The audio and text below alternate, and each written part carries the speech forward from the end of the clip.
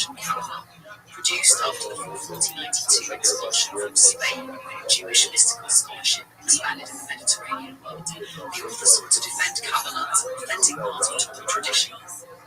Goals of the work: systematically explain mystical theology, demonstrate the unity of God within Kabbalistic doctrine, clarify the spiritual meaning of Jewish practice.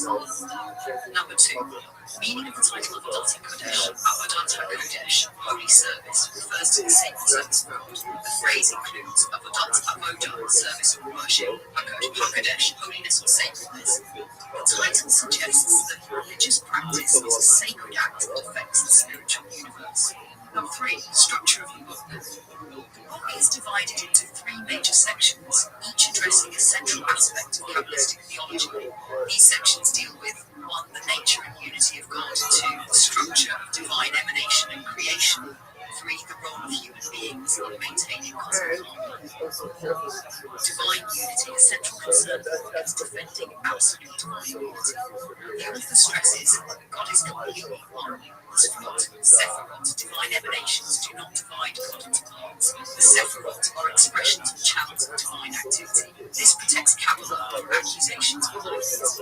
Number 5. The Sephirotic structure. The book explains the 10 Sephirot, which form the structure through which divine energy flows. They include Keter, Chama, Chokma, wisdom, Bina, Bina, understanding, Chesed, loving kindness, Ra, Yevura, strength, beauty, Netzah, victory, Hod, splendor, Yesod, foundation, Malkut, Malkishim. These represent divine attributes and cosmic processes. Number 6. Creation and emanation. The universe is described as emerging through gradual emanation from the divine source. Key concepts include divine infinity, progressive levels of spiritual reality, transmission of divine energy through the Sephirot. Creation is therefore structured and ordered through spiritual channels. Number 7. Human influence on the divine flow. The book teaches that human actions affect the spiritual realities. Through its harmony between the Sephirot is strengthened, the divine flow is sustained, blessings enter the world. Human beings therefore participate in maintaining cosmic balance. Number 8. Prayer as mystical service. Prayer is viewed as a powerful spiritual act. Prayer can elevate the soul, connect different spiritual realms, channel divine blessing through the Sephirotic structure. Intention, known as Kuna Kavana, spiritual focus, is essential. Number 9. Relationship between philosophy and Kabbalah. The book addresses philosophical theology associated with thinkers such as Maimonides. Ibn Gabbai argues that philosophical abstraction alone cannot fully explain divine reality. He claims that Kabbalah preserves deeper traditional knowledge about God and creation. Number 10. Spiritual purpose of Jewish practice. Jewish commandments are presented as cosmic acts with mystical significance. Through Torah observance, divine harmony is strengthened, spiritual worlds are influenced, the presence of God becomes revealed in creation. Number 11. Influence on later Kabbalah. Avodat HaKodesh became an important systematic presentation of classical Kabbalah. It helped prepare the intellectual environment for later mystics, including Isaac Luria, whose teachings transformed Kabbalah in the 16th century. Avodat HaKodesh, holy service, teaches that God is absolutely unified. Sephirot are channels of divine manifestation. Human actions influence cosmic harmony. Prayer and mitzvot function as sacred service, affecting the spiritual universe. If you would like, I can also outline the next major text in the historical development of Kabbalah, which leads into the revolutionary system of Lurianic Kabbalah. That stage introduces ideas such as Simt, divine contraction, and Shivratik, shattering universes. Now, just listen to that attack. It's sad. So those people. Here is the clear outline of Avodat HaKodesh, Avodat HaKodesh holy service, written by Meir Ibn Gabbai, published in 1531. Outline of Avodat HaKodesh holy service. 1. Historical background. Written in the early 16th century during the flourishing of post-expulsion Kabbalah, produced after the 1492 expulsion from Spain when Jewish mystical scholarship expanded in the Mediterranean world. The author sought to defend Kabbalah as an authentic part of Torah tradition. systematically explain mystical theology, demonstrate the unity of God within Kabbalistic doctrine, clarify the spiritual meaning of Jewish practice. Number 2. Meaning of the title of Avodat HaKodesh. Avodat HaKodesh, holy service, refers to the sacred service of God. The phrase includes Avodat Avodah, service or worship, HaKodesh, holiness or sacredness. The title suggests that religious practice is a sacred act that affects the spiritual universe. Number 3. Structure of the book. The book is divided into 3 major sections, each addressing a central aspect of Kabbalistic theology. These sections deal with 1. The nature and unity of God, 2. The structure of divine emanation and creation, 3. The role of human beings in maintaining cosmic harmony.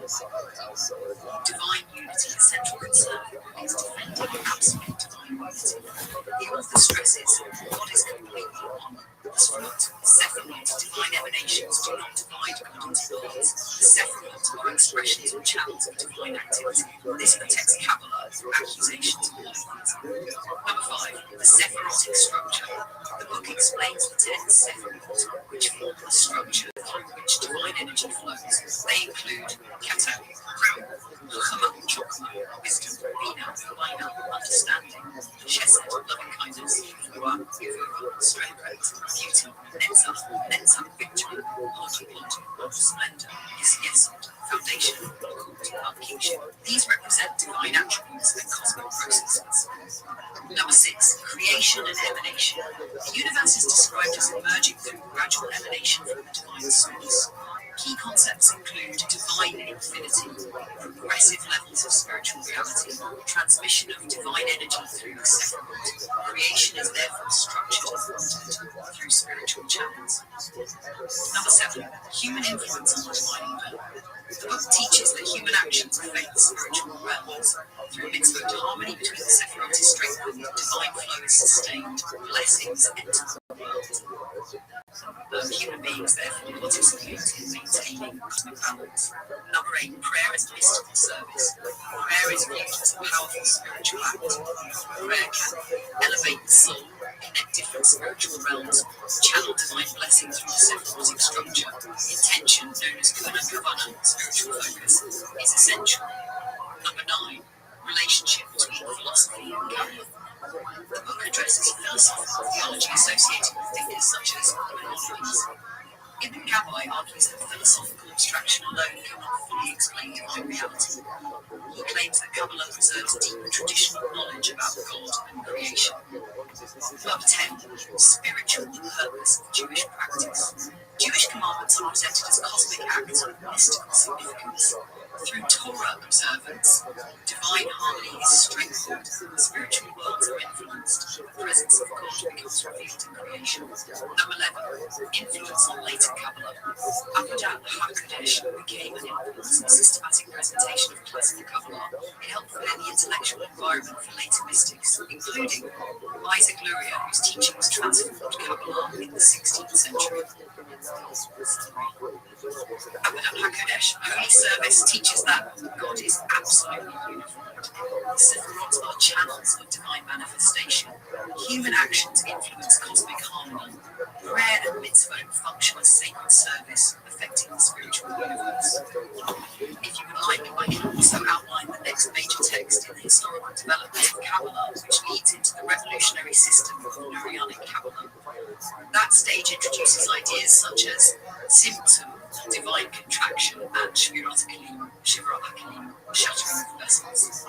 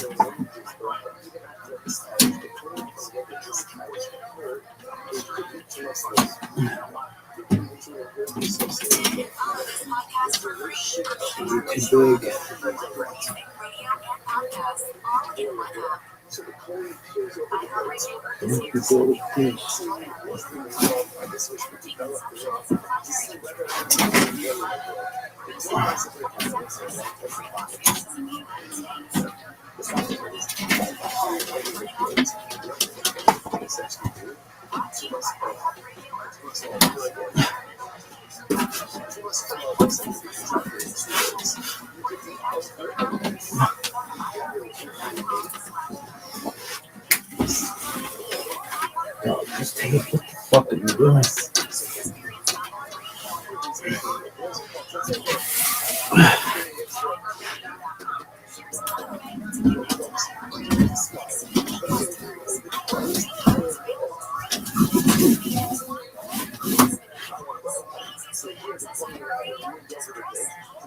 What the fuck, dude?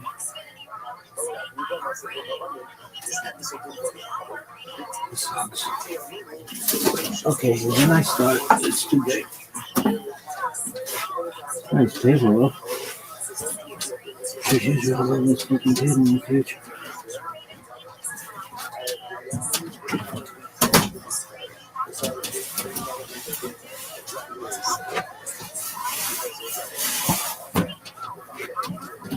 Oh, fucking Israel. Wow, let's table then. Let's fucking make table.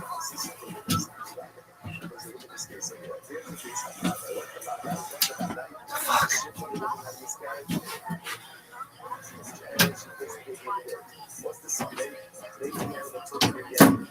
Dude, this is what it's really cool. I love this fucking suitcase thing. Alright.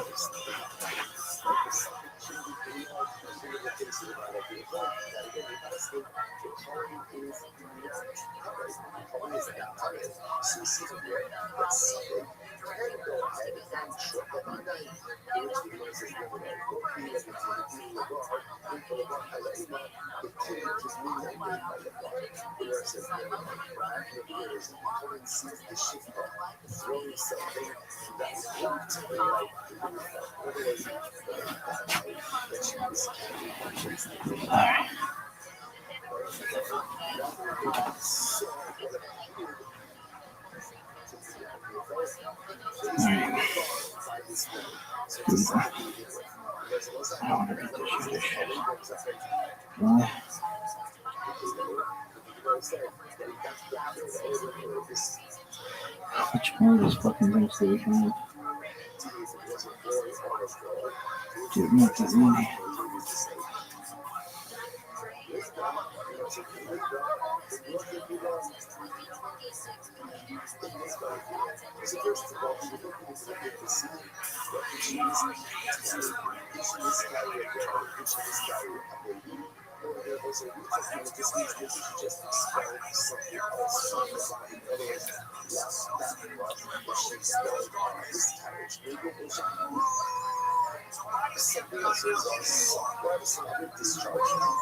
Dude, I'm sick of war, I'm sick of attacks.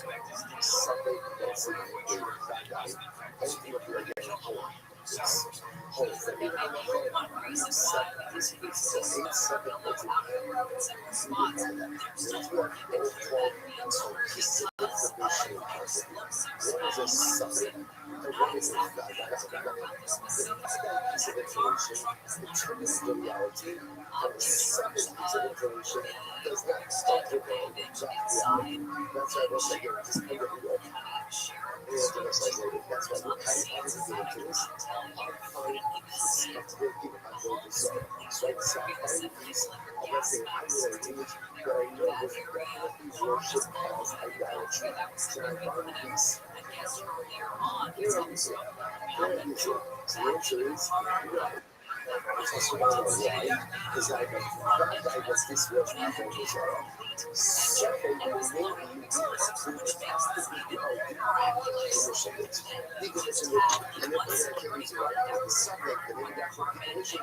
doesn't change. Guys, this was just to point out how this is so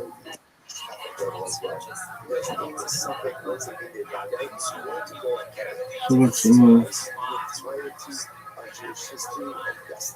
I gotta read all this YouTube shit. I mean, come on, you do it every day. What's such a big deal? I'm tired.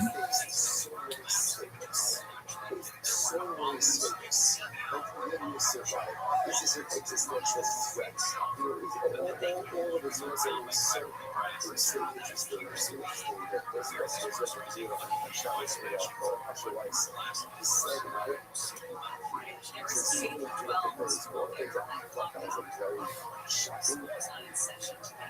They did have a graceful session.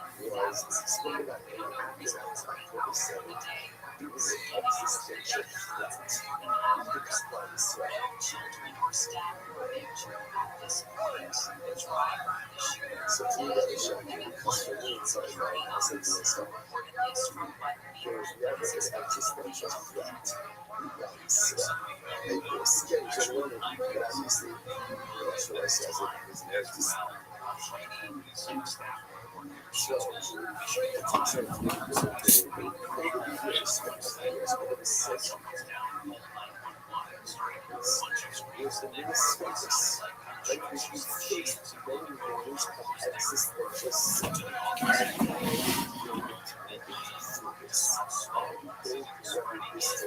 How they saying so pleasure that it could be represented.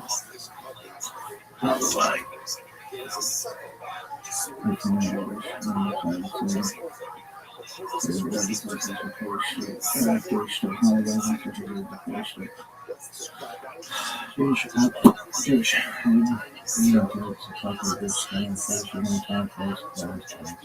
Nourishment, snacking, second inclusive. Bashir, soulmate, Bashir, means female soulmate, Bashir, means male soulmate. Mishmash is a mixture of kisses, nothing. Good round just means good, good. Wakani means soy, hard means neutral, but kosher. Means smooth, kosher, much means good, much. Nature should be a thing. Female should be Aisha, Khalil, or Sudakas for Skoyach, short for Yashakwa, which is short for Yashakopaka, which means may your strength be directed for home or the flesh. Stettel, mental time, Strimo, mental health, Shadle, that is a milk. Dairy flesh is meat, hard, neutral, English, Shmada means rash, bigger, whatever. Chazir is thick, Chazir means thick. Schlep means a carrigan. Sugar means there's an orange means thick. Normal cup is an orange maybe early for your marker. Drake means torn. Yorkside means death anniversary. Parts means wooden block. Wooden clumsy. Middle up. Middle up means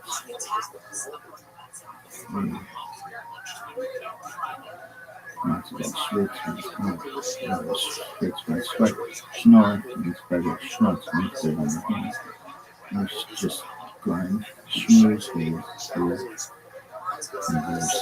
Generally positive mountains faster adventure means sweating.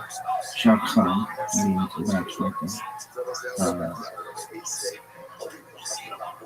Shiva means match. Search means get Shiva.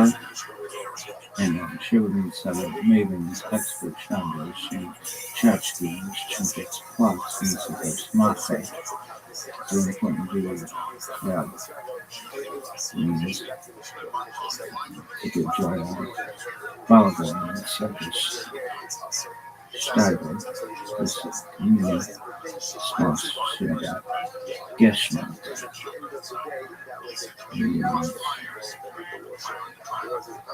Pleasurable. Shady Plume. Shady Plume. Yiddish for pretty face. Shane, or Shkan in German, is Yiddish for pretty, and Punim is Hebrew and Yiddish for face.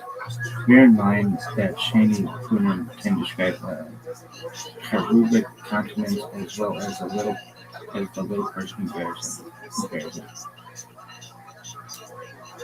So you can tell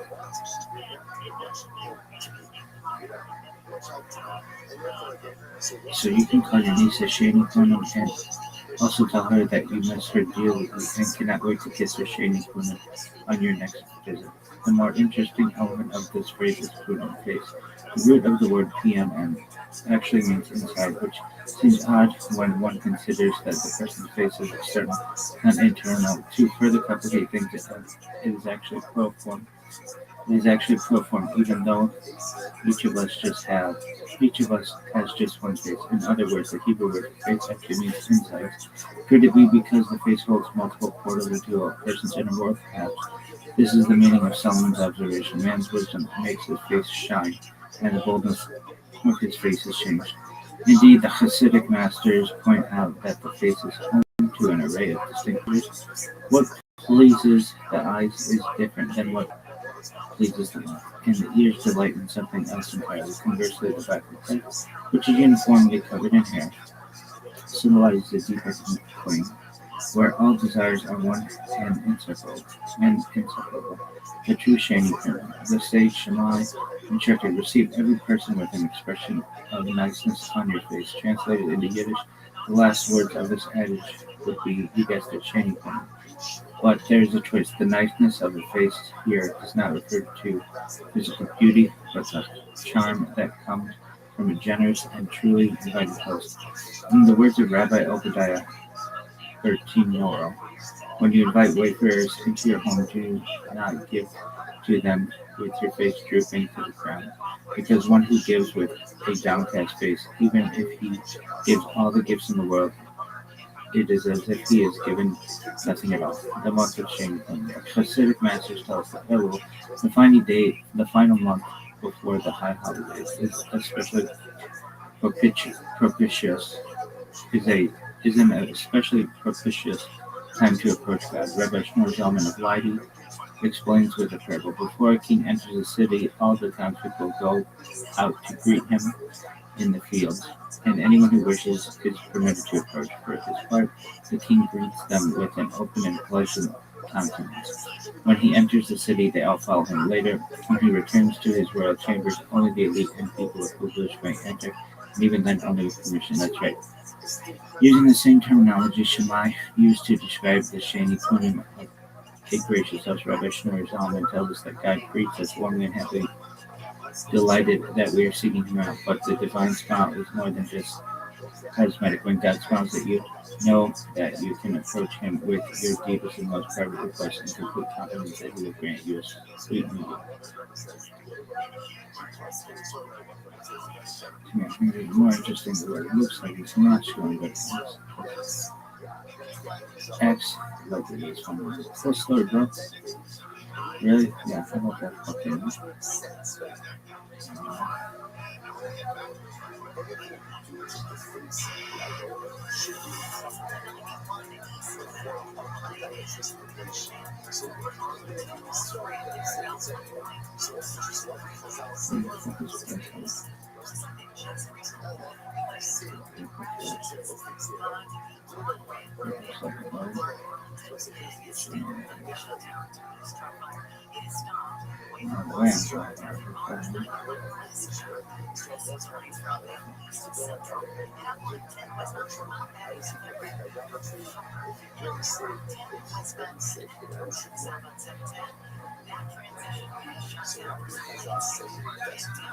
What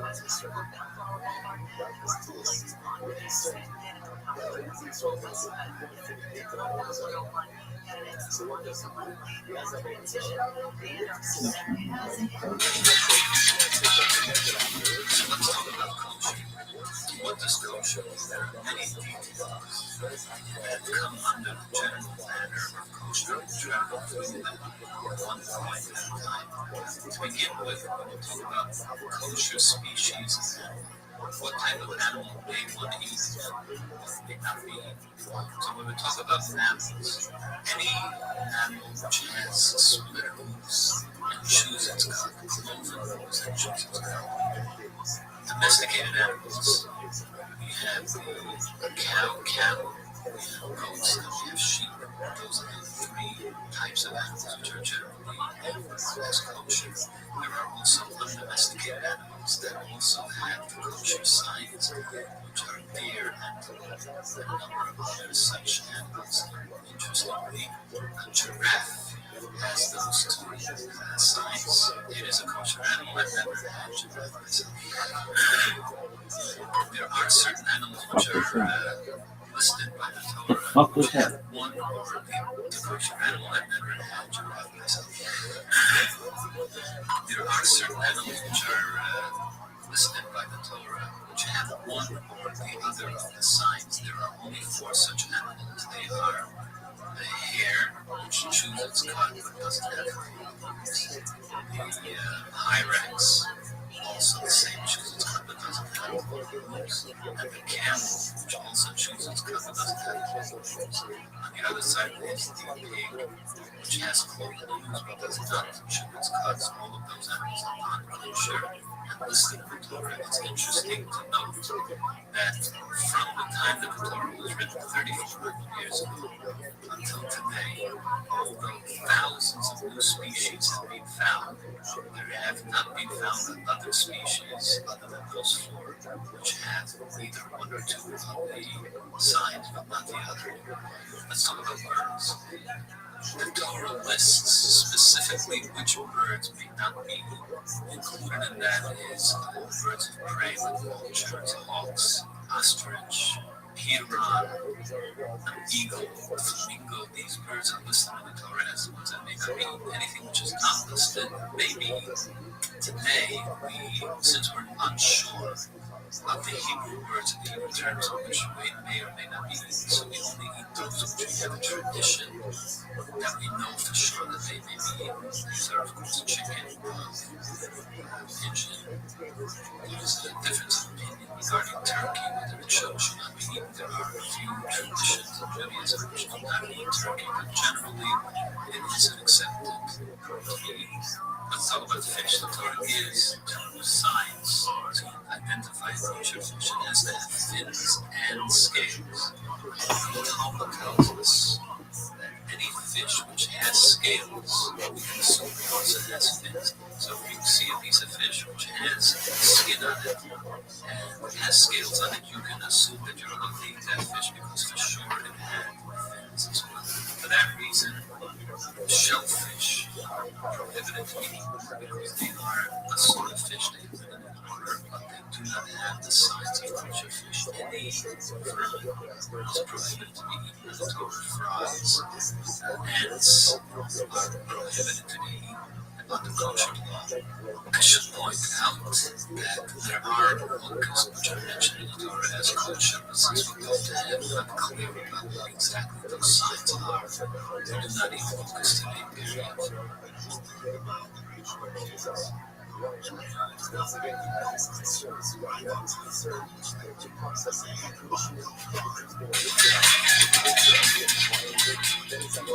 This week we're going to continue our discussion about keeping kosher. Now that we know what species may be eaten, let's talk about the preparation of kosher food. When we talk about mammals or birds, they have to be slaughtered in a proper way. There is a very specific, defined way how an animal or a bird has to be killed.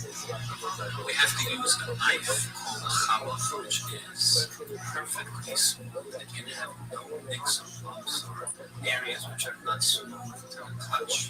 The way the slaughter of the shofet is tested by running it up and down his fingernail, which is very sensitive. The fingernail transmits the vibration very well to the finger. Now we test the challah continuously after each animal is killed to make sure that it still remains perfectly smooth. It also needs to be very sharp so that it cuts painlessly. An animal which died any other way other than through proper shechita is not kosher. If it was killed in any other way, or if it died on its own, it is not permitted to be eaten. In order for an animal or a bird to be kosher, it must be in perfect health. If there is any blemish, trauma, or disease that the animal suffers, it is rendered unkosher. Therefore, after the animal is slaughtered, they check very carefully about the animal's body to make sure that everything is in perfect condition.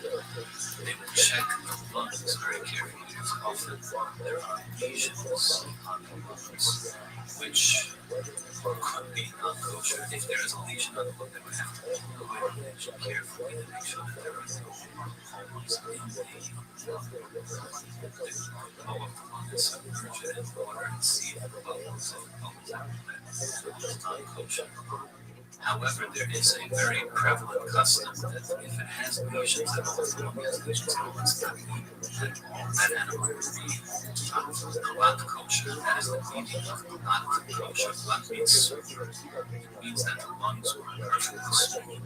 Only then would it be considered not kosher. There are certain parts of the animal which may not be eaten, and therefore have to be discarded or removed from the animal. Go through them one at a time.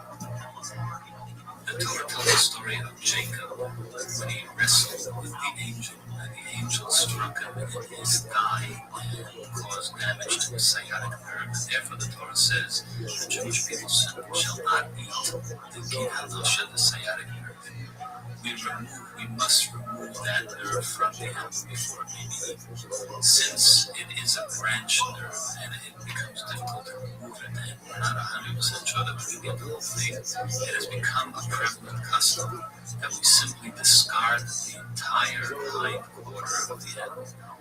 In a kosher butcher shop, you will only find the meat cuts from the front of the animal, the front half of the animal. The entire back part of the animal is simply sold off as non-kosher. There are certain types of fat which are also strictly prohibited in the Torah. They're called chela. These are the fat which is around the stomach, around the kidneys, and other areas, so that there are veins of this type of fat which are from certain parts of the animal, and they need to be carefully cut out of the meat. This is the job of your kosher butcher. He does so. They usually have a mashgiach, a rabbi that does the job, who's very knowledgeable of which exact parts of the animal have to be cut out. This is done in the butcher shop before you see it. Another part of the animal which is strictly prohibited is the blood of the animal. A Jew is prohibited from eating blood of a bird.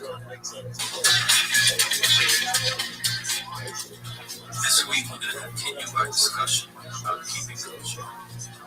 Now that we know what species they eat, let's talk about the preparation of kosher food. When we talk about mammals or birds, they have to be slaughtered in a proper way. There is a very specific, defined way how an animal or a bird has to be killed. We have to use a knife called a chalaf, which is perfectly smooth. It can have no mix of lumps or areas which are not smooth to the touch. The way the slaughterer of the shochet tested it by running it up and down his fingernail, which is very sensitive. The fingernail transmits the vibration very well to the finger, and we test the chalaf continuously after each animal is killed to make sure that it still remains perfectly smooth. It also needs to be very sharp so that it cuts painlessly. An animal which died any other way other than through proper shechita is non-kosher. If it was killed in any other way, or if it died on its own, it is not permitted to eat. In order for an animal or a bird to be kosher, it must be in perfect health. If there is any blemish, trauma, or disease that the animal suffers, it is rendered unkosher. Therefore, after the animal is slaughtered, they check very carefully throughout the animal's body to make sure that everything is in perfect condition. They will check the lungs very carefully because often there are lesions on the lungs which could be not kosher. If there is a lesion on the lung, they would have to move away from the lesion carefully to make sure that there are no lungs in the they will blow up the lung and submerge it in water and see if the bubbles over it that is not kosher. However, there is a very prevalent custom that if it has lesions at all, if the lung has lesions at all, it's not evil, and that animal will be not kosher. That is the meaning of not kosher. Not means smooth. It means that the lungs were perfectly smooth. Only then would it be considered blood kosher. There are certain parts of the animal which may not be, and therefore have to be discarded or removed from the animal. Go through them one at a time. The Torah tells a story of Jacob when he wrestled with the angel, and the angel struck him in his thigh and caused damage to his sciatic nerve. And therefore the Torah says the Jewish people shall not eat the kihanasha, the sciatic nerve. We must remove that nerve from the animal before it may be eaten. Since it is a branch nerve and it becomes difficult to remove it, and we're not 100% sure that we can get the whole thing, it has become a prevalent custom that we simply discard the entire hind quarter of the animal. In a kosher butcher shop, you will only find the meat cuts from the front of the animal, the front half of the animal, the entire back part of the animal is simply sold off as non-kosher. There are certain types of fat which are also strictly prohibited in the Torah. They're called chayil. These are the fat which is around the stomach, around the kidneys, and other areas. There are veins of this type of fat which are certain parts of the animal, and they need to be carefully cut out of the meat. This is the job of your kosher butcher, and he does so. They usually have a mashgiach, a rabbi that does the job.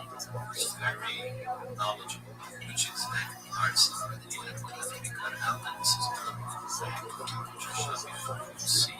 Another part of the animal which is strictly prohibited is the blood of the animal. A Jew is prohibited from eating blood of birds and mammals, and therefore, of course, we need to drain all the blood out of the animal before it's eaten. For that reason, we also remove certain veins. There are veins which run through certain cuts of meat which must be removed. For instance, on the tongue, they will cut through into the tongue to remove those veins because the veins do contain blood in them during the skin. In addition to that, a very important part of processing kosher meat is the soaking and the salting of the meat. The reason that we do this is because the meat muscle tissue itself also has blood in it. And the way the Talmud says the way to remove that blood is you soak it for a period of time and then salt it heavily. And the salt will withdraw the meat. So all kosher meat must be soaked and salted and then rinsed thoroughly. The salt is rinsed away, the salt mixed with the blood is rinsed away, and only then is this meat ready to be eaten. So to sum up, to eat animal products, first of all, you need to know that the species is kosher, a kosher species. It needs to be killed in the proper way. It needs to be a healthy animal.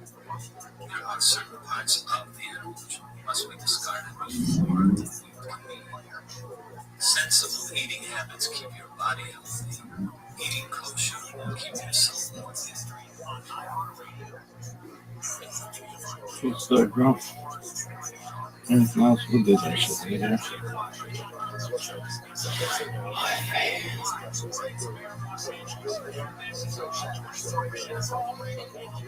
Anything else? No. You don't seem too jazzed. No, I'm tired. I'm going to go back.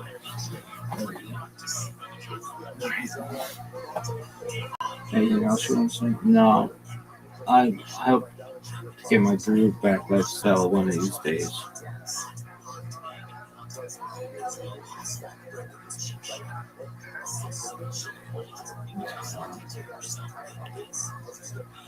Alright, well, any coffee left?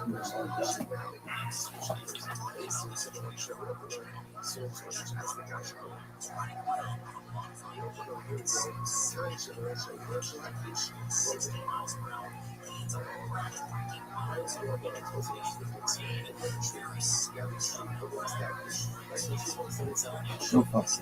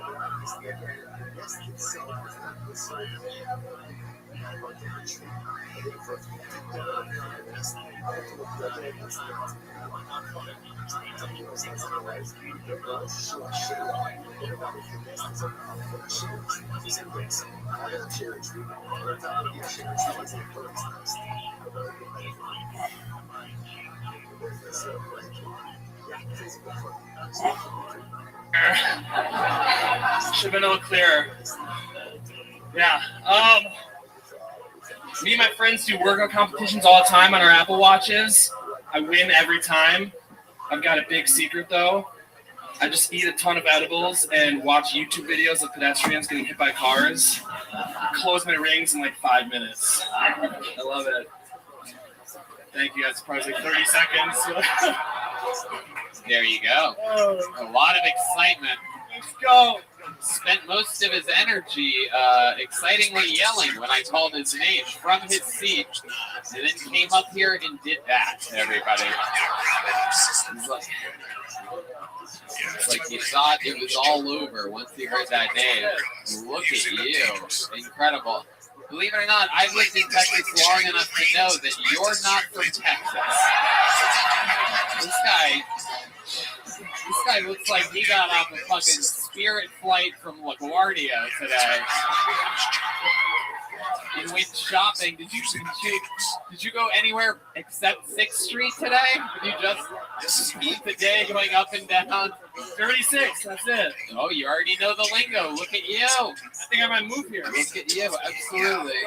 Oh, no. Don't move here. Don't move here. Where do you live? Chicago. We came down for this. When did you fly in? Saturday. Okay, Saturday. So you settled in a little bit. You got enough time to buy 2 different types of denim. Yeah. Got in good and early on Saturday. Got yourself a little cowboy hat made of candle wax or whatever that is. Fucking, what is that shit? And that's coming from me, who likes to dress like a not real cowboy. I love that, but the way you do it, it makes me mad. I'm now wondering if what I feel when I look at you is what I feel. Yes, it is, Tony. Look at Yes. It is? Well, you can all go fuck yourself. Watch your kids. God damn it, Jack, I'm on your side. You look fucking great. Thank you, Tony. I love that. I love a man that bleaches his denim jacket. It's very, very good. Looking like he just cleaned up a murder scene or something like that. This guy is fresh off insanity. Wild. You remind me of a gayer Justin Timberlake. Has anyone ever told you that? Thank you. I'll take the compliment. Absolutely. Brian Simpson, what do you think about this guy? I got a question for the crowd. Did y'all tell him not to move here because of his set? Yeah. You like, I saw the comedy, now don't come here. Don't feel sorry for this guy. He's doing fine. He got more money than motherfucking Bitcoin, motherfucker. Is that true? Are you well off? Are you doing good? I just got one car. Whoa, one car. What kind of car is it? CRV. Whoa. Hell yeah. CRV and HPV, huh? Is that true what you said? Do you really have warts on your hog, or are you just trying to be funny? Yeah, this is my first time doing stand-up, Tony. No, we know. I wasn't even going to ask. We're positive. I've been doing this long enough. I think he could be your new opener. Yeah, I don't think so. I don't think so. I wouldn't let this guy fucking open my car door for me. Okay, so Jack, you live in Chicago. What do you do for work? Medical device sales. Whoa, boring. I love it. What do you do for fun? Cause chaos in Chicago. Zanies. Like what? What do you mean? You just go to Zanies and watch comedy Zanies, shows? go crazy, go to the playpen. All right. What? I like to bring a little blow-up boat out to the playpen in Chicago. You know where that is? All the yachts. No. It's got a little blow-up canoe. I paddle it out there with my buddies. Hop on. Is that where you're born and raised, Chicago? No, Minneapolis. Ooh, so you upgraded to Chicago. To the freezing cold fucking business town that is broken. Yes, the crime rate's out of control right now. Us. Yeah, but I get the feeling you don't live where the crime is high in Chicago. I get the feeling you don't go to the south side of Chicago. Yo, who's that gay ass cowboy? Yo! Hell yeah. Okay. So you got here Saturday. What do you love about Austin so far? It's chaos. It's lawless. I haven't seen a police officer since I got here. Right. It's nuts. That's right. What's going on? Absolutely. Love it. No, I know. That's what we do. That's what we do. I speed recklessly. Yeah. You almost hit me. I was the guy in the line. What do you mean? Those little scooters. You were the guy that almost hit me when you were speeding. Is that a joke? That was a joke. You son of a bitch. But The thing about your jokes is that we don't know. yeah, they're secret. They're just for my We family. don't want to laugh at an impolite time and be rude. And we also just don't want to laugh. But there's also a bit of charm to you, huh? Do people? That's all I needed. Your Tony. friends seem to like you. Who are these people? My parents and my girlfriend. Let's get these parents on stage. Come on, come on. I want to meet the Pinkuses. Yo! Oh shit! Oh wow! Oh my god! How are you related to these people? We love you, Tony. Oh, We love you. Oh, I love that. I love you guys. Jack introduced us to you. We got our whole neighborhood watching you. Oh, fuck yeah. I love that. And you guys rock. This is so fun. Look at this guy knows how to work a fucking room. Look at this guy. This is the fucking talent right here. No, you take that mic, Mr. Pinkus. Can we give him a minute? Yeah. I love it. How many kids do you have? Two. And this is the disappointment. What does the other one do? The other one is a risk. Okay, out there helping people, actually healing people. Laughter's the best medicine, and your son has none of that to give. And how about Mrs. Pinkus over here? Hi. Hi, how are you? I just love you. Oh, I love it. I love it. you. I- Thank you for playing his name. You're so excited. Heck yeah, I love that. I love you in all the videos where you call cops on black people.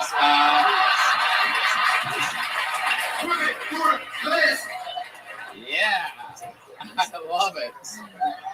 This is awesome. You have the coolest fucking parents. They got me into comedy. They were bringing me to the clubs when I was younger.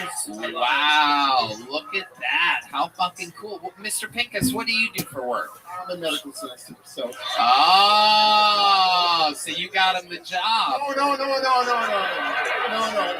A medical what? Sales. Sales. So yeah, so you guys basically do the same thing. Yeah, kind of. He's the funny one. I'm not the funny. What, and how about Mrs. Pinkus over here? How about the lovely I'm a Mrs. teacher. Oh, hell yeah, you are. Absolutely. What are you teaching exactly? 5th grade. Oh, okay. So you're teaching So you're teaching kids what gender they should be, and Yes, that's it. do you ever share anything? Because I don't remember any of this. When I was back in school, my teachers were all, quiet and mean. Do you talk about critical race theory or? Oh, wow. What are you doing, Roganish? Yeah. You do?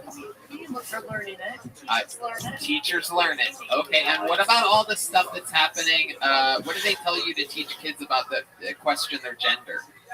Yeah, that's a tough one. Tough one. Okay, yeah. Tough one. What did you say when your son asked you?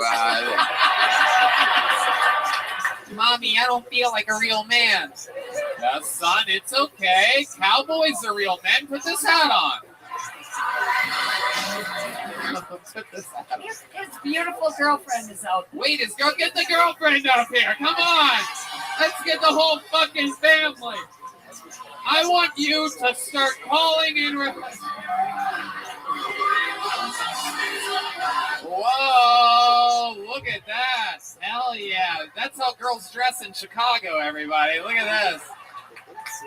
Oh my goodness. Wild. Hello, how are you? What's your name? My name is Rebecca. Hi, Rebecca. What do you do? I am a graduate student, Okay. All right. What are you studying? Doctor of Physical Therapy. Whoa, look at that. So you have to practice massages sometimes on Gay Woody over here, huh? On fucking Jokeback Mountain over here.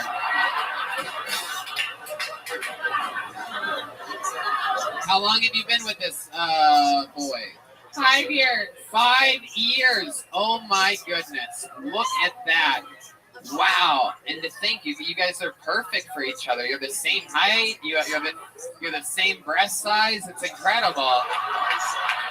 I mean, that's a match made in the suburbs of Chicago. Where do you guys really live? Like Skokie or something like that, right? Am I close? Old Town. What? Old Town, right by Second City. Oh, okay. Yeah, I met Michael Lair outside actually. Okay. Connected. All right, absolutely. He's never rolled away faster from anybody. Peeled out. Incredible. Look at this beautiful family. I mean, yeah, All the way they make from me feel like Chicago. shit. Mr. Pincus wants to say something. You are funnier in person than you are on YouTube. Wow, thank you. I'll take that as a compliment. And it's awesome. It is true. And Brandon, he's even cooler, in person. Yeah. Red man. Well, the YouTube adds 40 pounds. Yeah. I have a filter on me right now. Oh my goodness. I love this show because crazy shit like this happens sometimes where I get to meet a whole big, happy, crazy family. I don't know, you guys, in Austin, people aren't this happy unless they all have ketamine on them. So, I mean, it's incredible to see people using their natural serotonin and dopamine and just letting it rip. Brian Simpson. Hey, Tony, this looks like the family that was playing that gospel music on the airplane. Huh? They got the whitest game show host energy of any family I've ever seen. Oh my God, they do. It is incredible. I love it. Wow, you guys are the coolest. What are you guys doing tomorrow night? I'm heading back. Oh, you have to fly back tomorrow. Oh, okay. Well, then I won't invite you to what I was going to invite you to. I was going to invite you guys tickets to the show. Not to do stand-up, but... Right. But it's okay. You have to get back to Chicago and sell medical devices to people. Yes.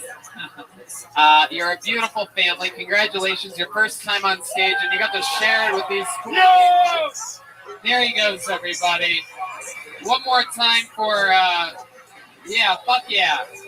One more time for Jack Pincus, everyone. Yeah. All right. You got to see a man perform for the first time ever on stage. And now we go to our newest regular, a new minute from this young man. Ladies and gentlemen, make some noise for the great Ellis H., everybody. Here he is.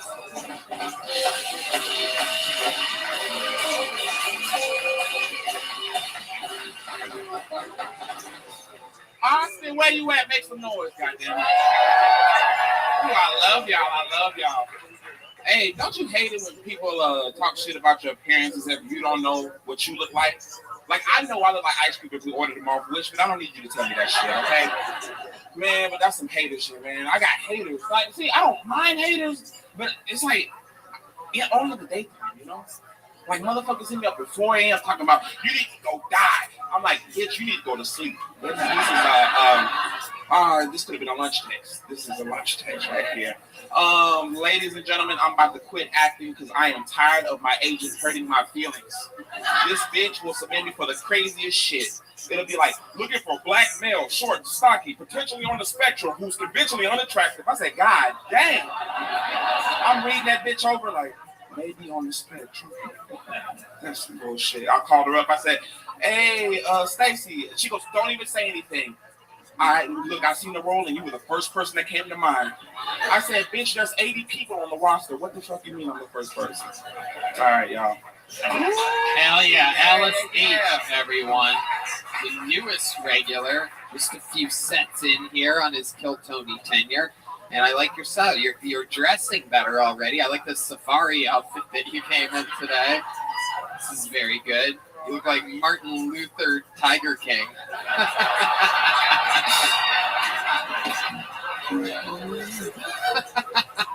That was good. That was good. That was really good. Never got a chance to use that one before.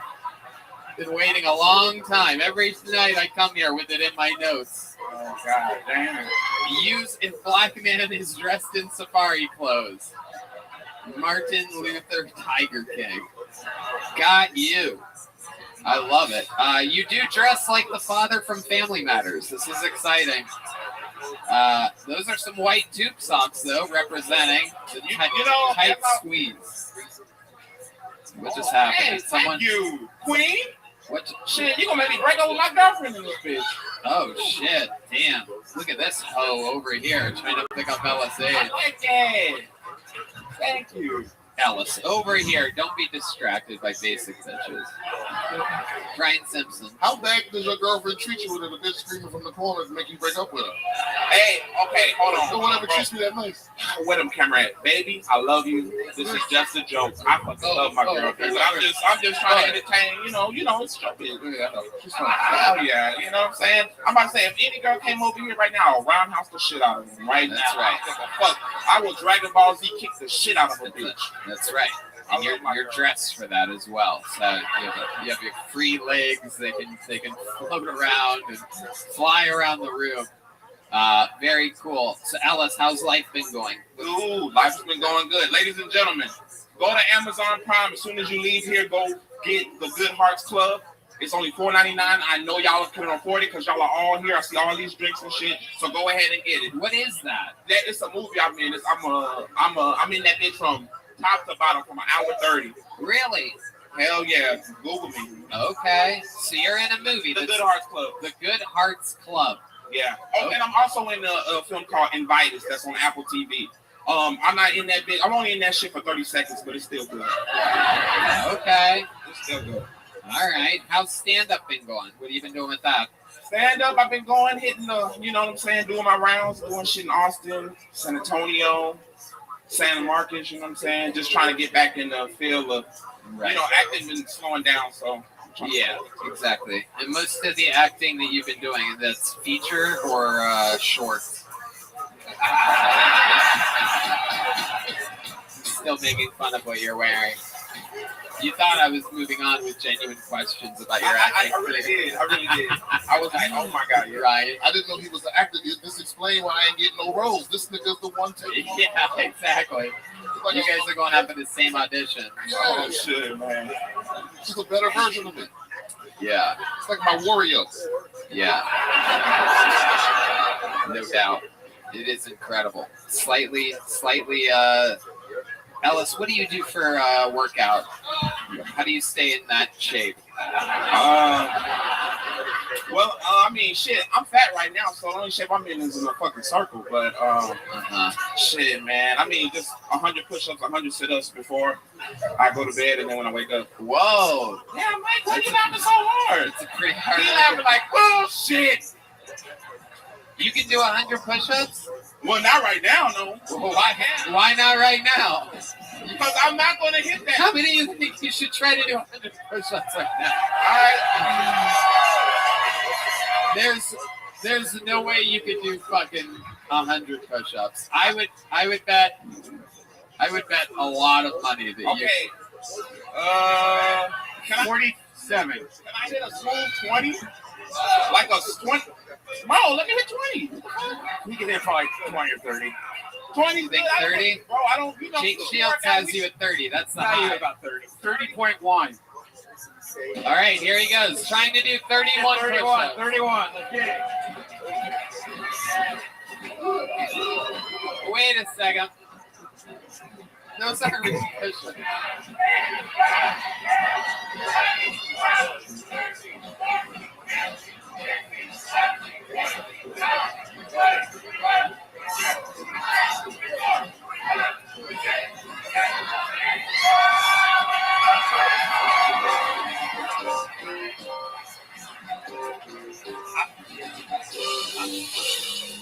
Those are the shortest push-ups I've ever seen. I didn't realize you had tiny arms until right now. This guy's out here doing T-Rex push-ups. 1, 2, 3, 4, 5, 6, 7, 8, 9, 10, 11, 12, 13. But I still did them though. He did do it. I love it. Ellis gets genuinely angry at me sometimes. Dude, I love Tony, dude. He made me like a broke dude who wanted to do comedy, who's a broke dude who's doing comedy. That's right. That's right. And once you get good at it, you'll make money. No, I'm kidding. Ellis is a stud. I love it. Ellis, great set, fun times. You're super cool, super likable. We love you. Ellis H, everybody. Back to the bucket we go. Oh, yeah, we haven't had a girl up yet, huh? Yeah, we did. Yeah, we had Ann Wynn. All right, your next comedian goes by the name of Eric Elmsader. Perhaps Elm Bader. Or Elm. Yeah, Elmsader. Here he is. One more time for Eric, everybody. Come on.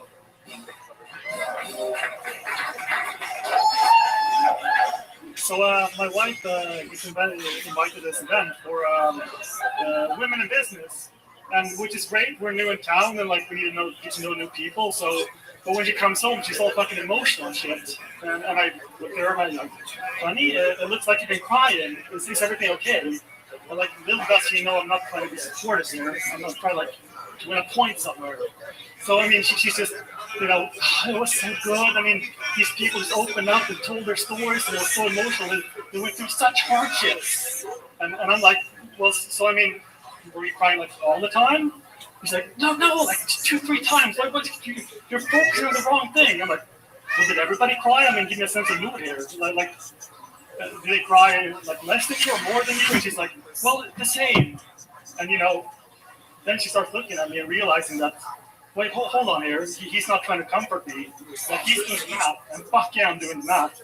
Like, there's 30 girls for 1 hour together in a room crying 3-4 times. I fucking knew that's what they do all day long. Thank you. Yeah! Wow. All right. Eric Elmsader. Okay. I thought perhaps you were going to shoot everybody in the room at the end of that. Jesus Christ, Eric. How's it going, man? How are you? You okay? I have a feeling the worst is starting now, so I'm not sure. Ask me a bit, man. Oh, my goodness. You have a good fit on.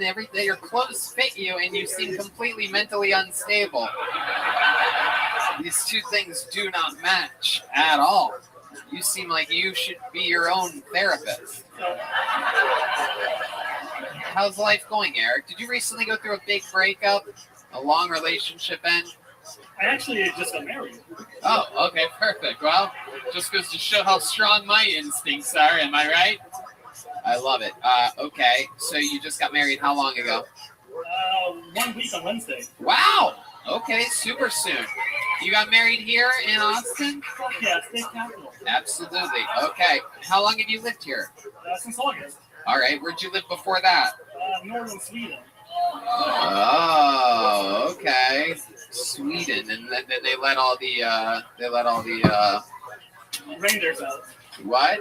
Reindeers out. No, I don't know what you're doing. I I'm can't. trying to help you, man. You have to talk into the tip of the microphone. Sorry, man. There you go. Welcome to show business. Okay. It's a lot harder than what it seems. What made you want to leave Sweden? Well, so my company opened a branch here, and I had a U.S. passport, so I got to go and open business there. Very cool. Lovely place, right? Everybody's beautiful. I fucking love it. Yeah, it's I incredible. thought I was going to get really fat really quick, Right. but I mean, But the AIDS wouldn't let that happen to you. Okay. So what field do you work in? I run a solar company. Okay, absolutely. That's right. That's why you didn't give off a lot of energy here tonight. Oh shit! Oh my god! I'm sure my panel would agree with me that the solar guy sucks. You definitely should keep the day job. I love it. Hell yeah. So what's up? A bunch of libtards giving you money? I'm just kidding. I'm joking. I just like saying the word libtard any chance I get. Brian? It was harder to understand him than the dude in the wheelchair. Yeah, it is true. I was listening hard than a motherfucker to this dude. Hey, I mean, I might be wrong. I'm new in town, but picking a foreign boy, it's racism, isn't it? I don't know what he just said. I'm gonna have Michael Laird translate. You only hear the end of the story because I thought he was telling us about a divorce, and Yeah. he was like 30 women in a room, and that's all I heard. Yeah. His zipper's down, by the way. It's your first time doing stand-up? Yeah. Okay. Very cool. And this is something that you've always wanted to do? I mean, I'm not going to quit my day job for a good reason, but I thought it would be a really good or cool thing to try. Like, it's pretty fucking nerve-wracking. Like, learning something about yourself, so, you know. Well, I mean, Why yeah. not be honest to get wrong? Nerve-wracking is also trying to convince people that solar is better than coal or oil or things like that, too. You know what I'm talking about? American Solar's badass. I mean, if I could afford a nuclear power plant, I would buy that tomorrow. But Right. you gotta start somewhere, guys. Absolutely. Now you seem like a pretty nerdy guy. What do you do for fun? Like, what's your nightlife like? Well, I play a lot of golf, work a lot. Golf and what was that other thing? I work quite a lot. So, You work by what? I work Quite a lot. You work quite a lot. Okay. Quite a lot. It's a wacky accent. What's the accent from? Where are you from originally? Sweden. That's where you're from? Oh, okay. So this whole thing that you're doing, like I knew that you were in Sweden, but I thought you just went there to start your company or whatever. But that's where you're born and raised? Yes. So this whole America thing is new to you? Yes. Right. And what is the major difference that you love the most about being an American? Oh, the weed, man. I mean, you two things. You don't get good shit, for one, back home. And secondly, you have to deal with really fucking dodgy people. Yeah. I actually once bought weed in Sweden, in Stockholm, Sweden, and yeah, it was all seeds. It was just literally the worst weed that I've seen since being in Youngstown, Ohio, which, by the way, basically weed-wise is Sweden. And it is horrendous out there. But you've been smoking your whole life? No. I mean, I tried it once or twice, hated it, came here, fucking loved it. Right. So now you smoke Wow. regularly. Whoa, look at that. Oh, look at that little vape pen. No, I'm good. I have tons of it. How about your new wife? Where'd you meet this lady at? Well, she's right here. No, I don't. You don't have that Jack Pinkett energy. You know what I'm saying? I know when I want to meet somebody's. I love this guy. Hell yeah. I met her in Oslo. What? I met her in Oslo. In Oslo, Yes. Norway. Very good. Thank you. How did you know that? It was once home to the Olympics, the Winter Olympics of '98. I'm not saying 92, man, but All right, it could have been '92. Anyway, what does she do? she works in a AI startup. Okay. Oh, artificial intelligence. Okay. That explains why you're a fucking robot. You're my favorite Spider-Man. Yeah. Anyway. Eric, that's fun. So have you noticed anything change in your life sexually in the 1 week that you've been married? No, it's still pretty fucking great. Okay. Not really. You seem like the kind of guy that only does missionary. It seems like you'd think every other position is like Satan's work or something. I mean, you're not far from it. It's a little more missionary, sometimes. Oh, yeah. Your wife is like, should we try another position? You're like, Norway. So stupid. Stupid. Whoa, I activated the lights on that one. Look out. Lights activated. That's our NBA Jams version of being on fire right now, so look out. I love that. Okay, well, Eric, fun times. Nice to meet you. Your first time ever doing stand-up. How do you feel right now? Great. There you go. Eric Elmstater. Eric, take one of these. Have a joke bug. Congratulations. What do you guys think? One more time in this bucket, huh? All right. Your next comedian goes by the name of Sam Prickett, everybody. Sam Prickett.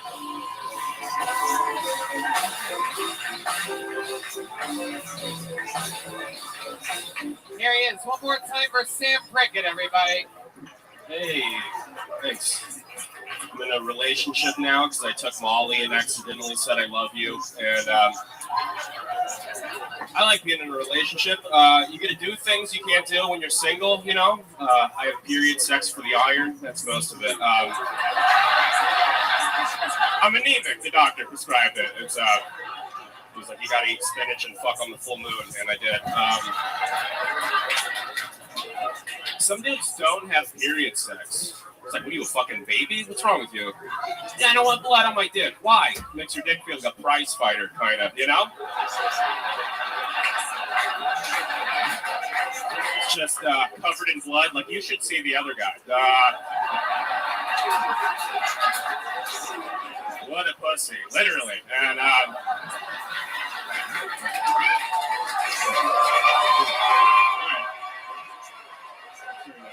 Wow. That's as good as it gets right there. That's a minute from Sam Prickett. Hello, Sam. Hell yeah.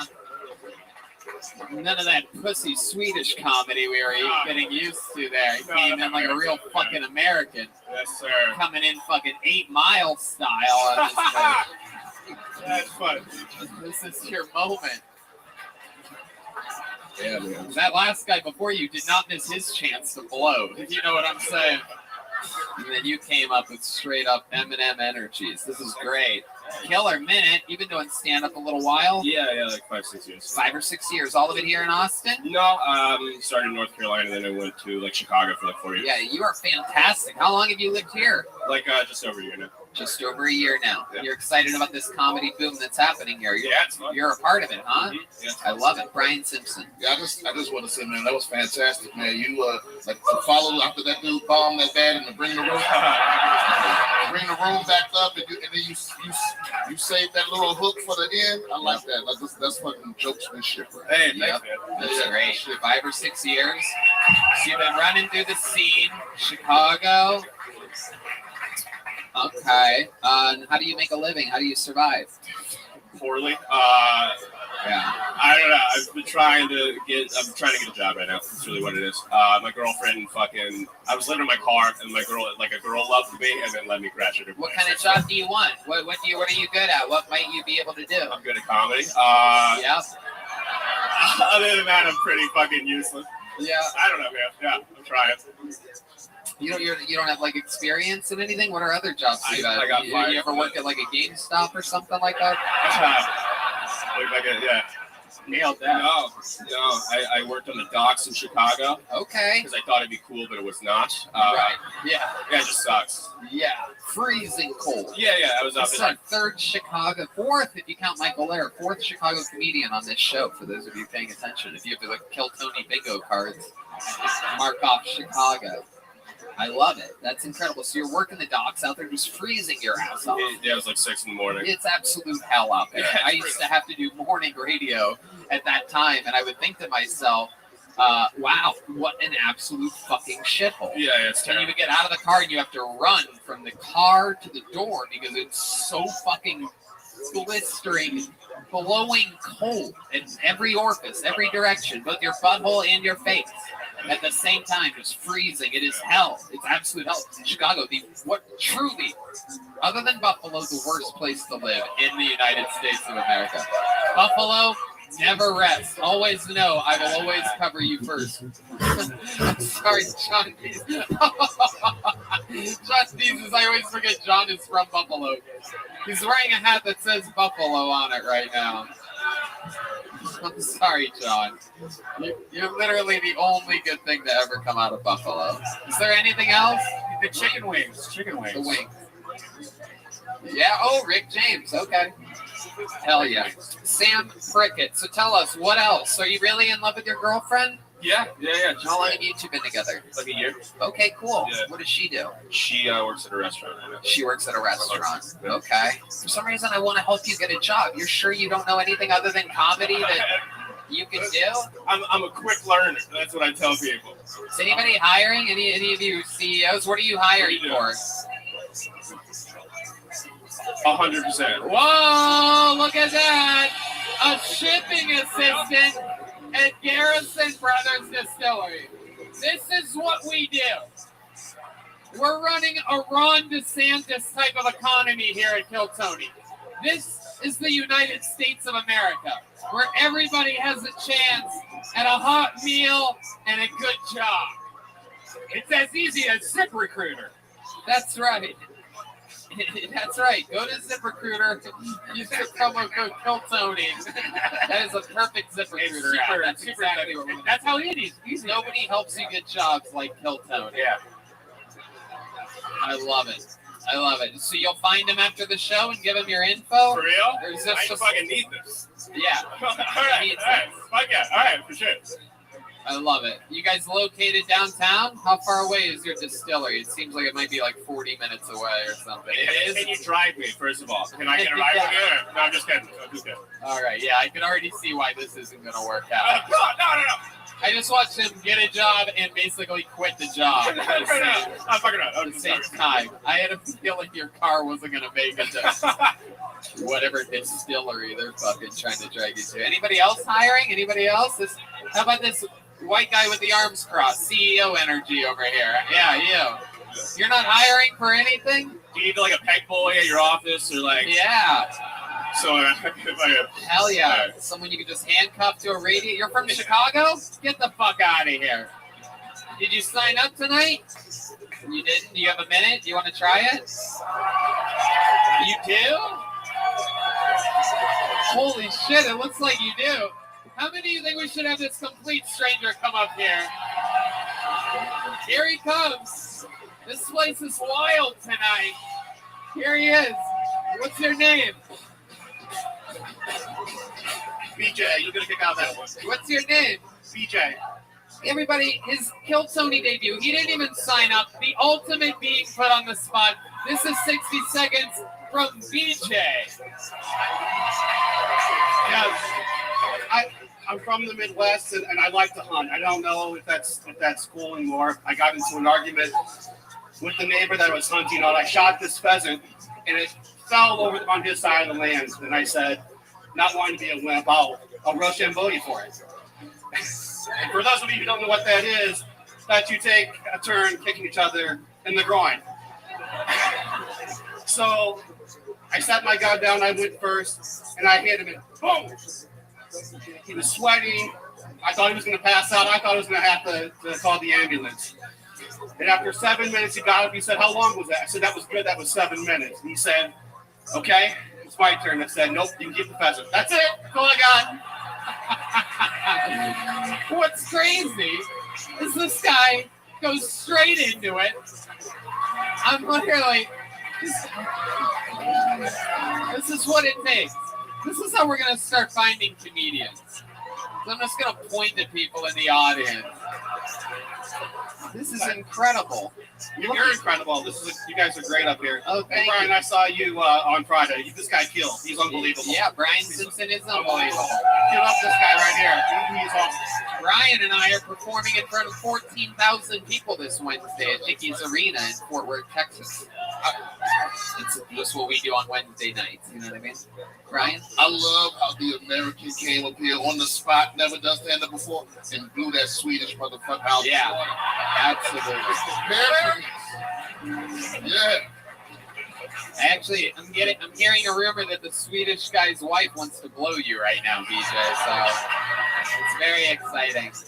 BJ, thank you so much. That was so awesome. Thank come you. back again sometime. You guys are great. Thank you. Give it up for my new in-law, Heather. She's getting married on Saturday. Wait, who's that? Heather, right here. She's getting married on Saturday to my cousin. That's why I came in. And oh, that's your cousin? No, my cousin's getting married, or she'll be my new cousin-in-law. So what are you doing with her? You banging her until she gets married? What's going on here, BJ? He couldn't be here, had car trouble. So. Oh shit! Good friend here. That is true. It does look like she loves BJ. There he goes, BJ, everybody. Bye, BJ. Hell yeah. Fuck yeah. What's the longest set that you've ever done in your entire stand-up career? 20 minutes. 20 minutes. I'd love to have you do 5 minutes Thursday at the Seekers. Wow, look at that. You're booked. Sam Prickett's in the mix. Take one of those. You did it, my friend. Very, very great. Unbelievable performance. That's a lot of the, people think that when we moved from LA that the talent pool would get smaller, but meanwhile, all the best people from around the country are moving here to Austin because they listen to podcasts and have boatloads of common sense. So it's very exciting. Ladies and gentlemen, a show like this, there's only one way to end it, and it is with the longest standing regular in the show's history. A man that works absolutely for me all over the road. This weekend in Miami, 5 shows. He opens with Joe Rogan all the time, all around the country. Make some noise for the Big Red Machine, William Montgomery.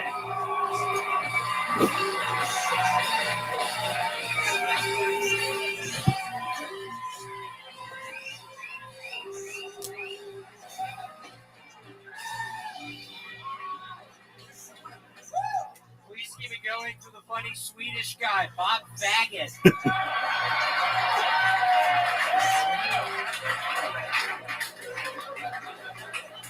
Anybody else film planes every time they take off just in case you can sell the footage later? Okay, just me. That is a plane crash joke, in case you were wondering what that was. Is an ethnic comedian really an ethnic comedian if they don't do a 10-minute bit where they exaggerate their parents' English as a second language? We get it. Your parents are struggling to assimilate into American culture.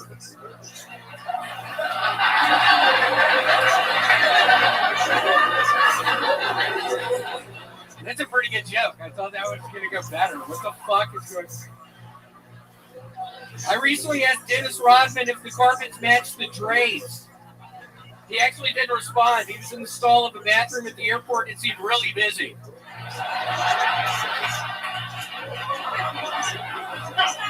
Kidnapping conjures up a sweet image. Just a kidnapping. But babysitting?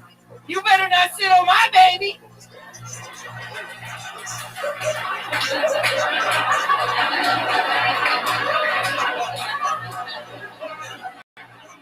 It's time for a new rating system in movies. From now on, children under 30 aren't allowed to watch any of the Muppet movies. What the fuck are those things? I feel like out of one of my fucking nightmares. Seriously, what are they? Animals? Puppets? Seriously, what is a Muppet? I can't fucking figure it out! Jake, what are they? Is it an animal? Is it a... What is it? No idea. What the fuck is a Muppet? Jake Shields! Can't help you on that one. Actually, Jake, in all seriousness, I haven't done my taxes yet. Aren't you a tax attorney? Unfortunately not. Okay. I looked up Jake Shields earlier and a tax attorney came up. Oh. Okay, I'm just curious. Yeah, I was wondering that when I walked up here. I was watching you. I was curious. Okay. You just ignored all the MMA clips and found the tax attorney, and you're like, that's what I'm going to talk about. That must be the guy. Yeah. Why is a tax attorney coming on Kill Tony tonight? I didn't understand it. UFC, IRS, what's the difference? You know what I mean? Close enough. Yeah. I feel like William thought he was Googling his name because he just typed tax attorney. Just lost time. Yeah, I really didn't do my taxes earlier. What does that mean? I'm going to go to fucking jail tomorrow? Seriously, what does it mean? I'm horribly on edge. Have you ever done your taxes? Who the fuck said no? Get that bitch out of here! William famously kicks people out of the show. You gotta watch out. The security here at Vulcan famously very ruthless. Yeah, why would you fucking say no after you asked if I done my taxes before? Why the fuck would you assume I haven't done them before? Yes, keep it fucking your mouth shut, bitch. Here you go. Handled that without a doubt. Keep that fucking dick sucker shut!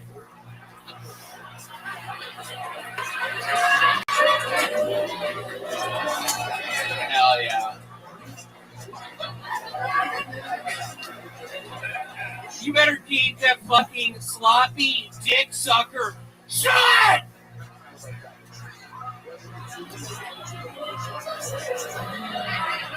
We know what you fucking do! You're not fooling anyone!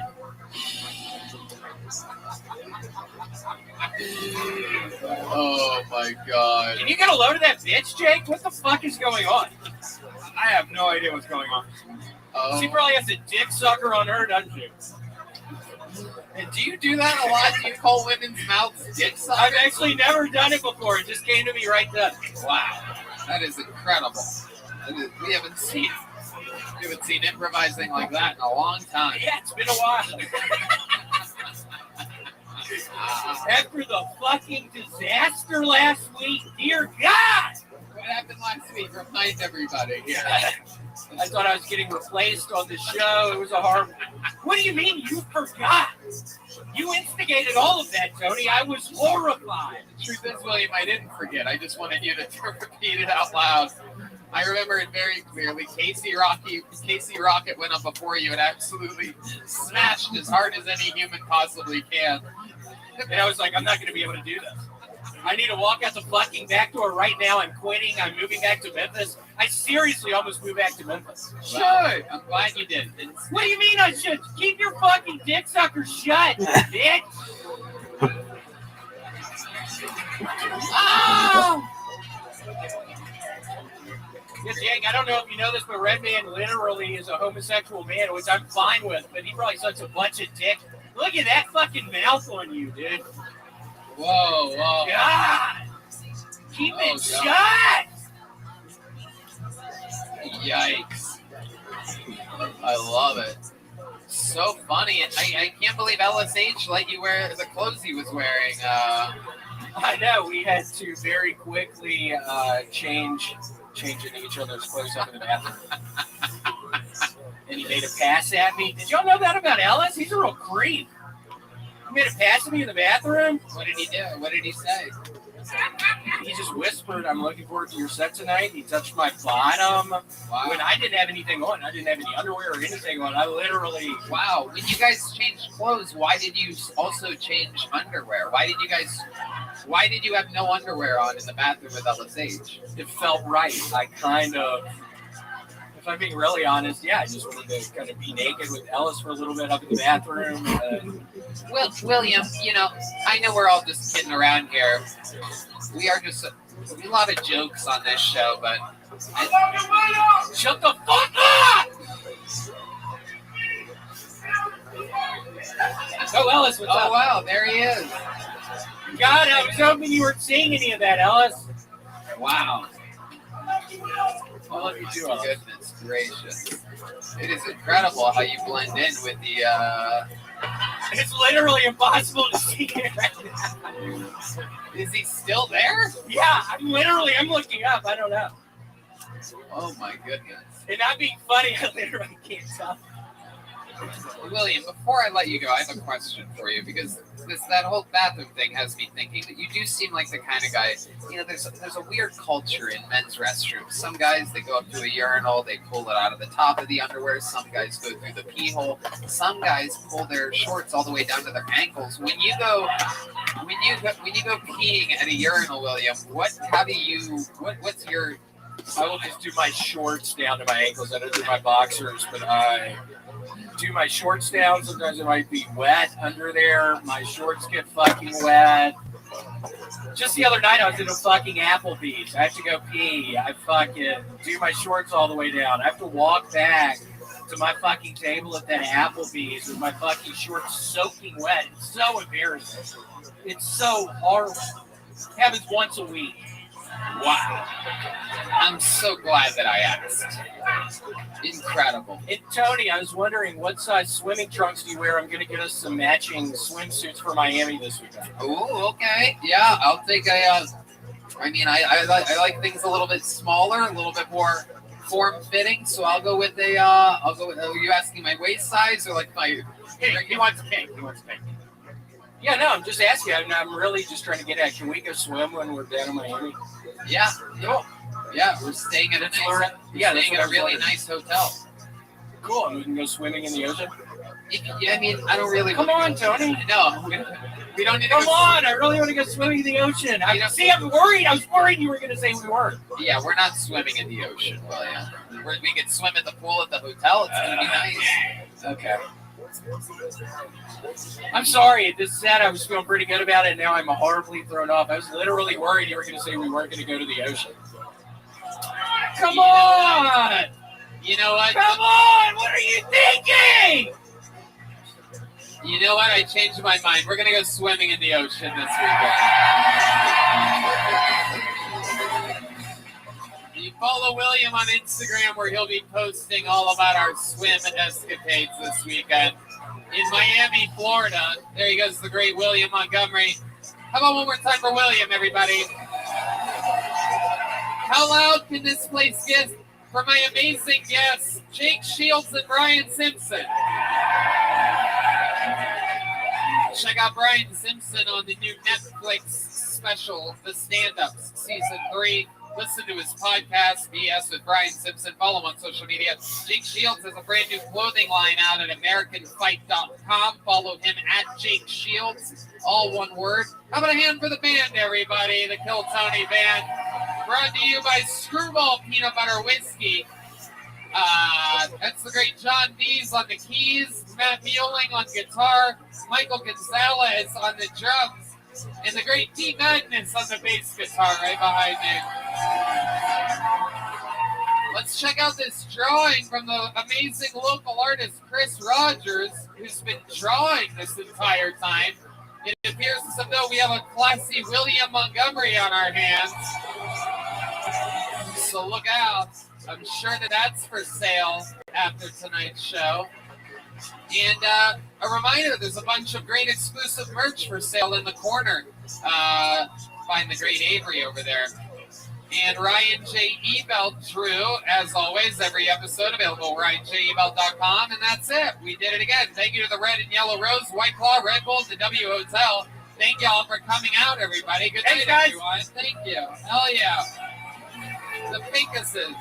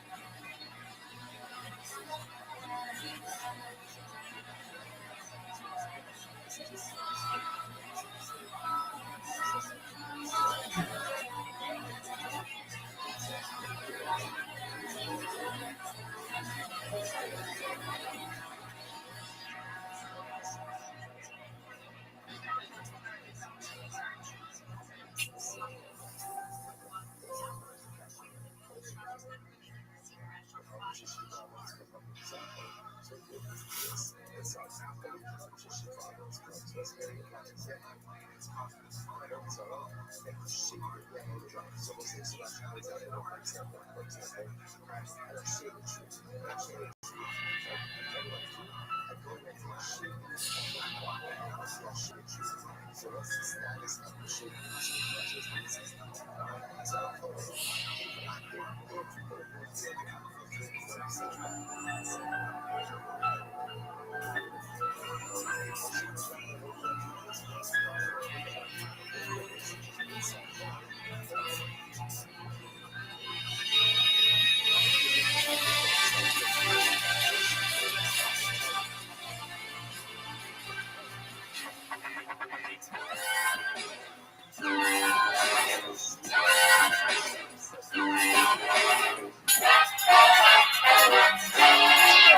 this is Edmund coming to you live from Vulcan Gas Company here in Austin, Texas, for a brand new episode of Kill Tony. Get up Austin, you're the number one live podcast in the world. Are we ready to do this shit tonight or what? Yeah! Over here for Brian Redband. All right, guys. I invented podcasting over a decade ago. How about a hand for the band, everybody? There it is, the Screwball Peanut Butter Whiskey Kill Tony Band. That's the great Michael Gonzalez on drums, everybody. And Dave Shear filling in on guitar tonight. Look at this guy. Look at that. And of course, that's the great D Madness on the bass guitar. Wow. This is Kill Tony, brought to you by the Red Rose and the Yellow Rose, Red Bull, White Claw, and the W Hotel, where right now you can save 25% on a Sunday or Monday night by using the promo code Kill Tony at Austin's own very nice W Hotel. And here's a little bit more about the other amazing sponsors that made tonight's episode available for you right now. Hey, y'all. Indeed, it is Tony Hinchcliffe here, telling you that I am back out on tour with my stand-up comedy, lugging a bunch of my funniest friends with me all around the country. We're back at it. Salt Lake City, May 20th and 21st. Buffalo, June 10th and 11th. Atlantic City, New Jersey, June 24th and 25th. Tampa, Florida, July 15th and 16th. Houston, Texas, July 28th, 29th, and the 30th. Dallas, Texas, the 12th and 13th of August, and August 26th and 27th. San Antonio, Texas. Nashville, Tennessee, making my long-awaited return September 29th, 30th, and October 1st. Excited to get back to Nashville, San Antonio, Dallas, Houston, Tampa, Atlantic City, and Buffalo, and of course, Salt Lake City, the home of my favorite religion, all very soon. That's tickets available, TonyHinchcliffe.com, and we'll see you out there. Hey y'all, take your summer adventures to the next level with Bespoke Post and their new seasonal lineup of must-have Box of Awesome collections.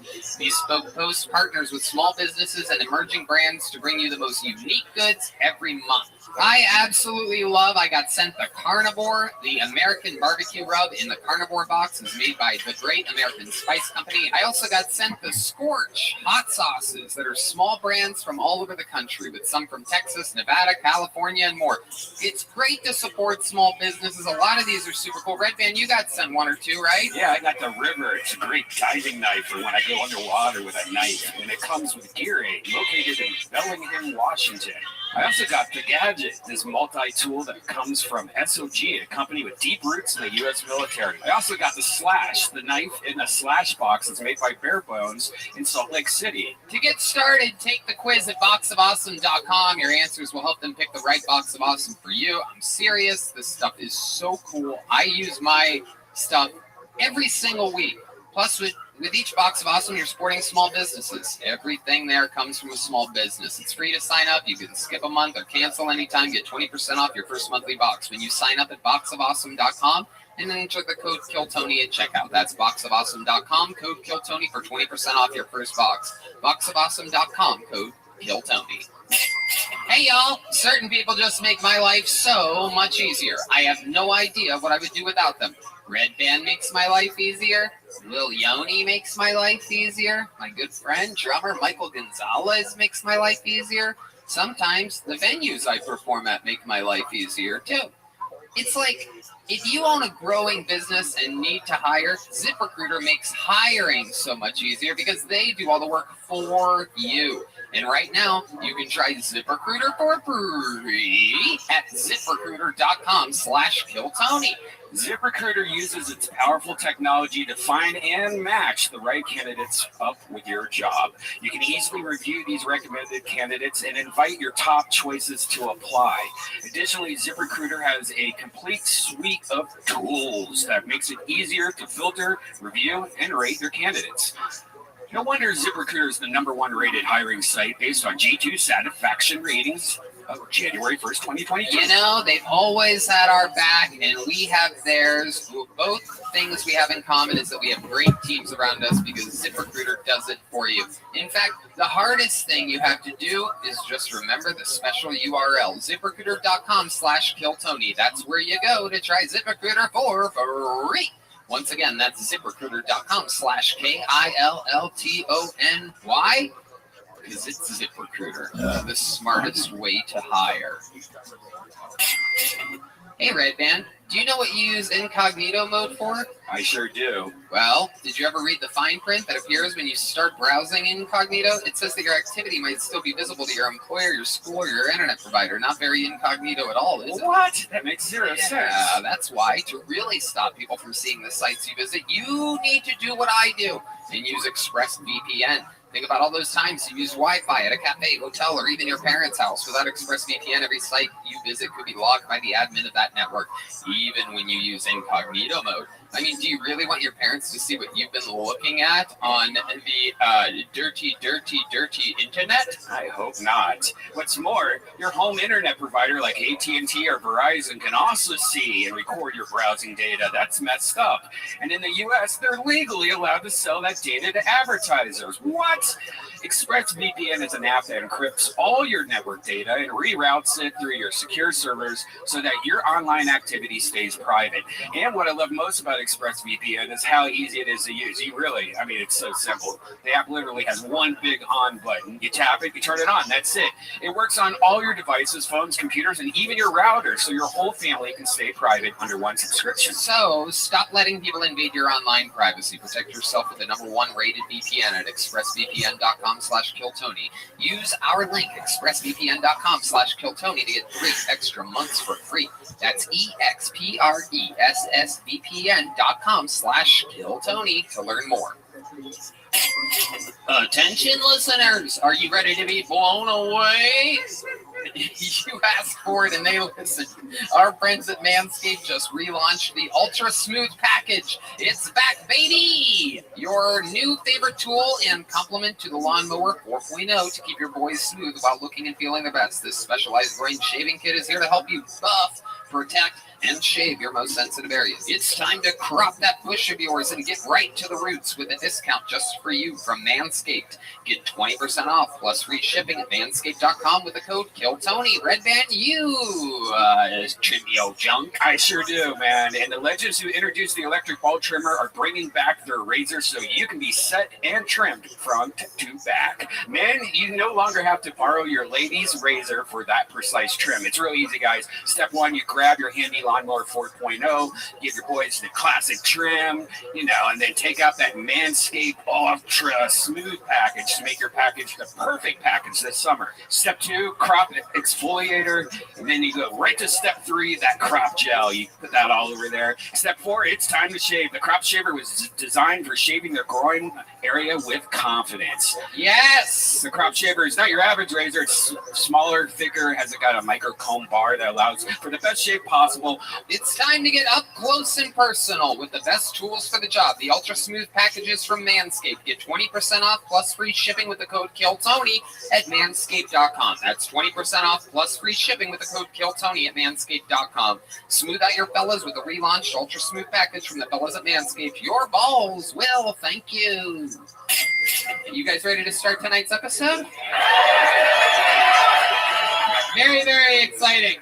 Every single episode, I've wanted 2 of the funniest comedians in the world. I absolutely fucking love these guys. It's always great when some of our New York brothers make it here to Austin, and we get to show them the kind of wild fun that we've been having here on Mondays in Texas. This is a very special one, very funny episode coming at you. because these guys are the hosts of my favorite podcast out there, the Are You Garbage podcast. Make some noise for Kevin Ryan and H. Foley, everybody. What? Oh, hell yes. Absolutely. Fuck yeah. Kevin Ryan, H. Foley. We're here. Fuck yeah, welcome guys. Yeah, thanks for having us, man. This is great. This is your guys' first time. Holy shit, as all right. guests on Kill I thought that was ice cream. We have a bucket of ice cream coming at Kevin Ryan Comedy at Foligrams, the Are You Garbage podcast, which I've done multiple episodes Yes, of. sir. Very, very rare for me to do New Yorkers podcast. Normally, I just say that I'm busy with other stuff. But when you guys ask me, I always do it. Oh, thanks, Fuck, man. we love you, man. Thank you. Oh, yeah. Was Tony Garbage? You guys are. Oh, yeah, for sure, dude. I'm about. He got money and bought a Corvette. That's trash. You haven't even seen my new Corvette. I traded in that fucking shitty 2019. Got the Barbie car. Oh yeah. I literally have 80% of my net worth is tied up with this Corvette right now. It's really Nice. exciting. That's new money That's why we trash, like to baby. fucking hear, baby. We're gonna have fun tonight. It's your guys' first time here. A bunch of people signed up for this bucket. It's crazy. We have pull a name out, and somebody comes up here and tries to do stand-up comedy. Sometimes it's a great local comedian. Sometimes it's a brand new, first time ever somebody fucking trying. Everything good over there? You guys good? This gaggle of geese here in the corner. You guys okay? Fucking sexing the shitty over here. What's going on? You guys all right? You see the microphones? You're at a big kids show tonight, ladies. I know. You're not here to see your fucking divorcee friends, fucking. So just pipe down over there because everybody can hear you because your voices are loud and fucking annoying.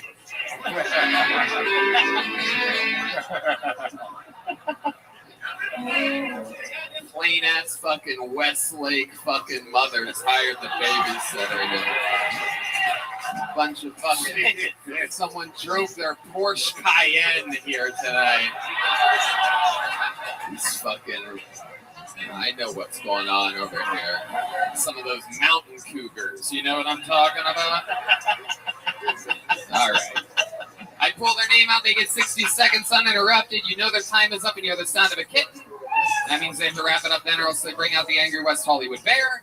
And then I ask them a bunch of questions about their life. We all make fun and have fun and figure out what makes them special and tick. Are you guys ready to start the fucking show or what? Yay! Goddamn right. Well, let's start it with something special. Let's start it with one of our favorite regulars in the history of the entire show. Ladies and gentlemen, I just did 2 arenas with this man in the past 2 weeks. He performed in front of 15,000 people on Wednesday night. He was sleeping in his van 2 months ago. He's been a Kill Tony regular for 4 or 5 months, and he's just getting bigger and bigger and better and better. Here with a brand new minute, this is Hans Kim. It's Hans Kim. Hey, what's up, guys? I love the ladies. I think they're very sexy. I don't understand how my body's reaction to a woman was evolutionarily beneficial. You know, my body sees a beautiful lady. It's like, oh, why don't you just stare at her for 30 minutes? Show her how good you are at stalking deer. Oh, you're talking to her? Why don't you start sweating profusely? Show her that you can get wet too. Just start stuttering uncontrollably. Show her how fast your tongue can move, buddy.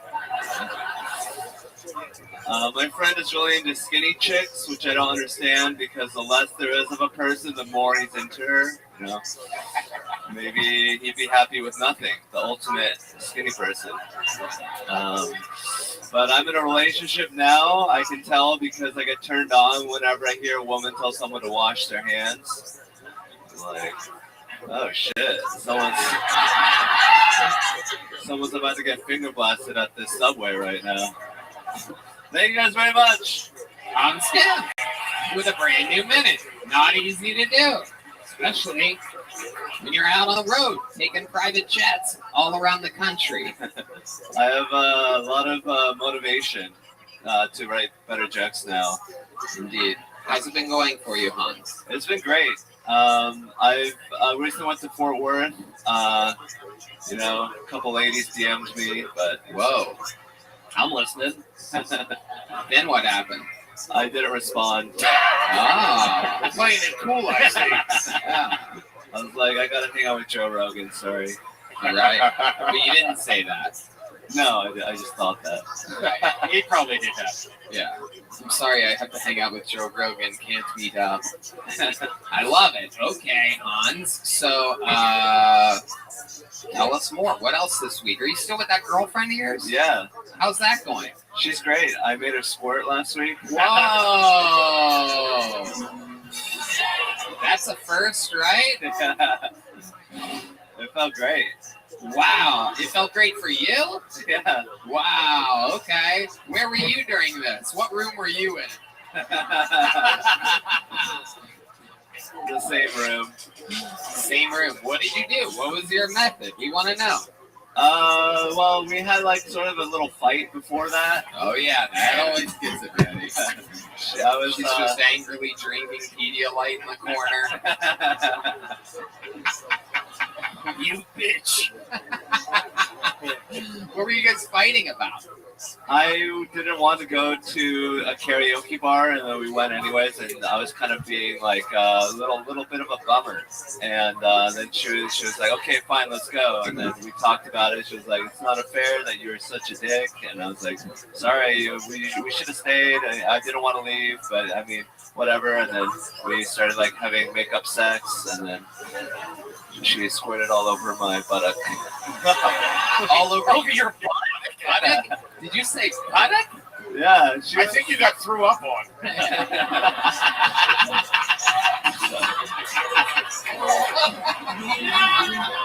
Well, you can cross this one off the list.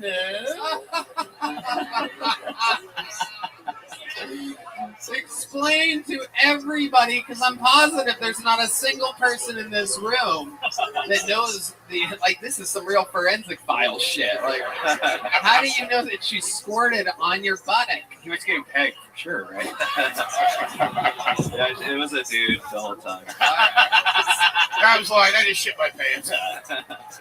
I was on the bottom. She was riding me, and she was wearing a skirt. And that's pretty fucking cool.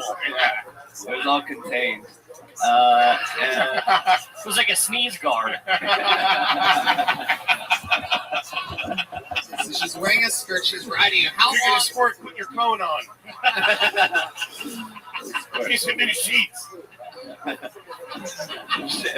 How long was this entire interaction? We had sex like 2 times that night, and that's pretty good, man. She came like 4 times. What? That's a lie. That math don't add up, bro. We're talking about exactly this squirt, though, because this is the highlight, right? This is your first time making a girl squirt, is that correct? It is? Yes. Right. Did she ever squirt before? No. Really? Virgin squirter? First time, yeah. Well, with you. Yeah. Yeah. No, but she told you she's never done that before? No, she told me she was a squirter, and I was like, well, I haven't seen evidence. Yeah, it's tough. And then it happened. You turn into Columbo. I need some evidence on this. So she's riding you. She's wearing a skirt. Anything else? What are you wearing? I'm naked. Slacks. I'm completely naked. No socks. No socks. I take it off because I feel like she's my girlfriend. I want to give her the full experience. There you go. Right. VIP service. I like it. Yeah. Toes out, hose out. Okay. So, does she make a specific noise when she squirts or anything like that? How did you know? Other than was she saying like, "Oh my God, I'm gonna squirt," like something like that? And she was like, "I'm squirting. I'm sorry." Oh, okay. See, I'm glad that I asked. So she says I'm squirting, and what goes through your mind when you hear those I'm like, words? "Oh, this is kind of hot. It's kind of nasty, but kind of hot." Right, because you're a bit of a germaphobe. We heard that we once got a blowjob in the janitor's closet here at Vulcan, and he put on a This guy fucking parties. He does. Oh, yeah. he does. Yeah. He put on a condom for the blowjob. What? Yeah. Holy Listen to the- shit. Listen to the ruckus. These are my people. That's Common sense insane, audience. dude. You're goddamn right that's the noise you make for a blowjob with a condom. What did she? I'm sure you went over this. No, go ahead. What did she say when you pulled out a condom? We were having sex, and then she transitioned from sex to a blowjob. Oh, okay. I didn't rip even that know off that. like the shoot, bro. You Yeah. kidding me? Pull that cord. Condoms for a blowjob. What are you, in the army? What the fuck? Going port to port over here. You only do that shit in Singapore, man. That's a Navy move right there.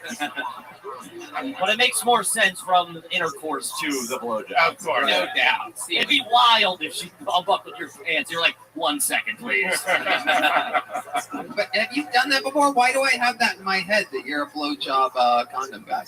No, that was the first time I've received a condom blowjob. Okay. I think that's an Asian thing, right? Most massage parlors make you put a condom on. No, I think the Asians, I think they like to put a mask over it. For the blowjob. Be careful with my Asian jokes.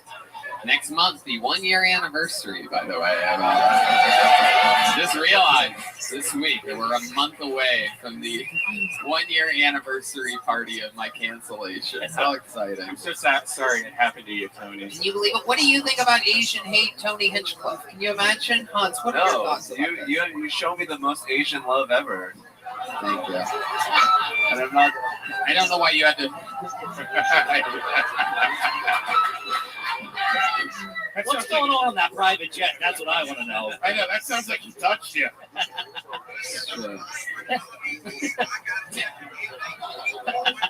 D-Man is shedding a tear for what's happening here.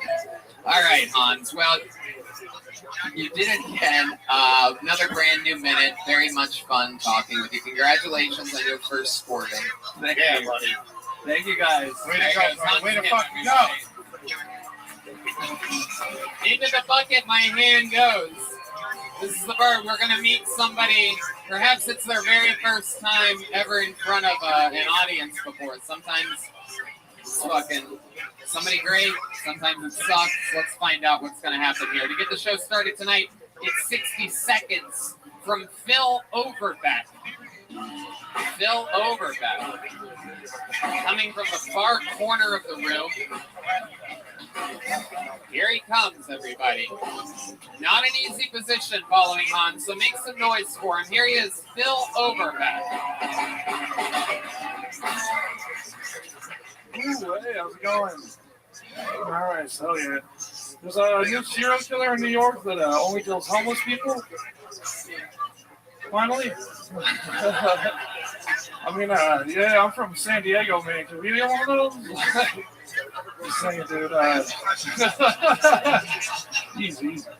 No, the police are trying to catch this guy or something to, I think, give him an award. I'm not sure. But he seems pretty cool. Nice. It's funny because I was writing these jokes about homeless people for a while, and then the next thing I was homeless. Yeah. It's not that bad. It's not that bad. Like, I was one of these feral homeless you see out on the street, you know? Like, I was like an indoor-outdoor homeless, you know? Like, technically I'm homeless, but you can trust me in your house overnight, not to piss on your couch. Like, we're cool. Oh, man. You know, it was funny because I was just crashing with friends and stuff. Oh, no, leave that. Go ahead. You want to finish it? You can finish it. Oh, yeah. No, I was just crashing with people for the most part. I was leaving up with this one girl. She's like, oh, you're not just using me for sex, are you? I'm like, no, I'm using you for a bet. Absolutely. Phil Overbeck. I gotcha. That's a good job. Yep. Welcome to the show, Phil. How are you? I'm not too bad. How's it going? I'm good. How long have you been doing stand-up? About 3 years. 3 years? Yeah. All of it here in Austin, Texas? No, I'm based in San Diego right now. Okay. Just doing the road with some buddies and then we swung through. Very nice. So, yeah. Very cool. You and your buddies came here and signed up. Yeah, why not? Absolutely. Right. Yeah. No. Yeah. Definitely.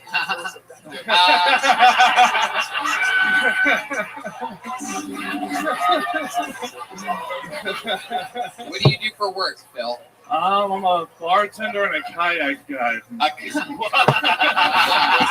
Oh yeah, alcoholic. Hell yeah, kayak guy. My goodness, nothing more exciting than being stuck in a kayak with fucking Baron Trump over here. Big, tall, Loki ass motherfucker you are. Play basketball? No, I was a swimmer. Whoa, hell yeah. Good luck, Leah Thomas. Love it. She puts the meat in swim meat. Ew. Oh, goddamn. You're a swimmer? Is that why you shave your eyebrows? No, I'm There you go. Red Band wanted to do that joke for 2 minutes. Shoehorning it in there. Hey, it's for the eyebrows.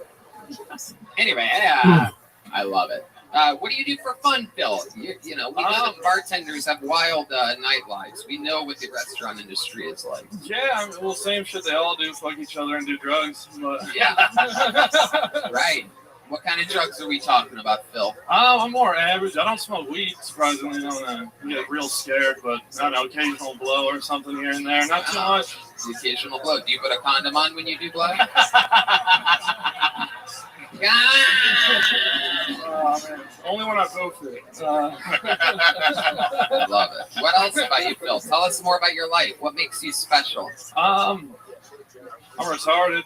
I don't want to say anything. I know. You don't say. I grew up in Utah, which not a lot of comics have, I guess. Okay. And then, I don't know, I just travel around for the most part. I scuba dive. That part's fun. Oh. Big ocean guy. How do you do this shit with no money? This is crazy. Oh. He's like has the richest hobbies ever. He's like, I hide guys from time to time, you know. You walk in white like this, and I was like, here's this shit.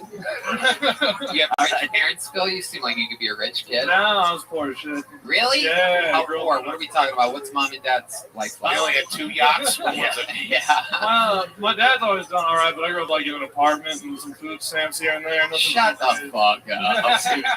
There's not even really food. I don't believe you. How old are you? I'm 25. 25 years old. 25, yeah. And you grew up in an apartment with your mom? Yeah, and 4 siblings. Oh, Yeah, okay. Utah Mormons. Wow. And what did dad do for a living? You said dad did good. He was in like sales and stuff. He was an airborne ranger for a while, and then got out and went into sales and shit. And what did your mom do? She's a teacher. Oh, okay, you were on food stamps. Yeah. Okay. This is all checking out now. I get it. But that's the American dream to go from food stamps to fucking scuba diving. That's crazy. That's true. Were you guys Mormons? My family was Mormon until I was 5, when my parents got split, and we're like, fuck the rules, let's get drunk. Wow. Yeah. Is that what happened? Did they start heavily drinking, your parents? Yeah. You literally have the dumbest laugh I've ever heard in my entire life. Like, I've hung out with a lot of special needs comedians and people, and like, there's something about your fucking laugh that just... Yeah, I don't think you've ever been scuba diving, to be honest with you. And I'm not sure about the kayaking thing either. I'm curious, how many homeless people have you killed? That's what I would like to know. I feel like when he's scuba diving, he still does that stupid laugh. He's laughing with a dolphin. Above water, you just hear bloop, bloop, bloop, bloop, bloop. That's Phil down there. Clownfish are like, that's our job, buddy. Bombing. Yeah, I'm glad you said it.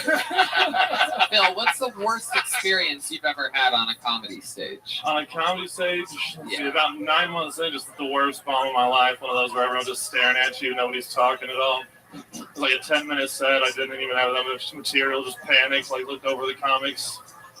They can't help you. What joke were you? Yeah, you guys Do you know. remember a joke that you were doing at the time that bombed? A bunch of jokes at the time that were really How many of you want to hear one of the jokes? Yeah, let's go. We've heard him try to make us laugh. I want to know what his bad shit's like. I want to know how bad we can get here. I think I just didn't like. I remember only one of the jokes that I was. Go ahead, just do that one. All This is right. perfect. It's, I hate when girls call you uncle or fuck. Wow. I hate when the girls say, please let me go. Yeah. Hell yeah. 10 minutes of that. 10 minutes of that, yeah. Oh, fuck, my bad. I mean, no, let me rewind that real quick. Yeah, I'm your uncle. Phil, I like your style. You're 25 years old. You're a young buck. You're out here getting it. A few years in, you're going to keep getting better. You love stand-up, right? Yeah, it's every day. There you go. All right. Great job. Here, take a big Kill Tony joke book with you, made with Great real job, buddy. Texas Great leather by the great Boneseye. Nice kid. Nice All kid. right.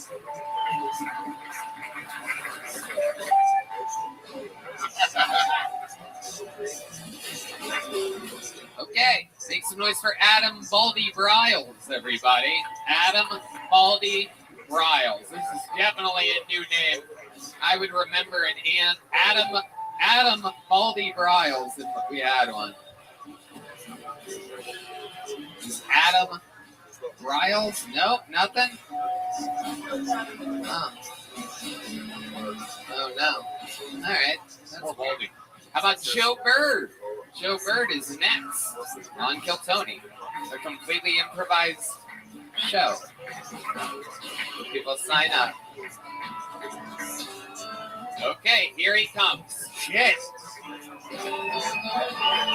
Another, I believe it is his first time on the show. Make some noise for Joe Bird, everyone.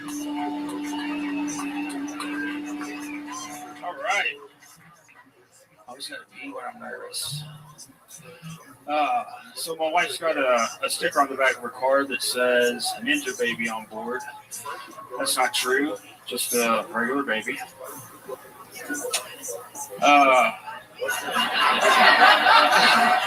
That's worse. That's worse. The district attorney dropped some death charges against my mom last week. I feel like that's their loss. I'm pretty sure she did it. About a year ago. Oh, come on. About a year ago, I was telling my dad I had a panic attack, and he just acted confused. I don't know what you're talking about. Are you trying to tell me you're gay? Haven't heard from him since.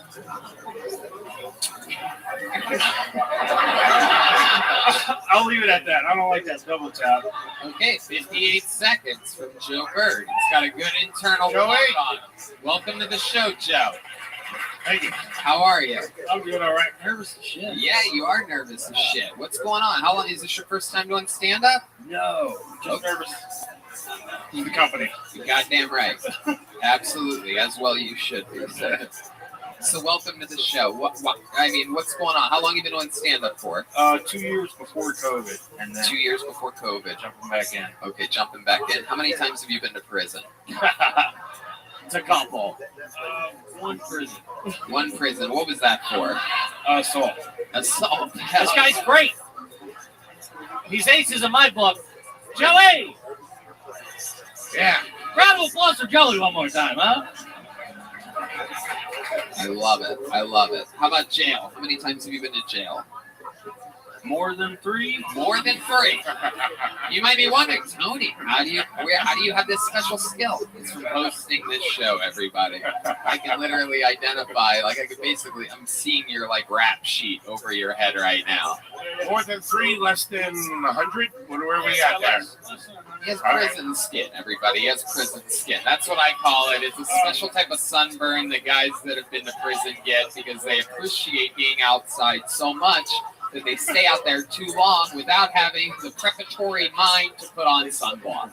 If you're wondering, that's how I identified this man as a guy with jail time. They love being outside. I think he's a swimmer. Am I right? You fell asleep under a tree recently. Am I correct? Not recently. Not recently? You fell asleep somewhere though, didn't you? I just got out of roofing, so outside a lot. Thank you. Sleeping on your roof. All right. So let's talk about it, Joe. On and off stand-up. You started when you were what age? How old are you? You could really be anything. You could be a 17-year-old meth head, and I would believe it. I would believe it, Joe. 33. I like that your last name's Bird, because I was hoping you were going to fly away during your set. Thank you for the sound effect, Red Band. Damn. I really brought home on that one. All right. So, Joe, tell us about your life. What's going on here? Why do you think you've been in jail and prison so many times? What was your childhood like? I didn't grow up with kayaks. Right. I'm not a big scuba diver, I assume. Right. Yeah. You're goddamn right. I stole one time, but...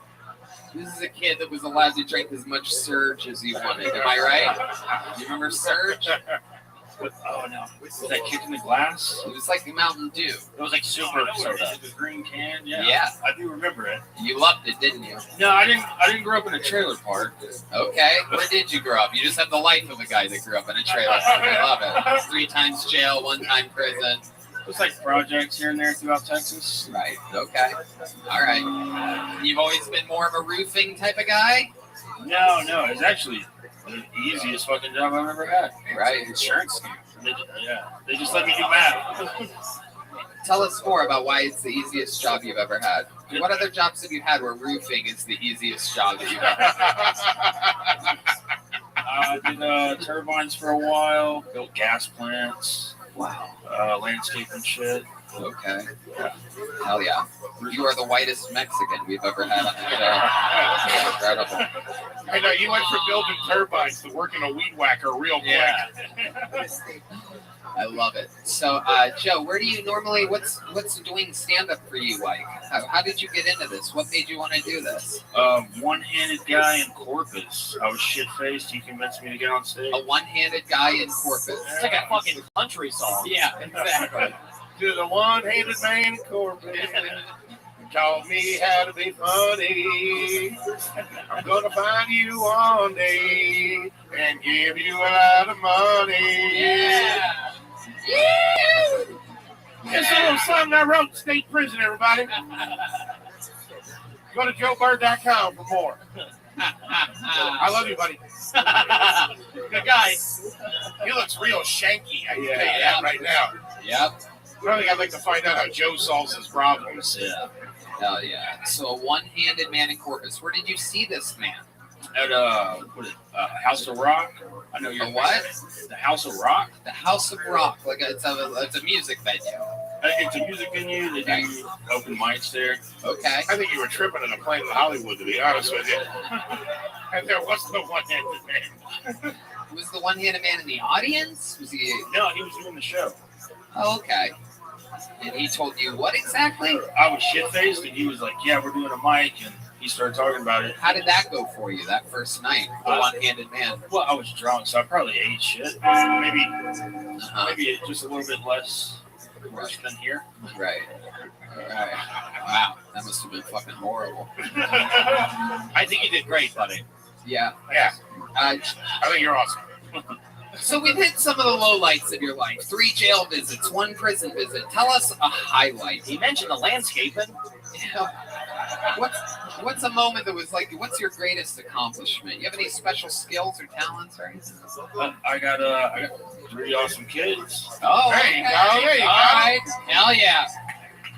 The untalented man's football, if you will. The ability to knock up anybody.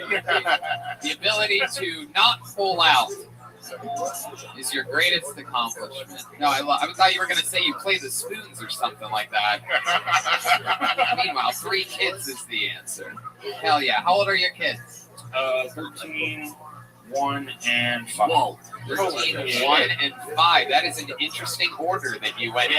Who does that? Took a little time off, didn't you, big guy, huh? Are they all from the same mother? 2 are. Right. The 13 and the 5 are. Yeah. Wait, what? 1 and 5, 1 lady, 13 and 4. Oh, okay. High school sweetheart? Yeah. The 13-year-old was with their high school sweetheart or no? Whoa, you got back with your high school sweetheart? Yeah, she had to go to college, meet some black dudes. Wait, what? Hold on. Stop the sound effects for a second. I just missed something. What about black dudes? I think that's what he thinks college is. That's awesome. He's like, you know, she's got to go meet Jamal and everybody at fucking college. Yep, she's up there with the black dudes in the cafeterias. You said, okay. You said she went to college and banged some black dudes? Is that what you said? For sure she did. Right. Did you? Wait, you don't even. Are you just assuming this? No. This is just your nightmares? You just wake up, you're like, it has to be true. Man. How do you know? Did you ask her? I've known her for a long time. I know that you've known her, but... Yeah, I know. Jesus Christ. Seems like you probably give her a little shit for that, don't you? Do you kind of hold that against her a little bit? Okay. Man, he hasn't blinked in like 3 minutes. Well, from you volunteering that information made you seem that you weren't comfortable with it. Could have said, yeah, she went to college at a good time. You were like, yeah, she went to college for a black dude. I haven't thought about it since.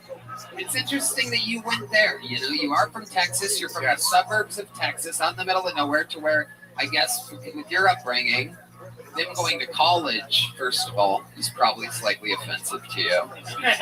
And your assumption is that she had sex with black guys, because that's a Texas suburb thing. You drive a Silverado? You have a Silverado? No, Sierra.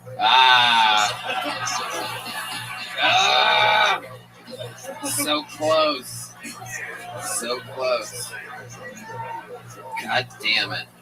All right, well. But you're not racist, are you, Joe? You just have the looks of a guy that's racist. You just look and sound like a guy who's racist. And you say things that a racist would say. Easy does it, Joe. Easy does it. We're all good until we started sucking black guys. All right, there he goes. Joe Bird, everybody. Joe, take one of these. Have a joke book, Joe. All right. You guys want to do something special right now, huh? Ladies and gentlemen, you know, as you saw with Hans and as you know about this show, there have been many great regulars in the show's history. Only one of them has had a debilitating disease and retired 6 months ago because it was getting the best of him. Then a few weeks ago, he's been feeling better. He wanted to keep coming back and doing minutes. It's very exciting that he's back. Ladies and gentlemen, make some noise for him. Tonight, a very special treat. The one and only Injured Dice Play, everybody.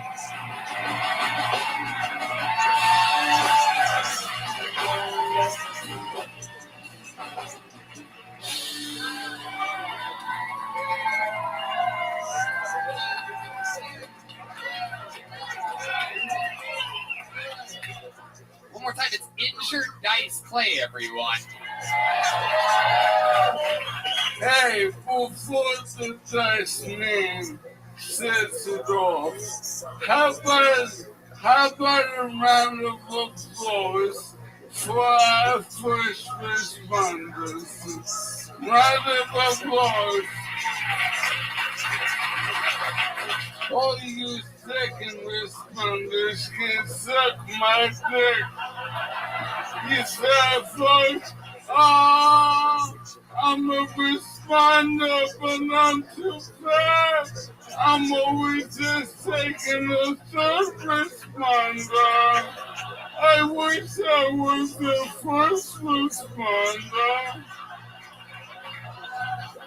Elon Musk bought Twitter today. I wish Elon Musk would turn me into RoboCop.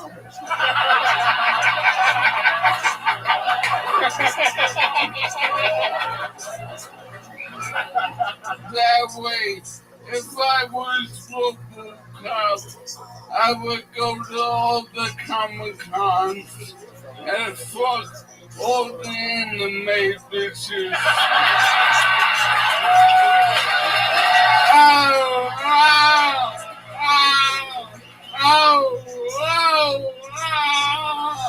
Oh, hey, what if advice from the dice man? If you ain't a medical professional, do not give me medical advice. All right.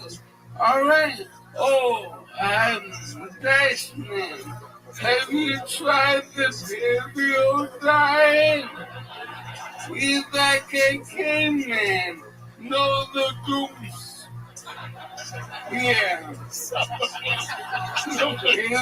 goose is the reason for all this. My neurologist blow his fucking brains out.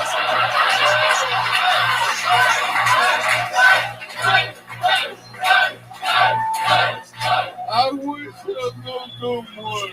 I wish I looked more. I wish I looked more. I wish I looked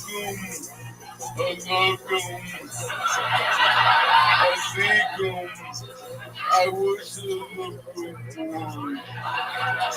Hey, y'all want to hear some nursery rhymes? Jack me nickel, Jack me quick, Jack shows up too fucking much.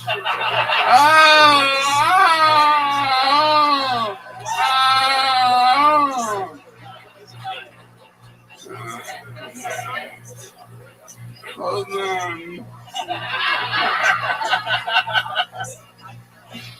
Sweet blind mice. The mice have participated in clinical trials for the danger vaccine. Blindness was a side effect. There was an old lady who lived in their shoes.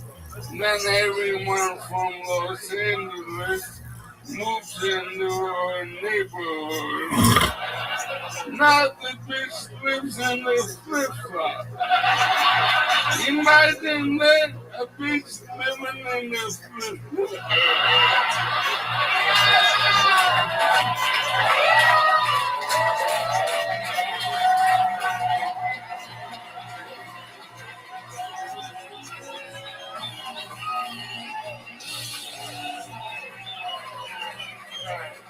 Injured dice play.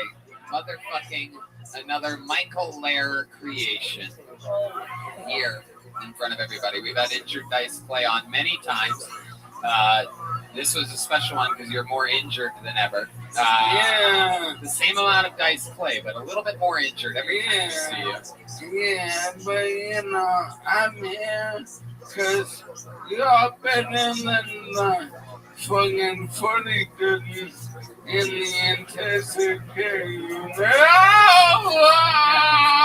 Injured dice play says Al instead of O. For those of you wondering what's happening, Andrew, his brother, who's completely fine, who's also he's pretty injured right now too. Yeah, he's got this cerebral palsy. It's like my disease without all the bad shit in it.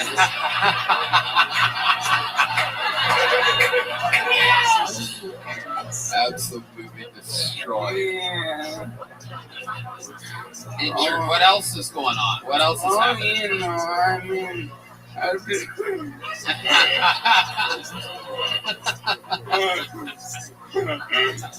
I let's open-ended question?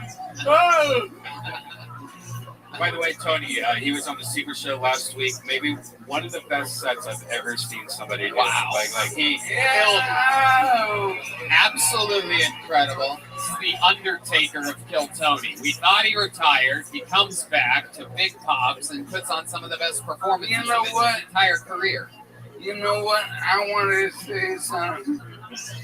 Yo, coming at Abbas, we're supposed to be brothers. We both have wish for legs. Hey, whites who outlaw abortion. Now, abortion is my favorite form of birth control. Ow! Ow! That one hurt. I'm sorry, my doctor switched me from gabapentin to cocaine. What are you looking at? Oh, he's got a set list on the chair. That was inside baseball. You sneaky little devil. I respect it. That's great. If I may break it, twice before the show, I was literally rehearsing, and it's fine. Them come up to you, but like they couldn't believe I was rehearsing. Like you just, don't rehearse. It's true. You're a real goddamn professional. You make it look easy, but there's nothing easy about it at all. As we saw from the bucket pools before you. That, by the way, none of the people you saw tonight have a debilitating disease. The funniest guy is the only one that has that, and he's able to summon the fucking comedy gods here. Little boy blue, someone grab my EpiPen before this kid dies.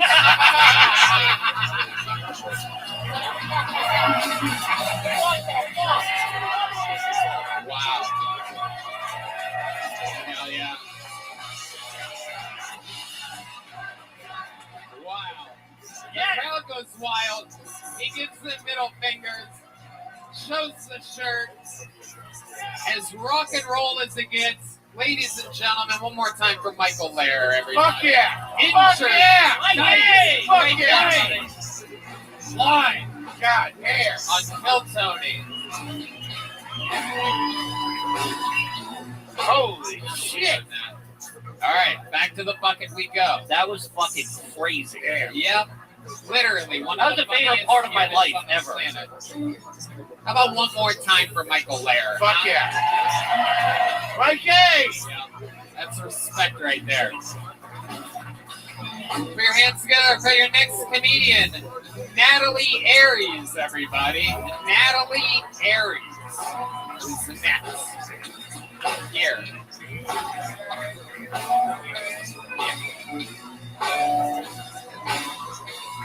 Here she is, everybody. One more time for Natalie.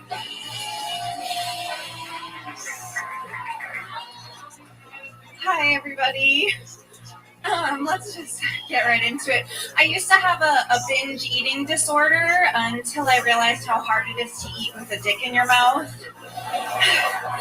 Only problem is now I have an obsessive blowjob disorder. But my therapist says he can help me, but our sessions just need to move from Zoom to in person for some reason.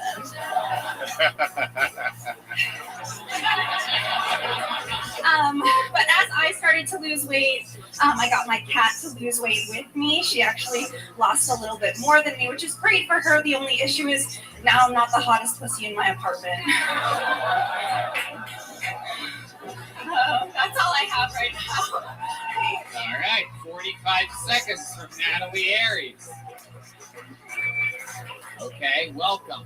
How long have you been doing stand-up, Natalie? This is my very first time. Wow, her very first time. Come on! Oh, yeah. Absolutely. That was fucking fantastic for your first time. You did great. You did great. If I had to give it a grade, I'd give it a double D. Thank you. I don't even know what you're talking about, Tony. Oh, wow, I just realized you have boobs. That's crazy. I didn't even know that when I did the joke. I still haven't. Welcome. So, Natalie, your first time doing stand-up. What have you been doing with your life up until this point? I'm a concierge manager. Wow, at the Red Rose and the Yellow Rose? That's so exciting. Where are you a concierge manager at? It's for a fitness club, like a country club. Okay, a country club. Hell yeah. And what exactly do you do? Whatever to make all the members happy. Wow. Damn. Okay, Red Band, we get it. Very good. Gets very excited over here. When he sees somebody that has bigger tits than him, he gets very I'm extremely jealous. So Natalie, you're working at the country club. How long you been doing that for? About 2 years. I was in sales and then I moved to being a concierge. But loving comedy. I'm here because of my boyfriend. So. Well, what's the story with you? What do you mean? Never mind, I didn't like your set. What do you mean you're here? Thank you for coming by. We have your number. We'll let you know. We'll let you know, Natalie. We'll let you know. So what do you mean you're here because of your boyfriend? What is? I just took a trip down because he does comedy, and so I put my name in to just. Oh damn, that sucks! Wow, you took what could have been his spot. He could have gotten famous here tonight on Kill Sony. Okay, what's his name? Jamie Jakes. Jamie Jakes. Okay. You guys think we should keep her up here and get a minute from her boyfriend? All right. Here to do a minute of stand-up comedy uninterrupted. Make some noise for Jamie Jakes, everybody. Jamie! Here we go. Oh, shit. Oh, fuck. Whoa. Wow. God damn. Here he is. One more time. A 1 minute uninterrupted Jamie Jakes, everybody. So speaking of boobs are great, right? The best part about boobs is there's 2 of them, which is cool because you really only need 1. That's why I'm developing an app. It's going to be similar to Lyft. It's going to be a boob sharing app, and it's going to be called Boober. Boober, you'll be able to rent 1 boob for $69 an hour. There may or may not be someone using the other boob. As the business owner, I will keep all of that money. The women will be working for just the tips.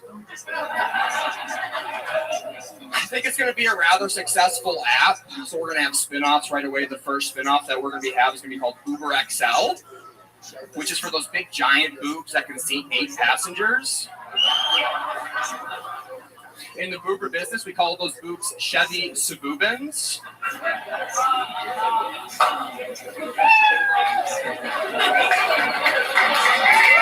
Okay. And remind me again, which one of you 2 does stand-up comedy? What the fuck? Holy Tony shit. Hinchcliffe, ladies and gentlemen. Oh, I feel like we're being fucking bamboozled. He jumps right into boob material. Yeah. What is this, fucking Shark Tank? What's going on? Let's cut to the chase, you 2. What are you fucking selling? Yeah. Did you say bamboozled? Ooh. Wow. That's our first time. We're back. Unbelievable. It's my first time. This is wild. I was not expecting this kind of character to come up here. No, me neither. I thought he was going to look like he worked at Hot Topic or something. Instead, when you said country club, I didn't realize this is what you meant. We didn't know you were talking about Yellowstone. He's actually a chiropractor. You're a chiropractor dressed like that? Whoa. That's crazy, dude. I wouldn't let you touch my feet dressed like that. You put on a pair of scrubs when you work my lower back, my friend. Come on down to Jamie Jackson's Country Chiropractor. I'll crack your back, crack your neck, and crack your skull. But I won't crack you up.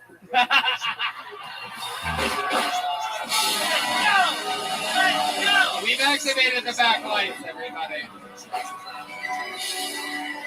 Hey. Man, he's light speed quick. God damn. What a magical couple. Let me ask you a question. Jamie Jacks, is that correct? Let me ask you a question. How do you guys have sex when you have a broke back? He's nodding like, yes, I knew he was going to say this. Very good. That's a joke I do. It's Indeed. No, yeah, that makes sense. And I just met you. That's crazy. You had your entire life to write your material. And I've only seen you for 45 seconds. And meanwhile, I'm doing your best joke. Isn't that crazy? That's unbelievable. I love it. I love it. So let me ask you this, JB. Is obviously a very pretty girl. Do you have any secrets to your actions in the bedroom? You seem like the kind of guy that likes to pull out a lasso every once in a while or something like that. No, I've been told I have a big dick but don't know how to use it. Yeah, she just said that. So. Oh, okay. Wow, and that's true. Hand her the microphone again. She's nodding yes aggressively. It's both things are true. It's big and he doesn't know how to use it. Can you explain how bad he is at? God damn, where's the fucking loyalty? It's gonna be a long wagon ride home tonight.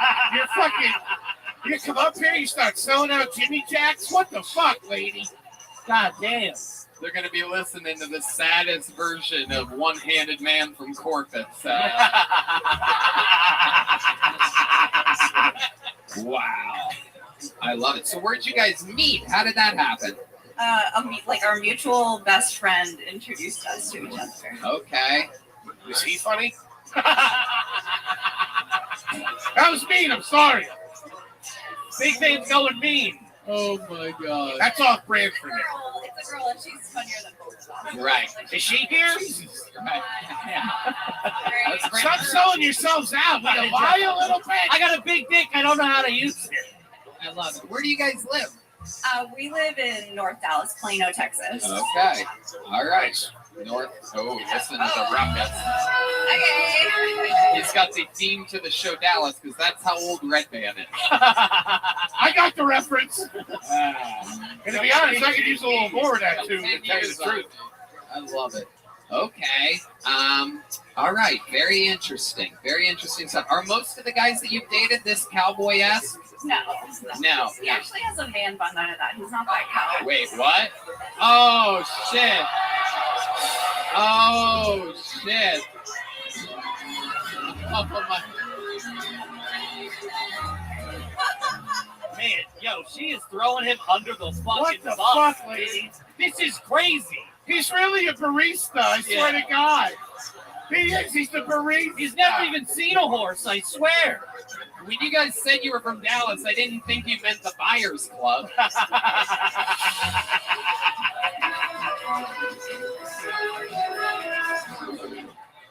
All right. He just had to explain the joke to her. I don't know if you heard that. He's like, Dallas Buyers Club, it's a movie. Pick up, will you? They're killing us. Talk about it in the car. Show her that movie when you get home tonight. As you'll see, I play the main character in it, so it's pretty exciting. All right, Jamie Jackson, Natalie Aries, you guys are awesome. So much for coming out. So cool. So much fun. Thank you. Jamie Jackson just got married by his own girlfriend who's never done stand-up. Dude, that's crazy. There is no other show like this on planet Earth. He's got a big dick, so I don't feel bad. That's true, yeah. Yeah, fuck him. But he doesn't know how to use it, so I feel kind Who of... gives a shit?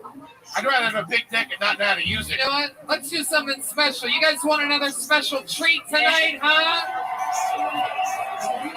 Well, believe it or not, because Michael Lair brought himself back from retirement, we have 4 regulars for the first time ever in the show's entire history.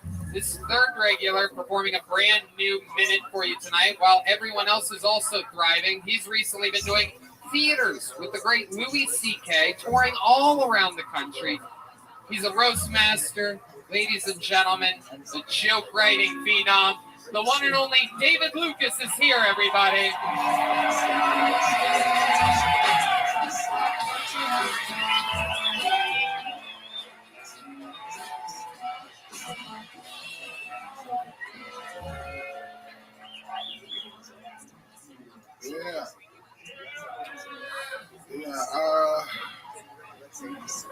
I was just flying on a plane recently.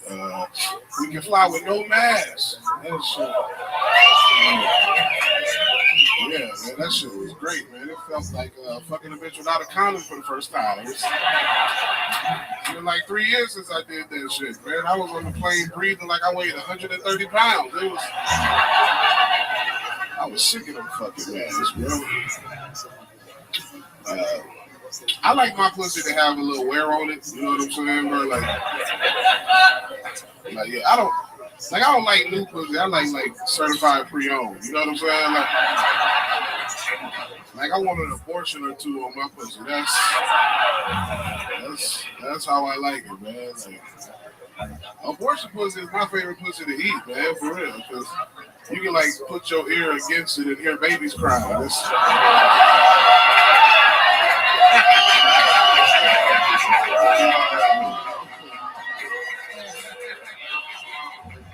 Abortion pussy is like putting your ear against a seashell. You know what I'm saying? It's like, do I hear a vacuum cleaner? What the fuck is that? All right, man. Thank y'all. Fuck yeah. David Lucas. Man, the regulars tonight are just fucking showing what's up. Yeah. Tony up in this bit. Boy, you was in Miami doing a wet t-shirt contest. Oh, come on. What the fuck I heard. Jeez, you're going to go in on me that fast? Take your time. At least warm me up a little bit. Jesus Christ. I see you're wearing a hoodie that says Paris on it. Is that because you're a big fan of French fries?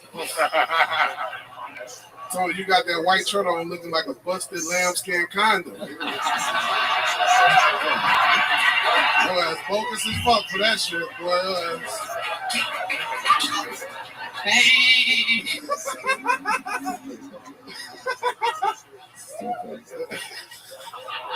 I love this new hairdo. Who ordered the squid linguine, everybody? Fucking. You got the haircut of Ellen's girlfriend. That's true, I do on the go. The gender neutral comb over.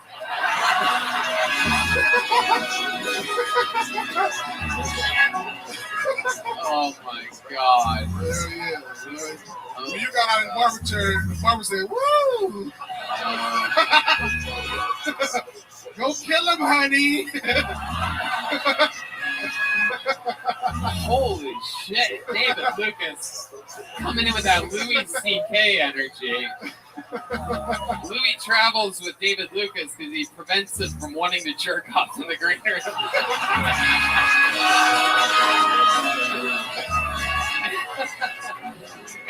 Anytime Louis starts getting horny, he's just like, look at David Lucas. Okay. The boner crusher, David Lucas is here. If Louis would have pulled his dick out in front of you, we would have never heard about it.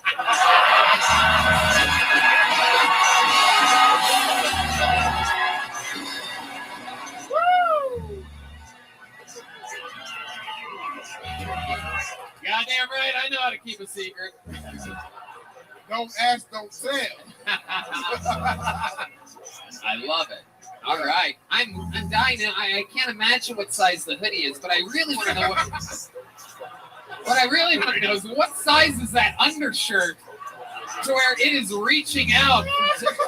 It's almost like reaching out for a new owner or something like that. It's like, get me out of here. Oh my God. That shit is more stretched out than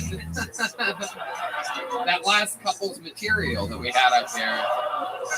You look like a dick with a compression sock on it. That boy got an Allen Iverson sleeve on for a t-shirt.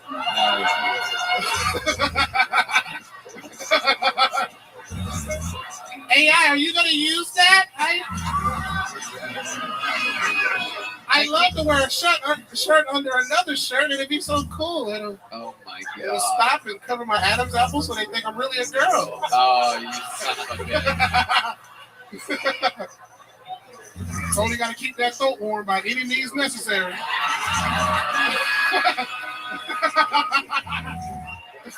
It's crushing me today. Yeah!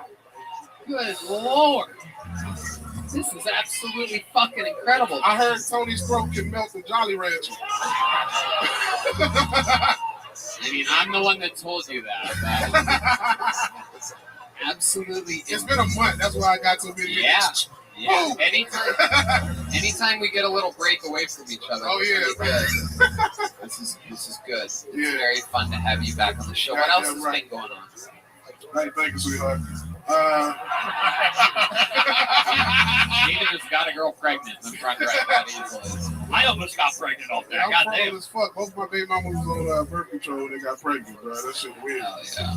Wow. Or at least they said they were. Yeah, exactly. Right. But shit, man. I'm in Florida next week. I got Naples, Miami, And then Side Splitters in Tampa, and I'm doing. Side Splitters are also the story of your jeans that you're wearing. Well, too bad it's not ass splitters. That's where I'm performing. Yeah, I love it, dude. At the Laughing Skull this coming weekend. Oh, that's a great place. Yep, Atlanta, Georgia. We love it. So you're going back home. You're going to visit the family. Yeah, I should get some of mom's home cooking in you.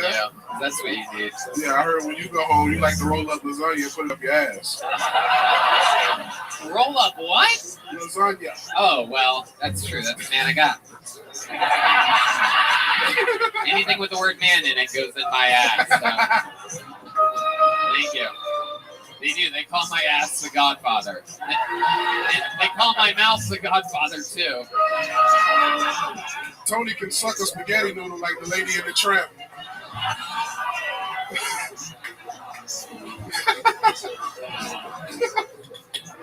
I can't believe you're doing spaghetti jokes about me.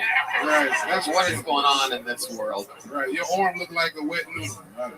Oh, you son of a bitch. You must be starving right now. Talking about all this food. I wish we had a little meter that shows your blood sugar when you're up here. Doing compression socks jokes about me. Every time you fart, you get hungry. Like, oh my God, I'm so itty inside. That's true. If you can fart, that means there's not a dick in your butt. It's true. It's impossible to do both. Trust me. I've tried. Fuck yeah, David. I mean, absolutely incredible. You're out there, you're killing it, you're headlining, you're selling out, you're opening for one of the all-time fucking goats, Louis C.K. You're absolutely doing it, living the dream. I love that the squad of regulars on this show is as powerful as they are right now. New SNL, baby. It is. It's absolutely fucking incredible. Except the only difference between you and people on SNL is that you can sell out everywhere you go. True. I sell more tickets than everybody on SNL combined. There you go. All right, man. Fuck you, Pete Davidson. All right. Except Pete Davidson. Oh, except Pete Davidson. Yeah. I'll get a Kardashian sooner or later. Right. You'll get the good ones. Yeah. But I mean, imagine how stupid his audience must be. All right. Anyway. Whoa, taking a shot. No, it's okay. I love it. I love what he's got going for him. He's out there fucking banging Kim Kardashian. Proof that there is no God whatsoever. I wish, bro, but I ain't gonna lie. When Kanye was calling him Skeet and posting on Instagram, bro, that was making my day. When he posted a picture of him in his underwear, he's like, look, no dick. That shit was so funny, bro. I was like, don't go to rehab, Kanye. I can't figure out how he does it. The guy fucks everyone. He's like COVID. He fucks everyone. It's incredible. I think girls look at him like a charity case. Like he's sickly looking. Right. You know what I'm saying? Yeah. He don't look stable. And I think girls want to like. Got the old, oh, my dad died in 9/11. Oh, no, my dad died. He's a hero. He's a firefighter. Hey, Tony, notice girls only get with him after they leave somebody powerful. So they want somebody that he's like the beta male that they can take care of. You know what I'm saying? Yeah, that's how I feel. All right, we might have to edit some of the parts of this.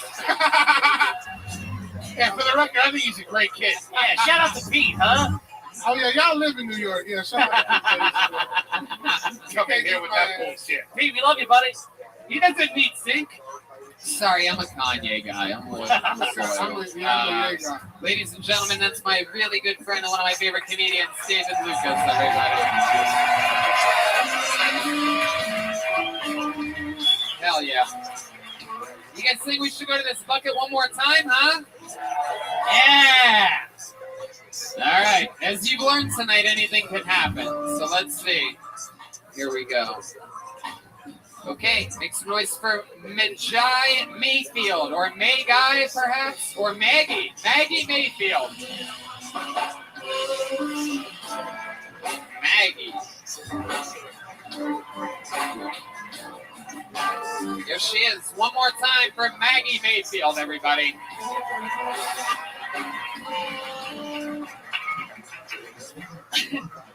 I think that people that complain about climate change online don't masturbate enough.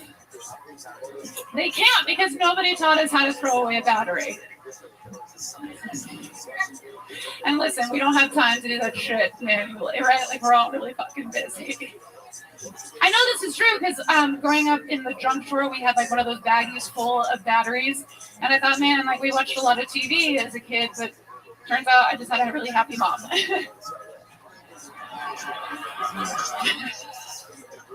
Yeah. I think recycling is just a way for white people to feel good about segregation. I mean, I saw the way that like my dad would stomp out those cereal boxes, you know? Like, what did Lucky Charms ever do to you, Dad? Maybe he was just upset that he couldn't keep my mom happy. And that's my time. Maggie Mayfield with exactly 59 seconds. Very impressive. Your timing. Your internal clock is incredible. Okay, Maggie, let's talk about it. How long have you been doing stand-up? 8 years. 8 years. Okay, that makes sense. You know exactly how long a minute is. All right. 8 years. Where have you been doing it at? LA. Okay. I've met you a couple times. Okay. At the Comedy Store. Incredible. Awkward. It's been now. Why? Weird. Yeah. Yeah. Why would you know? Yeah, in LA. We met like in passing on the patio or something. Yeah, I'm like, hey, you're there's a cool. lot of people groaning Yeah. and shit out here. And you're like, oh my god, did Tony hook up with his own mother? No, I didn't. No, I didn't. You weirdos. I'm kidding. I'm joking, Maggie. You're a young buck. So 8 years you've been doing stand-up. All of it in LA? No, I started in Illinois. Okay. In a small town in Illinois, just south of Chicago. Skokie. No? Champaign. Oh, Champaign, Urbana. indeed. The home of the University of... ILL. There you go. Hell yeah. The Fighting Illini. Yeah. Absolutely. I moved there and I did radio for a long time, and you have to like acclimate yourself into these towns. I didn't know the chief I didn't know what that was. So I was like, what's the Illini? Right. Mm-hmm. Right. Okay. Maggie, That's it. I feel this is for like 3 people ever. What do you do for a living, Maggie? I'm a voiceover actor. Oh wow, cool. Yeah. So you can do voices.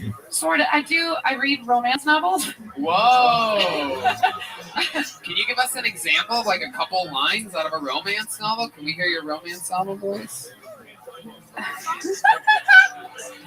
Listen, I do it. I feel this is why I do it, because I finally figure out how to get paid to fake orgasms. So I feel like I don't want to just like give it away for free when you could buy it online. Shit. You know. So you basically do the radio version. I do. I do. All right. So can you give us an example? Can we hear your romance novel voice? Because I know it ain't the voice you use. I know, that's what I can't see. She walked into the bedroom with the dress swinging open. He was standing there in the corner, probably 6'1" and gorgeous with just there. Chapter 2. He pulled out his cock. I don't know if that was New York or Boston, but it stinks. It works. It works. That is the least romantic voice of them all. That was beyond perfect. I'm hard. I don't know what you're talking about. I'm never going to be in Tuscany again, so I went for it. Yeah, I fucked the fisherman.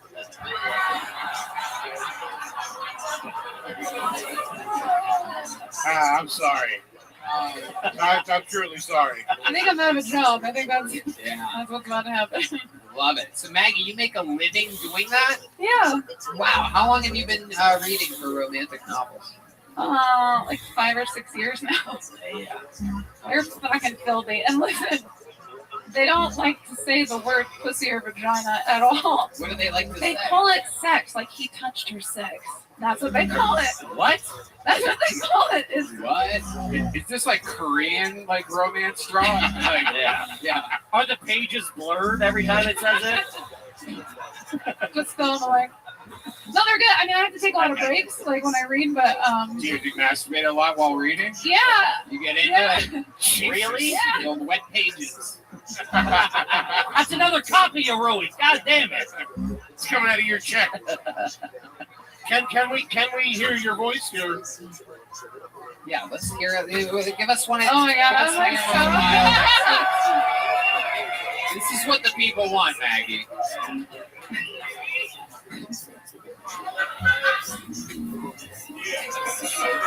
But he walked into the room, breathless, shirt unbuttoned, one at a time. I can sort of hear it. I can sort of hear it. I'm about to fucking squirt right now, dude. man. I'm gonna fucking squirt. I swear to God. She's got the goods. She got into it during the one at a Yeah. time. I can hear it there. She's talking like that all the time. Yeah. That's incredible. She just wants more. And if she goes to This lady on Molly puts you I in know, non-stop. I This know. is incredible. I want to like sit on your face. Yeah, let's do that. Let's do that. Wow. Let's fucking do that. That's the best goddamn idea I heard all night. What a crew. Well, she's my biggest fan. You guys didn't know. MaggieMayfield.com. That's what's happening. Yes. Maggie. And as he reached for her sex, she moaned in pleasure. All right, Maggie. You're welcome. Hey, buddy. Maggie, are you into women? Is that your thing? No. Oh, do you have a boyfriend? No. No. I feel like you've had a couple boyfriends die on you. Is that true? I just get a feeling. Sometimes I go off my instincts here. You have a dead boyfriend? No. Damn it. Damn it, I really needed that one. I'm usually right about those. I thought that was real. I thought you were dead on, dude. Yeah. No. The old Widowmaker over here. Yeah. She has real seance vibes going on. The widow. You seem like you'd have a lot of suspicious deaths around you. Do you ever poison anyone? Oh shit, Slutty Khaleesi can't stop herself right now. Game of Bones over here. Holy shit, that puppy. You know that asshole's bleached, everybody. The owner of the club's yelling at her right now. There he goes. How does it feel to be told to shut up by a little rich kid? His father is rich. That's Nickelodeon, everybody. Oh, she's still trying. Look at this one over here. Fucking Girls Gone Wild over here. It's my turn. This table's wild. They hit just enough vodka sodas to start chiming in here tonight. I don't think the big dog likes it. He looks pissed. Aaron Hernandez It looks like he can is fucking right now. wreck some house. There's definitely going to be some fucking domestic violence tonight. Look at this guy. Yeah, don't be bad enough. Take it out on her. Tattoos to the wrist, just so that he can enjoy the bruising of his hands when he gets it. All right, Maggie. So much fun to have you on. Yes. Not only, yeah. Do you live here in Austin? I do. Okay. How long did you be on the Secret Show Thursday? If you Whoa! Look at that! Wow. My goodness, that's the first time Red Band's booked a female over the age of 25 on that show in 6 years. It's an award. Congratulations, Maggie. Thank you. Thank you. There she goes, Maggie Mayfield, everybody.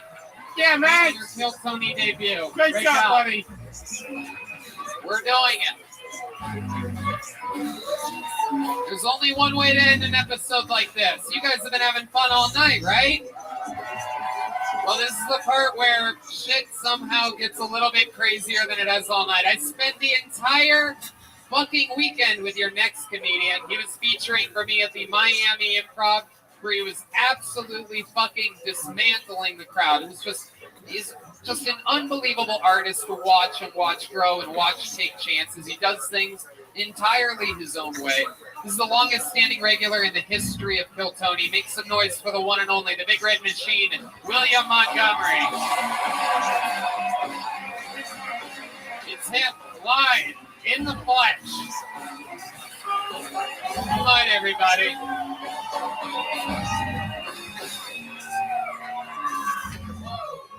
Some of y'all might not know this, but I'm finishing up grad school right now.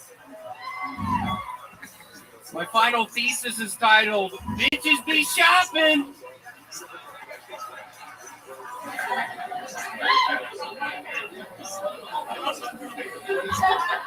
Hunter Biden's so fertile, he got Nick Cannon pregnant.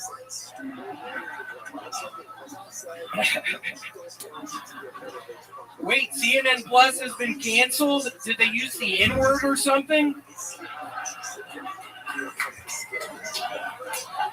I think Disney supports gay and trans laws because for years Mickey Mouse has been fucking Goofy. You can tell they love each other.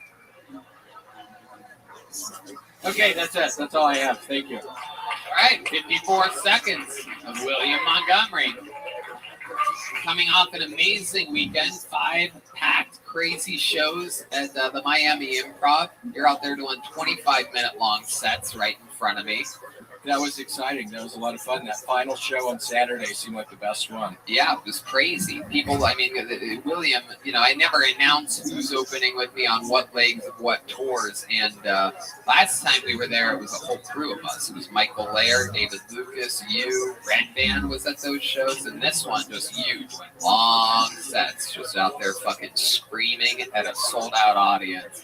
I remember last year when we did it, Michael Laird and I were doing cocaine together and looking at each other's penises at one point. They were doing cocaine. They're not kidding. My room was wall-to-wall connected with William's room, which all had patios right next to each other. And William, this is where his life was just a year ago, invited over 6 random audience members to his hotel room. So that's cool.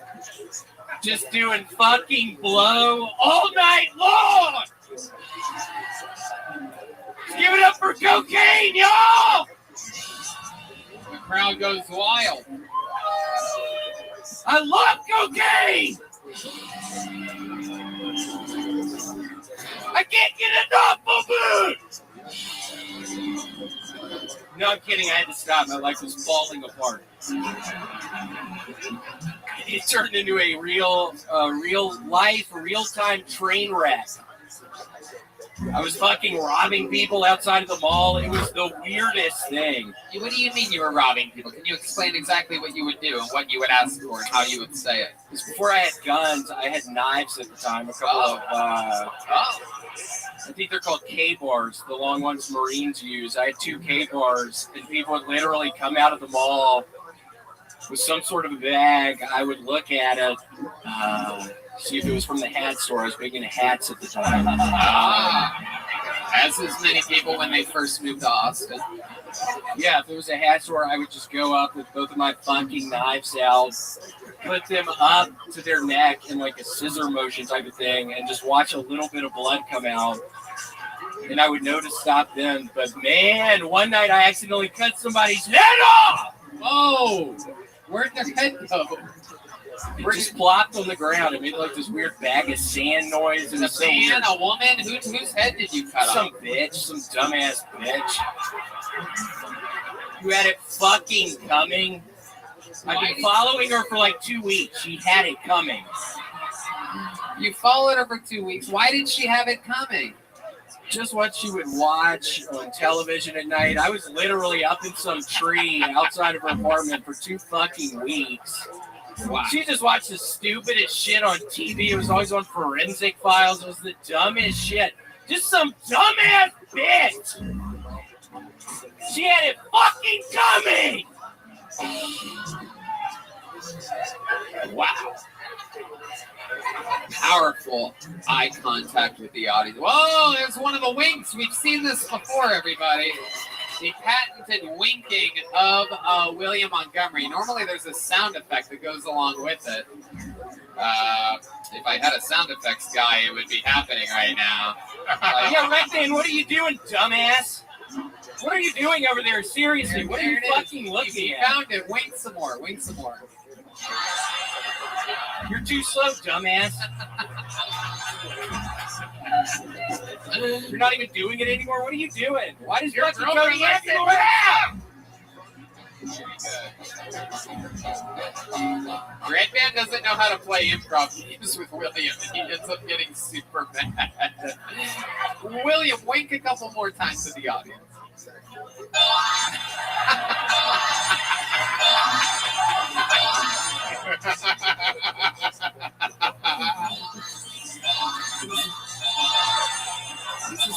Okay, that's too fast. Stop. I can't fucking wink that fast, you idiot. You guys have a real rivalry. It is incredible. What do y'all think of Redman? Really? What do y'all think of Redman? Come on, Great guy. I love him. Shout out to Redman. Has he tried to kiss you yet? Yeah, and I let him. You let him? Yeah, why not? He's a good looking guy. Okay, I agree. I love it. This kid needs a cup of decaf. Yeah, right. He is strong as a bull. And wait, who needs a cup of decaf? Oh shit! Shit, the sights are on the big man. No, seriously, who needs a cup of decaf? Oh shit! Tony, I didn't know you knew the Zodiac. What is that supposed to fucking mean? Oh What the fuck is going on up here right now? You're lucky he doesn't have his knives. Yeah, I do have one of them. Oh shit! Oh shit! William, this is the first time you've come on the show dressed like a Toblerone. Am I saying that right? What does that mean? You know, he does have box The Toblerone, the chocolates? Yeah. Like Yeah, a package. I don't know exactly what color shirt we would call that, but I would call it Toblerone yellow. Somebody make him stop. Somebody please. You do. You look like a drunk canary right now. Somebody make this guy stop. Please. All right. Well, William, what? You were fresh off a weekend in Miami, clean and sober, eating healthy, eating good. I gave you unlimited access to my my tab at the hotel, and what'd you get? You got some room service, right? Yep, got room service. Got a. What did you just fuck? A knife or something? Shut the fuck up! You hear this little voice down there, a knife or something? Shut up! Hogan's daughter started heckling everybody. Oh, yeah. Somebody get her out of here! Seriously, somebody get her out of here! No, don't kick her out. But no, my leg's been killing me, Tony. I was on the Stairmaster too much. Okay, you were on the Stairmaster too much. This is true. It's true. My leg has literally been hurting. Is that chiropractor guy still in here? Oh shit, the cowboy chiropractor? Seriously, my leg's been killing me. I wake up at night and I can't go back to sleep. Wow. Yeah, that's the amount of pain I'm fucking in right now. Okay. Well, when Joe Rogan's new club opens up, you're gonna get health insurance. It's very exciting. I haven't had health insurance in 20 fucking years. I'm not getting on health insurance. Why won't you get on health insurance? There's no way I would ever get on health insurance. Why? I don't understand. I haven't been on health insurance in 20 fucking years, Tony. So why wouldn't you? There's no way I'm getting on it. I'm not getting on it. It's been 20 fucking years since I haven't had it. I can't. 20 fucking years, Tony. I find it. I'm not getting on health insurance. Nobody's gonna make me get on health insurance. It just seems like you're finding. Tony, I can't get on it. But why can't you get on? I'm not getting on it. But it's free. I'm not getting on it. But why wouldn't you get on health insurance? I can't talk about it right now. I can't talk about it. Why are you shaking your head yes, Redman? Why are you acting like you fucking know why I don't have it? I get it. I know why you don't have it, because they write down too much about you. You don't want that. I don't know what that even means. Yeah, you do. Do you still have that open wound on your belly? Yes, the red dot. Do you still have the red dot? Let's see. Where'd it go? Can we see it? The red dot? Yeah, remember the open wound that you have? Oh! I actually do still have it. Oh, wow, there's a little remnant of it there. Right. Look at that fucking... You ever seen something like this before? You ever seen something like this before? William, have I ever... You ever seen something like this before? The fuck's going on in here? He just broke his teeth. I just almost broke my tooth. Where are you going? You scared Kevin, you psychopath. Sir, is that his fucking name, Kevin? Yeah. The color of your shirt made him have to go pee.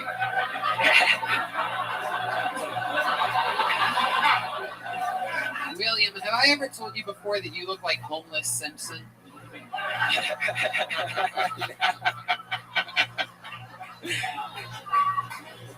All right, well, somebody make him stop. William, you are an absolute national treasure. Everybody loves you. You destroyed 5 sets in Miami. You're killing it everywhere you go. There he goes, the great William Montgomery, everybody.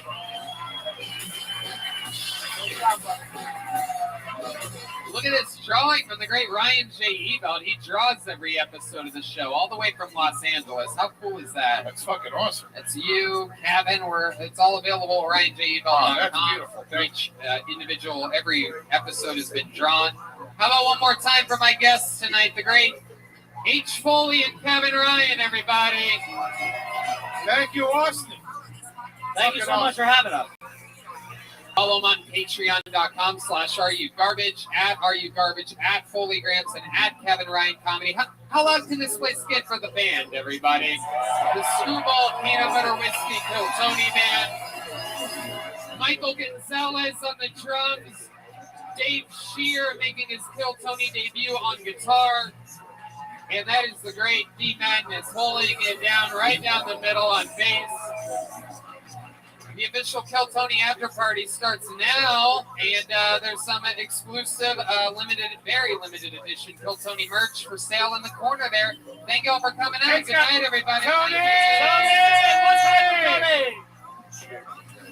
What's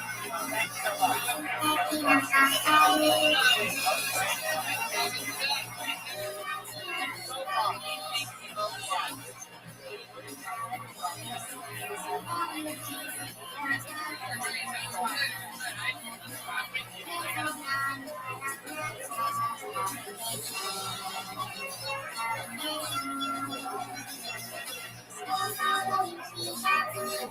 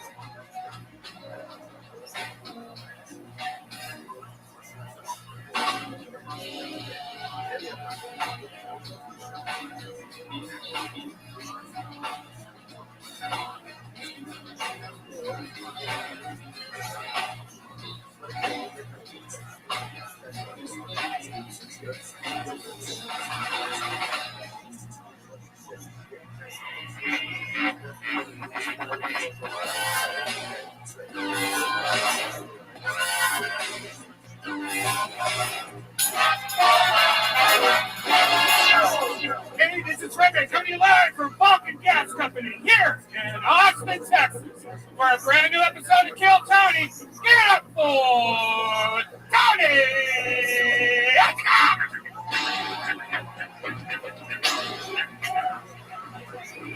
Austin, Texas. So you ready for the craziest fucking Monday night of your lives or what? Yeah! Red Band's here, everybody. Hi! How about a hand for the band, everyone? Come on. Am I right? That's the Kill Tony Band, brought to you by Screwball Peanut Butter Whiskey. One of my favorite whiskeys, one of my favorite peanut butter products. That's the great Michael Gonzalez on drums, John Dees on the keys, Matt Mueling on guitar, and the man himself, D Madness, on the bass right here. Sitting, I keep him close to me. Keep them close. I love it. This is Kill Tony, brought to you by the Red Rose and the Yellow Rose, the two best strip clubs in the world. Just so happen to be here in Austin, Texas.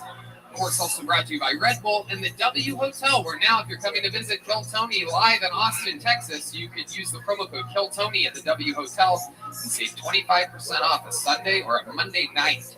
So very, very exciting stuff happening here. And here's a little bit more about the amazing sponsors that made tonight's episode available for you here on the internet for free right now. Hey, y'all.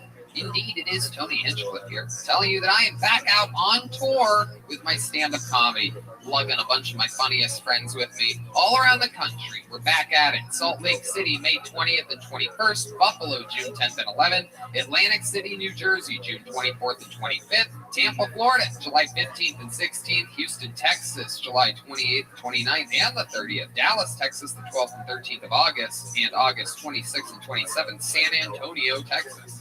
Nashville, Tennessee, making my long-awaited return September 29th, 30th, and October 1st. Excited to get back to Nashville, San Antonio, Dallas, Houston, Tampa, Atlantic City, and Buffalo, and of course, Salt Lake City, the home of my favorite religion.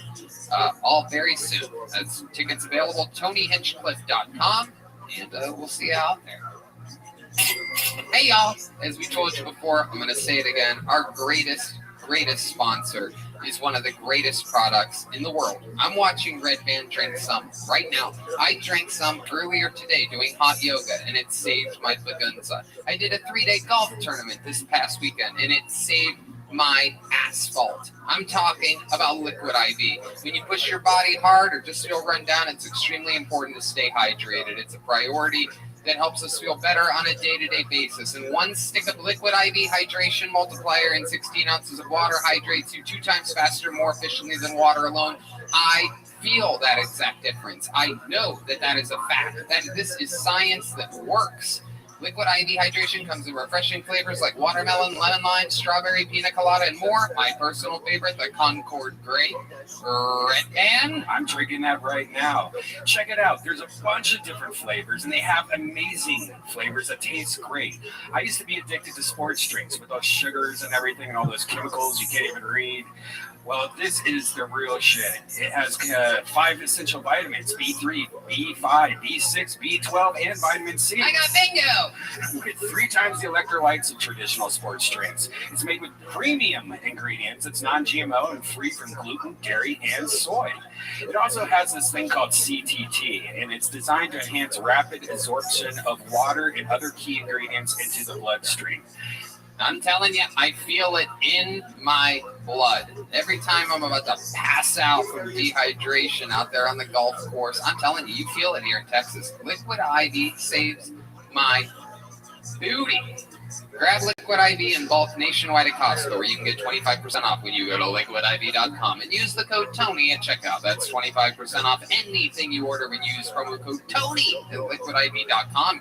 Experience better hydration today at liquidiv.com, promo code TONY. You guys ready to start tonight's episode or what? All right, hope you guys like comedy, because I brought 2 of my funniest friends in the world. Ladies and gentlemen, make some noise for Duncan Trussell and Michael Yo. Wow. Oh, shit. Wow. It's really them. Holy shit. Absolutely incredible. Michael Yo is here.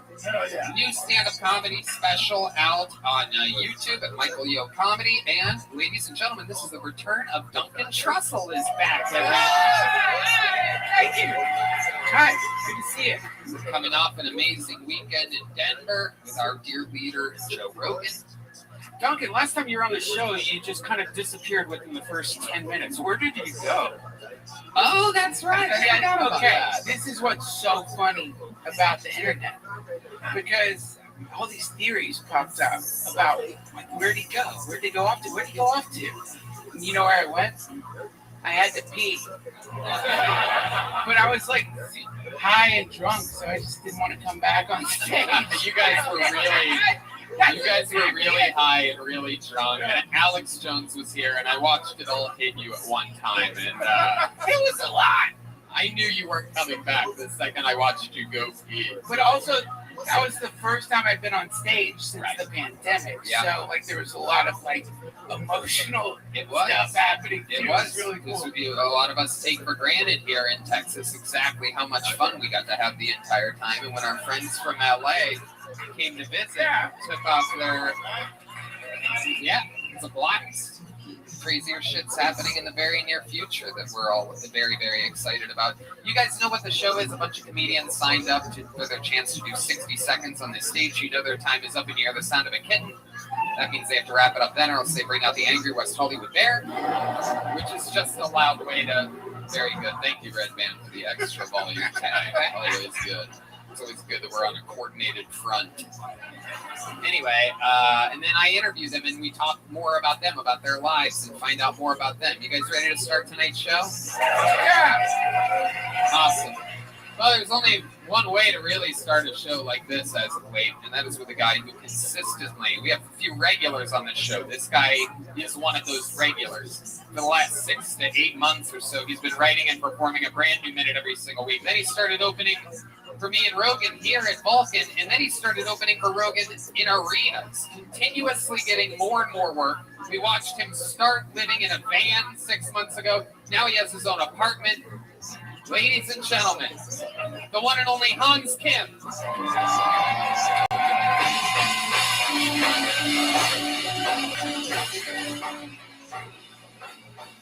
Hey. My girlfriend was like, Hans, if I got into a horrible car accident and I was disfigured for the rest of my life, would you still want to date me? I was like, wow, that's so true. We really do need to improve highway safety. I get in trouble because I stare at women in public a lot and in private too. Because to me, a beautiful woman is like a breathtaking scenic sunset that can yell at you. It's like a mountainside with pepper spray. It's like a beach with a boyfriend. So you can't take a picture, even though you kind of want to take a picture sometimes.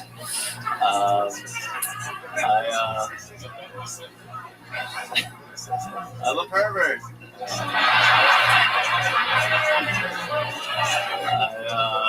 I think it's funny that they separate snowboarding by gender because they all look like a pile of jackets. You know? In this pile of jackets, there's a vagina, so its flips are worth more. That's my time. Thank you, guys. All right. Hans Kim showing us how comedy is done. That's my turn. Such a weird art form. Vagina and jackets. Hans, you're out here just smashing, having a blast. How's life going? It's going fantastic. Yeah?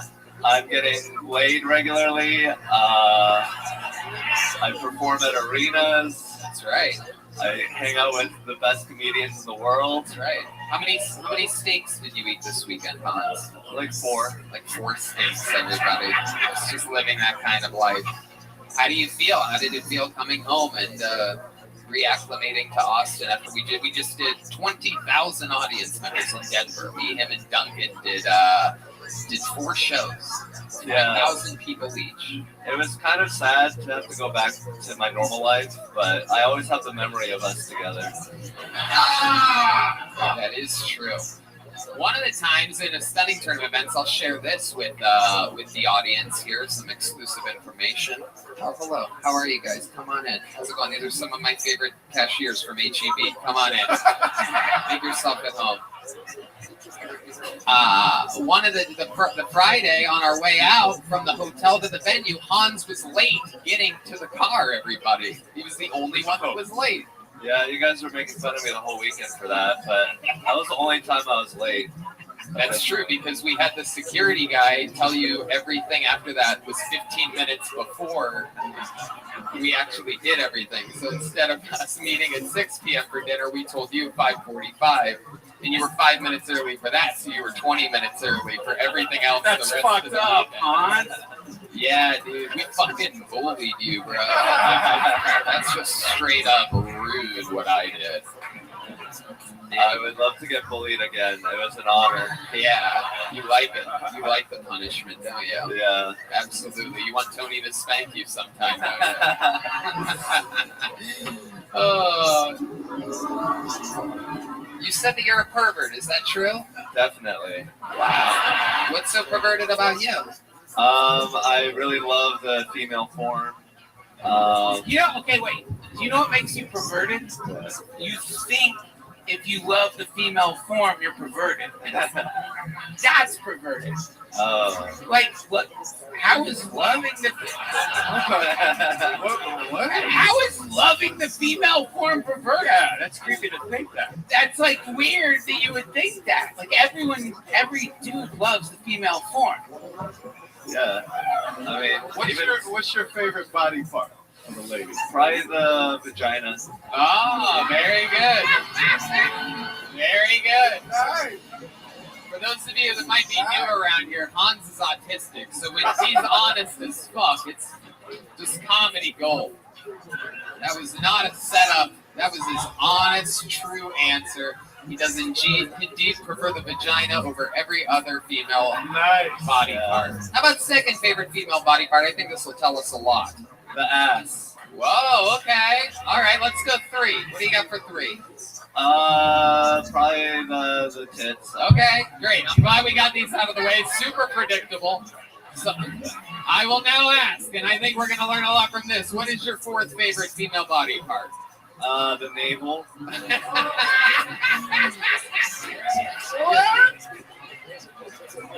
So weird. Belly button? Yeah. Gross. What do you do with the navel exactly, Hans? Explain to us what you do. Do you put whipped cream in there or something? Just smooth it down. Wait, what? Pushing it back in? You're pushing it in? Wait a second. Hold on. Relax. You have a sander or something? What are we talking about? How do you smooth out a navel exactly? Give it a little pat. Whoa. Wow. Look at you. A little pat, huh? And they like that? No, not really. That's why it's number 4. Nothing better than a good old rapey navel pat. Oh my goodness. I feel like a clip of this is going to be on Dateline. Yeah. Known pervert, Hans Kim. Wow, you really are a pervert. Yeah. Your first 3 answers were good, but that navel's creepy as fuck. Yeah. Is that what? Let's just say you did murder women. If you did murder women, would you say that the navel might be the body part that you like to keep, like on your wall or in your collection? What? You have to now pick a body part to keep of the women. If you murdered women, what body part would that be? Probably the eyes. Jesus Christ!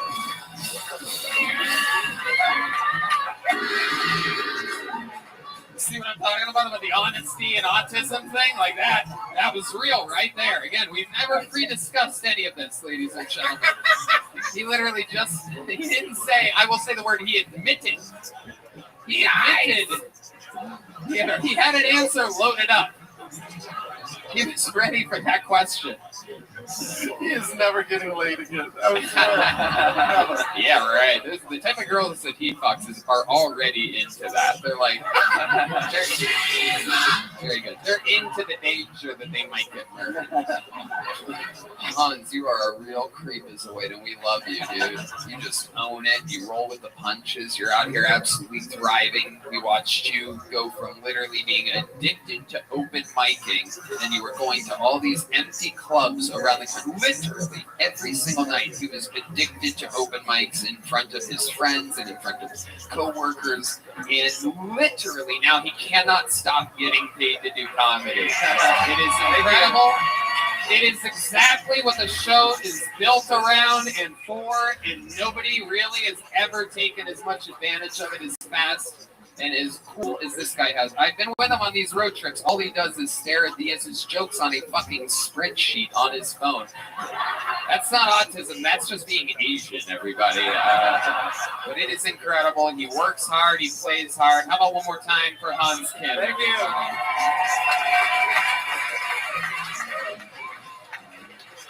All right, we're going to the bucket.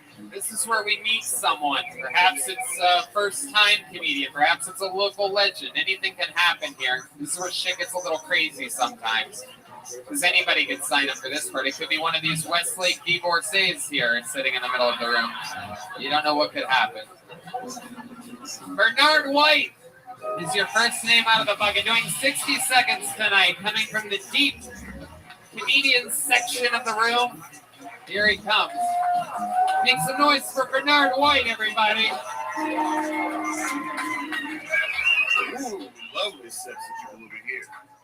But Bernard White, it's not the whitest blackening you've heard in your life. Like, fuck.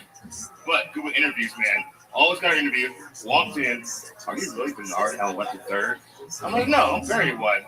Us whites all look alike. Truthfully though, man, I changed. Truthfully though, I changed my name to Whitey as a bouncer and as an upstage here, you know. But as a bouncer, it was amazing because other bouncers were like, "Yo, you're missing your wallet and keys? What's up to Whitey over there?" Oh, I love that shit.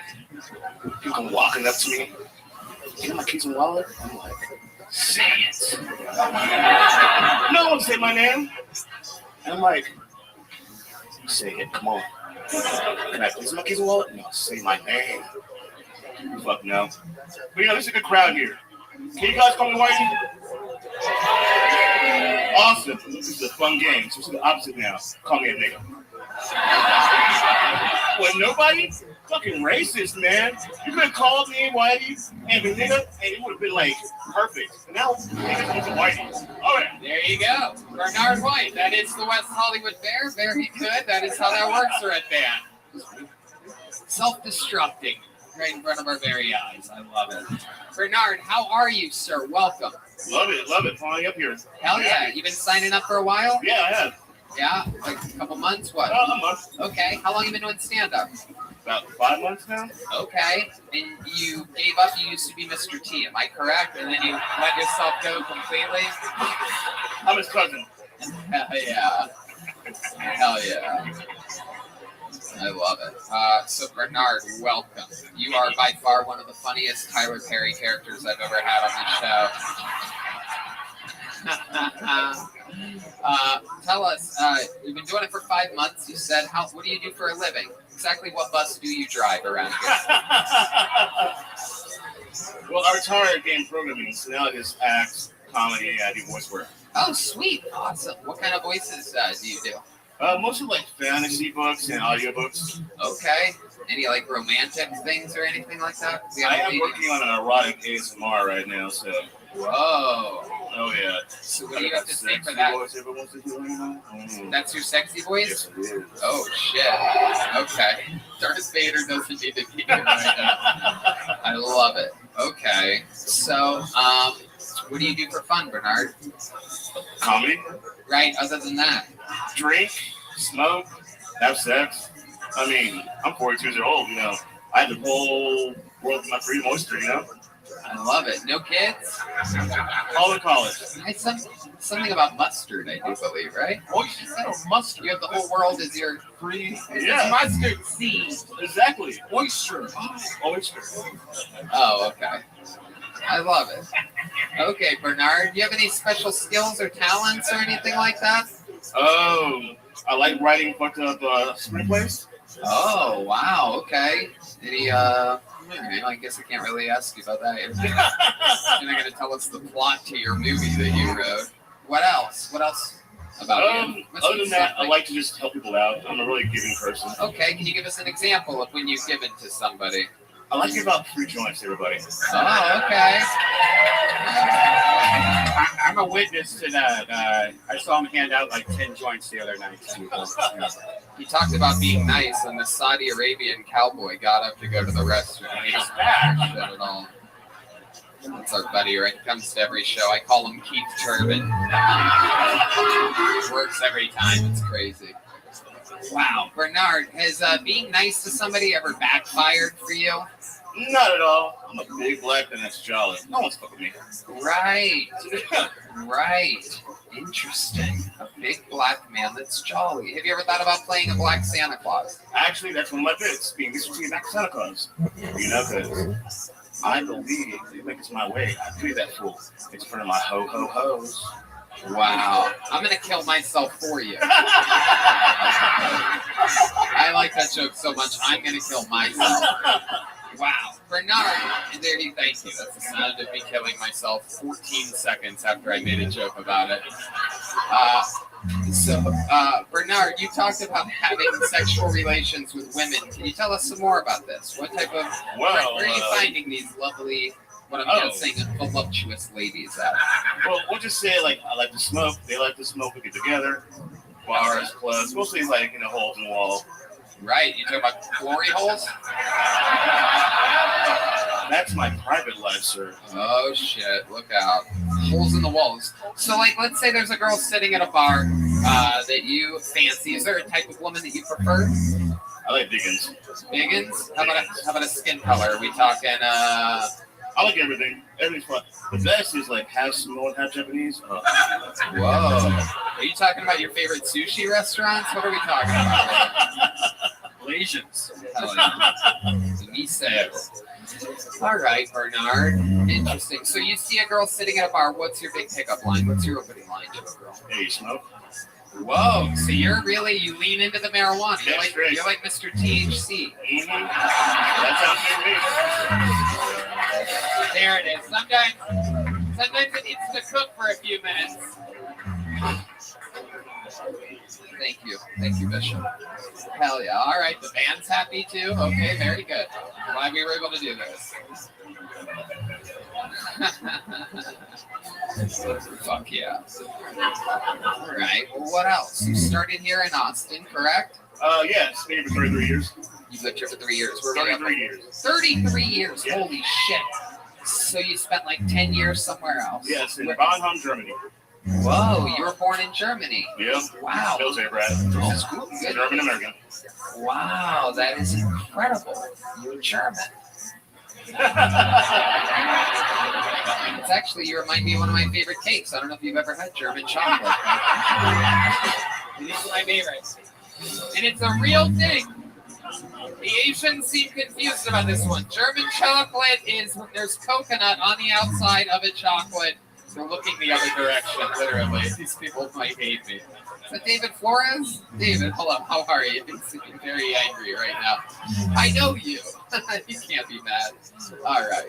That Asian girl hates you. Yeah. She really hates you. Blink twice if you speak English. Oh, she's laughing. She's laughing at that one. Okay. All right. Very good.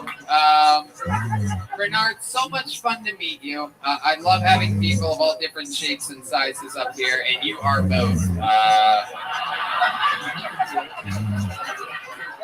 We're going to give you a joke book. Congratulations. 5 months in the game. Bernard White, everybody. There you go. That's a bonsai, handmade, Texas leather joke book. I'm going to pull another name out of this bucket here. Let's see what happens here. All right, make some noise for Jay Valdez, everybody. Jay Valdez is next. Uncle Tony, here he comes. He has a steady job. One more time for Jay Valdez, everyone. What's up, folks? Hell yeah, guys. If you couldn't tell, I used to be a collegiate athlete. Thank you. Your silence does wonders for my self-esteem and erectile dysfunction. I appreciate it. Sir, what sport did I play in college? If you say oh my God, you said soccer. Find me later. Sir, what sport did I play?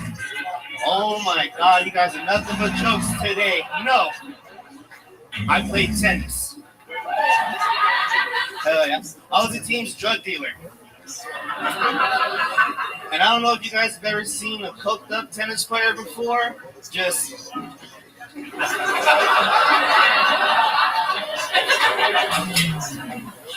fuck, that's high. Try again. Fuck! Let's get it going. Good game, good game, good game. Man, white guys will put anything up their nose if you crush it. Thank you. Yikes!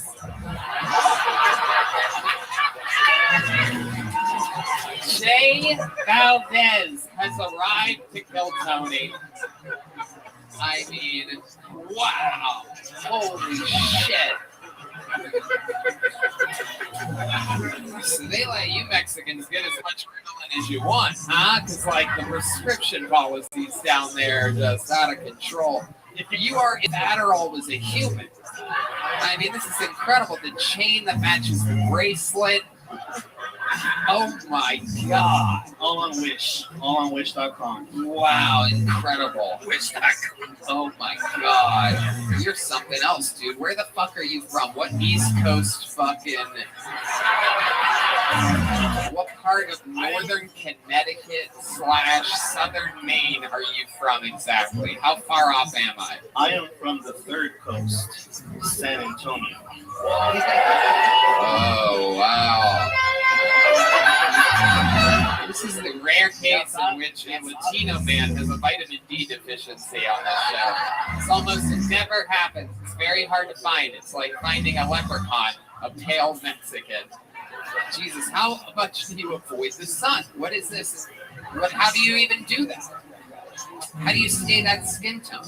It's a talent, really. It's a what? It's a talent. It's a talent. What? A what? It's genetics. Oh.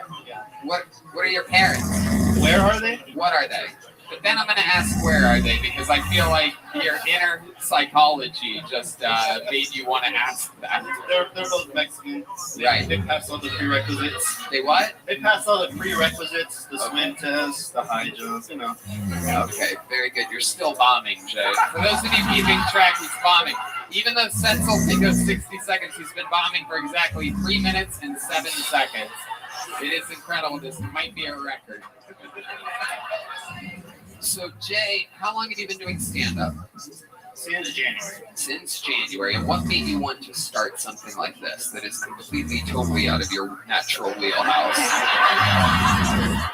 I was a paramedic for 10 years and said, fuck that.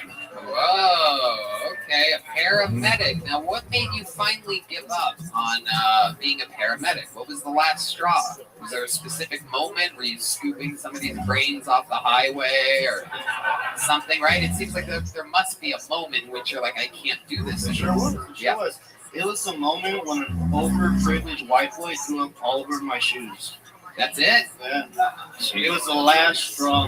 All the other things were easy, the heroin, the shootings. It was the vomit from the white guy. Wow. Was it specifically because if it was white? What if it was a black guy?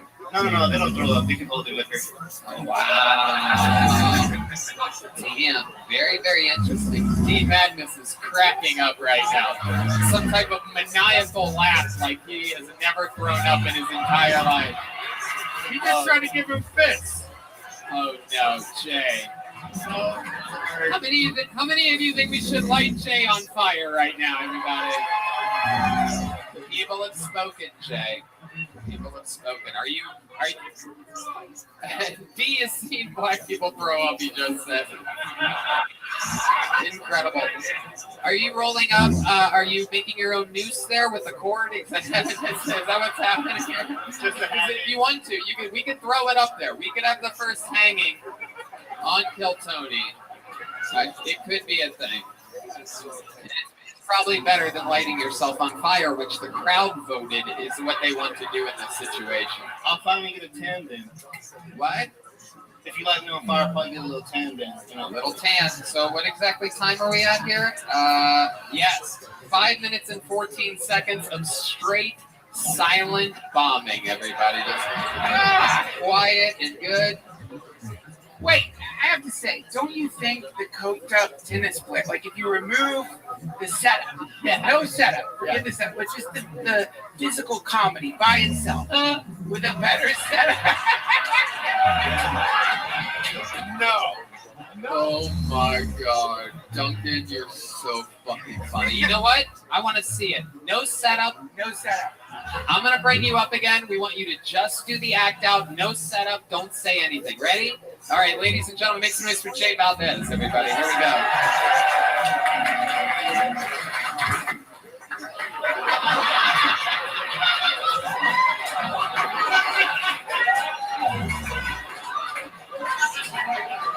Okay, I got the setup. It actually works. Well, what's the setup? The setup is my grandfather was a famous tennis player, but he has Parkinson's disease. It's just what it looks like.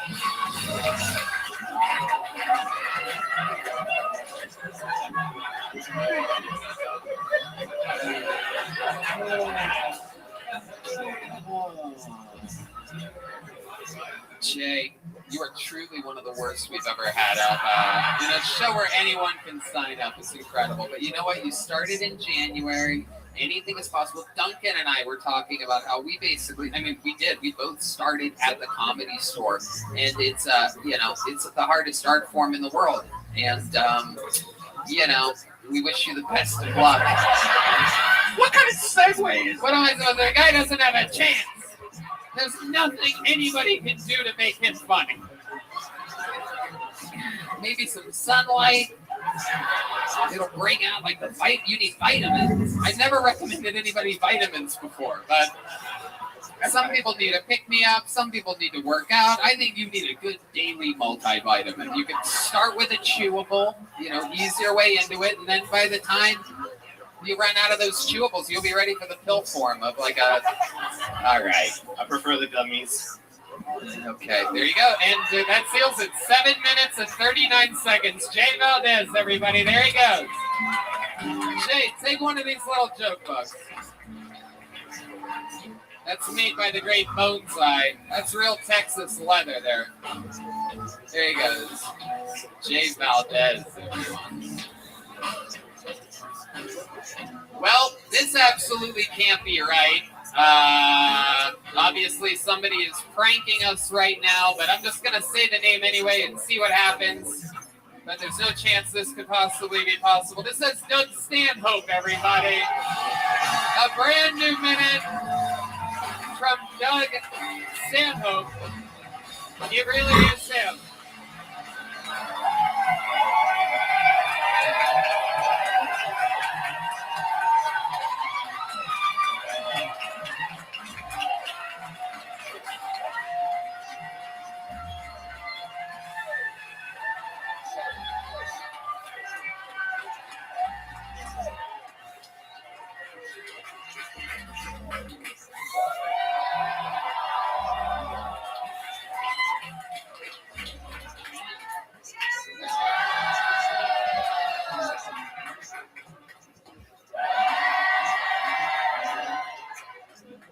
That's been all my time. What'd you think?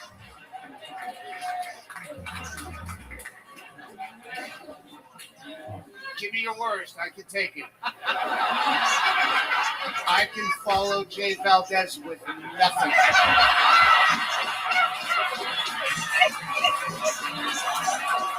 Thank you very much. There's real comics that are trying to actually get some stage time, but I just needed to hear that. Good to see you. Doug Stanhope, everybody. Wow. Just one of the best in the world, just dipping in for a second. Come on, people, make some noise for him. It's Doug Stanhope here in Austin, Texas. We want to hang out with us? Yeah. Smoke, hang out. Doug's going to grab a seat up here with us, everybody. Only because I saw Red Bank and Smoke up here, so. Wow, this is so exciting. I'm excited to be here. My goodness. And feel free to play with the soundboard all that you want. It's going to be exciting to have somebody over here that has comedic timing for the first time ever.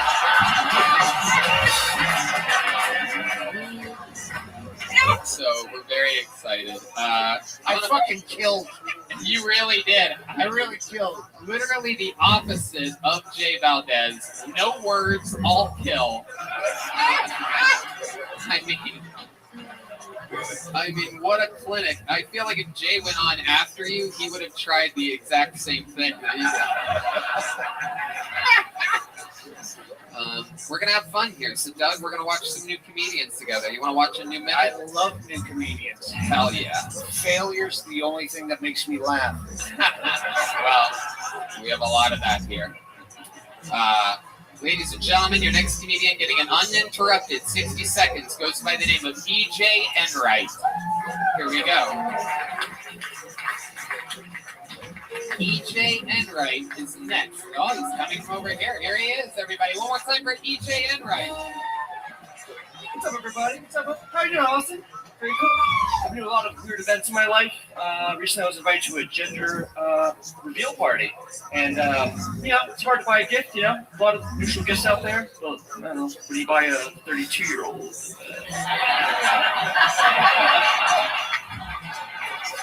I always wonder about how I'm going to die. You never know what's going to happen. You never know what's going to happen, man. Like, you're going to die. You know what's coming, right? My girlfriend said she wanted to die in her sleep. I mean, my ex-girlfriend. My girlfriend loves tanning. She goes tanning all the time. She says, the darker, the better. That's why she keeps saying that my kids are black. Have you guys ever seen the black version of Annie? It's a no, not one. That's all I got. All right, perfect. E.J. Enright with a brand new minute. This is your first time on this show, right, E.J.? Yes. Okay, well, welcome. Very good. Okay, all right. We noticed that you kept staring at your wrist during the set. Is that a suicide attempt that you were looking at? Were you trying to... Making sure it's the right way? No, it's my first time doing stand-up. First time ever doing stand-up. How cool is that? One of the great legends of the game, a fucking beast, Doug Stanhope is here. Doug, what do you think about that? Do you remember anything about your first time? No, I do. I do remember my first time, and it was a horrible. And it was a really shitty bar like this. But without you judging me.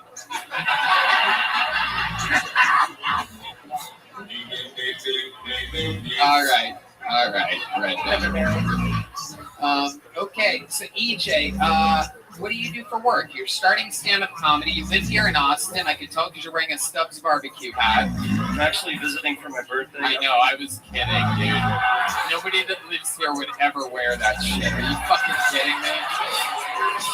That is the most touristy shit. What, did you just go watch the bats and then come here? Listen, this fucking guy. Standing under the bridge with his Stubbs hat on.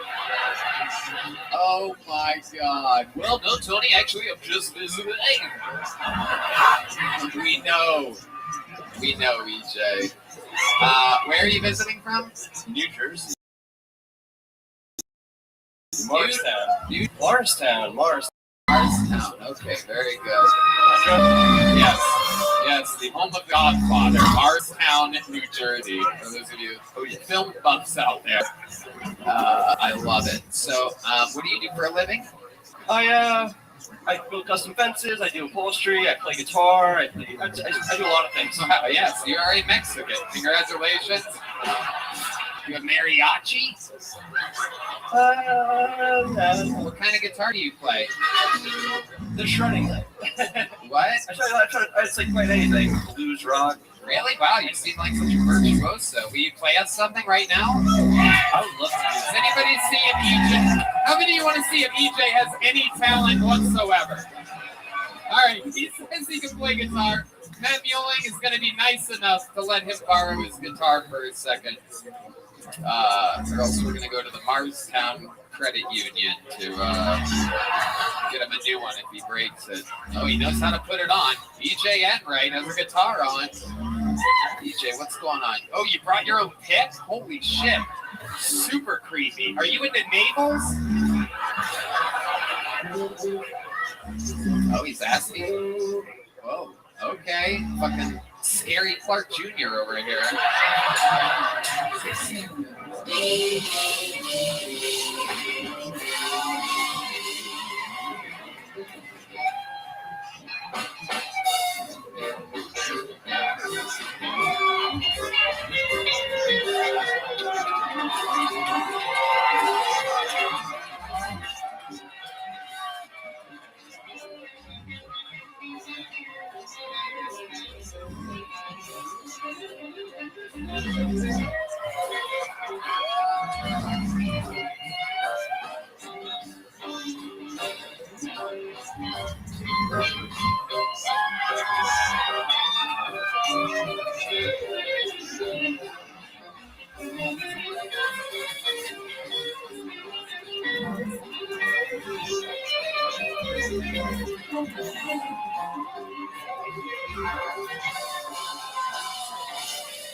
Wow.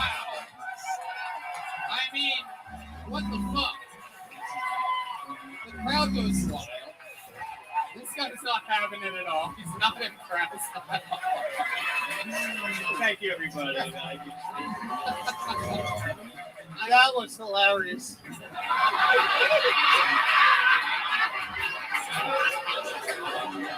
Oh my god. EJ, never do stand-up comedy again. Why are you doing I that? love you, Tony. I can't believe we got to watch your first and last time as a comedian.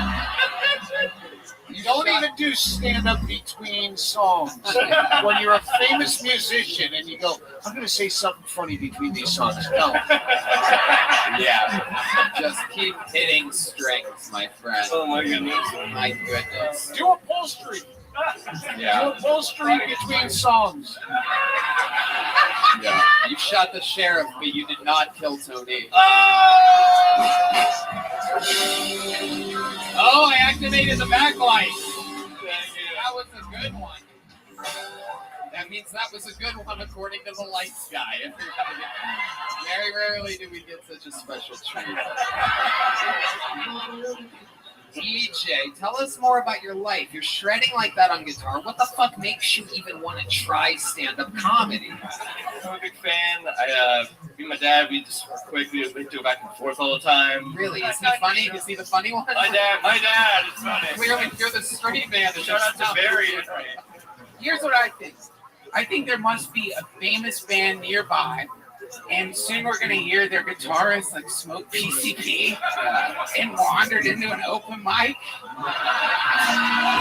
That's what I think it is. I think it's Okay. Yeah, EJ, what are you doing here? I'm just fucking raging. Are you part of a band? Are you your own musician? What? How do you? I play in new groups. I like record bands. I do audio engineering. I play music. But, You ever sing? I did Right. No, I believe. I got good pitch. I'm not the singer. Tony, I sing like I do comedy, Tony. EJ, what do you like to do for fun? Tell us a fun fact about your life. I like playing pool, drinking beer, smoking weed, and I don't know. I just like enjoying the moment. I like try to do everything I can. I try to hang out with many people I know, make friends. I love people. Wow. I dragged a bunch of my friends down here to Texas to come to the show. From Marstown? From Marstown. And you say that you're moving here? Is that what you said? Did you say that at some point? Way more gigs here. Way more what? Way more gigs. Oh, is everybody else here gigs? Yeah. What did I say? What is it? Really? That's quite the Freudian slip there. Yeah, gigs. No, big meaty gigs. It's, some of those good old girthy gigs that I'm doing. Long and hard gigs. Anyway, EJ Enright, congratulations. You absolutely are an unbelievable guitar player. Thank you, everybody. He's the one. Come on, give him a big Texas send-off to Lordstown, New Jersey. Here, take one of these, EJ. We're running out of small joke books very quickly here tonight. You guys want a special treat? Well, in the history of this show, in almost 600 episodes, we've been all around the world, and only, I think, 7 or 8 times ever has anybody ever won a thing called a golden ticket, which means that they had such a good set and such a good interview that they get to do a spot on Kill Tony literally any time that they want for the history of the show. This young man has been a golden ticket winner for years, and he's from Phoenix, Arizona. This is his first time doing the show with Vulcan. Make some noise for Tristan Bowling, everybody.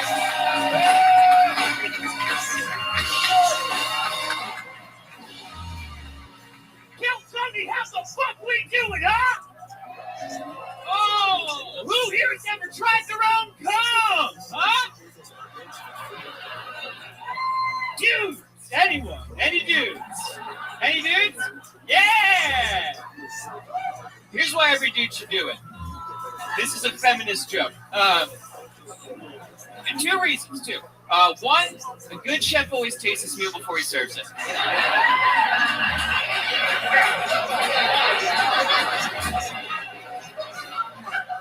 It's polite. Second reason, if you're ever with someone, boy, girl, whatever, and they're like, hey, this doesn't taste good, you can be like, au contraire. All right. I tasted my rough draft, now it's proof for you, bitch. All right. It's not good, but I'll fucking shoot in the air, catch it in the air like a seal. Like, I'll fucking prove a point. I'll dip a fry. My name's Tristan Bowling. Thank you guys so much. Wow. Like a true golden ticket winner knows exactly when his 60 seconds is up. Another brand new minute from Tristan Bowling, a young man we've gotten to watch sort of completely grow up. I know. Right in front of us. I'm almost 24, Tony. Look at you. I've came to the lady. It's crazy. It's unbelievable. I don't like how he calls men bitches. Just because he eats your cum doesn't make him your bitch. Some wisdom from That's some Duncan Trussell shit right there. He who eats his own cum is I am my own bitch. I eat my own cum. It is true. May I ask you something? Yeah, please. Have you really taken your own cum? Yeah. We're all midnight scientists at one point, you know? Midnight scientists! You got it. Okay. What kind of chemistry set are we talking about over here? Water wet. Why did you do that? I mean, curiosity kills the cat, my friend. I know.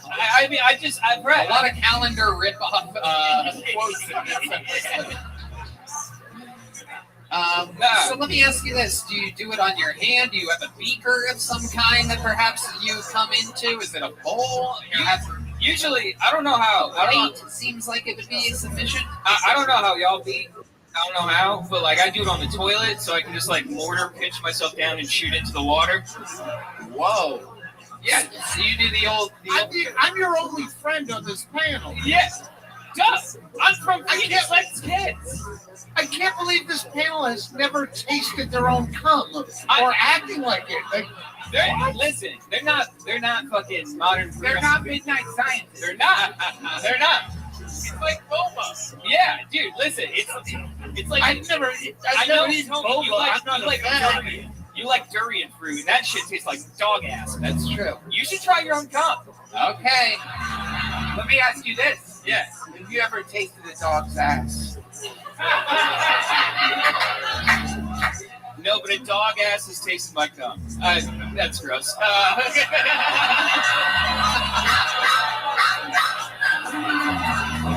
is why he's a golden ticket. Buckeye, okay? We found him when he was 20 years old, everybody. Look, he's the only guy I know that performed at the Comedy Store on his 21st birthday. Big shouts out to Mommy. She drove me. She did, all the way from Phoenix. Yeah, they're moving around here soon. Oh, that's great. Yeah. I love your parents. Yeah, my dad just got a job down here. Right? Yeah, he's working for 2K Games right now. Okay. Yeah. Always be branding. Yeah, I know. Yeah, I get money. And you have style, you dress like that. Yeah. How's that working out for you? I got a girlfriend. I moved in with her. Wow. Yeah. Look at that. Shouts out Haley. Hell yeah. Lesbians are thriving right now. Yeah. Incredible. She watched Euphoria and she's like, I'll fuck that one. All right. Love it. Absolutely. Hell yeah. Beat me up Pete Davidson over here. I like it. So you're living with a girl. This is your first time living with a girl? Yeah, it's the first time I've ever been outside of my house. So tell us what that's like. What are some things that you've noticed? Clearly, you've already started partaking in wearing her clothes. So how dare you? How dare you? She did buy this for me. But, I bet. So what's been going on? Tell us about living with a girl. It's cool. It's weird. She shits with the door open. Oh, she really likes you. I know. I don't know. It's like a dominance thing. It's weird. She doesn't like. I want to get her a squatty potty because she puts her feet on the toilet seat like an owl. Are you serious? Not even fucking. It's like a gargoyle. She goes full goyle. Like Sigourney Weaver at the end of Ghostbusters 1. She's dropping pellets, dude. She's a fucking owl. Dissect them. There's rabbit pellets in there and shit. She's fucked up. Oh, shouts out Haley. She's gonna be thrilled watching this. Oh my goodness. We know how you move. Stop. Close the door. Fuck. Dude, every time I see her pooping with the door open, I'm like, hey, you making room? You know, anal? Right. All right, Red Band, thank you. A master of his craft, Red Band has pulled out his fart board, everybody. The artiste that he is, Brian Red Band, is still back there. I love it. What else has been happening in life? Anything else before we let you go, Tristan?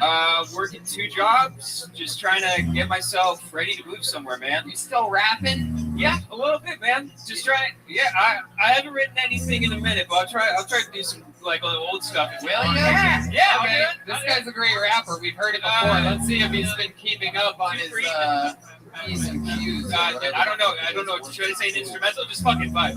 Wow. Confident. Swagger. This is Tristan Bowling, Golden Ticket winner. All right. I see motherfuckers crystal clear, I am clarity. All these comics, when I step on stage and fucking spare me. His face is kinky, pacing, going downhill like the Pharisees. I mean, my Turner with the burners, walking like the parakeet. You see, holy bitches, they fucking with me, and I pull them up and I'm not in the beat. I'm sucking the deal like it's wasted. Treat it, face of the Trinity, great place of the beat like a face of my meat. The left of the purpose, the hook of the sheets, and I'm rolling the wood, and I'm up to the sleep, and the vibe of the food, and I'm up to the lean. And the going away, take the tree, the look at all over the green. Work the rest, and bitch, I'm over it, kill the focus, I mean, hey, don't even pony, hey, yeah, holding clean. Hey, yeah, brother will go, eventually close and go full of steam. Wow. Woo! My goodness. What a fun night! It all sounded like it was real words the whole time. I'm pretty sure you I went fast. I know. That's like. Oh wow, that sounds like a real rap fan over there. This lady with her hat drove all the way from Round Rock to be here tonight. Rap connoisseur Linda from Round Rock has arrived, everybody. Wearing her finest red. Yes, yeah. Is that Kid Rock? That's Benet Ramsey right there. That is correct. Red Band's correct. That is it turns out she's been alive all along. It is John Benet Ramsey, everybody. Alive and well, wearing her best pageant hat. Oh my goodness. A hat like that on a Monday. What the fuck do you wear on Fridays and Saturdays, lady? What the fuck is going on over here? Holy shit. Why the fuck you come out looking like Zorro? What? It's your husband's birthday, so you wore the hat? Wow. You busted out the fucking hat? Lady, you're getting roasted by a boy old enough to be your grandson, right? Hey!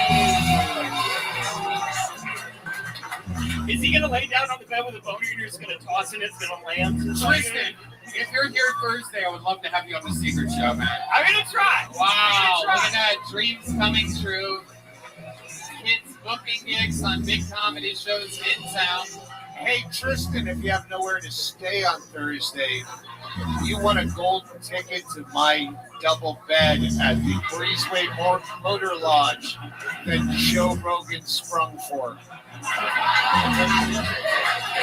Dude, CD pajamas, we'll watch ghost movies. I'm fucking down. We'll eat our own cum while we watch each other. Yes, beautiful. We can pour comes in vials, switch it around, and see which one's which. I prefer pre-cum. Okay, that's fair. It has more semen. All right, I'll leave. All right, Tristan bowling, everybody.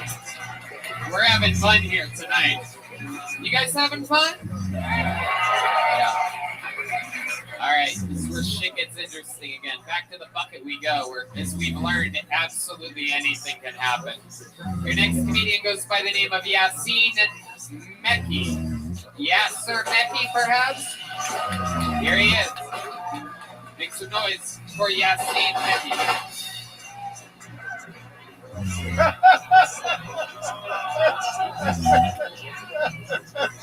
How's it going? So I'm Arab, was raised Muslim. I'm not very devout. I'm not gonna, suicide bomb the fuck out of this place. Don't worry. I'm not devout. Sorry, God. I'm not on board. I'm not with that.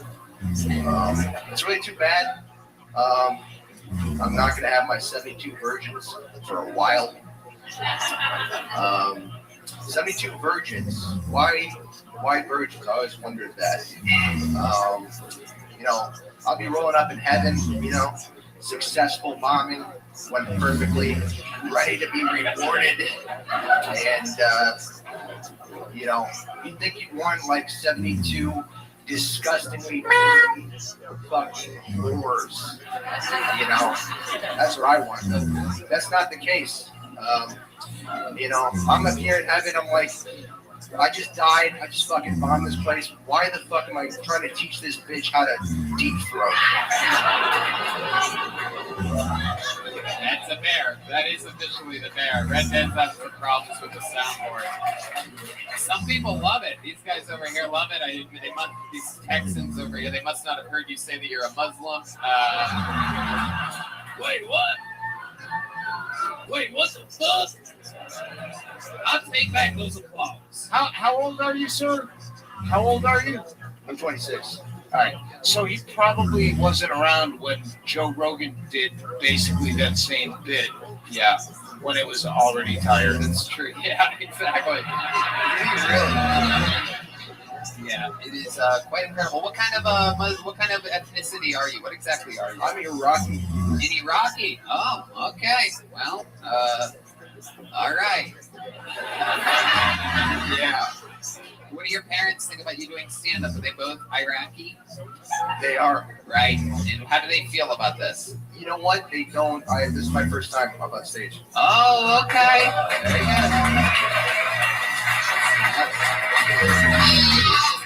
Well, that's also the last comics bit. You heard that sheep. You just got hard as a rock. So, hard as I rock. Hard as I rock. Iraqi people have sex with animals. Is that the correct stereotype? That's absolutely true. Boom. Nailed it. Oh, thank you. That is the penguin of truth right there. Tony, why don't you steal your own bit about he's also as pale as the pale Mexican? That is true. A lot of pale, dark ethnicities up here today. A lot of. I blame the lighting guy. Why do you think you're so pale? You're very definitely the palest Iraqi I've ever seen. Yeah. Do you think that you people are forming, like evolving whiter so that you can get through TSA faster? I was going with he didn't want to be stereotyped in movies. Yeah, it's very, very brave of you to come up here telling us that you're Muslim and Iraqi. We would have thought you were from fucking Portland. You know what I mean? You could be an Antifa very easily. See, this lady here agrees with me. She's very, very. Can we get this girl a pair of headphones and a microphone? It's very exciting. She's very into this right now. What do you do for work, Yassine? You know what? I'm in school. Oh, you're in school. What do you say? Flight school?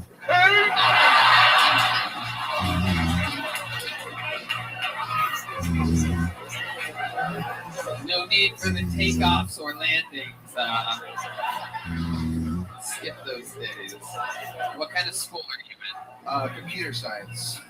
Theater science? Computer. Oh, that makes more sense. Okay. Computer science. So what are you hoping to do with that? What are your plans? You know what? I'm just trying to make money with that. What are you going to try to do? How are you going to try to make money with that? You know what? It's not really what I want to do fully. I want to be an esports player. An esports player. Now, what exactly does that mean? What's an esport? It means I want to professionally compete in video games. Oh, okay. And are you good at video games right now? Yeah. Your skin tone tells us that you should be. You have that vitamin D deficiency that a lot of Red Bands fans Why do you think he has vitamin D deficiency? You know what video games is? It's inside. Red Band still doesn't know what a vitamin D deficiency is, everybody. Even though literally doctors have told him that he has one, he doesn't know. Where do you think you get vitamin D, Tony? From the sun. And where do you think you play video games? Indoors. Red Band literally just absolutely pulling a fucking Ray Valdez up here. Jay Valdez. It's Jay Valdez being completely out of touch with what's happening. It's almost incredible. That's what I said, is that your skin tone would lead us to believe that you are a video game player. You do play a lot of video games. You don't go outside very often. No. Correct. Thank you. He looks like an MMA fighter who started before training. I'm going to wear the garb and then learn to fight later. You look like you're wearing what an MMA fighter would wear into the ring without any of the skills. Yeah, just put it off. You look like if you're in the UFC and you want to fight the WTC. Okay, most people don't know that stands for World Trade Center. It's a building that was brought down by Middle Eastern people, clumping them all together for the sake of that joke. Thank you. So Tower too soon. I love it. What's your favorite part about Islam? Islam. Well, you know, I think it's an all right system. Somebody called the police. All right system. Just generally, you know, just be nice to people, treat them how you want to be treated. I mean, it's just like a system. They get people on board because, like, this is the absolute truth. They're like, okay. And then it's just... Are we in danger by listening? Like, you know, spot what happened because we listened to you? Yeah. Are you serious? Sorry. You're really fucking intense. You're really fucking intense, man. Yeah, what's the naughtiest thing you've ever done? Naughtiest? Yeah. You know what? I don't know, man. I went to a grocery store and I stole a candy bar once. Ooh, wow. What kind of candy bar was it? Butterfingers. What? Butterfingers. Ooh, Butterfingers. That's two candies. That's plural. Yeah. There was multiple in there. You said Butterfingers. How many Butterfingers did you take? Like if it was Kit Kats, that could be one unit. No, Kit Kat is also singular.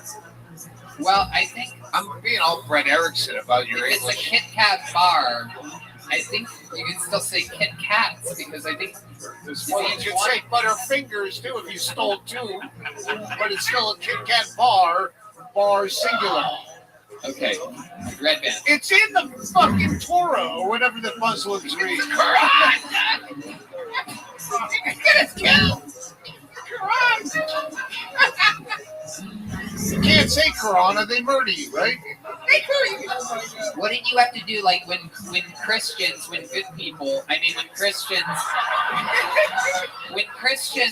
commit, like, a sin, like stealing Butterfingers, they have to do, like, 10 Butterfingers or something like that. What did you have to do? Did they make you do, like, You know what? I'm good. a beheading or something like that? Or Oh, shut up! edit that out. Shut the fuck up! Edit it out, Red Band. Seriously? You know what? Thank Christ we're faced towards Mecca or we'd all burn in hell. Somehow it's pretty good because Islam's got a system where if you go to Hajj, you're good. Like everything's erased. For any Muslims listening, I think it is the greatest religion. Yeah. And no religion will be better ever. If you do a spelling bee, I can spell Hajj, and I bet no one else here can. Okay, let's do. How many do you think we should do a spelling bee right now? Spelling the word Hajj, ladies and gentlemen, the great and powerful Doug Stanhope. H. You have to say the word, and then you have to start. The word is Hajj. It means pilgrimage to the home place. Mecca, yes. H as in apple. A as in Hajj. J as in I gotta jet the fuck out of here. E. Hajj. H-A-J-E. H-A-J-E, is that the correct spelling? No. Wow. Oh, shit. Wow.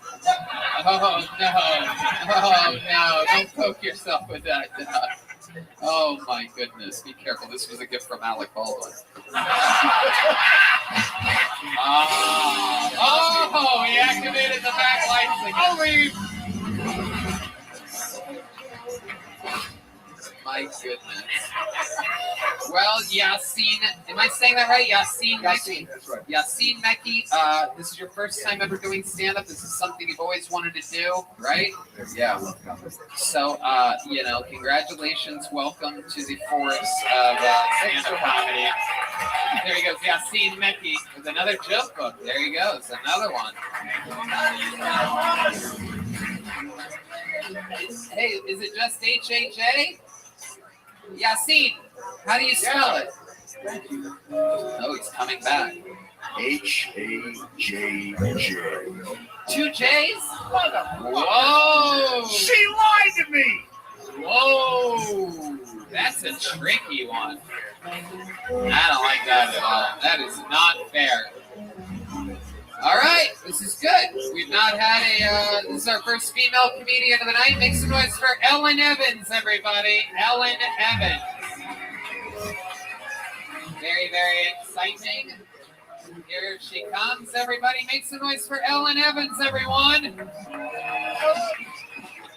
hello! I love this city. As soon as I got out of my car, I got bit by a mosquito. That's awesome. I wonder if God would ever come out of heaven one day and say it's pronounced Jod. I would be like, oh my God. My Google Home came out as hey and okay the other day. And I just want okay to know that I support hey no matter what. Do you ever do your dogs dirty by giving them really dumb voices? Like they're looking at you, they want to get fed, but then you're like, you gotta do the voice. But then it's you, and you're like, oh, the food.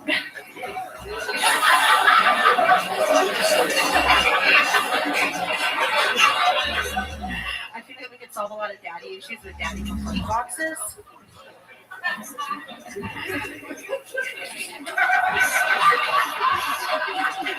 People always get caught doing true crimes. That's why I do fake crimes. I'm scared of fish, which is why I'm just curious. Thank you, that's my time. All right, Ellen Evans. Hell yeah, Ellen. How long have you been doing stand-up? It's my first time ever. Wow, our first time ever. Hell yeah. That is incredible. It is just, this show is incredible. Her first time ever, she's already as funny as Amy Schumer. Absolutely. She's my idol. I love What a her. real pool of talent we're finding here tonight. Ellen, here, you're doing it your first time ever. What made you choose here now today? My husband really liked the show, and we were coming to Texas. When you say liked the show, He put it on, and I was like, okay, what is this? But then over time, I got into it too. But he's been watching it, podcasting it in the background while doing work, pretty much since the beginning of this year. So I've been learning it, picking it up, and we decided to go to a show, and it was now or never. So here we are. where are you guys from? Oklahoma City. Oklahoma City. So you made a trip down here for this? Yes. I wanted to go see a concert by a guy named Orville Peck tomorrow. So you got a what tomorrow? A concert. Oh. A concert. I think at Stubbs concert? Barbecue Place. His name is Orville Peck. He's a cowboy, beautiful, soulful guy. I love him a lot. So we're gonna go see that tomorrow. Okay. And then we wanted to go see the show tonight. And here we are. Very cool. And your boyfriend, who has been listening to the podcast, did he sign up as well? Yeah, he did. He's over at the bar. Yeah, he has a minute. Really? And has he ever done stand-up before? Wow. No. What's his name? Logan. How many do you think we should get Logan out here? Ladies and gentlemen, making his Kill Tony debut. You stay up here, okay? Ladies and gentlemen, make some noise for Logan, everybody. Here we go. This is a girlfriend, boyfriend. They're on a road trip. Hell yeah. Make some noise for Logan, everyone. Thanks. Once you pop your cherry, your orange is right around the corner.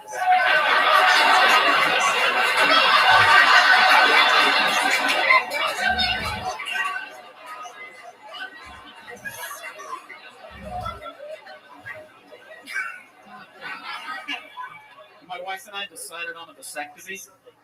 I'm getting a princess cut. Oh yeah, what motherfucker named William decided to call pool billiards? If it were up to Tony, they would be called Tonyards. And Tony sells green beans to children.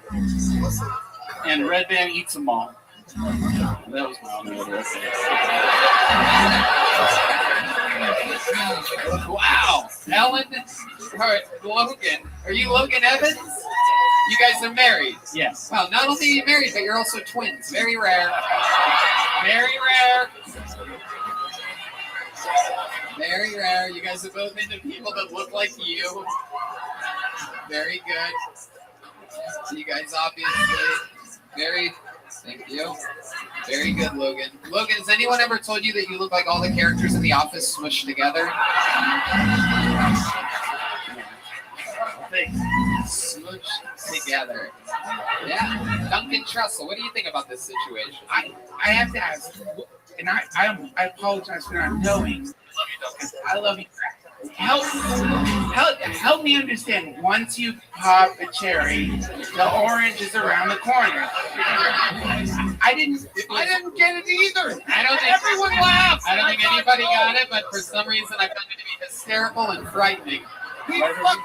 That joke killed, and I was fucking lost. Yeah. Oh, it was her joke. She said taking credit for it. Wait, what do We you decided a long time ago it was my joke. You didn't think it was funny. Wow, you two have been married a while, huh? How long have you two been married? We've been dating since high school, married at like 20. So Wow. And now you guys are in your 50s and really regret it. No, I love it. How long is that? How long have you like been? 5 years. 5 years. You guys are in your mid-20s. You're stuck out in Oklahoma City. What are you guys doing for work out there? You guys working at the same lens crafters, or what are we talking about here? This is fucking dork. I own a small cybersecurity company. Wow, look at you. Look at you. Antivirus meets HPV over here. I love it.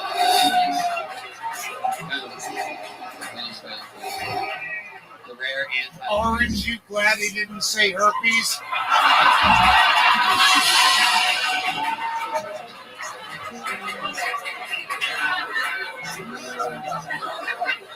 And how about your little sweetheart over here? What does she do for work? What does Ellen do for a living? I actually don't have a job. I get to be a housewife and help my grandparents clean their house. Wow. Do odd What jobs do you for do? people. What do you do at the house exactly? I cook, I clean. Literally, he does like absolutely nothing of that. His job is to just work. Wow. Yep. Red Band. That sound means that Red Band thinks you're on OnlyFans. Is there any? I don't know. No, I'm not. No, thank you. Those girls that keep a hand sanitizer floating off of their fanny pack. Do you want some? It's my Kiki Beach coconut. Wow. Now, that's good. Seeing where that's hanging, my guess is that it doesn't smell like just coconut. Is this salmon coconut? She's laughing. You guys should be laughing. If she's laughing at that, you guys should definitely be laughing. Have you ever tasted your own cum? Say that one time. One more time. Have you ever tasted your own cum? Yeah. Very good. And she's laughing because it tasted like salmon, and it was. I'm laughing because it's true, she says. Wow. So you're a housewife, no kids though. Nope. Yeah, So what do you do to earn that? I'm very confused.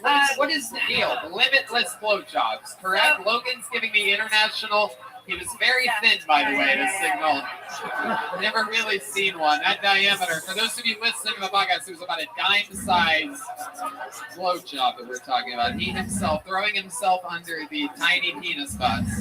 I mean, The old short butts, if you will. we used to live out in Colorado where the cost of living was a lot higher, so I worked for Dell at the time, and I did a lot of security contracts. Oh, What do you mean? No. Hey, what? I used to work for them. I used to work for them. And I just did a lot of like security things for them. But yeah, ever since we moved back to Oklahoma, it's been cheaper, so haven't had to work. Okay, wait, I'm sorry. Yeah. Did you notice how he tried to make her stop talking? Yeah. Oh, sorry. Okay, wait, no. I don't know what y'all are doing, but it's bad. Like these are hackers. Right. You see, no.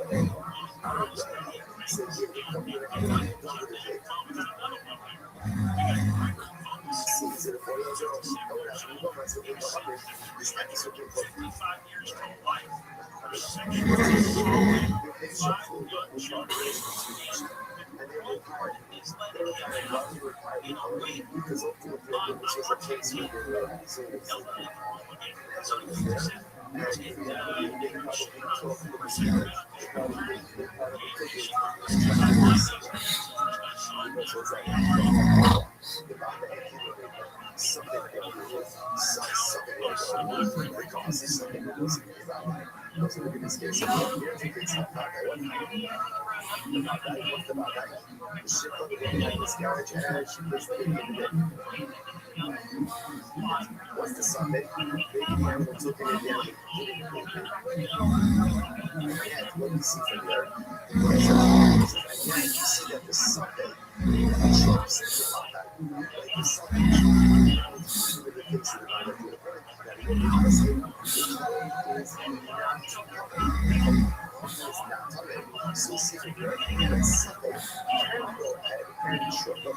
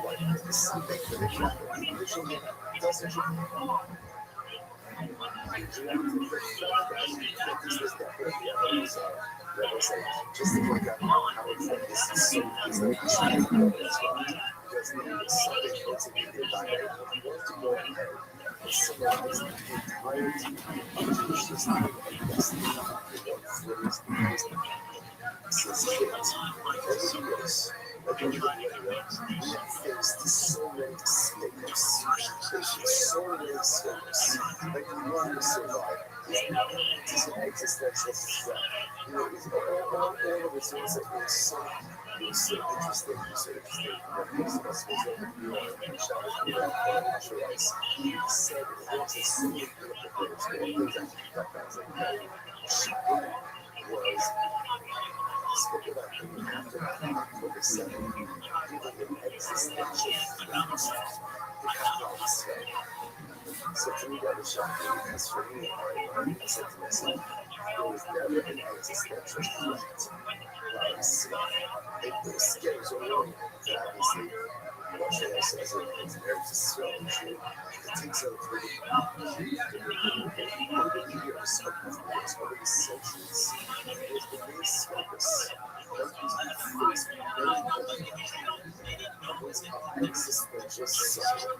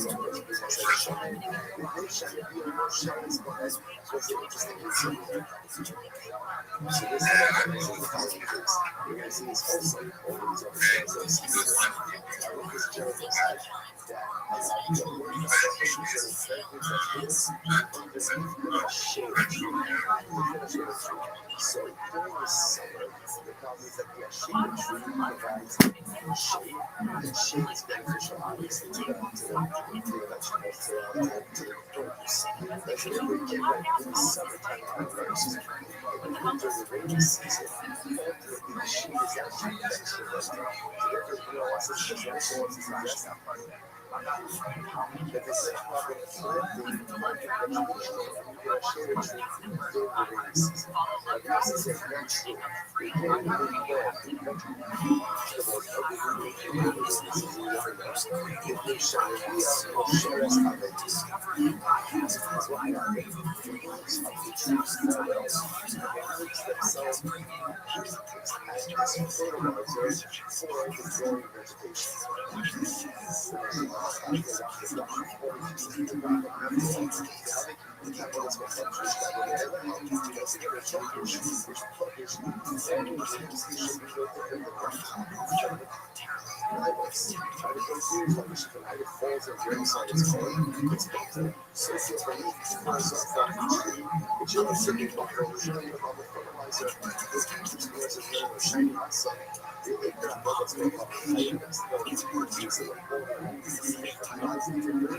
Because the primary part of the knowledge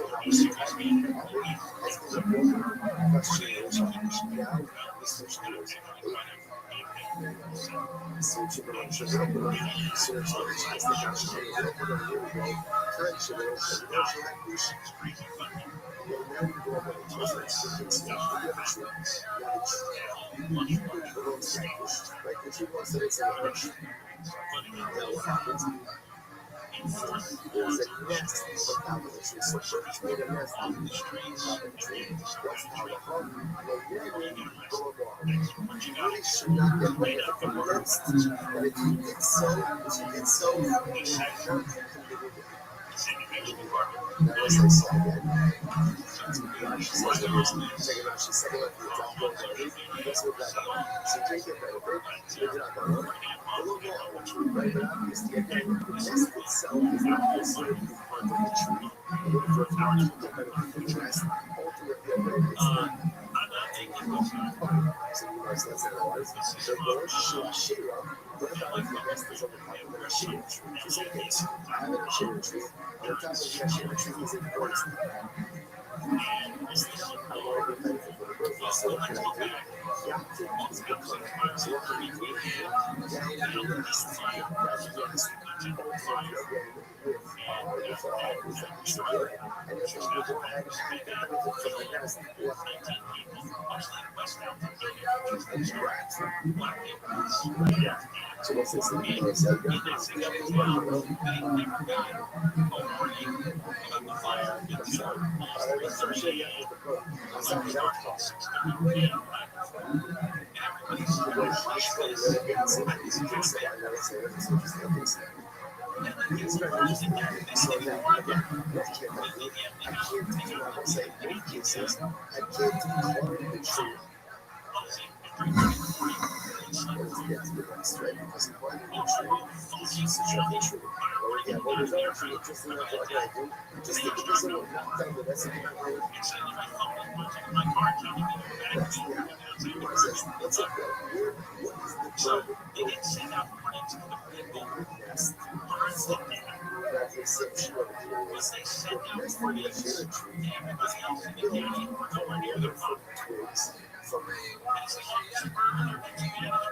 yeah, sure, true. And yet, what does the Bible say? You can't steal the tree, but you can't get better from the rest. But that is the truth. Share a tree. What you see from the place of the earth, that once above the soil of the waves, even on its own, you know, has not been actively broken. It's the sure. So, that's how that's going. It's just so much.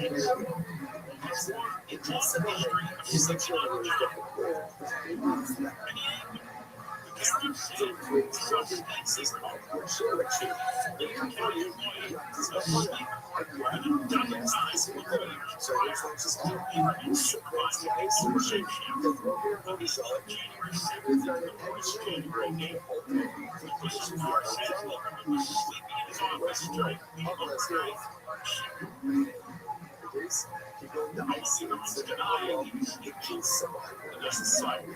That's not a self-based case. So, yes, birds from other traditions. So these are really birds self-protective. They're trees are shade tree, but if you never gather, you should take the nest of the natural tree. Not going to gather the materials only if you get from us. It's an energy source. I said, what's the value of that? Why not look at the energy source? Back in the energy source, the energy source was another one we can say about the birds. Now, about the birds' nest, now you are about the tree. So, yeah, sorry. So again, you can't get, you should never get back from the rest. But if you really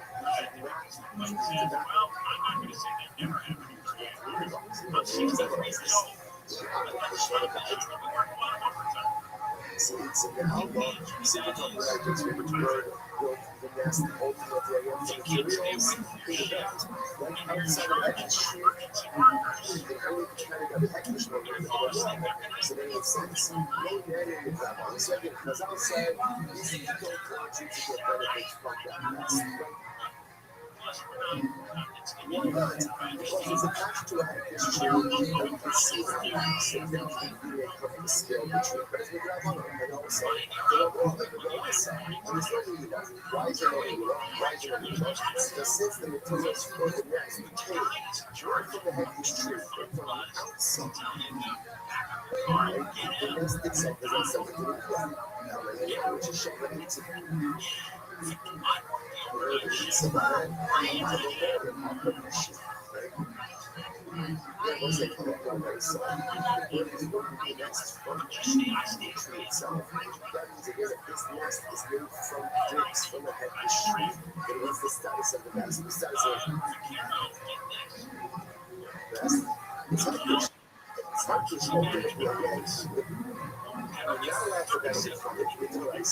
and it's really limited.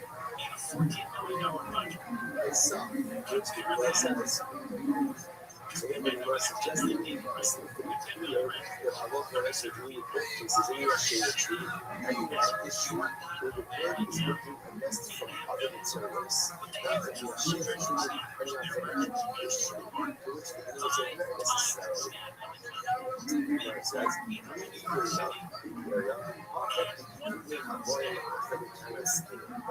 so it's a little it's actually quite possible in both of these cases, or actually in this case, that the bird is making its nest from the actual heckish tree itself. But if the bird is making its nest from the heckish tree, the one that nest has sort of the ice. But what's the says this is what's the case over here? So it's like, this is a fascinating. They will not push something, right? So obviously, the item as it is heckish. What about if that item moves things? Those subsequent words considered heckish as well. So let's for example this. A tree. Not this tree, I'm not this tree, you know, on and then 2 months later, there's branches, there's branches. Are those new branches and branches subject to the heckish designation? That is a good point. That is cool. Do we have that? There's a lot of growth which occurs after the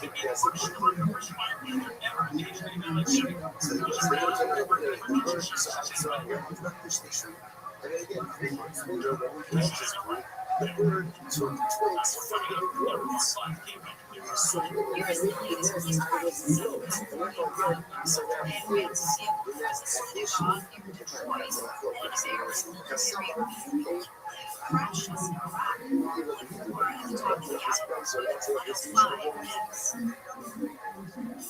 The heckish designation involves as part of the designation. But anything that grows afterwards is not subject to conditions required to progress.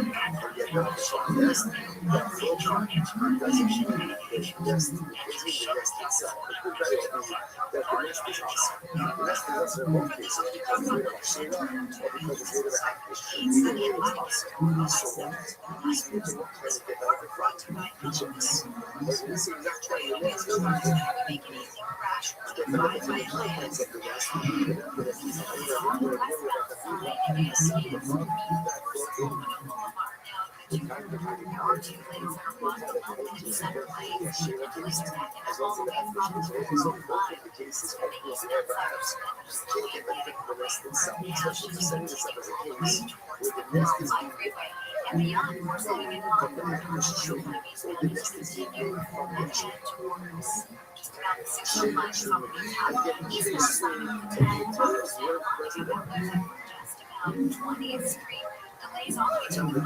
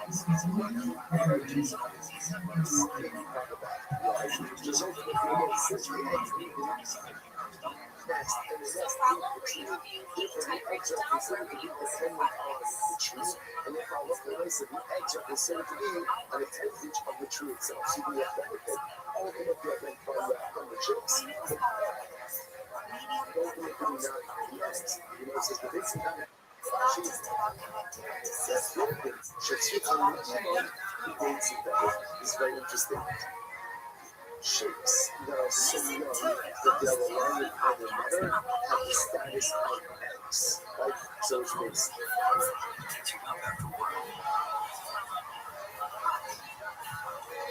yes, because the chicks that require their mother are dependent on the nest. The nest is reliant on the tree, and therefore the rock is on their bodies. They go as that turns out the river trees and the nest on top of the church and the ancestry. The guys who can't stand it to your darkness, right? All the other goes up, okay, you connect on the rest. They want you not to get on the rest, so you can't get back on the rest because there's the majority of the rest that's up the from the share tree or from the upper tree. But can you get benefit? From independent chicks, right? I love when I say Dan's going to be winter. Right? So,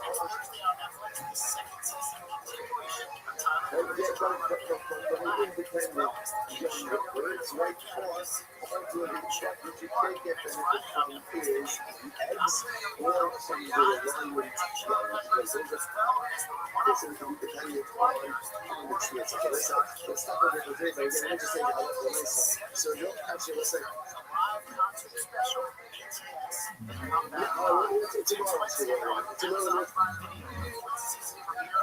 pick up one and just finish off with the comments and reference like this. Like, what are you doing that much? Just really asking us, and then you're for sure, we do that for sure. She's like, what is that?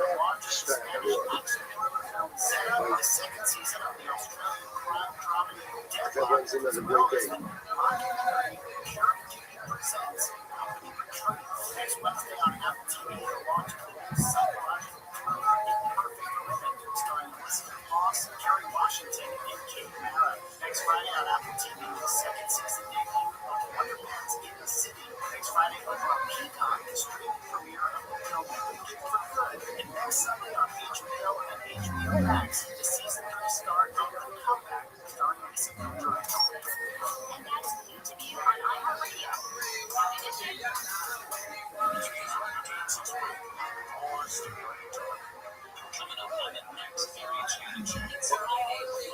All right, so I want to say good morning, Rabbi. Begin by thanking all of our sponsors for this thing, our annual Comic-Con sponsors. Listen to talk about.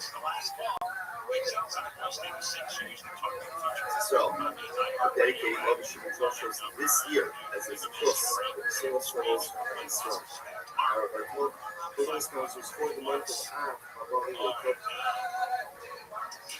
We just told you about how the ultimate fire, the guy in charge of the guy who oversaw the staff. Stephen and Wendy Dreesen, in honor of their parents, Israel Dreesen. Possibly falls asleep on the job. Even Dreesen, as he rose to slide in memory of Stanley Rose's love on the rock. But the one sponsors Andy and Joe Hirsch with appreciation to share the environment below. I really insist that I live with all of their sacrificing and racially overgrown. Ferguson and the film sponsors for today, racially the rest of the community and the lane then was one of the back on the door of all of the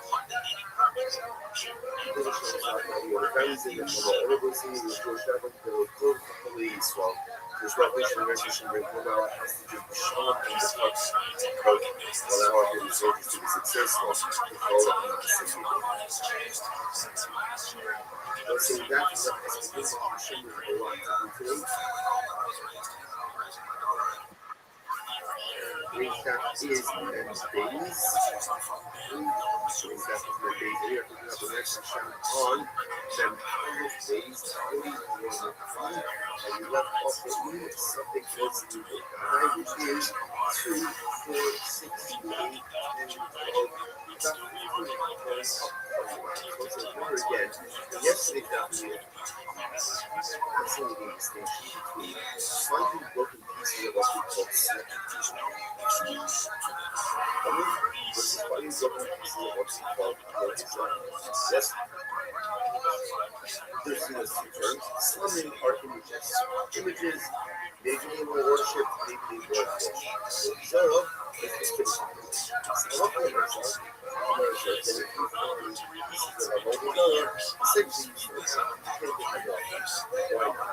Because again, there's a subject of the something.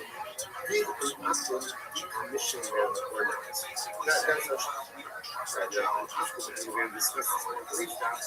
And Apple does have the ability to decommission their now again, then we have my focus of looking at what is do you need active decommissioning or you can even be passive decommissioning. But again, we'll get back to flexible because that's our overarching message here. So the opening says it has to be passive decommissioning, which what says even passive decommissioning. That's the meaning would be if the item falls over by itself and breaks. But for the opener, store an item, according to the extension, was electricity. So it's like again, that's why we say pieces of if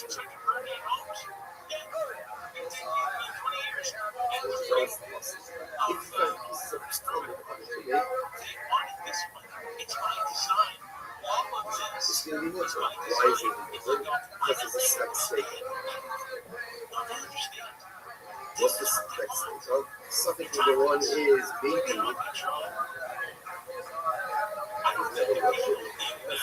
Number two, okay. It was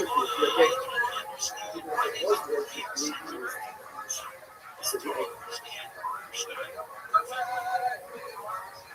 brings us back to the result of this. The reason that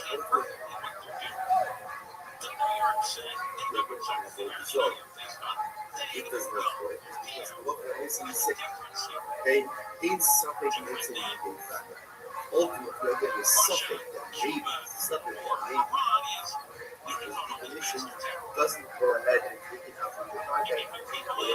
It was a general questions that maybe something was to be done. Is that true? That is something possibility not go ahead and change the reality of face to certainty. What about finding one time the values to be exercised? Commission is the yet we go to the place. What's that coming up? probably died. And again, he turned the video out a special celebration to a member of our share from South Africa.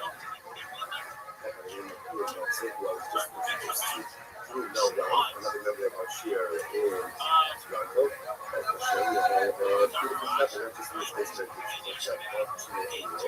So he messaged me via mail, translated the cover a few days ago as so the truth is, it's not really fair definition.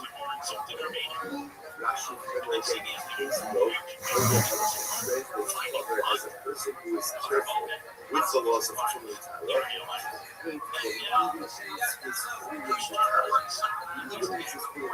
Even again, even when it's not a sanctified use, he is not taking into a state of ritual purity, and he's also careful with Trinity. So that's the definition of a cover. So it's interesting to be an ass and say, well, so how a cover? Cover means he says it's like this. He's a cover. We're very similar. He's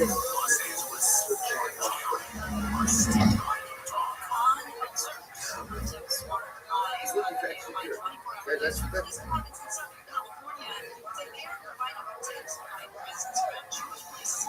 he's looking for. At the end of the day, what I want us to show him is Hashem says, I want you to make sure that you eat Kodesh in a state of power. So, in a state of power. You're not obligated to eat. I'm saying you are in a state of ritual purity. There is someone who thirsts for power so much that he seeks out those standards in areas where ultimately he's not obligated. Such a person who is thirsty for purity, such a person who wants to be purity for areas of his life that he is not obligated to do so, such a person is a threat to the emotions. That's a threat. That one who says someone who wants you in their life so bad that he's willing to take on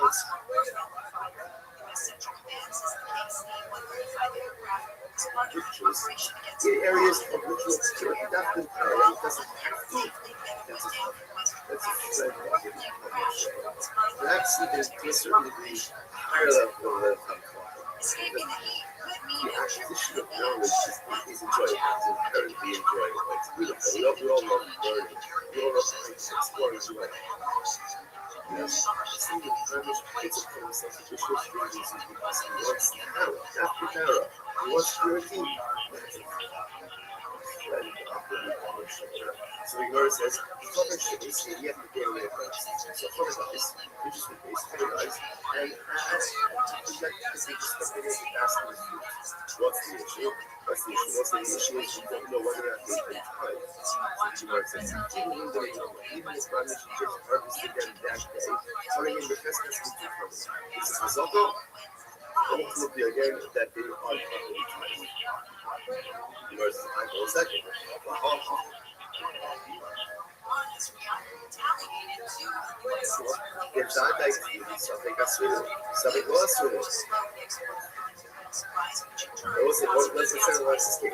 Here's a case of a Nagda. What's the Nagda? The certainty was they were temple. That's for sure. Right? Husband, that goes for something.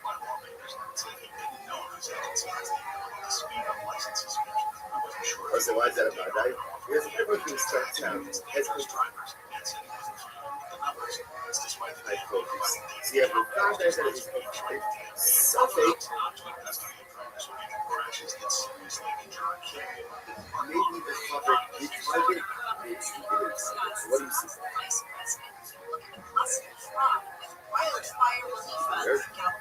See something from the rest of the day. What do you see here? But also, if you're going to suffer, so the target goes ahead and goes to life.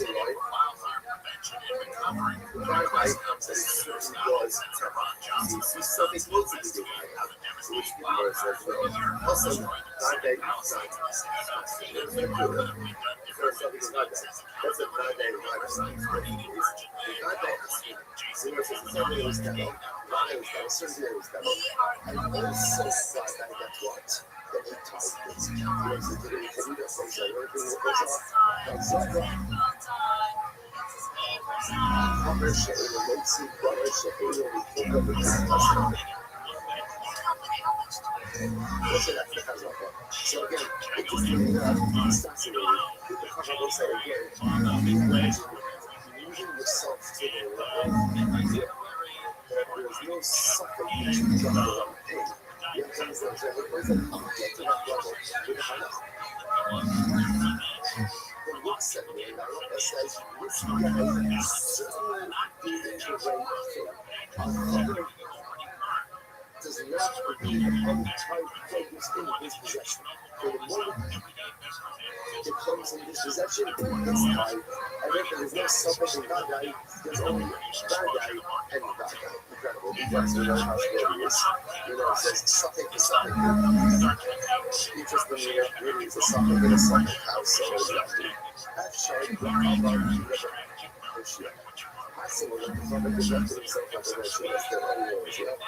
Other outfield, so we got these results show Kadesha Big, the Henta is brother and I said, as well as an interesting case.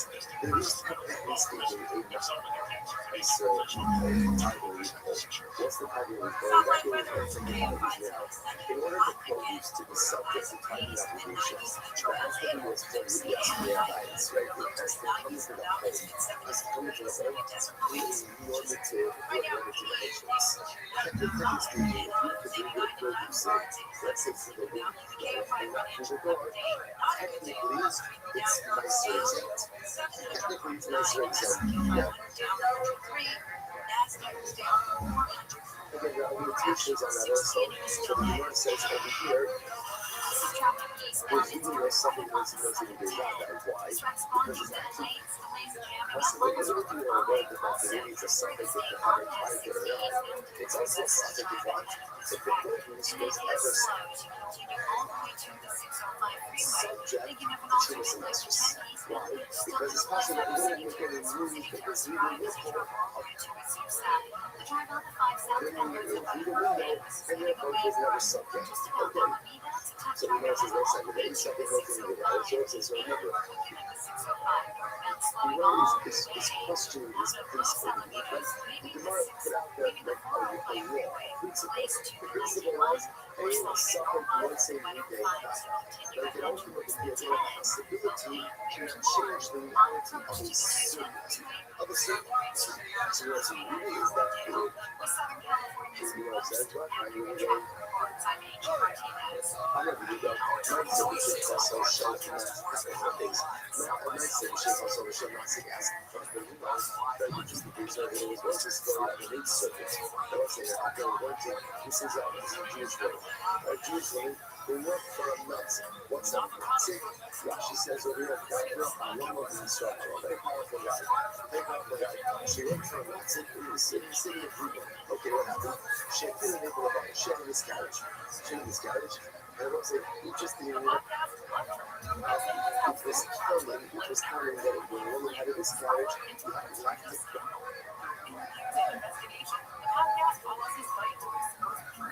But the interesting thing, I love the news.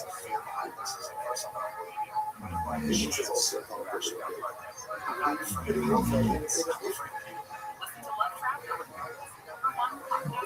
You just in other words, the script.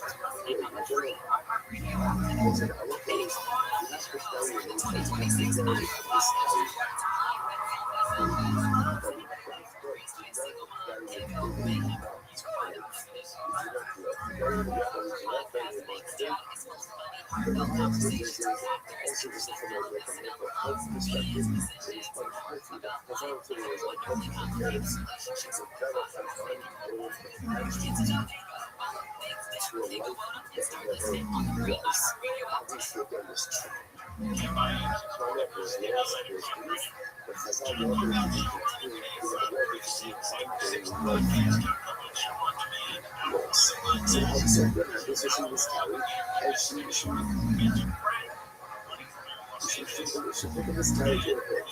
The court claimed the victims. They came away. One came away, and obviously someone and carried over. Now, why did the court kill over the goods? Looked at itself and looked at it. So there's no capacity for her. No one was able to give birth, but even after a miscarriage, the pain of the miscarriage occurred. There could be too much labor. There could be too much labor associated with it. Now, the duration of too much labor depends on what? So the pain carries over the goods. In order to see what the people, I guess it was to develop the law, to see whether or not there was a boy or a girl.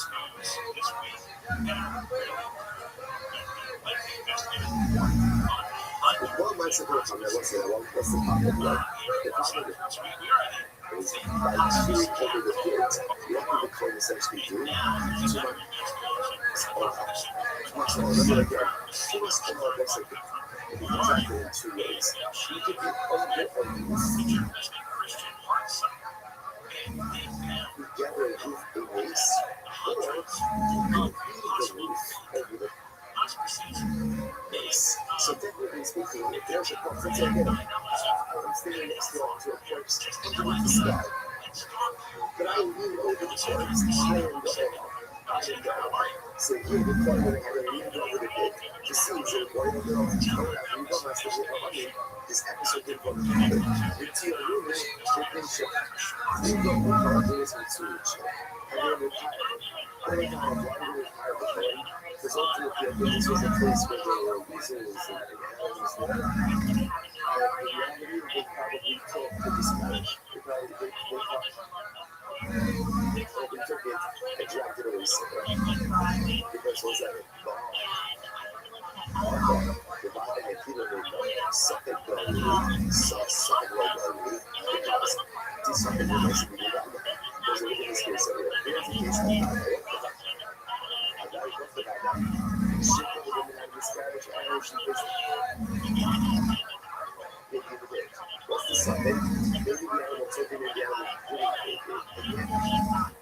what we see from there, the Lord says, again, we see that the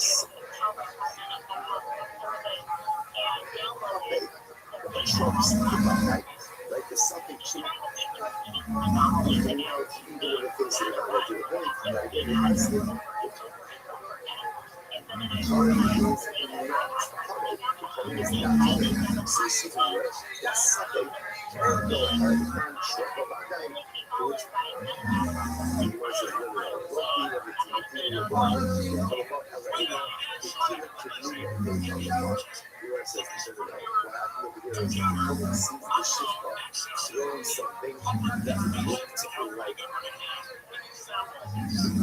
in other words, that she was carrying and twisted away from the body. Rather than saw what appeared to be in the placed in the bar by this woman. So it's a second thing to get. What's that? That makes it how many things are technically better. But you know what I'm saying? They got the pill over in order to see if it was a boy or a girl, to which the nurse is fucking crazy is to say, wake up, you must say, wake up, and what did you love? It made her do. So first of all, we were looking into the thing to see what did she miscarry? Did she miscarry again? Did she miscarry a baby? Or there was the reason thing that just means maybe she just expelled something else from her body. In other words, not that blood that she expelled.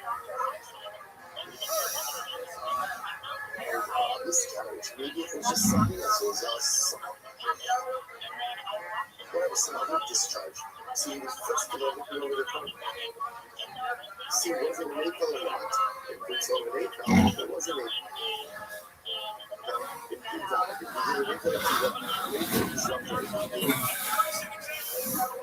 see, it was a very much. In fact, this wasn't the case of that and something. Again, this was a case of something and something. So again, something whether or not she miscarried a baby, like what was it a miscarriage or not? And then again, compound that would be something ultimately again that we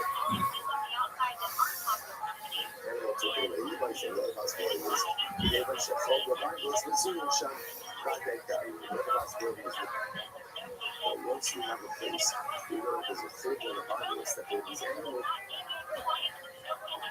So that will definitely drag the way that it was exposed into the face. Okay, so let's say it's slave, so let's say catch up. So just one other so just understand the amount of ascension seems to say that principle of something once in the background ultimately again holds that even though we accept this principle in self-exploiting the background, that if you have two pieces of information one is a suffering and one is a background. The background piece of information determines the reality, and the second piece of information does not undermine that reality. That's why I was saying, just kind of everyone to themselves a little bit. So I didn't get into this. I find a piece of working on both results. Right? So I find a piece. Let's say I'm going to read it. What I know is definitely worship as idolatry. So I find a piece. Where I use it? So the answer is no. Why not? I'll show you why. Because I have God died that this was not my desire.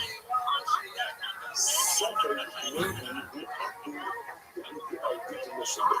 Decommissioned it, and if I get activities, why not the something that maybe I can decommission it, doesn't change reality. But you got it down that this was definitely a result. That was like, just to point that out. How it's like, this is so bizarre as well. Because in the something that's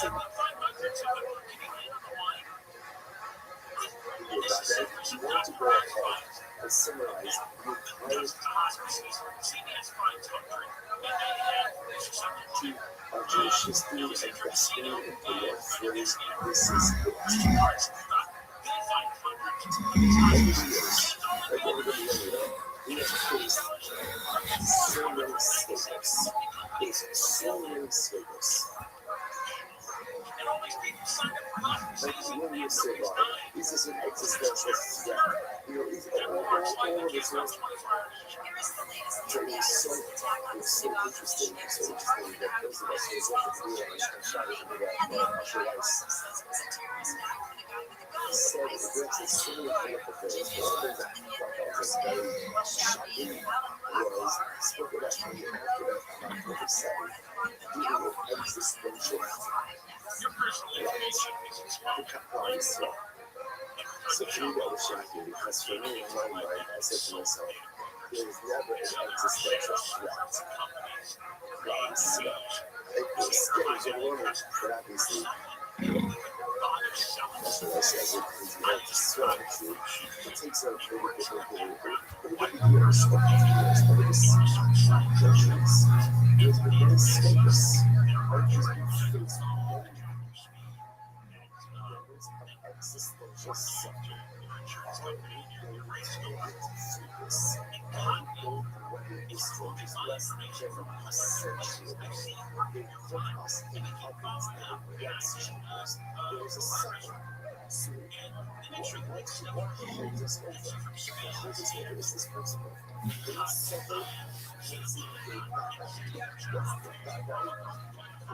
says, sir,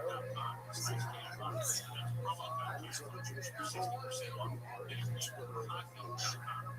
That's the bad guy. That's the bad guy. That's the bad guy. That's the difficulty.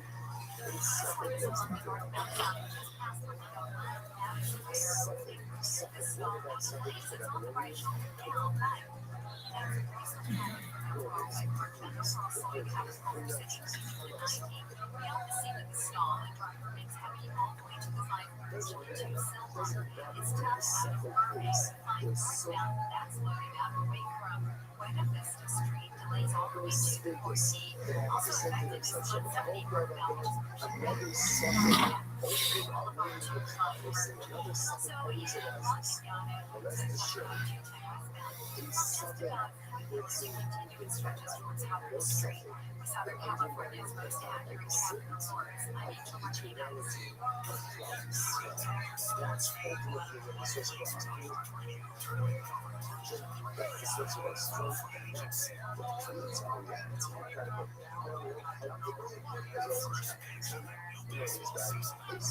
Sources when we get very low. This is this company for my work on the jobs. So here's what I say. And again, we talked about this morning, just a few verses. Traditional results. Right now, it's the shy lady is listen, the real word says it must be what we call active in the day. And Restream says to be healthy with the works. So let's not go back down on the base rate. As a person, this. I want to listen to this video as well. Sorry. Let's get I'm sorry, thank you. Let's say that's a copy set. Thank you. What's a copy set? Copy set. So, everyone else was the definition of what it is. So, if you can't even do that, ultimately, again, it's also, so you know, says, you guys is the big shit. You know, it's the one thing that because at the end of the day, that is a huge thing. So it's like that. So once again, this is a tension of which this is a woman as language. Which is a very it shouldn't totally wait up. That because communication language, once you find broken pieces, whether the actively broken or you have it broken on its own, but often it doesn't work so much. I don't know about the language if you can't save yourself from being broken, the chances of how right may not much help to me. May not much help to me. And therefore, again, so what's the language? Because it's not Turkish world, we're not moving the whole thing out of the system. So is it? So when you're getting to the yesterday, that's the thing that keeps up with every point. Is because that is the original pedestal. It is a pedestal. But that is great. That's what we're going to have to do. It's so far. It's like a circle. But it's all based on biology. Okay, it's like this is not the study.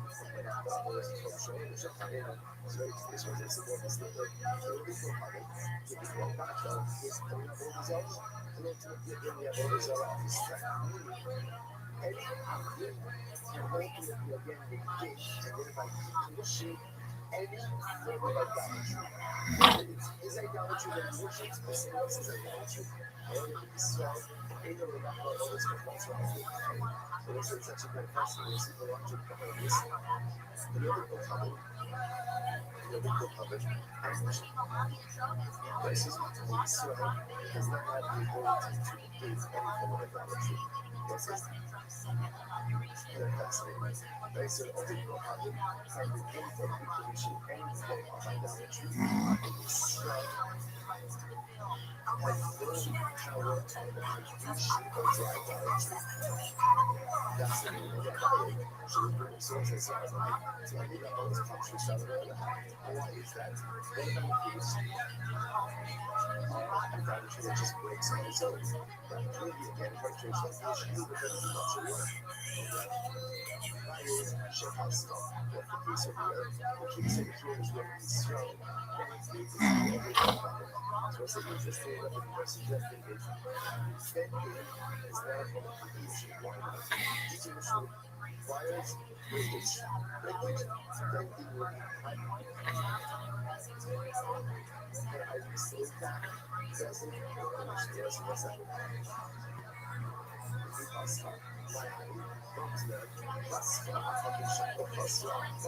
That's actually word. But again, if you get the idolatry, even though again, only the idolatry's material is still present. Ultimately, again, yeah, it's always welcome. How do you do this? That's the reason why I got dropped. Those that had that's the idolatry that negates it. But it is still that's the idolatry that does not negate it. Because another represents the order to keep constantly showing up. And this is very important. Things like this, in reality, the way is slow. That's just what happens.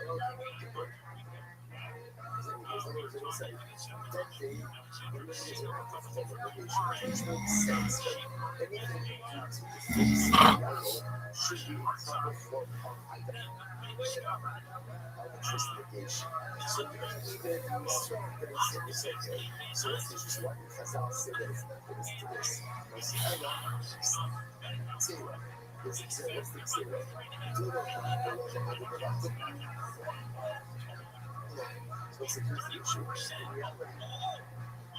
So, has the power of the beach, right? Yourself does have the power to go ahead and gate idolatry. Obviously, the gate idolatry, if you break sin, if you can sin, it all should work. So, why because our sin doesn't work? What are we concerned about? To this. We're concerned that what is each other? He wants to break it all his own. So what does he do? He has a whole he lifts it up, like getting ready, let's say, smash it or prevent it afterwards. What's the problem? Once he lifts it up, then it's like he doesn't have to fight well. What does high fall do? High fall fires. Once you water becomes the Avodah of the Jew. Once it becomes the Avodah of the Jew, Mahali Avodah will come to be like this. So, the whole Avodah will come to be like this. So, the Torah. So they say this is absolutely right. It's absolutely right. And also, we are going to see exactly why this is the model of right now. But again, right now, this is the principle. The principle is that we have a result that is owned by a Jew and so that's what's happening over here. Any result that would be speaking decommissioning of the result, how do you decommission it? You can break it. Chazal said the decommissioning of the Jew does not work. Why? What are you concerned about? That in the process of decommissioning, the results going to figure out. Like the Jew and Abba said, the results essentially have to. We'll get into all of this in a couple of days. But the essentially have to. And let's see what the follows it. Let's see if I will allow it.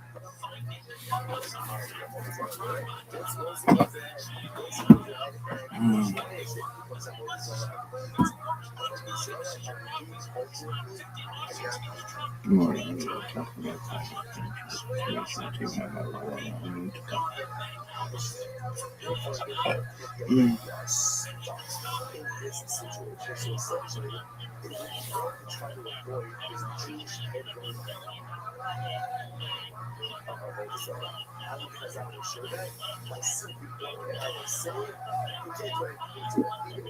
no, guys, I'm weird.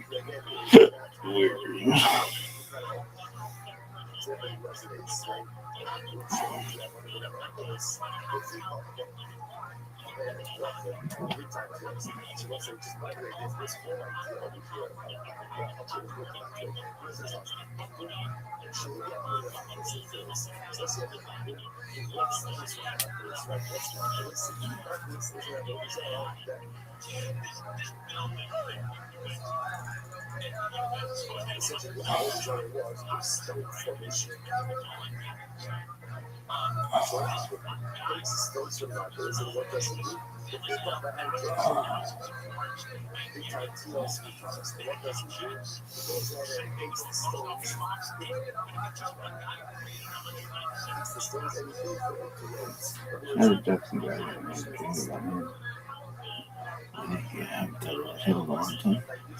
No offense, dog, but I remember I was doing what is this shit? I think it was Rose. I don't have a system. Can you read like that? Nothing. Really? Yeah.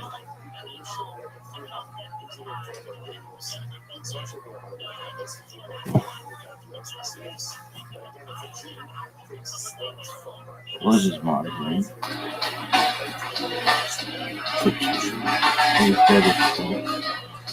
They're excellent people, and Hey,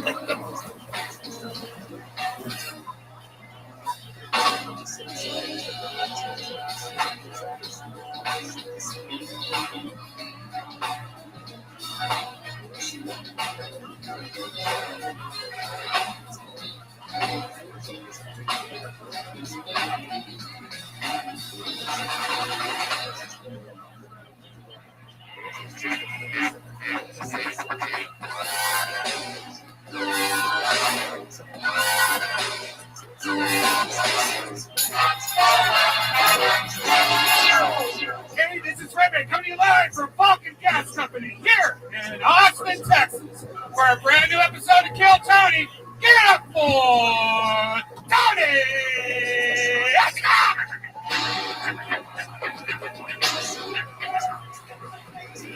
Austin, Texas. So you ready for the craziest fucking Monday night of your lives or what? Yeah! Red Band's here, everybody. Hi! How about a hand for the band, everyone? Come on. Am I right? That's the Kill Tony Band, brought to you by Screwball Peanut Butter Whiskey. One of my favorite whiskeys, one of my favorite peanut butter products. That's the great Michael Gonzalez on drums, John Dees on the keys, Matt Mueling on guitar, and the man himself, D Madness, on the bass right there. Sitting, I keep him close to me. I keep him close.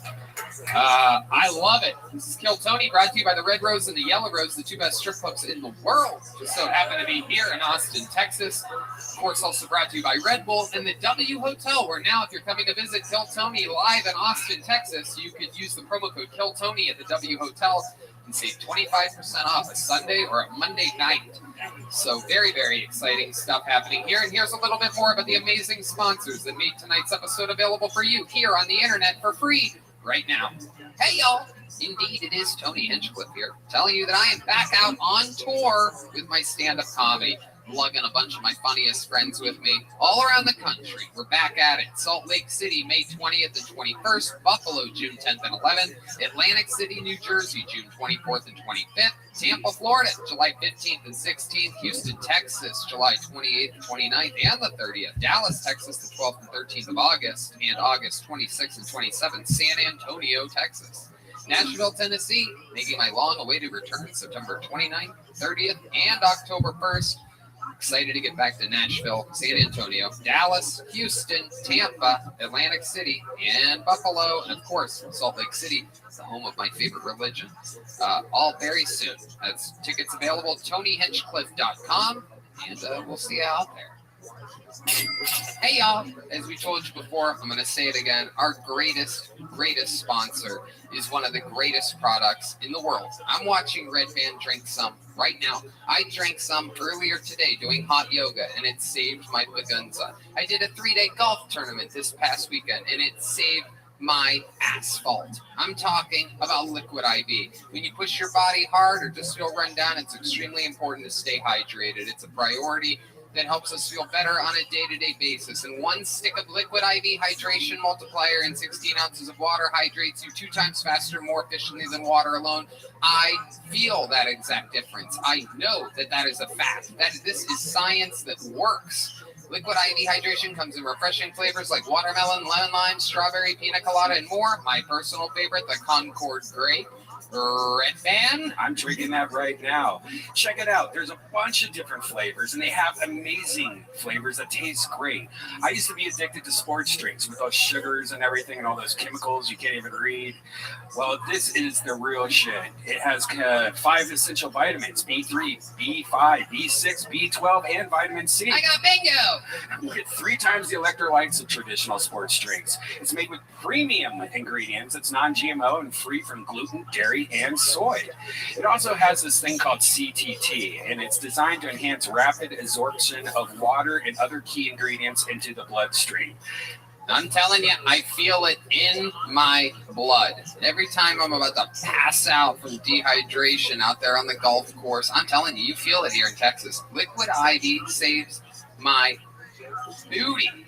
Grab Liquid IV in bulk nationwide at Costco, where you can get 25% off when you go to liquidiv.com and use the code TONY at checkout. That's 25% off anything you order when you use promo code TONY at liquidiv.com. Experience better hydration today at liquidiv.com, promo code TONY. You guys ready to start tonight's episode or what? All right, hope you guys like comedy, because I brought two of my funniest friends in the world. Ladies and gentlemen, make some noise for Duncan Trussell and Michael Yo. Wow. Oh, shit.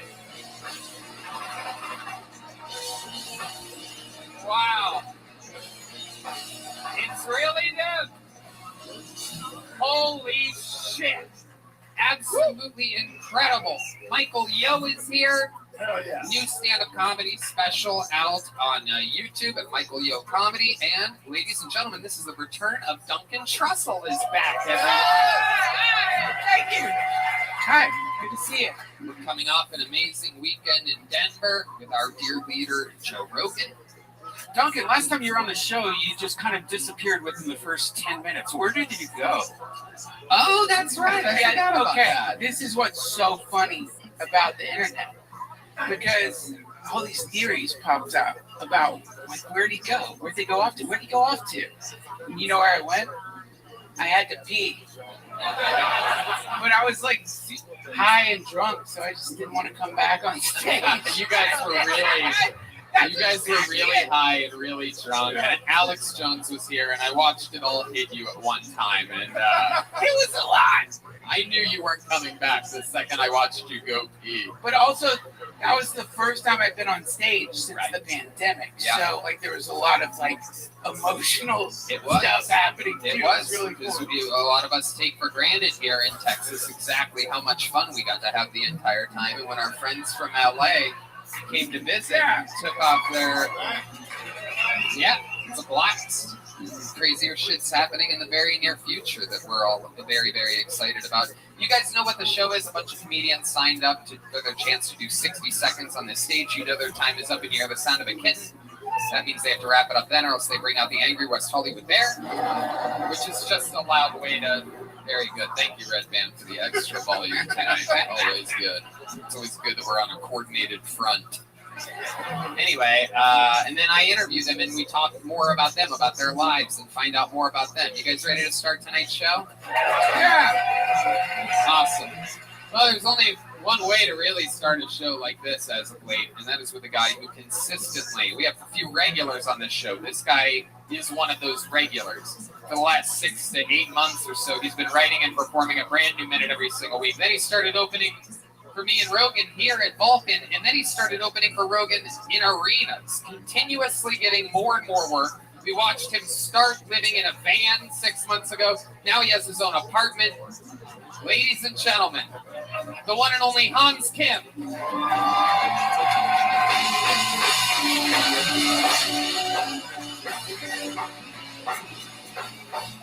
Hey. My girlfriend was like, Hans, if I got into a horrible car accident and I was disfigured for the rest of my life, would you still want to date me? I was like, wow, that's so true. We really do need to improve highway safety.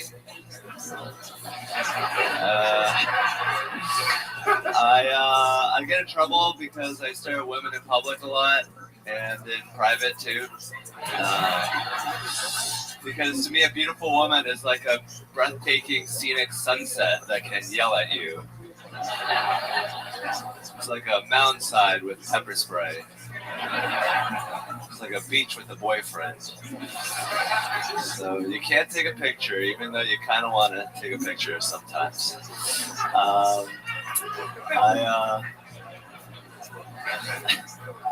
a pervert.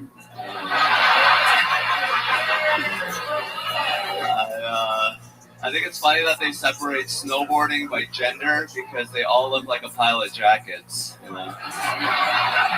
In this pile of jackets, there's a vagina, so its flips are worth more. That's my time. Thank you, guys. All right. Hans Kim, showing us how comedy is done.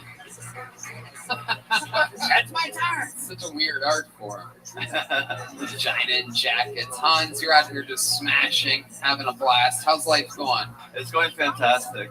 Yeah? I'm getting laid regularly. I perform at arenas. That's right. I hang out with the best comedians in the world. That's right. How many steaks did you eat this weekend, Hans? Like 4. Like 4 steaks, everybody. It's just living that kind of life. How do you feel? How did it feel coming home and reacclimating to Austin after we just did 20,000 audience members in Denver. Me, him, and Duncan did 4 shows. 5,000 people each. It was kind of sad to have to go back to my normal life, but I always have the memory of us together. That is true. One of the times in a stunning turn of events, I'll share this with the audience here, some exclusive information. Oh, hello. How are you guys? Come on in. How's it going? These are some of my favorite cashiers from HEB. Come on in. Make yourself at home. One of the Friday on our way out from the hotel to the venue, Hans was late getting to the car, everybody. He was the only one that was late. Yeah, you guys were making fun of me the whole weekend for that, but that was the only time I was late. That's true, because we had the security guy tell you everything after that was 15 minutes before we actually did everything. So instead of us meeting at 6 p.m. for dinner, we told you 5:45. And you were 5 minutes early for that, so you were 20 minutes early for everything else. That's the rest fucked of the up, weekend. Hans. Yeah, dude, we fucking bullied you, bro. That's just straight up rude what I did. I would love to get bullied again. It was an honor. Yeah, you like it. You like the punishment, don't you? Yeah. Absolutely. You want Tony to spank you sometime, don't you?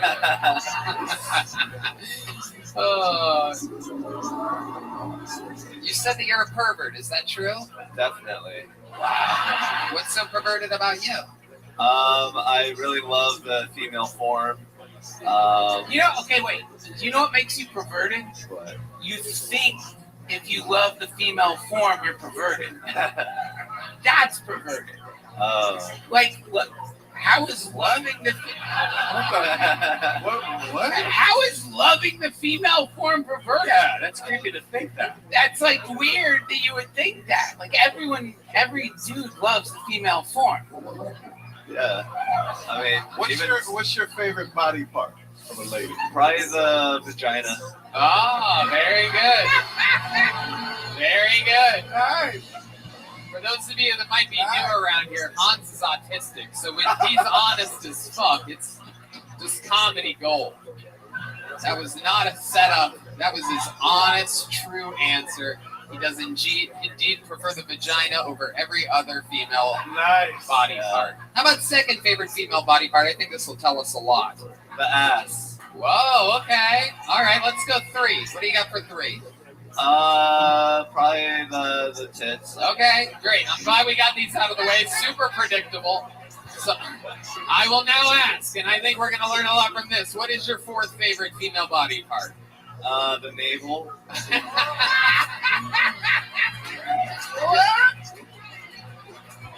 So weird.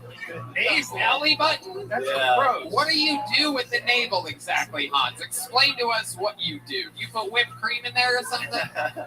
Just smooth it down. Wait, what? Pushing it back in? You're pushing it in? Wait a second. Hold on. Relax. You have a sander or something? What are we talking about? How do you smooth out a navel exactly? Give it a little pat. Whoa! Wow, look at you. A little pat, huh? And they like that? No, not really. That's why it's number 4. Nothing better than a good old rapey navel pat. Oh my goodness. I feel like a clip of this is going to be on Dateline. Yeah. Known pervert, Hans Kim. Wow, you really are a pervert. Yeah. Your first 3 answers were good, but that navel's creepy as fuck. Is that what? Let's just say you did murder women. If you did murder women, would you say that the navel might be the body part that you like to keep, like on your wall or in your collection? You have to now pick a body part to keep of the women. If you murdered women, what body part would that be? Probably the eyes. Jesus Christ!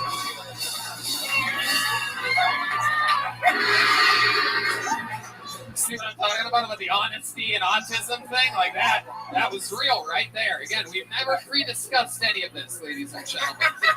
He literally he didn't say, I will say the word, he admitted. He admitted. He had an answer loaded up. He was ready for that question.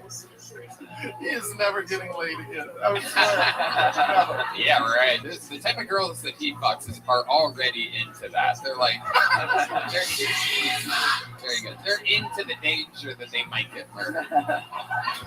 Hans, you are a real creep as a way to we love you, dude. You just own it. You roll with the punches. You're out here absolutely thriving. We watched you go from literally being addicted to open micing, and you were going to all these empty clubs around the country. Literally every single night, he was addicted to open mics in front of his friends and in front of co-workers, and literally now he cannot stop getting paid to do comedy. It is incredible.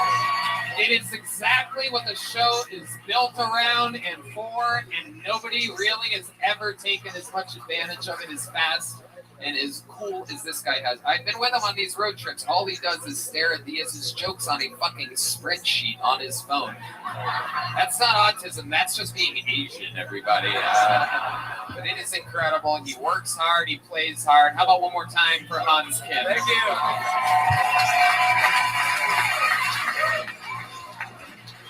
All right, we're going to the bucket. This is where we meet someone. Perhaps it's a first-time comedian. Perhaps it's a local legend. Anything can happen here. This is where shit gets a little crazy sometimes. Because anybody could sign up for this part. It could be one of these Westlake divorcees here sitting in the middle of the room. You don't know what could happen. Bernard White is your first name out of the bucket. Doing 60 seconds tonight, coming from the deep comedian section of the room. Here he comes. Make some noise for Bernard White, everybody. Ooh, lovely sexy people over here. But Bernard White, isn't the whitest black man you ever heard in your life? Like, fuck. But good with interviews, man. Always got an interview. Walked in. Are you really Bernard Allen White III? I'm like, no, I'm very white. Us whites all look alike. Truthfully, though, man, I changed. Motherfuckers are you. Truthfully, though, I changed my name to Whitey as a bouncer and as an upstage here, you know. But as a bouncer, it was amazing. Because other bouncers were like, oh, you're missing your wallet and keys? What's up to Whitey over there? Oh, I love that shit. People come walking up to me. You got my keys and wallet? I'm like, say it. No one say my name. I'm like, say it, come on. Can I please my keys and wallet? No, say my name. Fuck no. But you know, this is a good crowd here. Can you guys call me Whitey? Awesome. This is a fun game. So it's the opposite now. Call me a nigga. What, nobody? Fucking racist, man. You could have called me Whitey and me nigga, and it would have been like perfect. But now, niggas is a Whitey. All right. There you go. Bernard White. That is the West Hollywood Bear. Very good. That is how that works, Red Band. Self-destructing right in front of our very eyes. I love it. Bernard, how are you, sir? Welcome. Love it. Finally up here. Hell yeah. You've been signing up for a while? Yeah, I have. Yeah? Like a couple months? What? A month. Okay. How long have you been doing stand-up? About 5 months now. Okay. And you gave up. You used to be Mr. T. Am I correct? And then you let yourself go completely? I'm his cousin. Hell yeah. Hell yeah. I love it. So Bernard, welcome. You are by far one of the funniest Tyler Perry characters I've ever had on the show. Tell us, you've been doing it for 5 months. You said, what do you do for a living? Exactly what bus do you drive around here? Well, I retired game programming, so now I just act, comedy, and I do voice work. Oh, sweet. Awesome. What kind of voices do you do? Mostly like fantasy books and audiobooks. Okay. Any like romantic things or anything like that? I am working on an erotic ASMR right now, so. Whoa. Oh yeah. So what do you have to say for that? That's your sexy voice? Yes, it is. Oh shit. Okay. Darth Vader doesn't need to be here right now. I love it. Okay. So, what do you do for fun, Bernard? Comedy. Right, other than that. Drink, smoke, have sex. I mean, I'm 42 years old, you know. I had the whole world for my free moisture, you know. I love it. No kids? All in college. It's something about mustard, I do believe, right? Moisture or mustard? You have the whole world as your Free. Yeah. It's mustard seeds. Exactly. Oyster. Oyster. Oh, okay. I love it. Okay, Bernard, do you have any special skills or talents or anything like that? Oh, I like writing fucked up screenplays. Oh, wow, okay. Any, I guess I can't really ask you about that. You're not going to tell us the plot to your movie that you wrote. What else? What else about you? Other than that, I like to just help people out. I'm a really giving person. Okay, can you give us an example of when you've given to somebody? I like to give out free joints to everybody. Oh, okay. I'm a witness to that. I saw him hand out like 10 joints the other night to people. Yeah. He talked about being nice, and the Saudi Arabian cowboy got up to go to the restroom. He doesn't have shit at all. That's our buddy, right? He comes to every show. I call him Keith Turbin. Works every time. It's crazy. Wow. Bernard, has being nice to somebody ever backfired for you? Not at all. I'm a big black man that's jolly. No one's fucking me. Right. Right. Interesting. A big black man that's jolly. Have you ever thought about playing a black Santa Claus? Actually, that's one of my bits. Being Mr. T and back to Santa Claus. You know, because I believe it makes my way. I do that fool. It's in front of my ho-ho-hos. Wow. I'm going to kill myself for you. I like that joke so much, I'm going to kill myself. Wow. Bernard, thank you. That's the sound of me killing myself 14 seconds after I made a joke about it. Bernard, you talked about having sexual relations with women. Can you tell us some more about this? What type of, where are you finding these lovely, what I'm guessing, voluptuous ladies at? Well, we'll just say, like, I like to smoke. They like to smoke. We get together. Bars, clubs, mostly, like, you know, holes in the wall. Right. You talking about glory holes? That's my private life, sir. Oh, shit. Look out. Holes in the walls. So, like, let's say there's a girl sitting at a bar that you fancy. Is there a type of woman that you prefer? I like biggins. Biggins? How about a skin color? Are we talking, I like everything. Everything's fun. The best is, like, half Samoan, half Japanese. Oh. Whoa. Are you talking about your favorite sushi restaurants? What are we talking about? Asians. Hell yeah. The miso. All right, Bernard. Interesting. So you see a girl sitting at a bar. What's your big pickup line? What's your opening line to a girl? Hey, smoke. Whoa. So you lean into the marijuana. You're like Mr. THC. Mm-hmm. That's how it There it is. Sometimes it needs to cook for a few minutes. Thank you, Bishop. Hell yeah. All right, the band's happy too. Okay, very good. Glad we were able to do this. Fuck yeah. All right, well, what else? You started here in Austin, correct? Yeah, it's been here for 33 years. You've lived here for 3 years. 33 years. 33 years. Yes. Holy shit. So you spent like 10 years somewhere else? Yes, in Bonn, Germany. Whoa, you were born in Germany. Yep. Wow. Military brat. Oh, good. German American. Wow, that is incredible. You're German. It's actually, you remind me of one of my favorite cakes. I don't know if you've ever had German chocolate. It is my favorite. And it's a real thing. The Asians seem confused about this one. German chocolate is when there's coconut on the outside of a chocolate. They're looking the other direction, literally. These people might hate me. Is that David Flores? David, hello, how are you? He's very angry right now. I know you. You can't be mad. All right. That Asian girl hates you. Yeah. She really hates you. Blink twice if you speak English. Oh, she's laughing. She's laughing at that one. Okay. All right, very good. Bernard, so much fun to meet you. I love having people of all different shapes and sizes up here, and you are both. We're going to give you a joke book. Congratulations. 5 months in the game. Bernard White, everybody. There you go. That's a bonsai, handmade, Texas leather joke book. I'm going to pull another name out of this bucket here. Let's see what happens here. All right, make some noise for Jay Valdez, everybody. Jay Valdez is next on Kill Tony. Here he comes. He has a steady job. One more time for Jay Valdez, everyone. What's up, folks? Hell yeah, guys. If you couldn't tell, I used to be a collegiate athlete. Thank you. Your silence does wonders for my self-esteem and erectile dysfunction. I appreciate it. Sir, what sport did I play in college? If you say oh my God, you said soccer. Find me later on. Sir, what sport did I play? Oh my God, you guys are nothing but jokes today. No, I played tennis. Hell yeah. I was a team's drug dealer.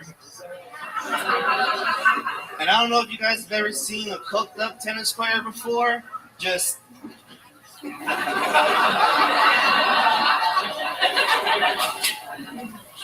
fuck, that's high. Try again. Fuck! Let's get it going. Good game, good game, good game. Man, white guys will put anything up their nose if you crush it.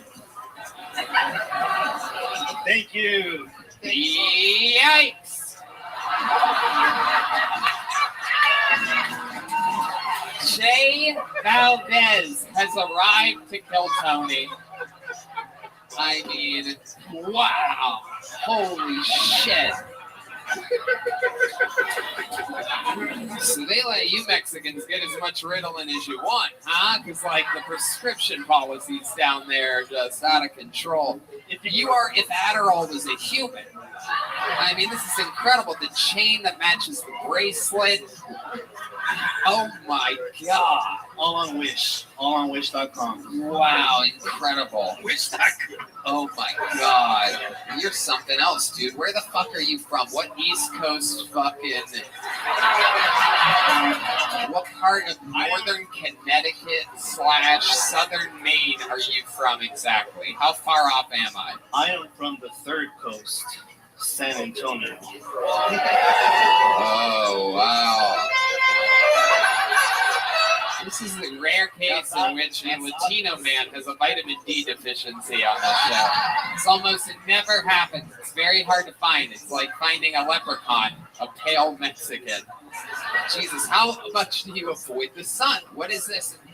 How do you even do that? How do you stay that skin tone? It's a talent, really. It's a what? It's a talent. It's a what? talent. A what? It's genetics. Oh. What are your parents? Where are they? What are they?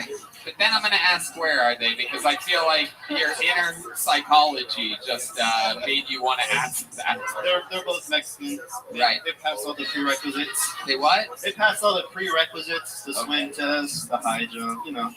Okay, very good. You're still bombing, Jay. For those of you keeping track, he's bombing. Even though sets only go 60 seconds, he's been bombing for exactly 3 minutes and 7 seconds. It is incredible. This might be a record. So, Jay, how long have you been doing stand-up? Since January. Since January. And what made you want to start something like this that is completely, totally out of your natural wheelhouse? I was a paramedic for 10 years and said, fuck that. Whoa, okay, a paramedic. Now, what made you finally give up on being a paramedic? What was the last straw? Was there a specific moment? Were you scooping somebody's brains off the highway or something, right? It seems like there must be a moment in which you're like, I can't do this anymore. It sure was. It was a moment when an overprivileged white boy threw up all over my shoes. That's it? Yeah. It was the last straw. All the other things were easy, the heroin, the shootings. It was the vomit from the white guy. Wow. Was it specifically because if it was white, what if it was a black guy? No, they don't throw up. They can hold their liquor. Oh, wow.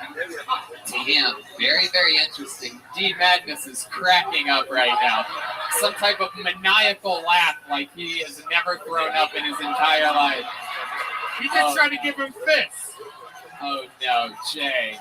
Oh, sorry. How many of you think we should light Jay on fire right now, everybody? The people have spoken, Jay. The people have spoken. Are you D has seen black people throw up, you just said. Incredible.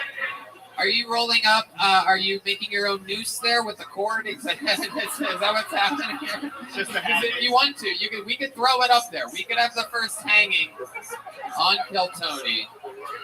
It could be a thing. And it's probably better than lighting yourself on fire, which the crowd voted is what they want to do in this situation. I'll finally get a tan then. What? If you light me on fire, I'll probably get a little tan then, you know. Little tan. So what exactly time are we at here? Yes.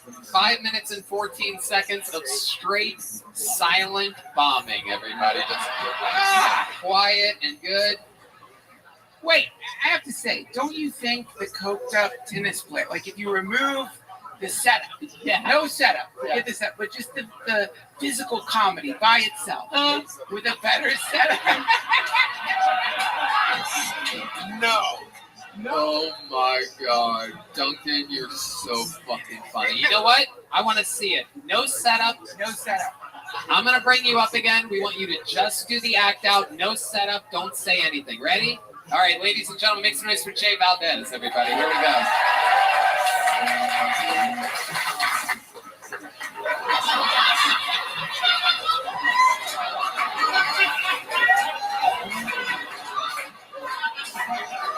Okay, I got the setup. It actually works. Well, what's the setup? The setup is my grandfather was a famous tennis player, but he has Parkinson's disease. It's just what it looks like.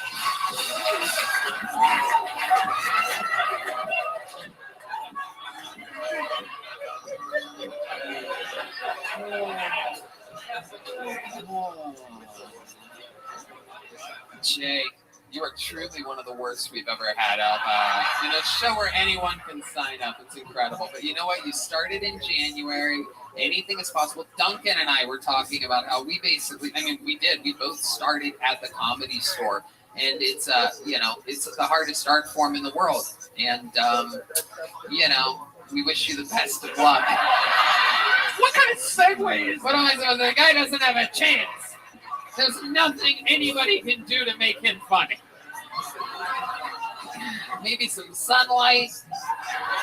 It'll bring out you need vitamins. I've never recommended anybody vitamins before, but some people need a pick-me-up. Some people need to work out. I think you need a good daily multivitamin. You can start with a chewable, ease your way into it, and then by the time you run out of those chewables, you'll be ready for the pill form of all right. I prefer the gummies.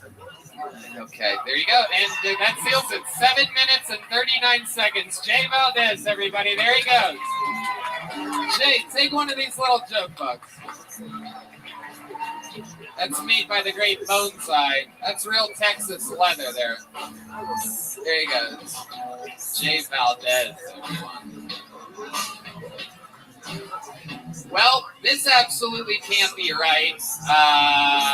Obviously, somebody is pranking us right now, but I'm just going to say the name anyway and see what happens.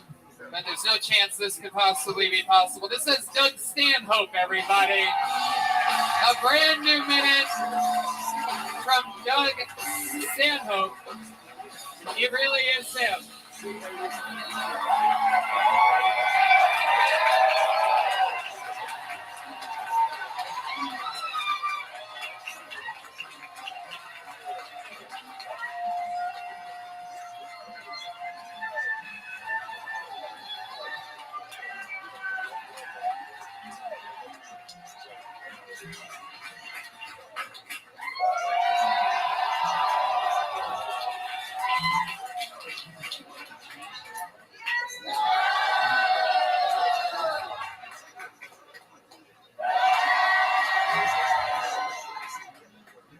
wasting all my time.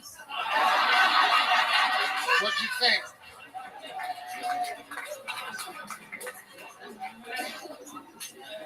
Give me your worst. I can take it. I can follow Jay Valdez with nothing.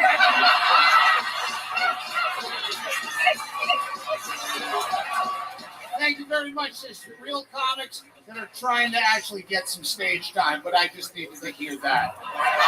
See you guys. Doug Stanhope, everybody. Wow. Just one of the best in the world just dipping in for a second. Come on, people. Make some noise for him. It's Doug Stanhope here in Austin, Texas. You want to hang out with us? Yeah. Smoke, hang out. Doug's going to grab a seat up here with us, everybody. Only because I saw Red Bank and Smoke up here, so. Wow, this is so exciting. I'm excited to be here. My goodness. And feel free to play with the soundboard all that you want. It's going to be exciting to have somebody over here that has comedic timing for the first time ever.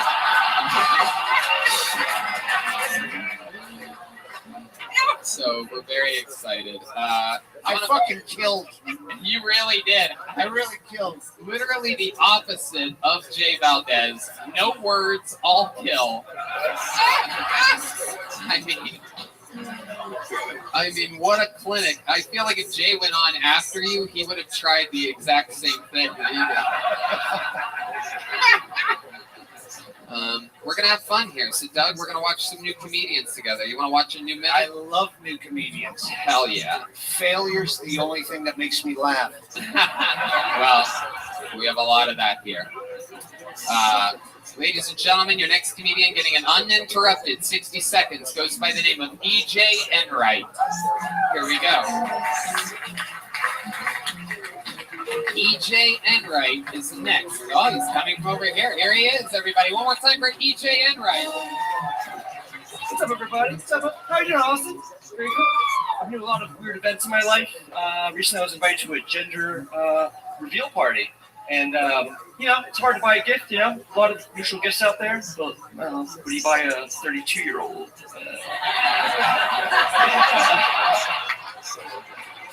I always wonder about how I'm going to die. You never know what's going to happen. You never know what's going to happen, man. Like, you're going to die. You know what's coming, right? My girlfriend said she wanted to die in her sleep. I mean, my ex-girlfriend.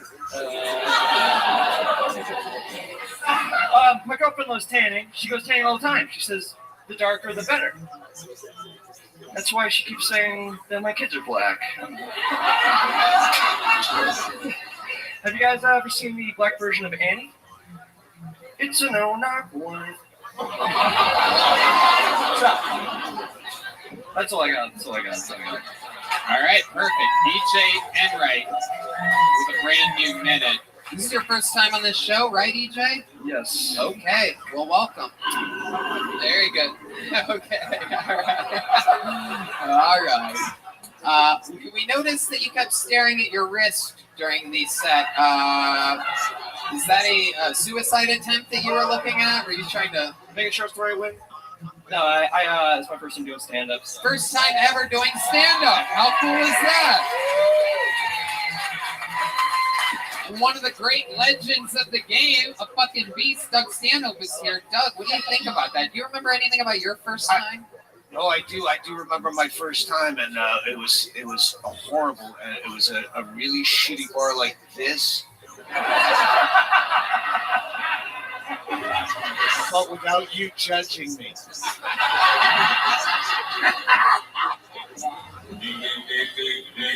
All right, Red Man. Okay, so EJ, what do you do for work? You're starting stand-up comedy. You live here in Austin. I could tell because you're wearing a Stubbs barbecue hat. I'm actually visiting for my birthday. I know, I was kidding, dude. Nobody that lives here would ever wear that shit. Are you fucking kidding me? That is the most touristy shit. What, did you just go watch the bats and then come here? Listen. This fucking guy. Standing under the bridge with his Stubbs hat on. Oh my God. Well, no, Tony, actually, I'm just visiting. We know, EJ. Where are you visiting from?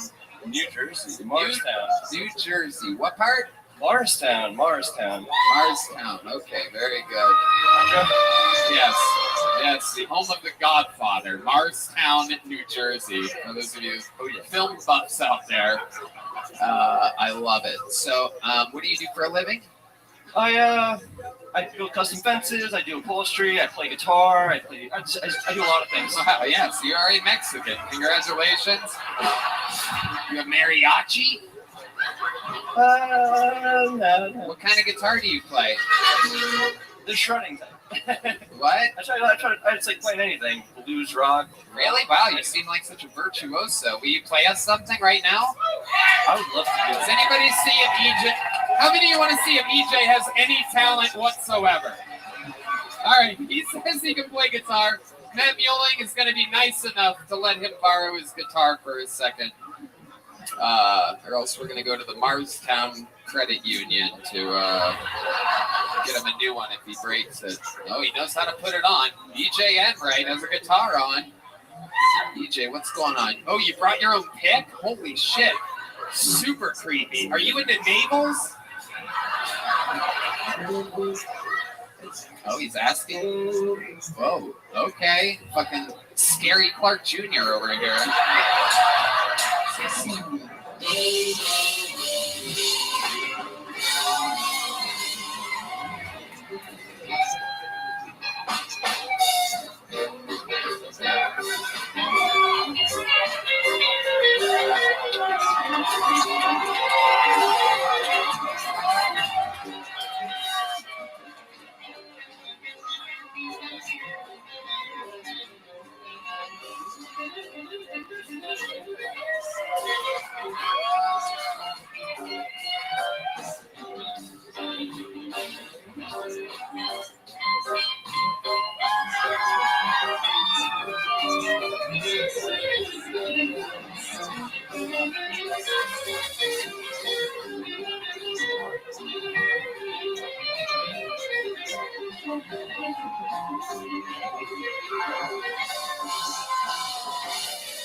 Wow.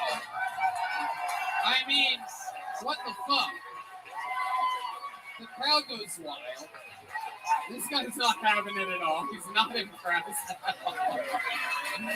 Thank you, everybody. That was hilarious.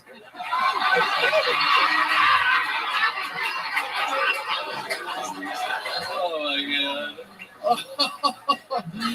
EJ, never do stand-up comedy again. Never! Why are you doing I love you, Tony. I can't believe we got to watch your first and last time as a comedian. You don't even do stand-up between songs. When you're a famous musician and you go, I'm going to say something funny between these songs. No. Yeah. Just keep hitting strings, my friend. Oh my goodness. My goodness. Do upholstery. Yeah. Do upholstery between songs. Yeah. You shot the sheriff, but you did not kill Tony. Oh, I activated the backlight. Thank you. That was a good one. That means that was a good one, according to the lights guy. Very rarely do we get such a special treat. EJ, tell us more about your life. You're shredding like that on guitar. What the fuck makes you even want to try stand-up comedy? I'm a big fan. Me and my dad, we just quick, we go back and forth all the time. Really? Is he funny? Is he the funny one? My dad is funny. Clearly, you're the straight man. Shout out to Barry. Here's what I think. I think there must be a famous band nearby, and soon we're going to hear their guitarist like smoke PCP and wandered into an open mic. That's what I think it is. I think it's Yeah, EJ, what are you doing here? I'm just fucking raging. Are you part of a band? Are you your own musician? What? How did? I play in a few groups. I like record bands. I do audio engineering. I play music. You ever sing? I did. Right. No, I believe. I got a good pitch. I got another singer. Tony, I sing like I do comedy, Tony. EJ, what do you like to do for fun? Tell us a fun fact about your life. I like playing pool, drinking beer, smoking weed, and I just like enjoying, the moment. I like try to do everything I can. I try to hang out with as many people I know, make friends. I love people. Wow. I dragged a bunch of my friends down here to Texas to come to the show. From Marstown? From Marstown. And you say that you're moving here? Is that what you said? Did you say that at some point? Way more gigs here. Way more what? Way more gigs. Oh. Did everybody else hear gigs? Yeah. What I said, wasn't really? That's quite the Freudian slip there. Yeah, gigs. No, big meaty gigs. Some of those good old girthy gigs that I'm into. Long and hard gigs. Anyway, EJ and Ray, congratulations. You absolutely are an unbelievable guitar player. Thank you, everybody. Come on, give him a big Texas send-off to Lordstown, New Jersey. Here, take one of these, EJ. We're running out of small joke books very quickly here tonight. You guys want a special treat? Well, in the history of this show, in almost 600 episodes, we've been all around the world, and only, I think, 7 or 8 times ever has anybody ever won a thing called a golden ticket, which means that they had such a good set and such a good interview that they get to do a spot on Kill Tony literally any time that they want for the history of the show. This young man has been a golden ticket winner for years, and he's from Phoenix, Arizona. This is his first time doing the show with Vulcan. Make some noise for Tristan Bowling, everybody.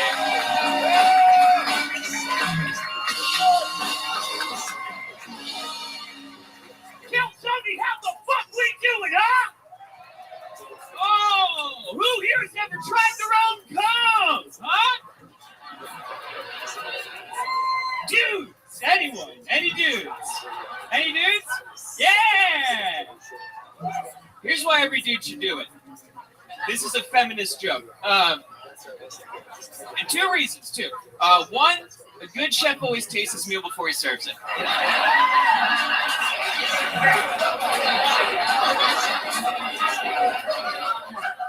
It's polite.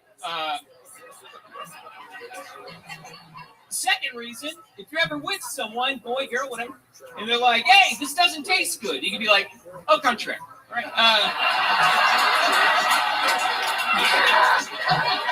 I tasted my rough draft and I ate fruit for you, bitch. All right? It's not good, but I'll fucking shoot it in the air and catch it in the air like a seal. Like, I'll fucking prove a point. I'll dip a fry. My name's Tristan Bullock. Thank you guys so much. Wow. Like a true golden ticket winner knows exactly when his 60 seconds is up. Another brand new minute from Tristan Bowling, a young man who we've gotten to watch sort of completely grow up. I know. Right in front of us. I'm almost 24, Tony. Look at you. I've came to the lady. It's crazy. It's unbelievable. I don't like how he calls men bitches. Just because he eats your cum doesn't make him your bitch. Some wisdom from that. That's some Duncan Trussell shit right there. He who eats his own cum is yeah, I am my own bitch. I eat my own cum. It is true. May I ask you something? Yeah, please. Have you really taken your own cum? Yeah. We're all midnight scientists at one point, you know? Midnight scientists! You got it! What kind of chemistry set are we talking about over here? Water wet over here. Why did you do that? I mean, curiosity kills the cat, my friend. I know. I've read a lot of calendar rip-off quotes in this episode. So let me ask you this. Do you do it on your hand? Do you have a beaker of some kind that perhaps you come into? Is it a bowl? Usually, I don't know how. Eight seems like it would be sufficient. I don't know how y'all beat. I don't know how, but like I do it on the toilet, so I can just like mortar pitch myself down and shoot into the water. Whoa. Yeah. So you do the old. I'm your only friend on this panel. Yeah. Duh. I'm from Phoenix. Let's kiss. I can't believe this panel has never tasted their own cum or acting like it. Like, listen, they're not fucking modern. They're not midnight scientists. They're not. They're not. It's like boba. Yeah, dude. Listen, it's like I've never eaten boba. I'm not a fan. durian. You like durian fruit, and that shit tastes like dog ass. That's true. You should try your own cum. Okay. Let me ask you this. Yeah. Have you ever tasted a dog's ass? No, but a dog ass has tasted my cum. That's gross.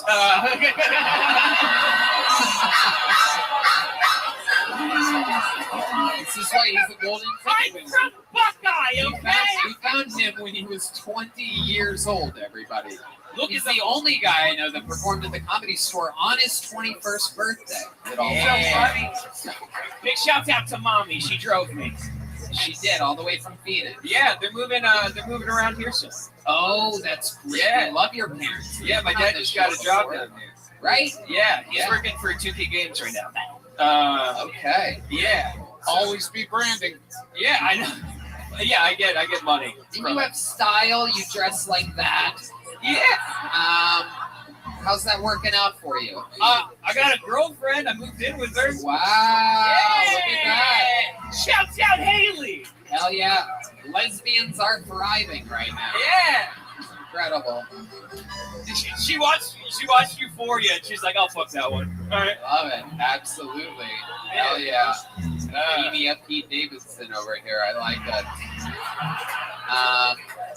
So you're living with a girl. This is your first time living with a girl? Yeah, it's the first time I've ever been outside of my house. So tell us what that's like. What are some things that you've noticed? Clearly, you've already started partaking in wearing her clothes. So how dare you? How dare you? She did buy this for me, but I bet. So what's been going on? Tell us about living with a girl. It's cool. It's weird. She shits with the door open. Oh, she really likes you. I know. I don't know. It's like a dominance thing. It's weird. She doesn't like. I want to get her a squatty potty because she puts her feet on the toilet seat like an owl. Are you serious? Not even fucking. She's like a gargoyle. She goes full goyle. Like Sigourney Weaver at the end of Ghostbusters 1. She's dropping pellets, dude. She's a fucking owl. Dissect them. There's rabbit bones in there and shit. It's fucked up. Oh, shouts out Haley. She's gonna be thrilled watching this. Oh my goodness. We know how you poop. Stop. Close the door. Fuck. Dude, every time I see her pooping with the door open, I'm like, hey, you making room? You know? Anal? All right, Red Band. Thank you. A master of his craft, Red Band has pulled out his fart board, everybody. The artiste that he is, Brian Red Band, is still back there. I love it. What else has been happening in life? Anything else before we let you go, Tristan? Working 2 jobs. Just trying to get myself ready to move somewhere, man. You still rapping? Yeah, a little bit, man. Just trying. Yeah, I haven't written anything in a minute, but I'll try to do some like little old stuff. Will you? Yeah. Okay. This guy's a great rapper. We've heard it before. Let's see if he's been keeping up on his P's and Q's. Dude, I don't know. Should I say an instrumental? Just fucking vibe. Wow. Confident. Swagger. This is Tristan Bowling, golden ticket winner. All right. I see motherfuckers crystal clear, I am clarity. All these comics, when I step on stage, are fucking spare to me. The faces can't keep pace, they going downhill like the Pharisees. I'm in my Turner with the burners, walking like a pyramid. You can't see all the bitches, they fucking with and I pull up a bitch, and I'm not gonna beat up. Second, the D like a twisty dream. Place of the Christy dream. Place of the beat like a face of my meat. Look under the door, but I'm the sheets, and I'm rolling the plane. I'm up to the steam, and the vibe, and the fuck is about gasoline. Play the door, the place, take the 3. Put the sucker, I'll put it green. Put the bitch, I love her and kill motherfuckers. I mean, hey, don't even Cody, hey, yeah, only me. Hey, yeah, whether we're going to bitch the club to see. Wow. Woo! My goodness. What a fun night! It all sounded like it was real words the whole time. I'm pretty sure you I went fast. I know. That's like. Oh wow, that sounds like a real rap fan over there. This lady with her hat. drove all the way from Round Rock to be here tonight. Rap connoisseur Linda from Round Rock has arrived, everybody. Wearing her finest red. Yes, Yeah. Is that Kid That's Rock? John Benet Ramsey right there. That is correct. Red Band's correct. That is it turns out she's been alive all along. It is John Benet Ramsey, everybody. Alive and well, wearing her best pageant hat. Oh my goodness. A hat like that on a Monday. What the fuck do you wear on Fridays and Saturdays, lady? What the fuck is going on over here? Holy shit. Why the fuck you come out looking like Zorro? It's your husband's birthday, so you wore the hat? Wow. You busted out the fucking hat? Lady, you're getting roasted by a boy old enough to be your grandson, right? Hey! Is he gonna lay down on the bed with a boner and you're just gonna toss it and it's gonna land? Tristan, if you're here Thursday, I would love to have you on the Secret Show, man. I'm gonna try. Wow, look at that. Dreams coming true. Kids booking gigs on big comedy shows in town. Hey, Tristan, if you have nowhere to stay on Thursday, you want a golden ticket to my double bed at the Breezeway Motor Lodge that Joe Rogan sprung for. Dude, beanie pajamas, we'll watch ghost movies. I'm fucking down. We'll eat our own cum while we watch each other. Yeah, beautiful. We can pour comes in vials, switch it around, and see which one's which. I prefer pre-cum. Okay, that's fair. It has more season. All right, I'll leave. All right, Tristan Bowling, everybody. We're having fun here tonight. You guys having fun? Yeah. All right, this is where shit gets interesting again. Back to the bucket we go, where, as we've learned, absolutely anything can happen. Your next comedian goes by the name of Yassine Mekki. Yasser Mekki, perhaps? Here he is. Make some noise for Yassine Mekki.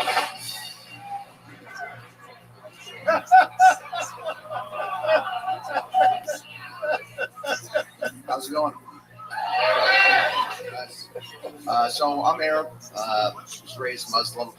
I'm not very devout. I'm not gonna, suicide bomb the fuck out of this place. Don't worry. I'm not devout. Sorry, God. I'm not on board. I'm not with that. It's really too bad. I'm not going to have my 72 virgins for a while. 72 virgins. Why virgins? I always wondered that. I'll be rolling up in heaven, successful bombing, went perfectly, ready to be rewarded. And, you'd think you'd want like 72 disgustingly dirty fucking whores. That's what I want, but that's not the case. I'm up here in heaven, I'm like, I just died, I just fucking bombed this place. Why the fuck am I trying to teach this bitch how to deep throat? That's a bear. That is officially the bear. Red Band's having some problems with the soundboard. Some people love it. These guys over here love it. These Texans over here, they must not have heard you say that you're a Muslim. Wait, what? Wait, what the fuck? I'll take back those applause. How old are you, sir? How old are you? I'm 26. All right. So he probably wasn't around when Joe Rogan did basically that same bit. Yeah. When it was already tired. It's true. Yeah, exactly. Yeah, it is quite incredible. What kind of ethnicity are you? What exactly are you? I'm Iraqi. In Iraqi? Oh, okay. Well, all right. Yeah. What do your parents think about you doing stand-up? Are they both Iraqi? They are. Right. And how do they feel about this? You know what? They don't. This is my first time up on stage. Oh, okay. Very good. Well, that's also the last comic's bit. You heard that sheep. You just got hard as a rock. So hard as I rock. That's ironic. Iraqi people have sex with animals. Is that the correct stereotype? That's absolutely true. Boom, nailed it. Oh, thank you. That is the penguin of truth right there. Tony, why don't you steal your own bit about he's also as pale as the pale Mexican? That is true. A lot of pale, dark ethnicities up here today. A lot of. I blame the lighting guy. Why do you think you're so pale? You're definitely the palest Iraqi I've ever seen. Yeah. Do you think that you people are forming, like evolving whiter so that you can get through TSA faster? I was going with he didn't want to be stereotyped in movies. Yeah, it's very, very brave of you to come up here telling us that you're Muslim and Iraqi. We would have thought you were from fucking Portland. You know what I mean? You could be an Antifa very easily. See, this lady here agrees with me. She's very, very.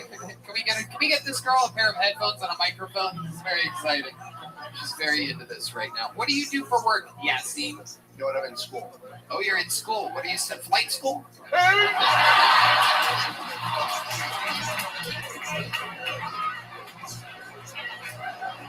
No need for the takeoffs or landings. Skip those days. What kind of school are you in? Computer science. Theater science? Computer. Oh, that makes more sense. Okay. Computer science. So what are you hoping to do with that? What are your plans? You know what? I'm just trying to make money with that. What are you going to try to do? How are you going to try to make money with that? You know what? It's not really what I want to do fully. I want to be an esports player. An esports player. Now, what exactly does that mean? What's an esport? It means I want to professionally compete in video games. Oh, okay. And are you good at video games right now? Yeah. Your skin tone tells us that you should be. You have that vitamin D deficiency that a lot of Red Bands fans. Why do you think he has vitamin D deficiency? You know what video games is? It's inside.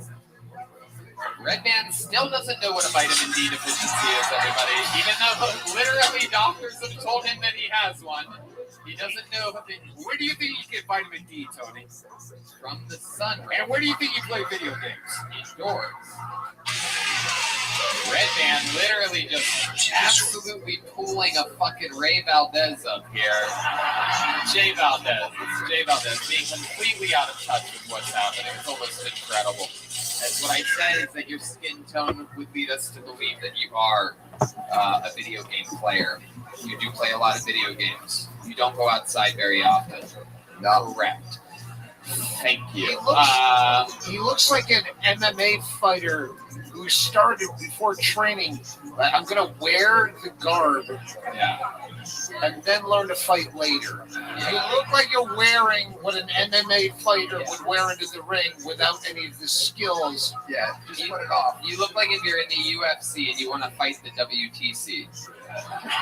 Okay, most people don't know that stands for World Trade Center. It's a building that was brought down by Middle Eastern people, clumping them all together for the sake of that joke. Thank you. So Tower too soon. I love it.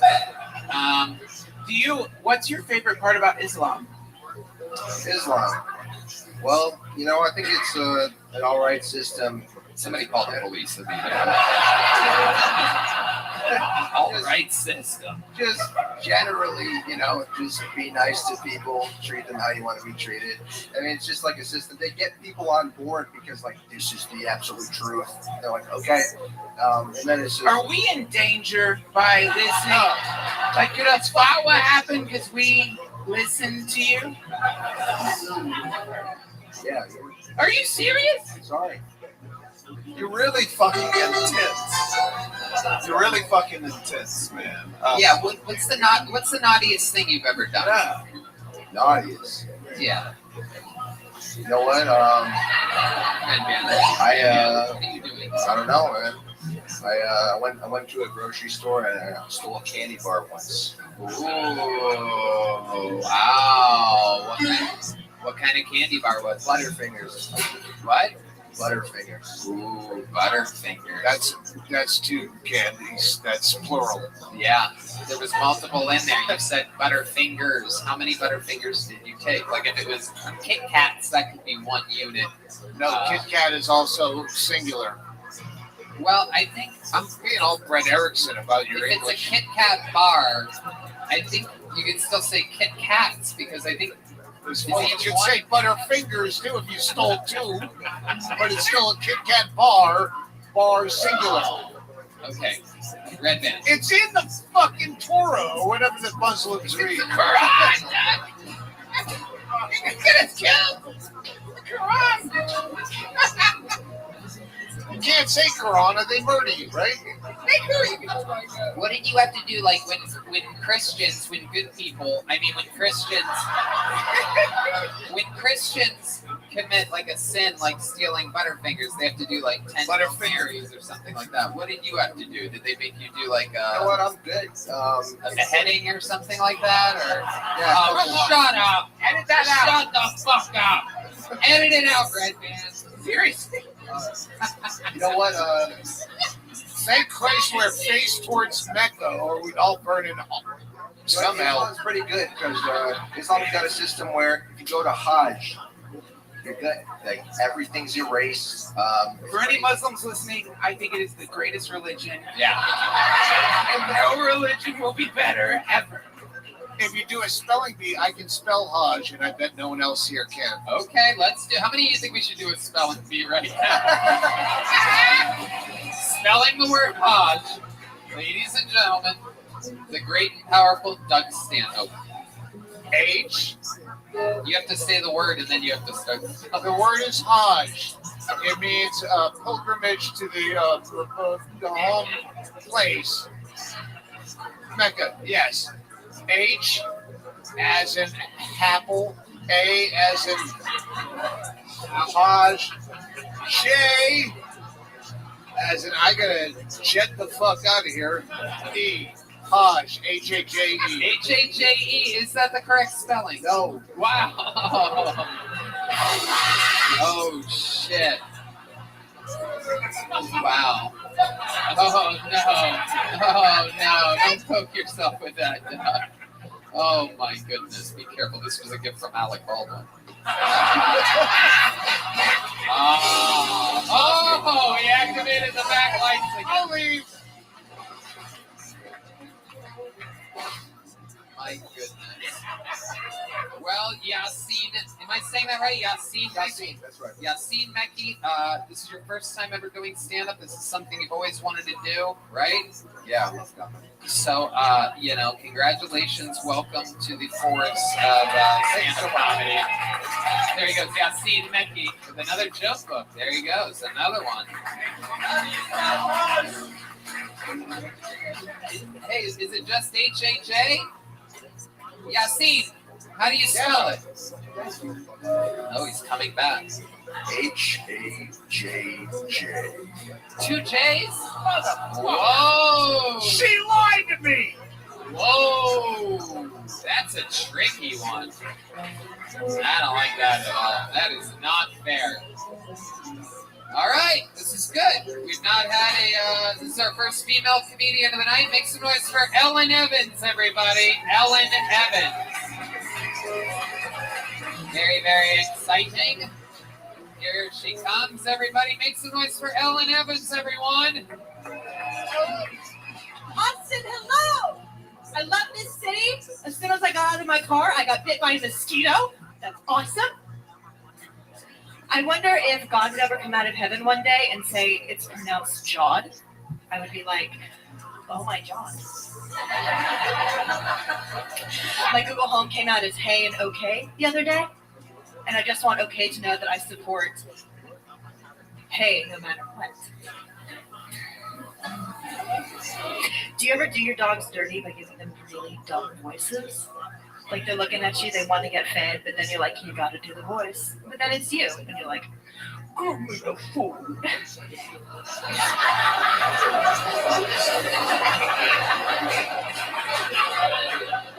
I feel like we could solve a lot of daddy issues with daddy complaint boxes.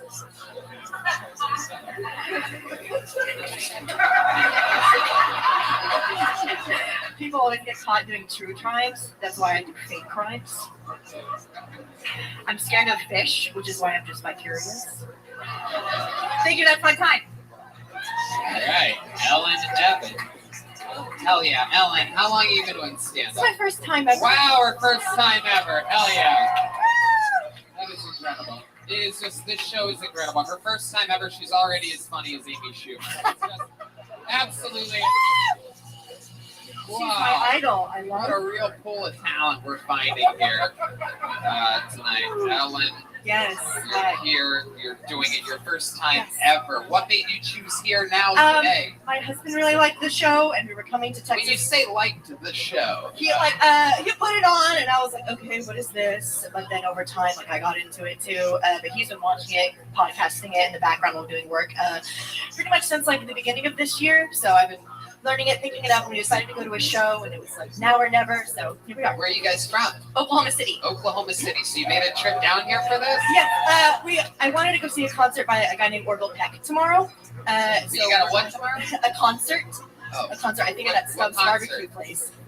His name is Orville Peck. He's a cowboy, beautiful, soulful guy. I love him a lot. So we're gonna go see that tomorrow. Okay. And then we wanted to go see the show tonight. And Right. Here we are. Very cool. And your boyfriend, who has been listening to the podcast, did he sign up as well? Yeah, he did. He's over at the bar. Yeah, he has a minute. Really? And has he ever done stand-up before? Wow. No. What's his name? Logan. How many do you think we should get Logan up here? Ladies and gentlemen, maybe it's Kill Tony debut. You stay up here, okay? Okay. Ladies and gentlemen, make some noise for Logan, everybody. Here we go. It's a girlfriend, boyfriend. They're on a road trip. Hell yeah. Make some noise for Logan, everyone. Thanks. Once you pop your cherry, your orange is right around the corner.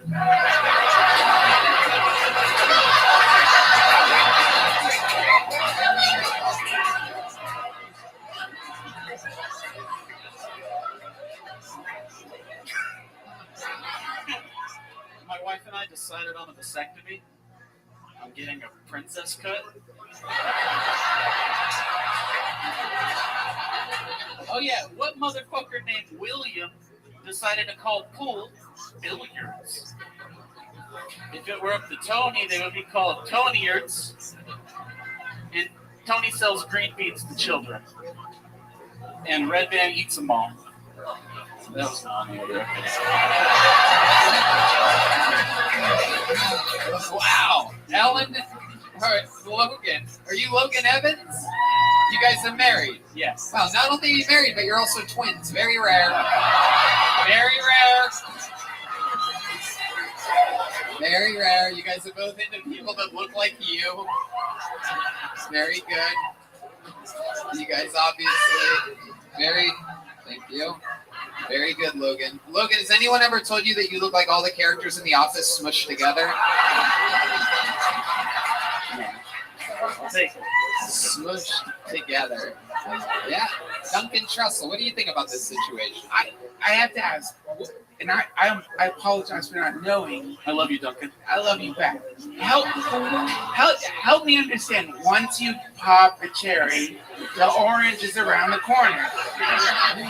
I didn't get it either. I don't think Everyone laughed. I don't think anybody got it, but for some reason I found it to be hysterical and frightening. That joke killed, and I was fucking lost. Yeah. Oh, it was her joke. She's taking credit for it. Wait, what do you? We decided a long time ago it was my joke. You didn't think it was funny. Wow, you two have been married a while, huh? How long have you two been married? We've been dating since high school, married at like 20. So. Wow. And now you guys are in your 50s and really regret it. No, I love it. How long is that? How long have you been? 5 years. 5 years. You guys are in your mid-20s. You're stuck out in Oklahoma City. What are you guys doing for work out there? You guys working at the same lens crafters, or what are we talking about here? These fucking dorks. I own a small cybersecurity company. Wow, look at you. Look at you, antivirus meets HPV over here. I love it.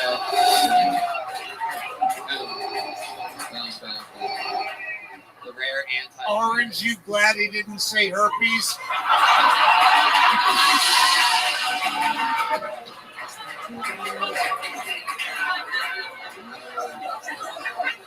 And how about your little sweetheart over here? What does she do for work? What does Ellen do for a living? I actually don't have a job. I get to be a housewife and help my grandparents clean their house. Wow. Do odd What jobs do you for do? people. What do you do at the house exactly? I cook, I clean. Literally, he does like absolutely nothing of that. His job is to just work. Wow. Yep. Red Band. That sound means that Red Band thinks you're on OnlyFans. Is there any truth to that? I don't know. No, I'm not. No, thank you. Those girls that can keep a hand sanitizer floating off of their fanny pack. Do you want some? It's my Kiki Beach coconut.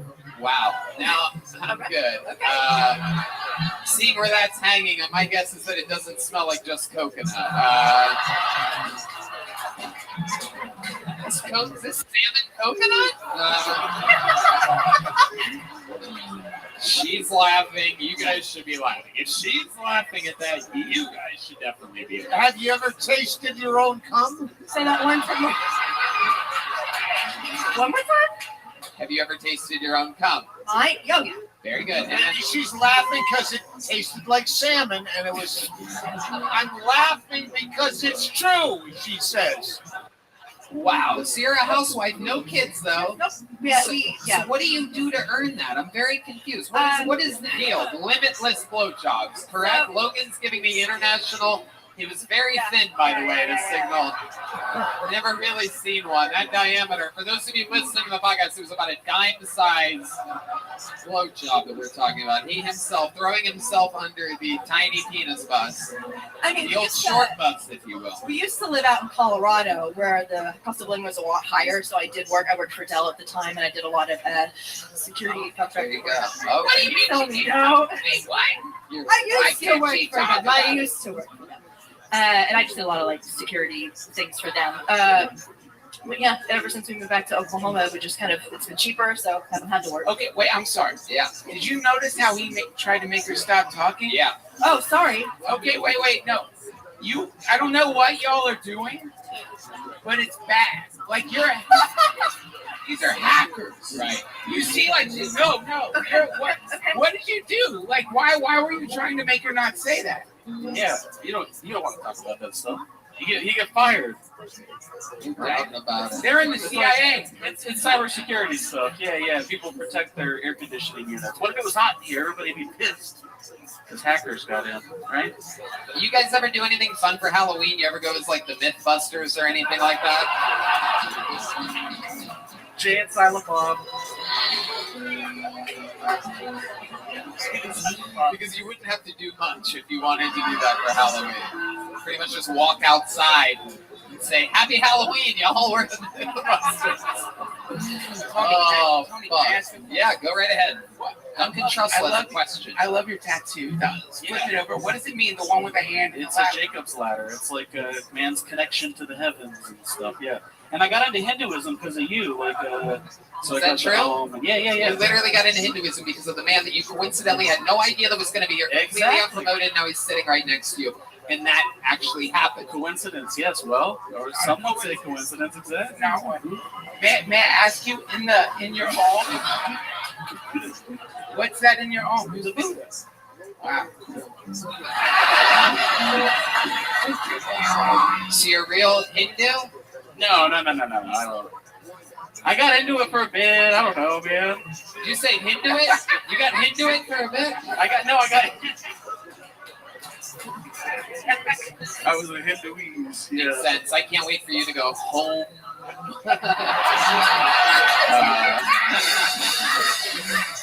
This is incredible. I love Kill Tony fans and couples getting to do this. And when Ellen Evans came up here, I thought she was lost and here to fucking protest a Rogan show or something like that. Well, you did introduce her as the first female comedian of the night, but you didn't introduce her husband as the fifth male comedian. Yeah, that is true. We can't get enough of it. Anything else crazy? How do you any crazy moves in the bedroom? We want to know what type of if you nerds are having. You nerds have any special maneuvers in the bedroom? You ever fucking hike her? You ever hack her security or whatever? You ever fucking breach her database? Because for these things we use a VPN. ExpressVPN.com. Oh, I love ExpressVPN.com. Do you guys have an Express? Use offer code Duncan. Offer code Duncan. No. Duncan. No, use the code Kill Tony. We have to put that I in. like Express. Tony. I use ExpressVPN when I'm hacking someone's security on a Helix mattress. Waiting for Blue Apron to come. Anything else? Who can come? You can find a good delivery driver if you go to ZipRecruiter. Offer code Duncan for that too. Pretty much anything he's advertising. Do offer code Duncan. No. Advertising? We're just talking out of turn. Go ahead. Indeed. Gonna cure this hangover with some liquid IV for sure. Good promo code Duncan. Skylight frames for those of you that miss your family and want to send pictures into a picture frame. You can do that with Skylight frames /Kill Tony. After this, are we going to go to the W Hotel? Yeah, the W Hotel, where you can save 25% off. I feel like we're missing something. Promo code Ellen. What we're missing is Squarespace. It's an incredible website. Oh, it's perfect for building your own website. You two are Squarespace squared. Square joke. I don't know. I can't promote ExpressVPN on my podcast because we promote child porn. That's why you need it. Red Man said that's why you need it. And he would know. I didn't think that joke through. It was, it didn't work. It's good. Yeah, Michael Yo has a question. Logan, what'd you think of Ellen's performance? She did wonderful. I loved it. Whoa. Ellen, what did you think about Logan's performance? I told him not to do the green bean thing. Yeah. And then he still did the green bean. Ellen might be the brains of this operation. While this guy's out working and providing every single dime that comes into their household, she is resting up and thinking about the future. She has a very clear head on her. Sometimes that's important. You should listen to her more often. Speaking of which, Logan, what the fuck do you mean I sell green beans to children? And second of all, why would Red Band eat? We all know clearly he never eats green beans. Like if it was candy, that would make sense, but why would Red Band eat green beans? I would even think that I would sell green beans to children before Red Band would eat green beans. I don't know. It's a bad joke. I'm sorry, Tony. But why? What was it supposed to mean? Why would I sell green beans to children? You guys laughed at the orange around the corner. I don't know. Sometimes it works. Which proves... He did the orange joke. He's like, these people love food jokes right now. We got to do it. In defense of his wife, she came up and kind of tanked. It's hard to hear up here because of the echoes, but you kind of tanked, and then you did your opening two jokes killed, and they didn't make any sense. And that's the disparity between men and women in comedy. He says one thing with confidence, and it kills. And she's going, my shit made sense, and it died. So true. Such a great observation. But this was historical. I'm glad you guys were here to metaphorically pop your cherry on tonight's show. Both of you, your first times doing stand-up. Which does mean that the orange is right around the corner or something like that. I believe that's how the saying goes. There they go. Ellen Evans and Logan Evans, everybody, visiting from Oklahoma City. How cool. Well, there's only one way to end a show like this, ladies and gentlemen. And it is with the longest standing regular in the show's entire history. This guy's been opening for me, for Joe Rogan. He's been all over the road with me as of late. We're going to Phoenix this weekend together. He's an absolute monster. We're watching him headline all around the country. You know him. You love him. He's the Big Red Machine, William Montgomery, everybody.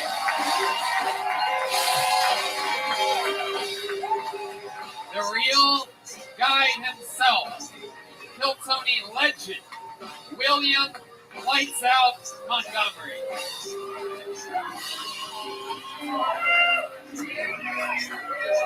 I'm excited to be performing in front of my comedy idols tonight. Jordan Peele.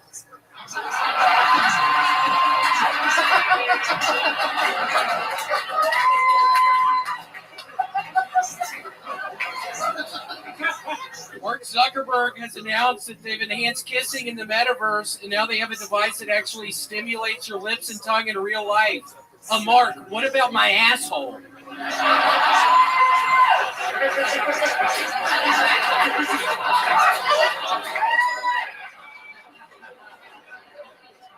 The other night I was watching the NFL draft and couldn't help but be reminded of Vietnam. I was just hoping that'd be funny because there were drafts involved with that. So I was thinking about that one. The religious nuts in America are totally out of control. All I hear about on the news is Hunter Biden's lap dance this, Hunter Biden's lap dance that. I can assure you he's not the first guy to get a lap dance, and he won't be the last. It's a laptop, not lap dance. I thought that one was going to go better. Mark Zuckerberg has announced that they've enhanced kissing in the metaverse. And now they have a device that actually simulates your lips and tongue in real life. Mark, it's called a fleshlight, you dumbass. Okay, that's all I got. Wow. Showing us all exactly how it's done with insane surgical precision. This is William Montgomery, completely overqualified for the position. Somehow figures out a way to put a ribbon on every single episode of the show. He is indeed a wild man. We've been traveling all around the country together. Have you been enjoying that, William? I am. I actually have some really big news. I got the call back from Kirkland Signature. I'm about to be sponsored. Whoa! A 2-year, $400,000 deal. Oh, 2 years, $400,000. That's $200,000 per year. Yes. I'm going to be on their commercials.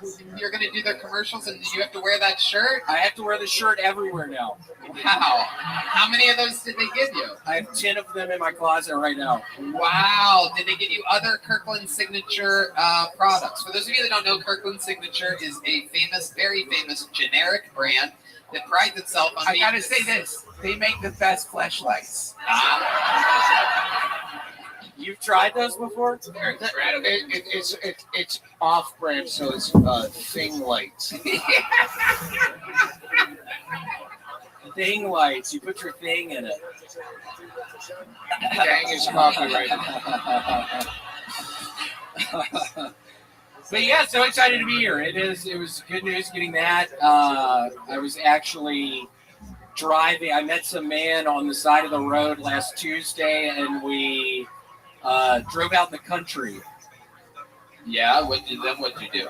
And then I fucking killed him! Whoa! William is admitting to murder right here, right now, live on this show. This is a podcast exclusive. Yeah, he was talking way too much. I tried to befriend him. I picked him up outside of the Salvation Army place right down the street. And where did he say he wanted to go exactly? He said he wanted to go to McDonald's, and I was just thinking the entire time in my fucking head, dude, you're not going to the McDonald's. You're going to heaven tonight. I'm going to send you to fucking heaven tonight. Wait. If McDonald's isn't in heaven, then it's not heaven. Yeah, I know. I agree. I love McDonald's. What's your favorite thing at McDonald's? My favorite thing at McDonald's? Shut the fuck up! Fuck you, man! No, I got nervous because I feel like this is what you were saying to the guy in the car before you killed him. Yeah, I pretty much was. Shut the fuck up! It was just that a couple times. What was he talking about when you were telling him to shut up and when you decided to murder him? Was there a specific topic? It was weird. He was talking about Lincoln Logs. He was talking about Tinker Toys. He was a whole bunch of bullshit about Tinker Toys. I haven't even thought about Tinker Toys in years. And he's fucking talking my head off about that. And then I slowly unsheathed my knife. Oh, you pulled it? I carried by my left leg. Yeah, I unsheathed it and I put it up by his fucking neck. And I said, "Are you ready to go to heaven, you bitch?" Were you driving the car while this was happening? Yeah, with my left hand, and I got it out of the sheath with my right hand. So I had it on your left side. On my left thigh, I was driving with my left hand, got it out with my right hand, the knife, but the knife sheath was around my left thigh. And then, so show us. So you're driving with your left hand, and then you pull it off with your right. So I'm driving He's with wearing my shorts, left hand. so makes sense. Show us. I'm driving with my Pretend left like hand. You're sitting. Pretend like you're sitting and driving, William. So I am. It's got one of these new standing Toyotas. And you're on the stand at the Johnny Depp Amber Heard trial, and then show us. So I was driving like this with my left hand. I get the knife. It was down around here. Get the knife out. Slowly put it. That's in his fucking distracted ear driving. a little bit. What speed are you driving? Like 65, 70. I'm flying down this dirt road. It's a dirt Lights road? off. I don't have the fucking lights on. Just flying down this road. Were you texting at the same Yeah, I time? was texting.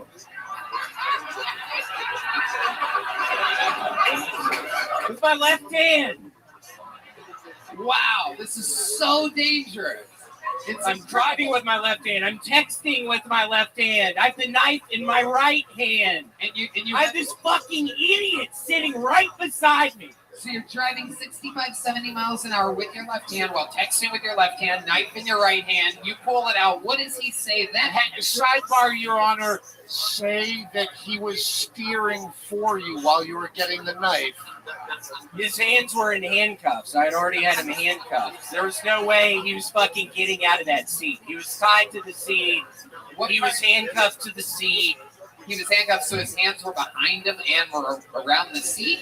Correct. Oh my God. And that was weird. What part of the trip did you handcuff him to the seat? Because you really skipped over that part. Was that pre-McDonald's or post-McDonald's? Did you put the... We didn't go to McDonald's. Oh, you never even stopped? We never even fucking stopped at McDonald's. Hearsay, Your Honor. Wow, you're looking at this guy like you want to murder him now, William. What's up with that? Yeah, what are you doing here? Do you know that guy? Yeah. We all know that guy. Michael, what are you doing here?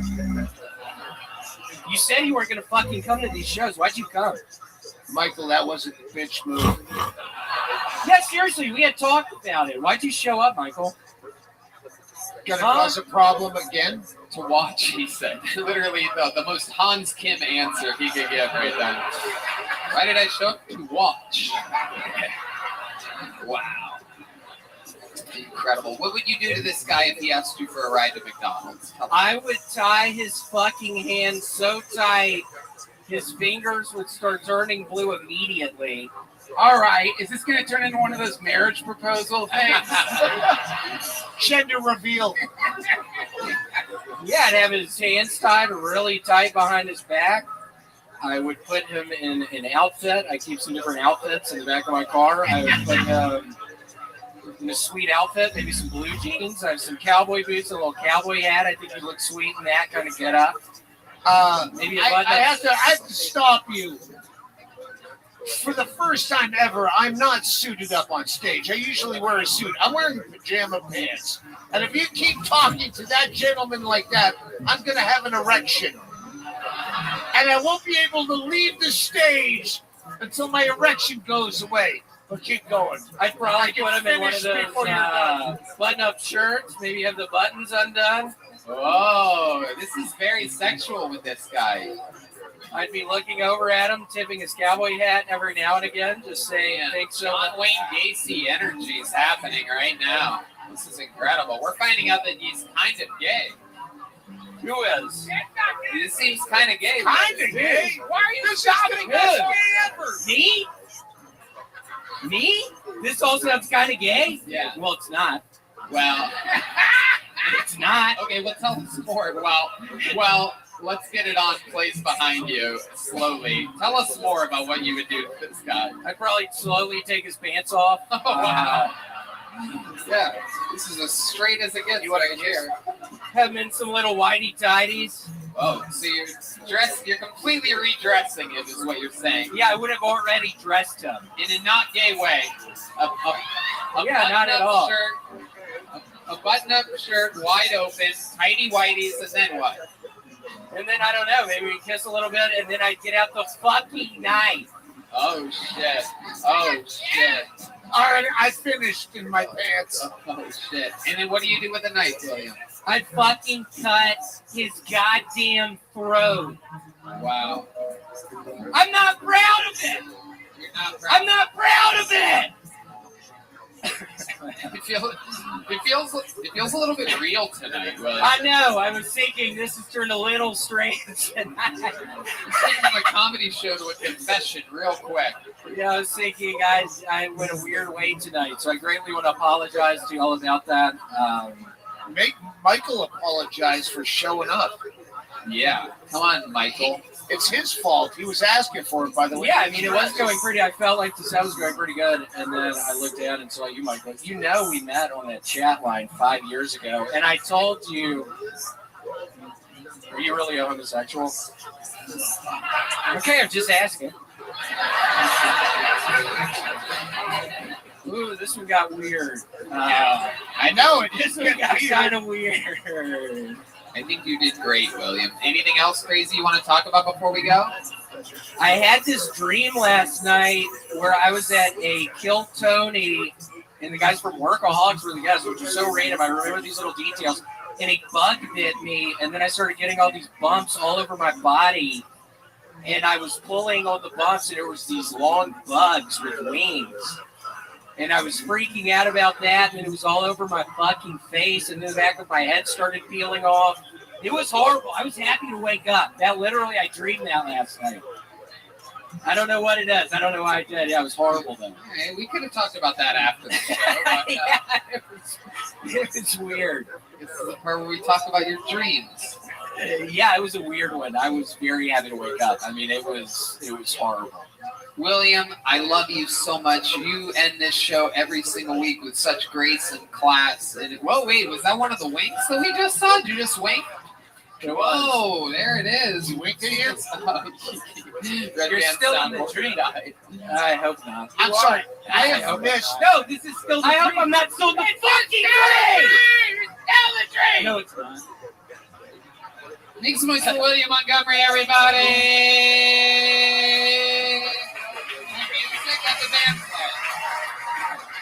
I have missed most of the comics looking at the back of Tony's head like this. And I've seen the back of your head too many times. Sorry about that, Doug. We have music out? Yeah, there it is. Very good, Red Band. I was going to ask you. Better at his job every week. I do have new stuff written on my hand. Yeah. What is that? Do you want to get one comic to make sense out of that? Label, trigger, rape. Yeah, is that your set list? No, it's a new joke I wrote down today when I was getting drunk early. Going, I'll probably miss Kill Tony because I'll be drunk. Here I am. He made it, everybody. Doug Stanhope was here tonight. Guys, make some fucking noise for Doug Stanhope. Close it out. Close it out. He's on tour. Get tickets. He's close this one of the best stand-ups in the world, everybody. Michael Yo has a new special out, youtube.com/Michael Yo Comedy. He's going to be here at Vulcan Gas Company August 12th and 13th. How about a hand for the great Duncan Trussell, everybody? Midnight Gospel on Netflix. Of course, the Duncan Trussell Family Hour at DuncanTrussell.com for tour tickets for him. So much fun, y'all. How about one more time for the band? The Screwball Peanut Butter Whiskey Kill Tony Band. Matt Mueling on guitar. Michael Gonzalez on drums. John Dees on the keys. And the great D Madness on bass guitar, everybody. Love you guys. Have a good night, everybody. Thank you so much.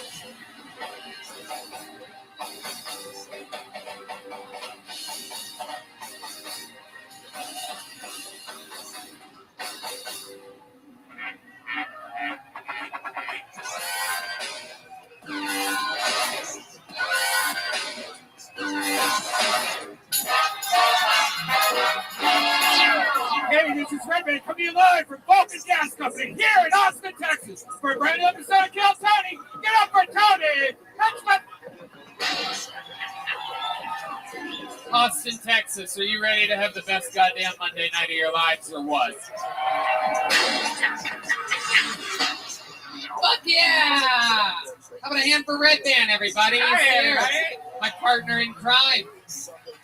And guys, how about a hand for the band, huh? This is Kill Tony, brought to you by the Red Rose and the Yellow Rose. And that is the Kill Tony Band, brought to you by a delicious screwball peanut butter whiskey. Next one is from Michael Gonzalez on the drums. That's John Dees on the keys. This is Matt Mueling on guitar. And that's my good friend D Madness on the bass right there. A lot of fun stuff happening.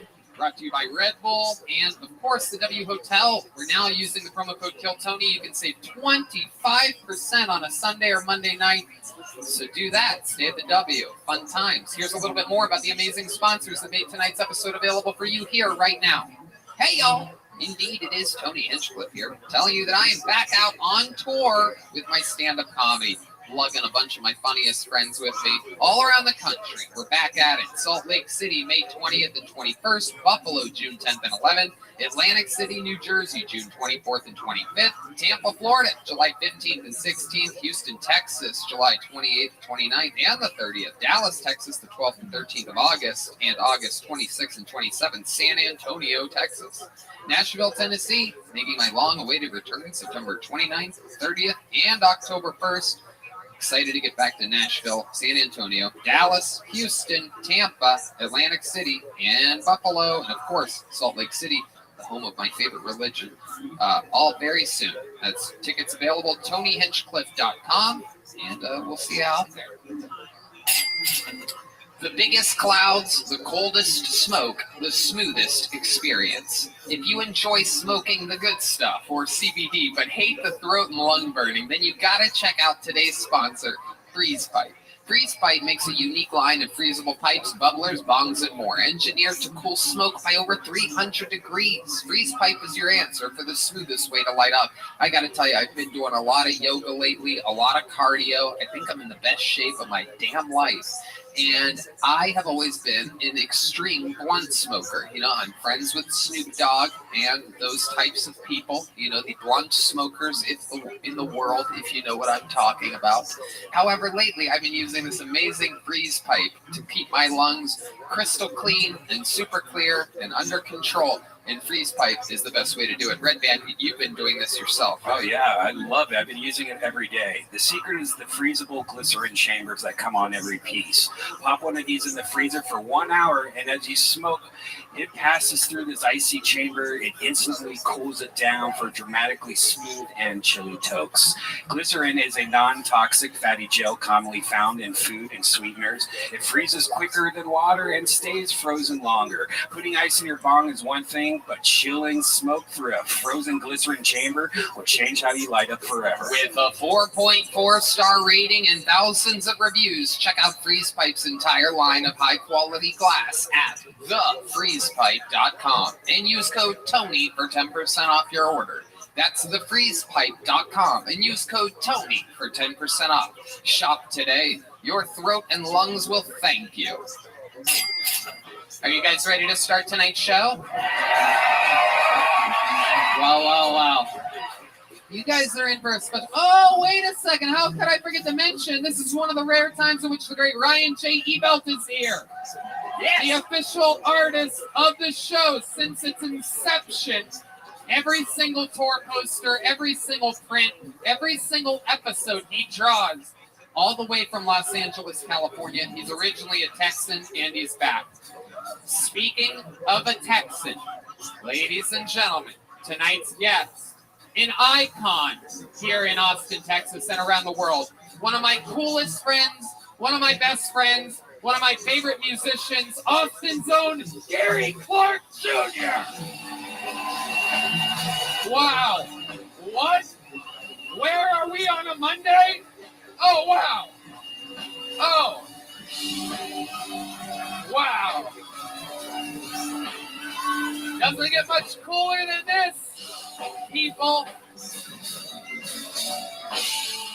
The great, the powerful Gary Clark Jr. is here, everybody. Yeah. I don't know what I'm doing here either, people. It's kind of strange, right? It's a pleasure, though. Gary gets it. He's a fucking comedy fan. He's a big Kill Tony fan. He's been following this show forever. We're going to have fun. You guys know how it works. Gary knows how it works. I pull a bunch of names out of a bucket. They do 60 seconds on the stage. You know their time is up when you hear the sound of a kitten. That means they have to bring it up, wrap it up then, or else they're going to bring out the angry West Hollywood Bear, which basically is just loud and it interrupts their set because they can't go any longer because they have to do a minute of stand-up comedy, and then I interview them afterwards and we find out more about them. It's a big, live, crazy, improvised talent show. You guys get it? How about you in the balcony? Do you guys understand what's happening here? So, to start tonight's show, instead of pulling a name out of the bucket to start it, we like to start it with somebody who's ultra consistent, who comes out and sets a goddamn standard for how it's done. Oh, by the way, how could I forget? This is very special. This is the 1-year anniversary episode since my cancellation, everybody. So thank you. Thank you very much. Which is a good time for me to remind everybody that the comedian going up first tonight with a brand new minute, one of my favorite human beings in the world. Once I came back here from being canceled, I made him a regular on the show. Now he's rich.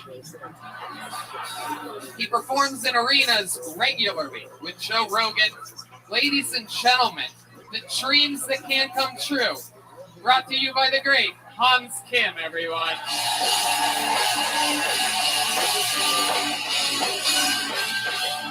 Hey. I love it here in Austin because I never know if I'm going to be performing for retards or faggots.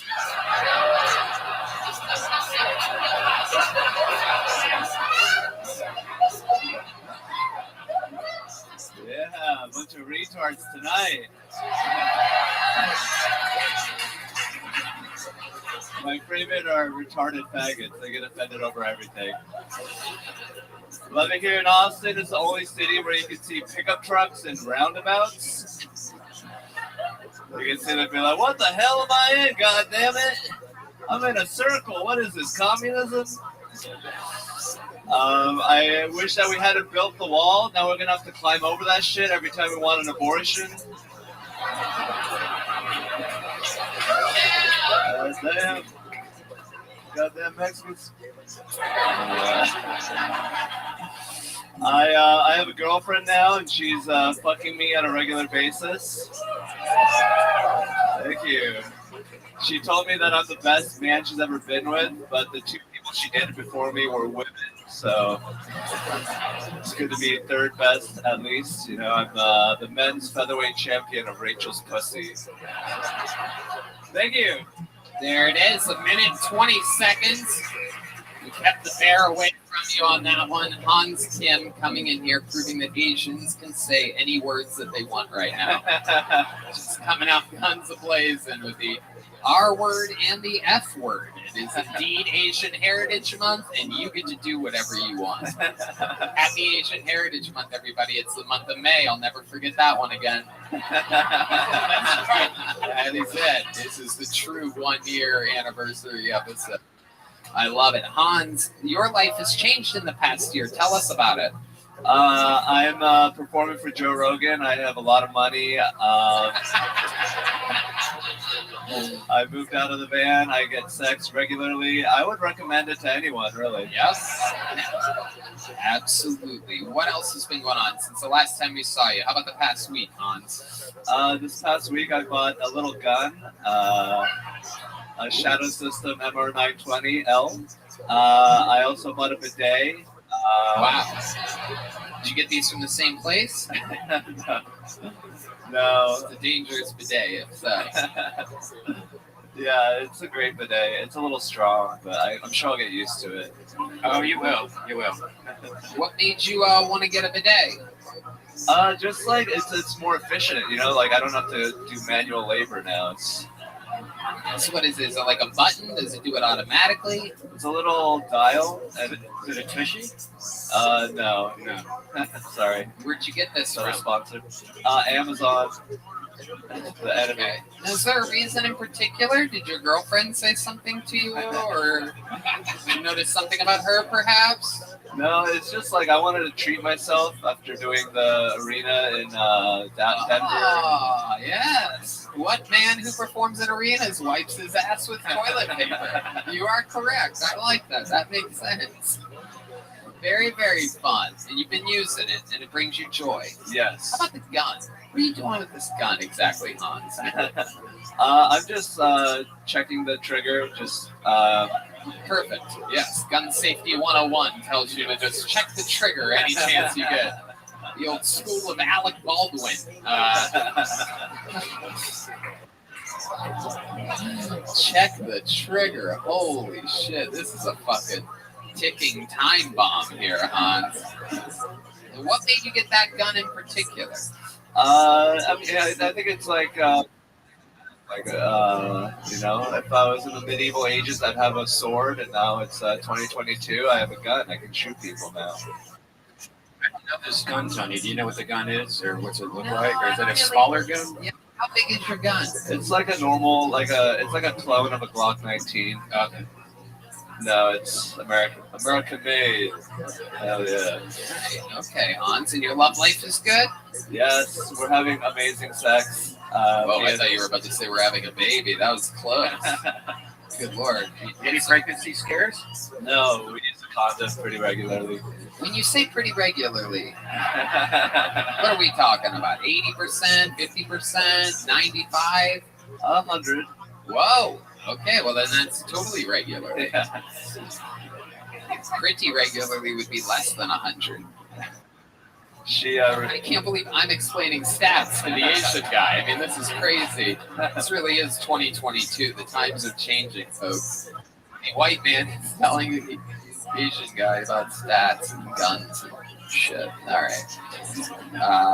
I love it. So amazing sex. What does that mean to you? What exactly is amazing sex to a guy like you? You guys doing Sudokus in the bedroom or something? I've been rubbing her pussy with my hand a lot. Whoa! Jesus Christ, Hans! Oh my God! Yeah. What the fuck? It's like middle school talk right there. That doesn't sound comfortable at all. We did find out last week that you do a weird thing. I asked you what your fourth favorite body part on a female is, and you said the navel. And then you described how you enjoy rubbing a girl's belly button. Yeah. I think he said pushing it back in. Didn't you say? Yeah, I mean, it's a very beautiful part of a woman. So interesting, right?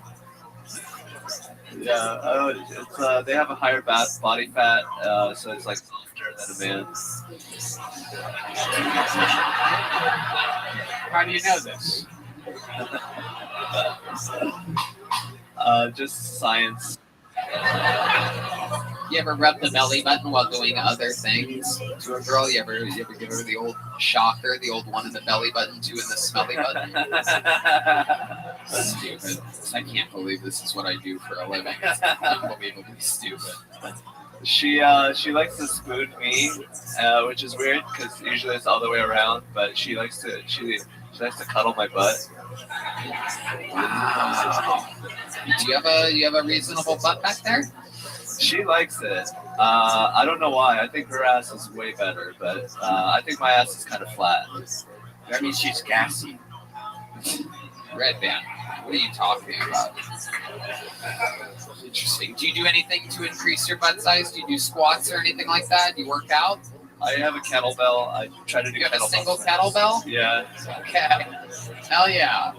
What's the weight of this single kettlebell that you have? 35 pounds. Whoa, that's a pretty big one. Yeah. Okay. Do you ever think about getting a second 35-pound kettlebell and getting fucking jacked? I'm having trouble with just one right now. Very, very interesting. All right, Hans. Well, you did it again. Another hour minute with a bonus 20-second edition there on material. It's absolutely, your work ethic is absolutely insane, and you're pushing every started for it. You see them every a brand new minute, every single week. The regulars on the show are absolutely killing. But now we go to the bucket. This shit gets a little bit more wild. We're about to meet someone we've probably never met before. I might try that belly button shit. Huh? I try that belly button shit. Oh, Hans is teaching Gary how to manipulate the belly button during girl dance. You might have to write a song about that or something. I'm in love with your belly button. Stink finger. Go for it. Make some noise for your first bucket pull tonight. His name is Stephen Farmer, everybody. Here we go. Here he comes. I do believe it's his first time on Kill Tony. Make some noise for Stephen Farmer, everyone. All right. Well, I hope you like me. But if not, that's cool. At least you got to see what it would look like if Tony Hawk sold real estate. So we got that going for us. I like the shirts that people wear at the gym, like little goofy sayings on them. Like it's like what the women wear. Like they'll wear stuff like squats. I thought you said shots. I don't sweat. I sparkle. I can't run. I'm a mermaid. No pain, no champagne. We'll run for chocolate. Like all that kind of stuff.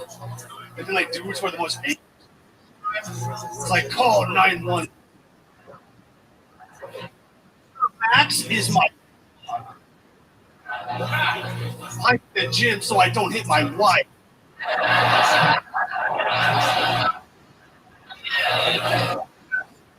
Is it that call 911 was about? That's it. All right. Seconds from Stephen.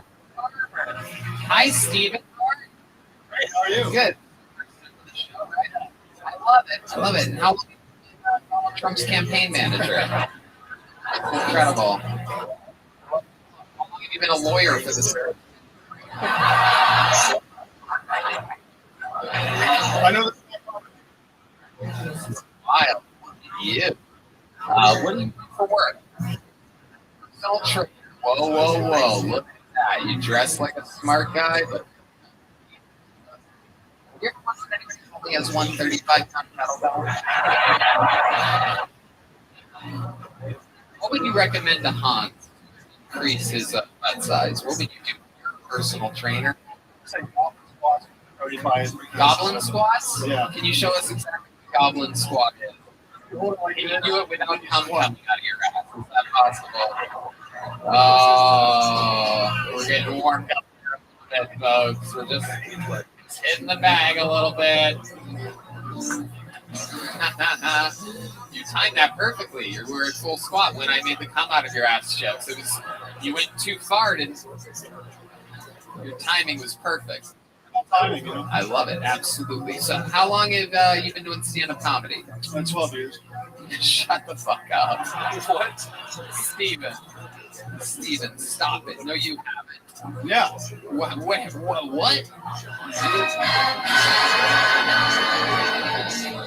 12 years. No, Steven, no. No, you're kidding. That's one of your big jokes. Where have you been doing it for 12 years? Austin, Texas? Full time. Okay. All right. Oh, shit. Oh, when Red Man hits that, there's barely anything anybody can do to bring it back, Steven. 12 years. Now, what? Wow. Okay, what's the best thing that you've done in 12 years of stand-up comedy? What's like the highlight of your career? Just like featured at comedy clubs and so. Okay. Who's your favorite person that you featured for? Probably Greg Warren. I mean, no, I actually opened.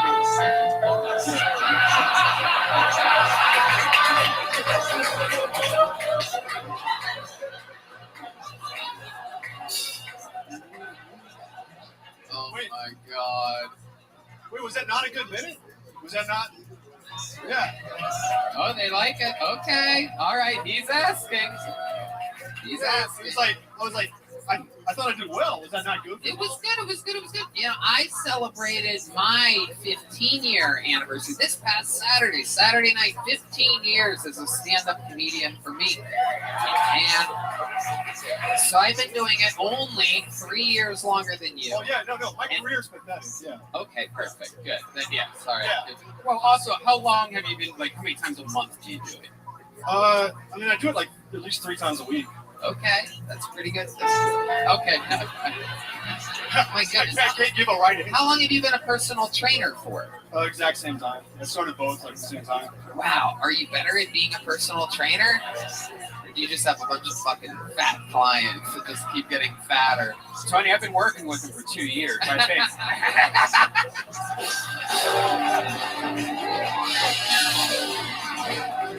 When did you learn how to do that, Red Man? When did you learn how to make fun of yourself like that?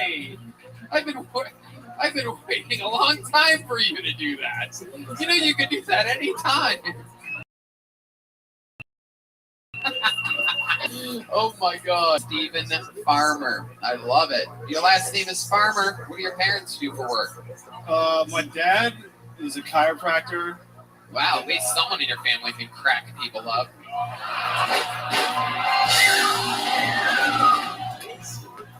Oh, I've activated the backlights, everybody. That's the end of it.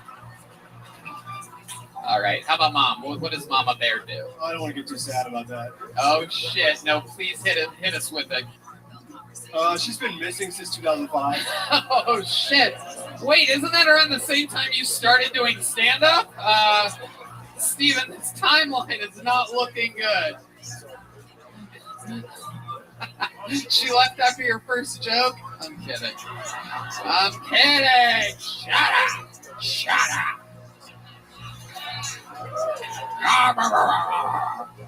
Oh, this is not the show I thought I came to. Happy Mother's Day.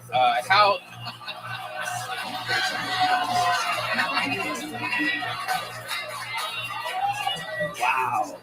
Oh my goodness gracious. This is epic, Steven. I love this. You have a good sense of humor. We can tell you're a professional. What do you like to do for fun, Steven? I got Dogs. I got 3 dogs. Okay. How often do they run away? That's why I got them, because I can actually keep them. Hell yeah, absolutely. They can't go anywhere. They can't go anywhere. How about a girlfriend? Is it? I'd imagine that knowing a little bit about psychology that I know, that it must be hard to keep a relationship going if your mother is missing. I mean, yeah, I'm not. I don't have a relationship, so I'm still single. When's the last time you were in a relationship? A serious one was like 2017. 2017. How long did that last for? Like 3 years. 3 years? All right, that's pretty good. What happened? How did that end? She broke it up, which I thought was really mature, but it turned out she was seeing another guy. You know. Right. Personal trainer. No, he was like a fat guy. He's what? He was like a fat guy. Oh, that's the worst. And she was a trainer herself, so I don't know. Oh, wow. Very interesting. She wanted a little fix-me-up. Yeah. Damn. All right. Let me ask you this. You're a personal trainer. You have women as clients, right? You ever make a move on any of your people? No, it's because they're already going after you. It'd be weird if you did. It's like creepy stuff. So they're already going after you. Yeah. And you don't like that. You don't like a girl that likes you. You like someone that you need to force yourself upon in order to... Well, I live in Round Rock, so there's not a lot really happening. Whoa, Round Rock. Okay. It's starting to make sense now.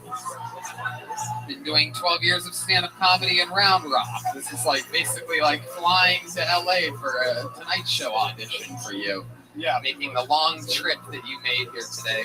What kind of vehicle do you drive all the way from Round Rock? Honda Civic 2022 Sport. Whoa. Killing it. I like that you threw in the sport there at the end. Your mom would be proud, Steven. Your mom would be proud. Oh, shut the fuck up. He's having fun. Look at him. Look at this guy. Did she run away, or is there something sketchy about it? Yeah. Where do you think your mom is? She's probably dead. Really? What makes you say that? Was she hiking or something? She was a drug addict. Oh. And we lived in a small town in southeast Arkansas, so everybody knew about it. Oh, okay. Yeah, and then abusive ex-husband who may have had something. We're not sure. But we get all these like rumors. So we like ride around with my grandma. And we like pay like the crack addicts to. Oh, that's John. That's not even a red band. That means John Bees is. Yeah, so we like pay like. Pop Goes the Weasel? Why is that the missing mother song? I don't really understand. Oh my goodness gracious. This is wrong. Yeah, this is cold. It really is. It's cold case here. I love it. So Steven, what's a goal or a dream of yours? To announce I do comedy and it doesn't seem pathetic.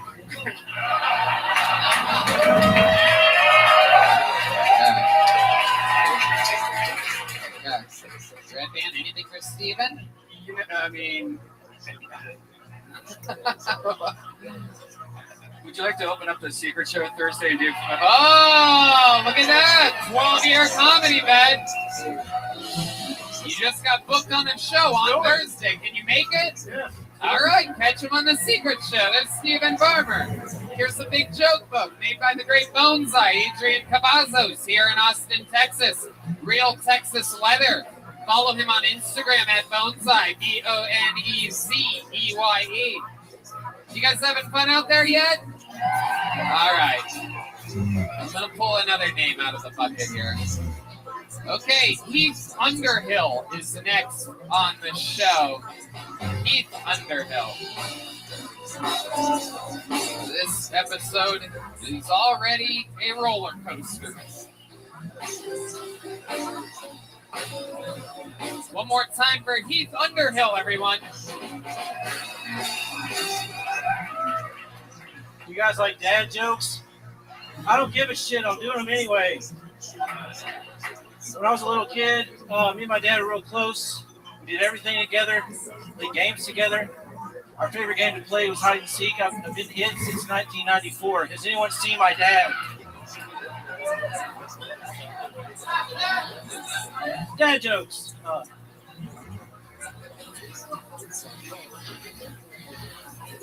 When I was a little kid, my dad would say, Heath, whenever you go to bed, take a shower, splash on a little cologne, comb your hair.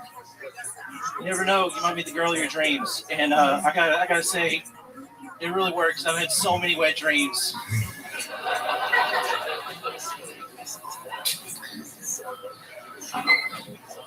When I was 9, I asked Santa Claus for the ability to suck my own dick. My dad hasn't dressed up like him since. Dad jokes.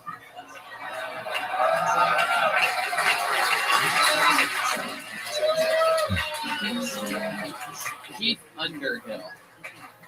Welcome. How are you? Good. You've been on this show before, right? No, sir. No? Well, welcome. How are you? I'm good. You look like if a Mythbuster ate the other Mythbuster.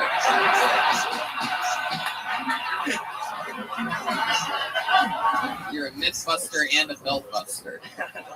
This is incredible. Welcome to the show, Heath Underhill. I love that. What a cool name you have. How old are you, Heath? 34. 34 years old. How long have you been doing stand-up? 3 years. 3 years. I love it. That's a good, reasonable answer. It's not a shocking and appalling answer. 3 years. Nice. Good job, Heath. What do you do for a living? I'm a traveling warehouse worker. Traveling warehouse worker. That's a job I've never heard of before. Explain that a little bit better. I just do warehouse work. I work for a company that sends me to understaffed warehouse. Okay. They send you, huh? Yeah.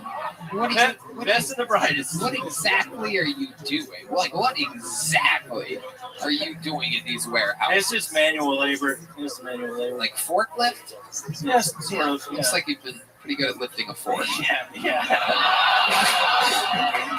Come on. No, stop it. Also a spoon lift worker. All right. Anyway, so you work at a warehouse. Do you live here in Austin? No, I'm trying to move. I live in Tennessee right now. Okay. What part of Tennessee? Chattanooga area. All right, the old Chattanooga choo-choo, which is what you like to do to food. Likes to choo-choo it and then swallow it down. You see that? Chattanooga choo-choo joke. The rare Chattanooga joke. There. Thank you, Red Band. So, Heath Underhill. What do you do for fun out in Chattanooga? I got a lot of different hobbies. I play video games. Nice. I like to eat. Yes. Cook. Indeed. Absolutely. I tried gardening for a while. It didn't work. Gardening? Yeah. Really interesting. Wow. What were you trying to grow? Food. That makes sense. Gary, you have a garden, right? Not anymore. No? What happened? Gave up. Oh, no. That's what he did with his physical health, so it's all the same. Oh, Red Band. And when Red Band hits the pig button, you know you're fucked up, man. Okay, Keith, I love it. So much fun. And you traveled here to Austin. What have you done for fun in Texas so far? I just got here yesterday, so I just kind of woke up and drove here. I got a family about 4 hours away. Okay, so they live in Round Rock too. Very cool. That's awesome. 4 hours away. Which direction? 4 hours. East. Whoa. Houston's rough. It's almost to El Paso, right? Well, not even. It's even much. Okay, shut up. El Paso. Shut up. It's like. Oh my God, that was so wrong. Oh my God, wow, that is dumber than I thought it was. Thank you. You guys are right. I was wrong on that one. All right, you only been here a little bit. You get it. 4 hours east, so like Corpus Christi. Oh, Ruckus again. Ruckus again. Houston. I thought 4 hours east of here was fucking Florida. So like LaPorte, Texas. Like Galveston. Nacogdoches, Texas. Wait, area. what? Yeah, Nacogdoches. What is it? Nutrageous? Where are you from? All right. Do you go up a lot in Tennessee? Yeah, I go up 3 or 4 times a week in Tennessee. Okay. And what's the scene like there? What are you dealing with? You up there with musicians, or is it all comedians? A lot of frogs. It's kind of a small scene, but everybody's pretty decent. You can't get up a whole lot. How about your love life? What are we talking about here? You got yourself a little fucking thicky with glasses? Well, whoa, got weird in here again. Okay.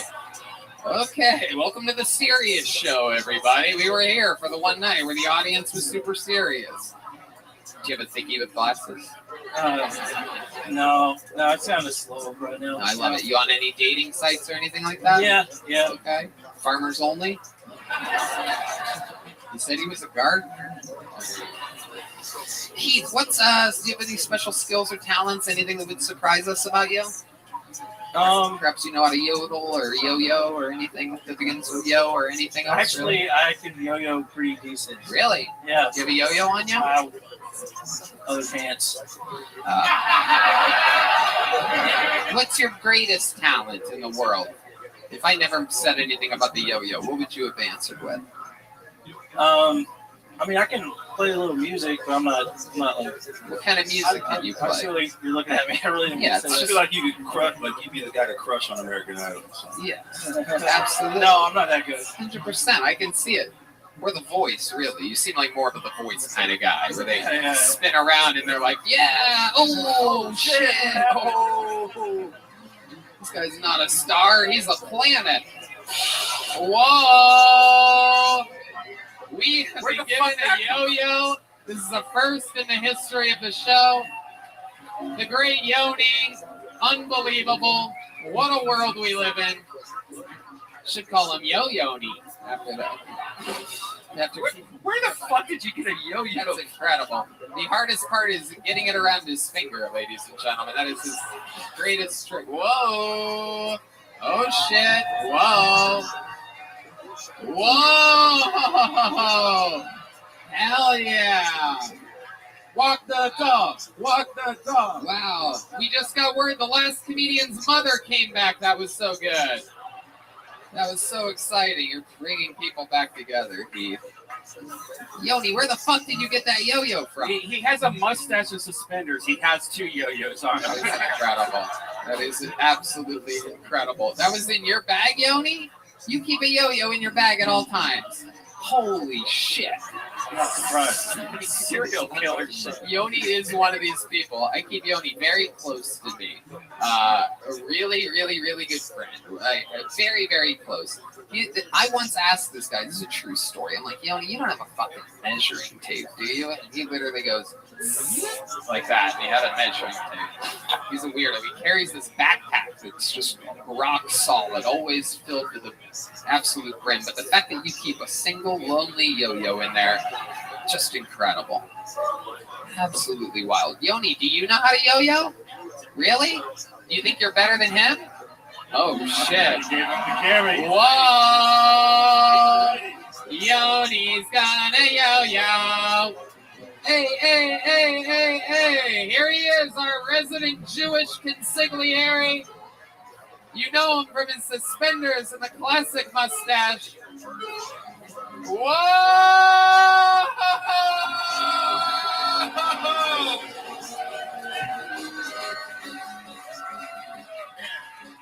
The crowd goes absolutely wild.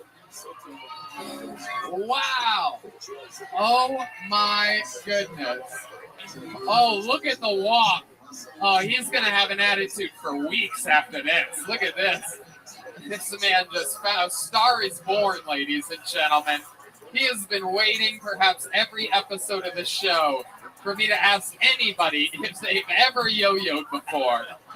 He approaches the stage with a yo-yo, plays the long game, doesn't make it about himself.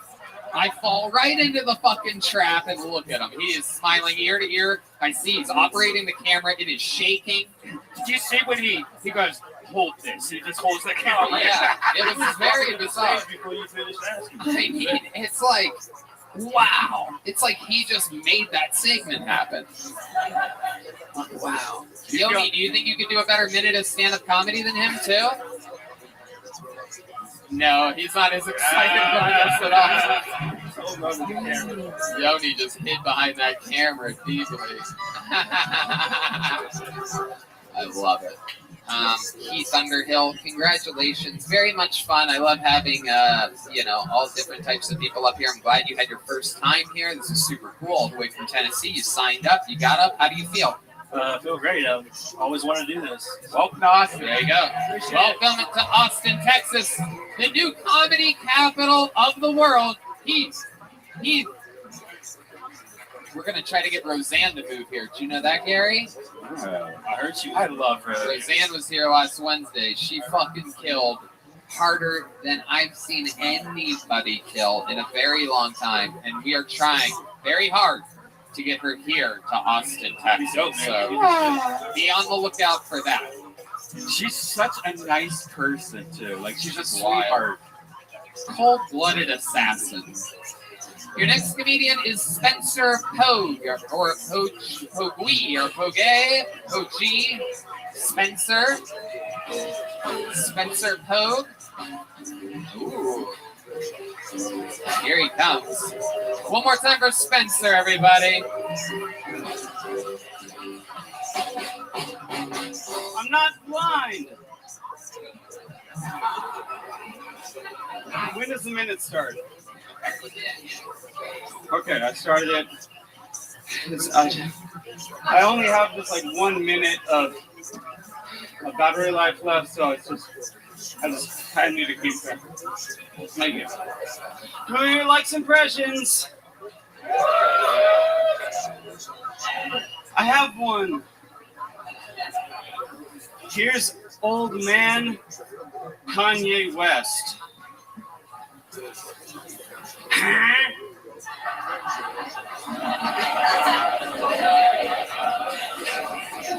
That's a noise he makes. Here's old man Kid Cudi.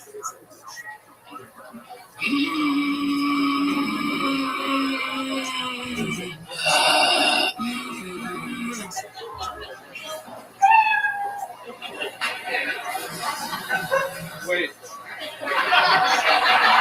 There you go, Spencer. Prepared as much for his closer as he did his opener. Spencer Pogue. Welcome to the show, Spencer. How are you? How's it going, buddy? How are you? You okay? You're one of the funniest serial rapists we've ever had on this show. I'm a little scared, Tony. You've had a lot of them. This is wild. One glove, one cape. I mean, this is an interesting look. Spencer, how's it going? It's going all right. How long you been doing stand-up comedy? What the fuck was that? What was that? It was everything. Don't tell me 12 years, please. Don't say 12 years. 3 years. 3 years. All right. And you're a little bit goofy. You're a little bit weird. You works at open mics, comedians like that, and you performed in front of a live audience. And you got to see how that goes right now. That was my first minute. Right. Well, yeah. Well, sure. But if you did 5 minutes, would it have been like that times 5? You see what I'm saying? Or perhaps if you did a 20-minute set, would you not have a minute of that in which it's sort of like... I just have to build up dramatic tension sometimes. Yeah, that's bombing it's called. Yes, I know. I know. We've done that. It's like, that's a part of it. You have to have 1 minute to I'm sorry. Oh, Spencer, it's okay. It's okay. And I hate being pelted with vegetables, and I totally am not out of lettuce. Wow, still bombing, folks. It's almost incredible. It is incredible. I love it. Spencer, what do you do for work? Right to the tip of that microphone. I'll tell you, recently Who told you you're funny? What? Who told you you're funny? Like 3 years ago when you're like, I'll start stand-up. Classmates or something? Weed told me. Weed, all right. A solid object. Yeah. And now I was following Do you always wear a cape? I'm gonna stop your rambling. Oh no. Do you always? No, just when you go on stage. Yeah. And this is how long you've been doing the cape thing for? About 3 years. Yeah. Oh my God, you've been doing it the whole time. Yeah. oh my God, I thought maybe this was a new experiment or something like that. And you're like, fuck, I felt so stupid up there with my cape. I can't believe I wore a cape on Kill Tony. You know, you get that like sticky octopus, you can throw it against the wall, and it's still fun. But people don't know you can just rinse it off with water, and then it's still a sticky octopus. Well, I get what he's saying, but what the fuck are you talking about? Like, are you on the spectrum at all? For real, seriously. I don't think this guy's got Wi-Fi whatsoever.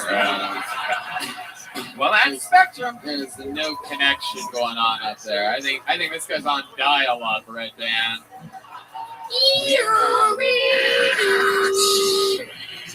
You caught. Fucking unbelievable. Hell yeah. You hear that? That's a weird sound, that laughter thing, huh? The old rare treat. Spencer, what's the best set you've ever had? How did that go for you? Sorry, I'm just trying to get over it. This is the first time I ever put my phone in a bag. I know. Welcome to baller shit. You finally did something. Are you okay in there? This is like the first time we've been apart. It's like, oh my goodness. I bet you kill at open mics, right? Yeah. Yeah, I remember open mics. People love people like this at open mics. I think this would translate like in TikTok, 15 seconds. Spencer, what's a redeeming quality? Spencer, over here. Everybody hates you. Tell us. Right. Tell us something about you that will make us all like you and want to keep you up here more for more fruitful conversation. Give us something, anything at all. So I'm married. Whoa! What? Oh my God. Sister or cousin? Oh shit. Red Band. Oh my goodness. Spencer's pissed, dude. When he comes in here next week with a gun, you're going down first, bro. If you end up calling me corn-fed, I fucking love corn. Corn's delicious. Right, totally. Nobody asks that in question. In every shape and form. Corn's... Are you really married, Spencer? How long have you been married for? 3 years. 3 years. You got married and immediately started doing stand-up comedy. Are you married to the game? I did comedy. Yes and yes. Is she on stage with you right now? Yeah.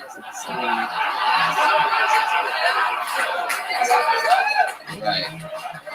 Okay. Where'd you meet this girl at?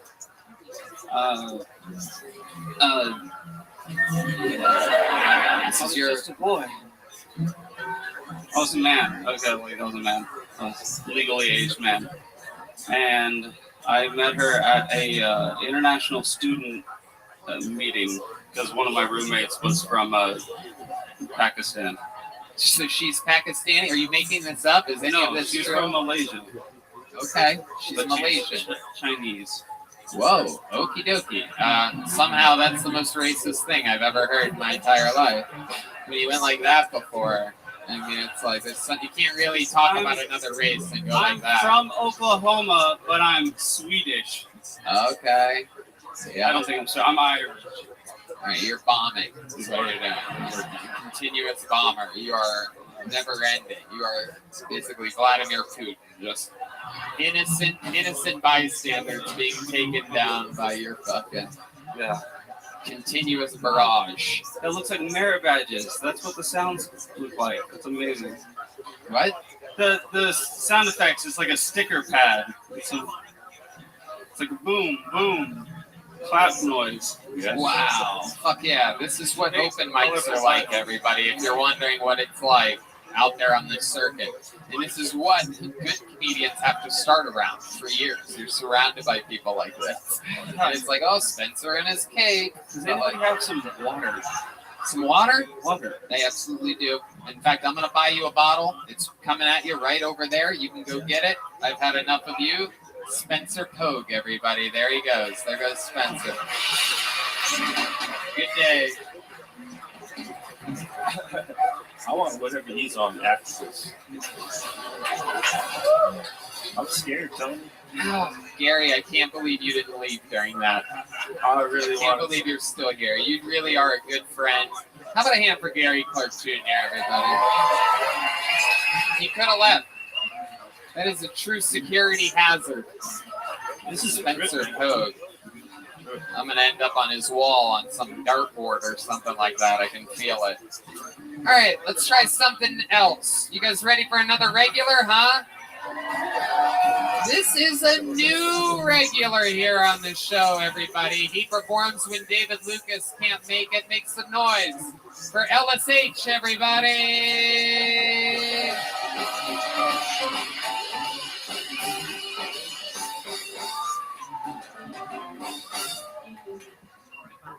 Where my beautiful women at?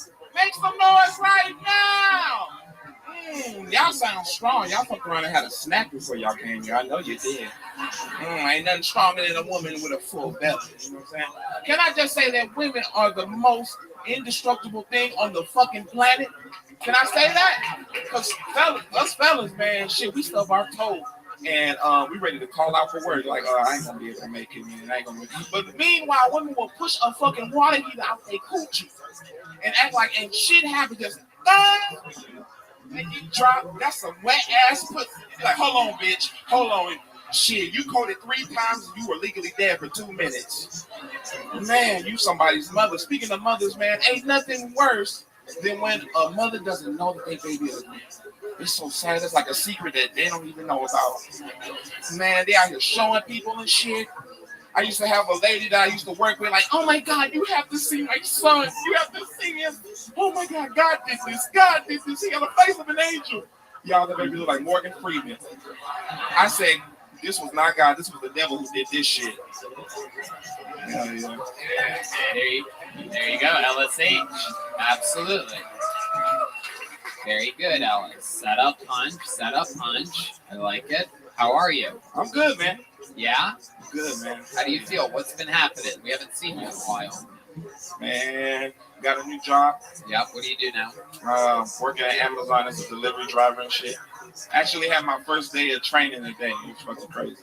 Okay. Hell yeah. They were teaching me how to fucking like ring the doorbell and run the fuck off real fast. That was the first order of business. They said, I don't give a fuck about the packages. Ring that bitch and go be gone. Go be gone. Very cool. So that's a good job, right? Does that give you benefits or anything like that? Yeah, it give me dental and shit. Day one too. It's actually a really good place to work. Oh, you know about that? Yes. Yeah. How do you know about that? Because Amazon opened up next to where I live. That's why that guy was in town saying that he was a traveling warehouse manager. Oh. Tales of Pflugerville, everybody. Hell yeah.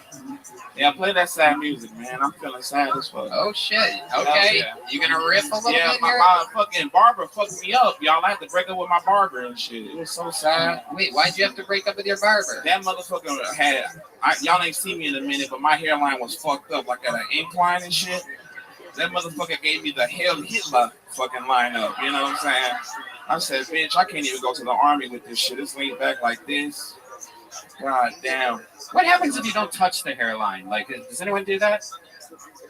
I'm trying to touch it. You don't touch it?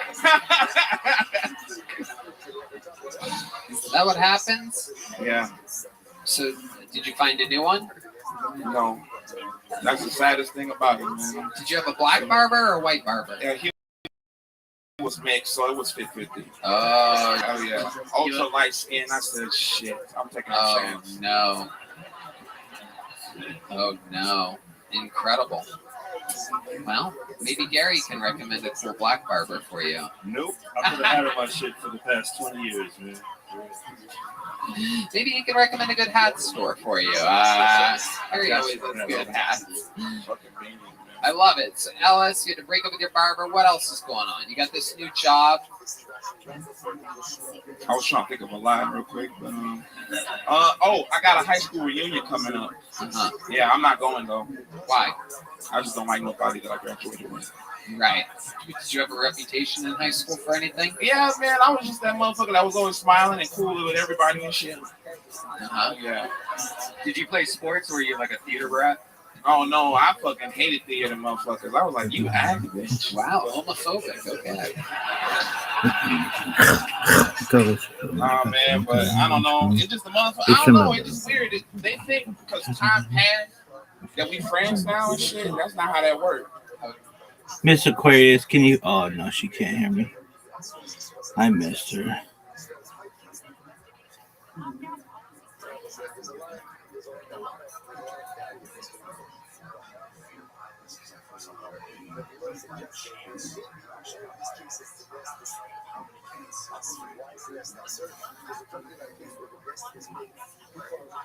Oh, you're on Facebook. Huh? Like on Facebook, dude, I love your jokes, man. Let me grab the mic so I can go ahead and show you how it's done. I'm like, bitch, you can't do what I do. That motherfucker, the cameras be on there, the fucking lights be on all these people that be stuttering worse than Jared Nathan. Oh shit, that's a little inside. Hey, I love Jared Nathan. Hold up. I love him. How dare you make fun of a special needs Canadian like that? It was not nice, Alice. Red band, come on. Alice, what else is going on? What's your living situation like? Because you've been unemployed for a while. You got the new job at Amazon, but you just started today. So what are we talking about? Tell us about the struggle. Oh man, how long we got? Shit. Fucking lost my apartment, fucking the lease is up. And I moved back with my mom and them. Wait, what? Where's your mom at? Elgin, Texas. How far away is that? Like 35 minutes and shit. Oh, okay. Yeah, man. So basically El Paso. Yeah. It's like going towards Houston. Right. Yeah, man. Okay. What does mom do? I feel like she's a good cook. Am I correct? Oh, yeah. She got 6 kids. She got to be good too. Hell yeah. Lots of butter and stuff. A lot of butter, bro. Bro, you got some pretty ass eyes, dude. No homo. Oh, thank you. That shit is like mesmerizing. Thank you. Y'all should see it, bro. Like, I be in the green room trying to figure out how to talk to this motherfucker, and I'm just stunned. They're blue eyes. It's a white person thing. Yeah. It really is. Black people try sometimes. They try with those contacts, but it's a little bit. I like it. A little bit shaky, right? But I don't know if white people are allowed to say that, but I'm sorry. I can say with no hesitation. I truly believe that black people with contacts, colored contacts, it's a little bit weird. We notice. Like no one has ever been like, wow, do you see the beautiful natural green eyes on Stefan? I went to high school with a Stefan. He was the point guard. Naturally, of course. He was very, very talented. All right, Ellis, you're sitting down. You're very comfortable tonight. Extreme sweatpants, a very loose-fitting T-shirt. I love it. You are. Shit, man, I don't know. These my motherfucking people, man. I'm on the best podcast in the goddamn United States of America. Yeah. Of America. Y'all better make some noise like you out. True. You know what's crazy? My boss, right? He watches Kill Tony and shit. Oh, the Amazon boss. Yeah, he Jeff was like, Bezos. Awesome. I can't believe he's a fan of the show. I love this. Another billionaire. Elon is a fan. We have a big billionaire fan base here. Hell yeah, man. But he was like, oh my God, I fucking love Tony and everything like that. And I'm like, okay, bitch, when do I get my badge? Like, he goes, yeah, but I just figured, like, Kill Tony is like a fucking fraternity or some shit. Or like a cult. Because I just thought about it. Cause I can tell you work for Amazon now because it takes you 2 days to deliver your jokes. That was prime. God damn it. I'm trying to get in the goddamn rhythm. Tony said, oh, bro, you know what? Someone messaged me and said, Ellis, you're a fucking bitch. I hate you. Tony's giving you way too much power. And I'm like, bitch, have you seen the show? Like, God damn, it's like watching Schindler's, what is it? Schindler. The movie about the Jews. Bro. Whoa. Schindler's List. Oh my goodness.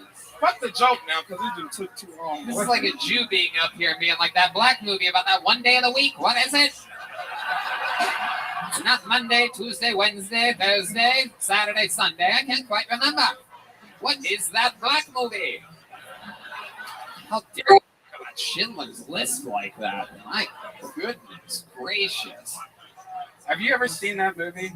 Schindler's List, yes. Wow, this is what you get for making fun of Jared Nathan, by the way. This is fucking some of that sweet, sweet Canadian karma coming at you. And I love Jared Nathan. What the fuck, man? Will you watch Schindler's List and then do a scene for us next time you're on stage from Schindler's List? I mean, yeah, fuck it, why not? I can do that, yeah. All right. LSH, you did it again. Another new minute from Ellis. There he goes, everybody. We're going to keep it moving along. We're having fun here. This is a show. We're watching LSH grow in front of our very eyes. Actor turned comedian. Yes. A local resident. Yeah. It's tough, man. It's not easy. It's tough. It's not easy. Hans Kent makes it look easy. Let's see what happens next. Make some noise for Julian Sales, everybody. Julian Sales. Let's see what happens here. Here he is. One more time for Julian, everybody. All right, so I'm originally from Pensacola. I heard you guys out here in Austin actually like shrooms. Is that right? Oh, shit. All right, so a lot of people either like to eat the shrooms or drink the tea, right? I personally like to drink the... I like to drink the tea, all right, if you can't tell. Anyway, so a lot of people find that hard to get down because of flavor and stuff like that. Well, I was tripping one of my friends. I asked her, like, hey, do you have a T-shirt, a rag, a coffee filter, something like that so we can straighten these out, right? She's like, hang on just a second. She goes to her room, comes back out with some panties. I'm like, all right, girl, gotta load up. I gotta tell you, it really enhances the flavor, all right? So if you're having trouble getting it down, pussy flavored mushroom tea is like the best thing going, dude. I gotta tell you. Now, depending on who you deal with, sometimes it gives a nice little crunch. I'm gonna bottle it up, so they call it good old shroom in the loom. So see me after the show, all right? Fuck yeah, all right. One of the funniest comedians of the night, exclusively here to sell mushrooms, everybody. It's still, so far, one of the best sets of the night out of the bucket. Literally, just here to sling mushrooms. I mean, my goodness, you have eaten so many mushrooms, you are beginning to look like one. Do you know that? Straight up shiitake over here. Julian Sales. How long have you been doing stand-up? 4 years. Have you ever thought about calling yourself Scarrot Top? Oh. How long? 3 years? 4 years. 4 years, absolutely, with a strong, deep voice. What do you do for a living? Right now I'm working at the library across the street. I figured if Vulcan wouldn't hire me, they would at least have to see my face every single fucking day, right? That's a good move, right? What does that mean? If they wouldn't hire me as a door guy here, I even signed up for big I got to make my face known. I got to be a little nat. Is that what you want? You want to be part of it? Yeah, I definitely want to be a part of the scene. I just moved here from Pensacola to be here. Okay. How long ago did you move here? Just 3 weeks ago. And you already got a job at the local library. That has to be scary as fuck, right? We don't have books. It's definitely, thank you. It's definitely a bar. It's a bar called the library. Right across the street. Oh, okay. Very good. That should be scary as fuck still. Interesting that you work at a place called the library when you are unbookable. Oh! Actually, I'm actually on a show here at the Fallout Theater where Ariel Isaac Norman is May 14th. So. I love it. No, I believe that you are indeed bookable. I like your style. Thank you. What do you do for fun? You seem like a guy that has a lot of hobbies. What's your method of transportation, first of all? Let's start there, because I'm guessing it's something that doesn't have an engine. Wind power. Skateboard or bicycle? Tell the truth. The bird scooters? Yeah.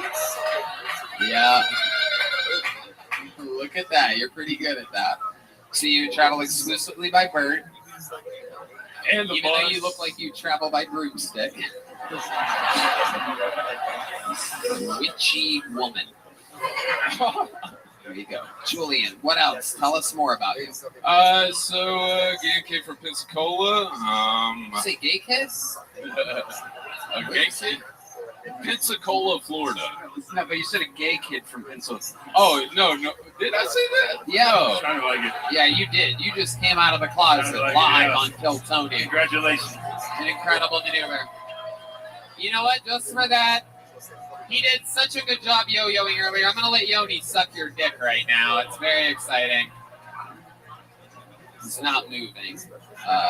He does have a nice mustache. I Yeah. love it. Okay. So, from Pensacola, Florida, what are you famous for in Pensacola? Yeah. The fact that you actually make that noise while looking exactly like the type of guy that would make that noise is quite incredible. It is absolutely wild. So no, I did acting, improv, directing, and stand-up for probably the past 4 years there. I actually hosted something. God damn it! Yeah, it's called the Secret Comedy Show Pensacola. You may, I don't know, but yeah. So it was totally beknownst on what actually happens here. But when I moved here, I gave away over 9 different venues and stuff like that. So I had a fun time there, and that's probably it. I have no idea what the fuck you're talking about. How often do you eat mushrooms? You talked about mushrooms. So I took 46 grams of peyote on my 30th birthday. I've been good ever since, all right?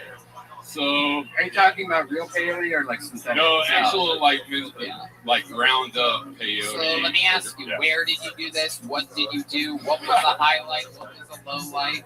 Oh shit, he just turned into Dave Chappelle right then. Look at that. All right, so highlights was I did access the Akashic record, right, where you have like all knowledge of all things, right? I think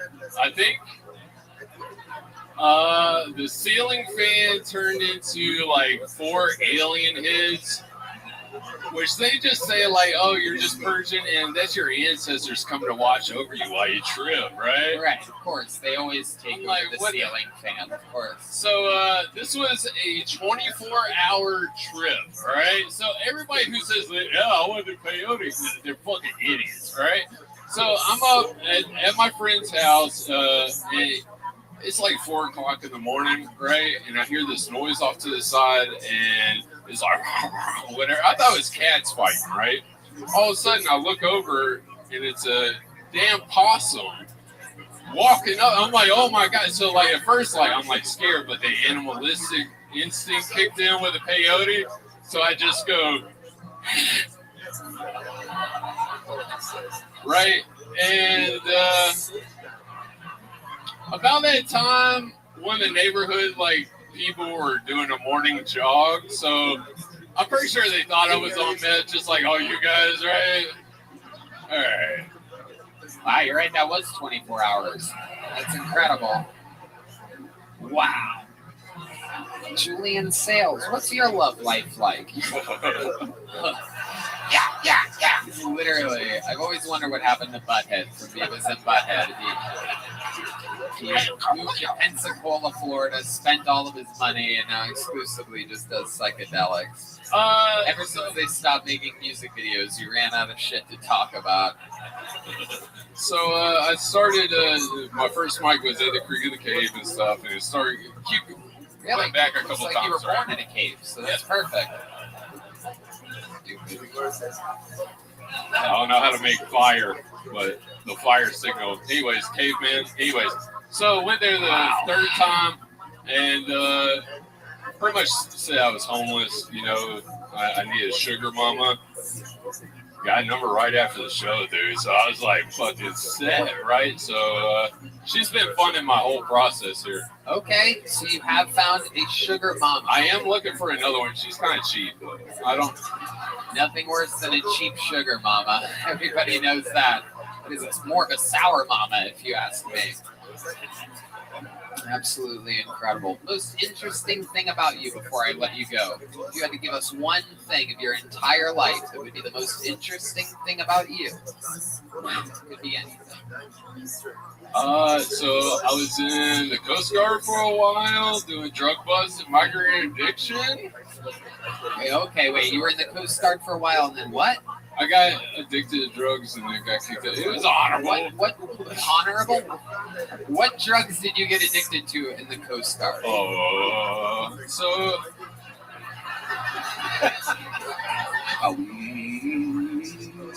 you can pass a drug test on spice, right? So I was a latter-day spice boy, if you would call it, you know? Oh. Yeah, so you would do spice, you know. My first time, I don't know, doing cocaine was fun. Right. Because that gets out of your system quick, you know? Seems like you would like that. Is there any drug that you haven't done that you want to try? Can you suggest fentanyl? Pure fentanyl. All right. We're going to keep it moving along. There goes Julian Sales, everybody. We're going to keep it moving. Oh, shit. This is wild tonight. It's a wild one. You guys still having fun out there, huh? We got a little cowboy over here. All right, let's see what happens next. Could be a breakout star any moment. Make some noise for Josh Stram, everyone. Let's see how this goes. Here comes Josh. He's running to the stage. Here he is. Josh Stram. Woo! Kill Tony! We got some great couples here, some beautiful people. I made it about 2 years in my relationship, and my girl, she decided to surprise me with a third person, and I did not like him. Yeah, he was a couples counselor. I was so confused sitting on this guy's couch, like, I shaved my balls for this.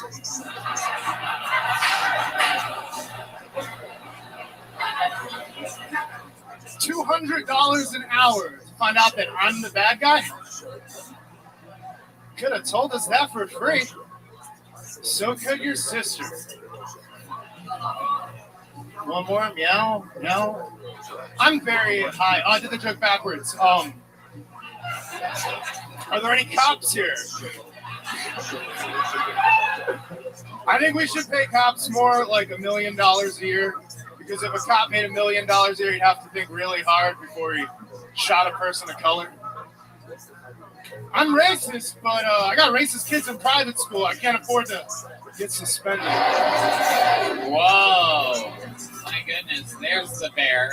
Wow, that was interesting, Josh. You had everything going for you, and then right at the end, you just lit yourself on fire. Yeah.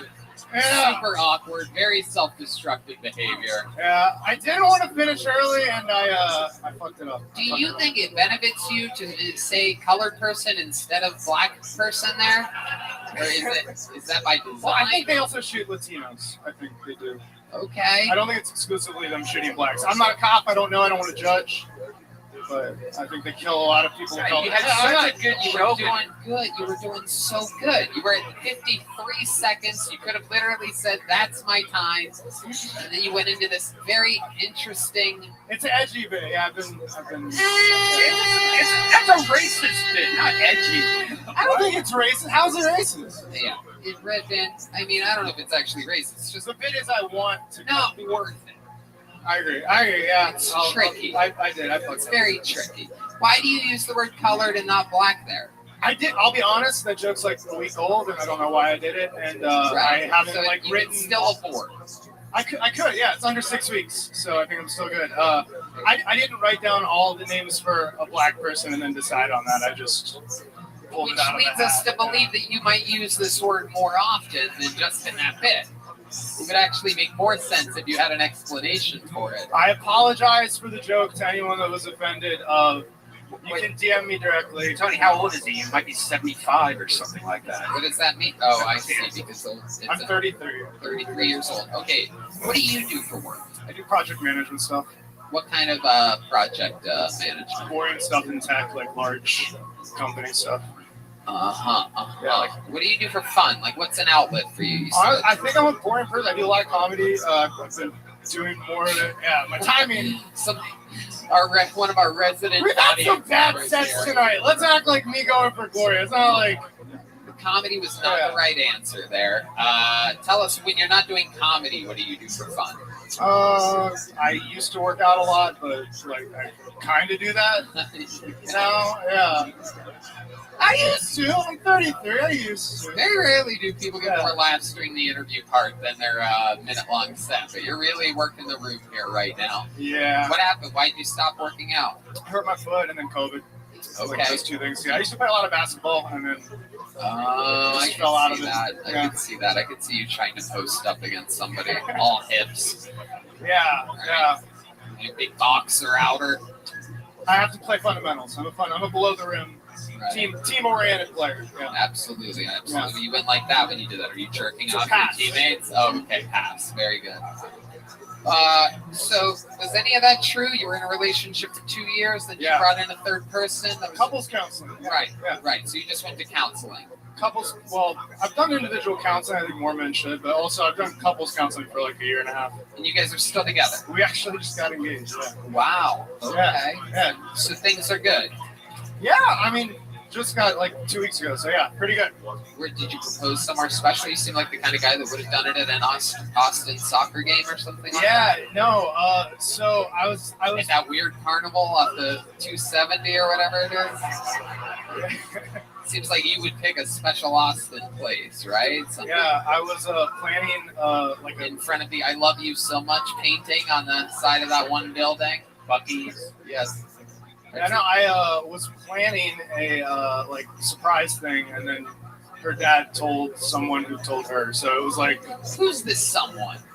I don't know, like one of her aunts or something. It's unclear to me who the rat was. I haven't like watched an investigation. It sounds like it was dad. Yeah, she was like, "Why are you planning a trip with my dad in Vegas?" And it was like, "Oh." So you was in Vegas. She found out. I live in Dallas. She found out in Dallas that I was planning a thing in Vegas, which would have been. But you didn't. You ended up not doing that instead. Well, when she found out, I was just like, "Yeah, so let's." And we've been like planning it now together. I don't know. Yes, Dallas energy. She found out I was gonna propose. Yeah. And instead, it was just like, "Yes, I do." And then we've been planning the wedding for like the last 2 weeks. What was going to be a proposal party is now a wedding. What scares you? The idea of like losing my mental health, going crazy and shit like that. Right. Do you ever see that happening? Did that happen? Does that I run have a in your... big family history of it. Yeah. It does. Yeah. What runs in your family? Almost everything. Yeah. Like bipolar, PTSD, schizophrenia, a lot of different heavy shit. Yeah. Have you ever thought about wearing a cape and one glove?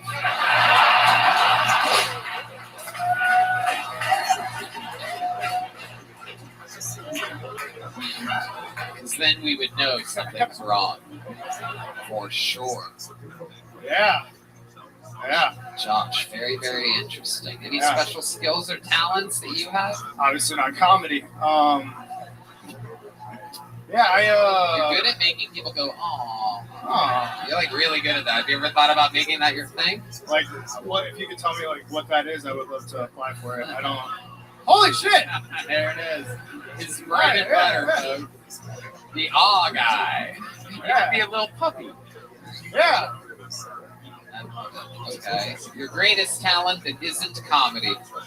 It almost got me in trouble. I did startup stuff for a while, so like I invented a shitty app. There you go. Wow. That was forced. That felt forced. No, that felt pretty natural to me. Yeah. Austin people aren't really into startups. This is fun. So what are we talking about? What are we doing? What is it? Fire Festival? Yeah. It's gonna be great this year, guys. All right. Wild. Yeah, I love the show.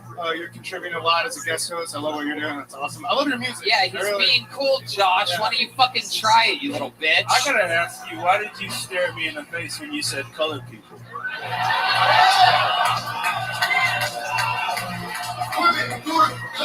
Oh my goodness. Motherfucker. Wow, you're trying to take shots at the throne at a fucking rock star. I'm trying to be cool. Yeah, man. All right? Listen, I don't do this. I respect comedians. I respect the whole crap. Tony called me. I don't know why the fuck I'm here, but I'm here. All right? Yeah, I was just trying to deflect because I felt Love it. Gary Clark Jr. is here. Austin's own, a goddamn rock star. How dare you? Can we get Joe Rogan's pillow on stage though for Gary? All right. Josh. Oh shit! Congratulations. Congratulations Thank on you, your thank wedding you. or on your marriage and everything, and I'm glad. Hopefully the future is brighter for you than it was here tonight. Josh Strand, everybody, there he goes. We have not had a female comedian on yet tonight. Should I pull until we get a lady up here, huh? All right, let's see what happens here. Not John, not Brendan, not Bobby, not Mikey, not Darian. Okay. Okay. Is Cyber Sandy a real person? Cyber Sandy? Is this a female? Cyber Sandy? This seems too good to be true. Oh, here she comes. It's real. Cyber Sandy is on her way to the stage.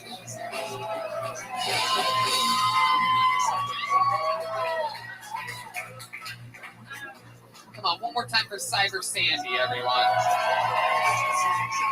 What's up, Vulcan? I sat most of y'all tonight. When I heard my name, I was gonna fly down the stairs and run over here. I am a very anxious person, and I have a bad habit of putting myself in really bad situations. I recently got married. No, that's not the bad situation. I love him, he's great, but he doesn't fix my anxiety. He's out of town this weekend, and right before he left, he was like, well, I gotta show you how to use the gun. And I'm like, we're on the way to the airport, not right now. Stressed, how I'm feeling right now. So is everyone having fun tonight? Okay, I sat most of y'all and I was like, okay, what table are you? Let's go find it together, because I'm here every Monday and I still don't know the fucking table numbers. So, thank you for being here tonight, and that's my time. There you go, Cyber Sandy. How exciting. This is all true? You work here? You sat people tonight? That's so weird that they let the cleaning crew seat people here. That's amazing. It's my pleasure. It's so nice. You always go above and beyond. Do it with a smile. Cyber Sandy, how long have you worked here? I don't know. I think maybe a year.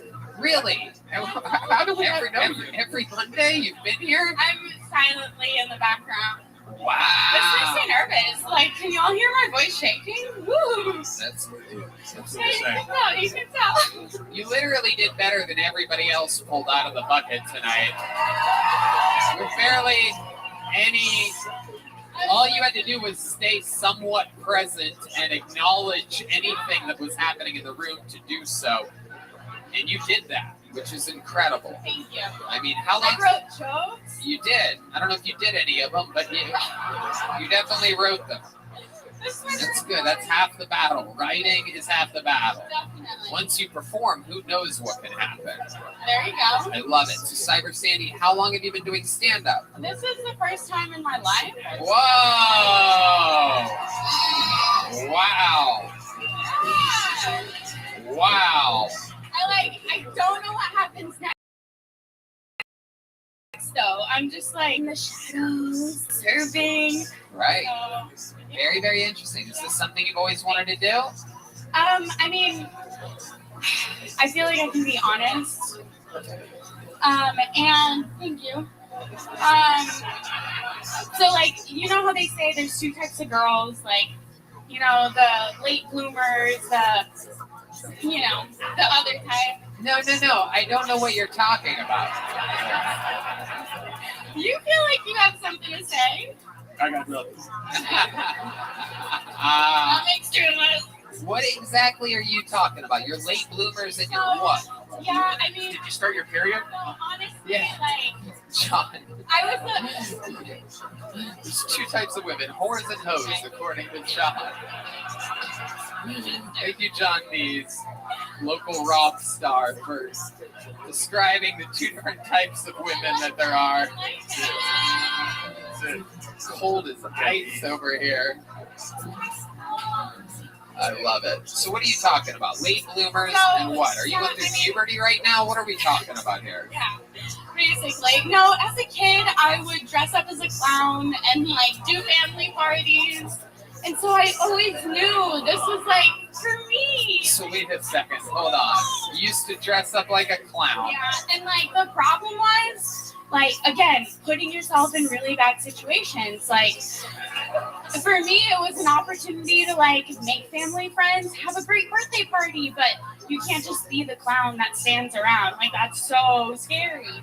So I learned how to make balloon animals, and I had a whole operation.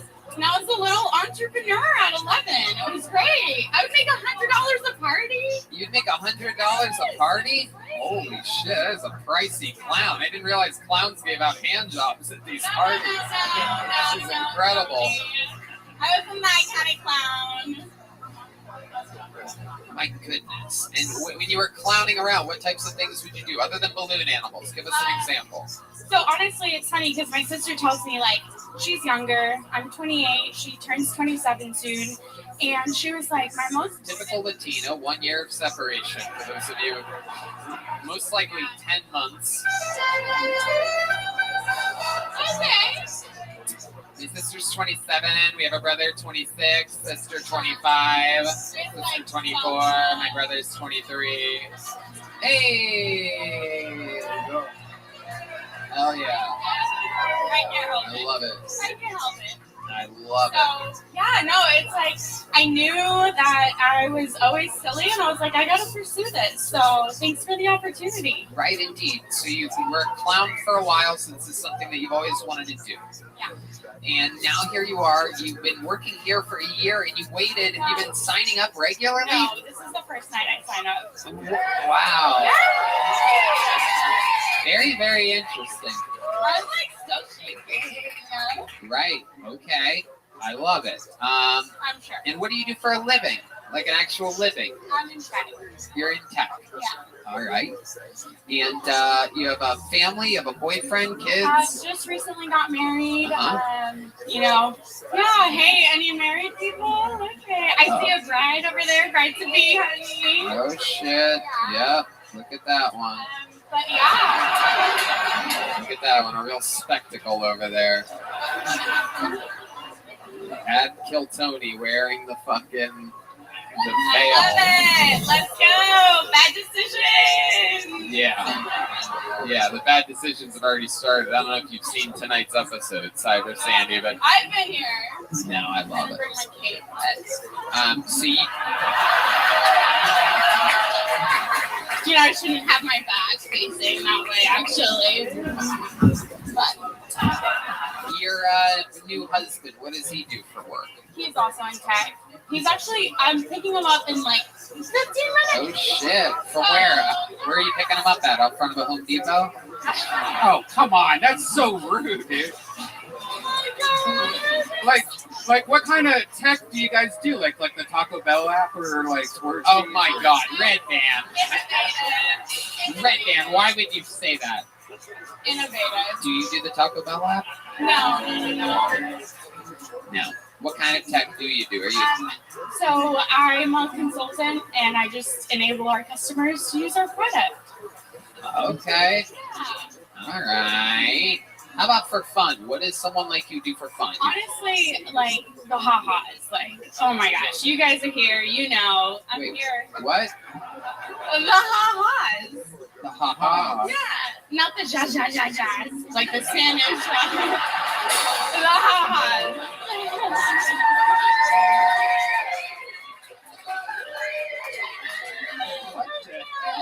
The ha-has. I'm here for the ha-has. You're here. It's like time is precious, and I'm here laughing with all these ratchet people. Like, yes. Yes. Ratchet indeed. I will be honest though, Tony. This is maybe like my 4th or 5th Kill Tony night. I've been doing the Red Band like Thursdays. They're a lot of fun, but like the first Kill Tony night, it was a man in a wheelchair, a man with a stutter, another special ed person, and I came home. No. Wait, why are you guys laughing at that? Why are you guys laughing at my show? No, wait, stop it. No, I don't like that laugh you guys are doing.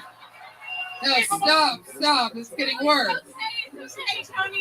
Everybody's laughing at my big dumb show. I just want to say, I felt at home. Absolutely. Yeah. Welcome indeed.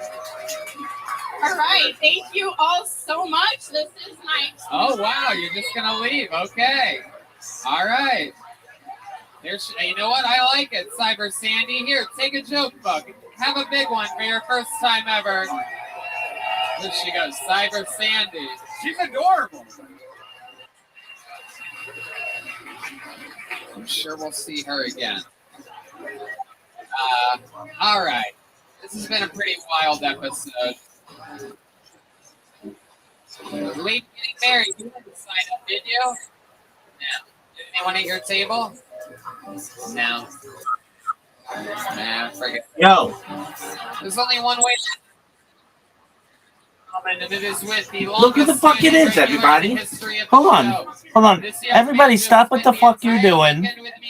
Because we've got this jerk off coming in here thinking that he's better than everybody.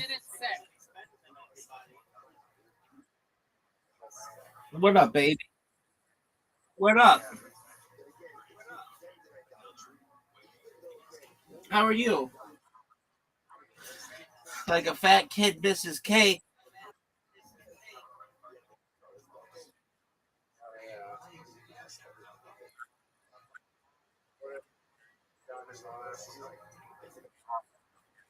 You're looking at it, son.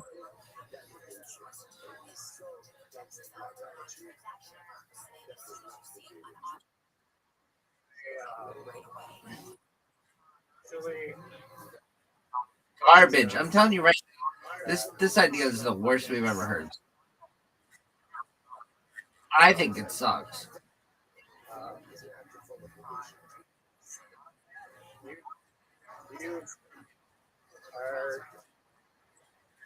There you go. I was just going to say the same thing, so thanks for taking the words out of my mouth. All right, baby, you got me buttered up. Let's hear it.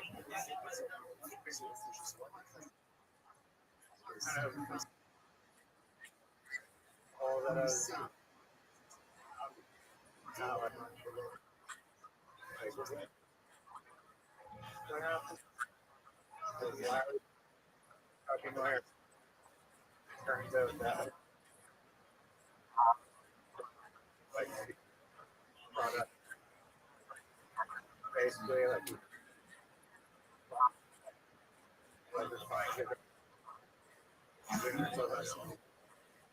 and I might get going to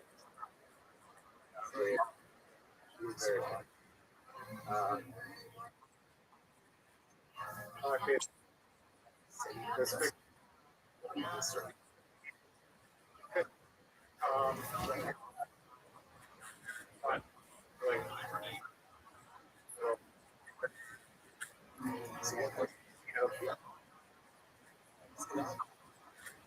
here's how much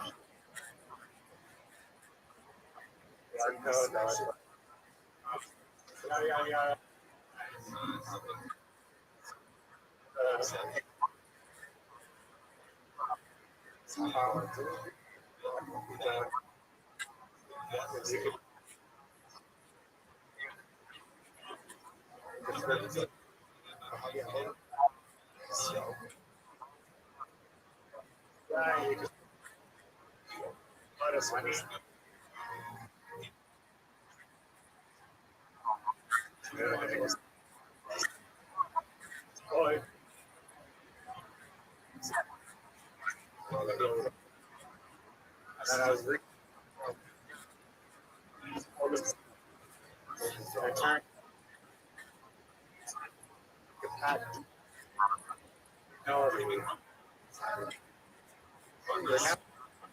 The greatest.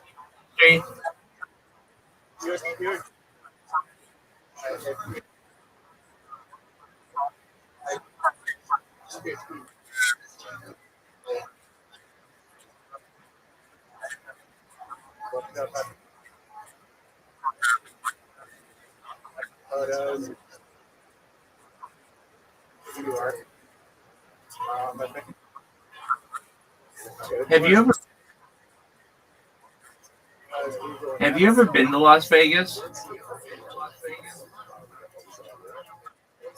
All right. Well, it shows. And I was just gonna say, have you ever been to a casino in Las Vegas? And it'd be no. Have you ever been inside a bathroom inside a casino in Las Vegas? It'd be no. They're very clean. They do their best to make them extremely ad free, and they don't want that experience. It's not like bonkers advertising everywhere inside a casino generally. They don't want to distract people from the actual gaming.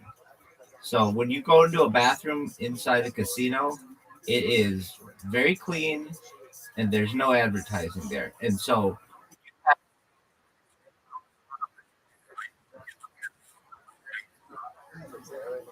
okay. Yeah, but you've got to understand that it goes against what they're trying to do. They don't want you to think or associate pissing with their casino. They don't want they don't want you to associate like pissing your savings down the drain with their casino. They want you to go in there. They don't want you to think about it. It's literally like white ceramic tile everywhere, or just it's very clean. There are no advertisements. There used to be bathroom attendants in each one, but not anymore. But basically, what I'm saying is like they don't want to associate anything. They don't want you in that bathroom any longer as well than what you're there for. So, they want you in and out. They don't want you going around reading or scanning a QR code.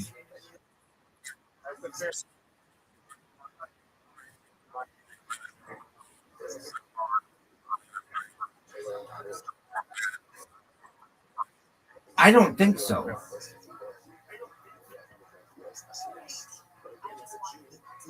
Well,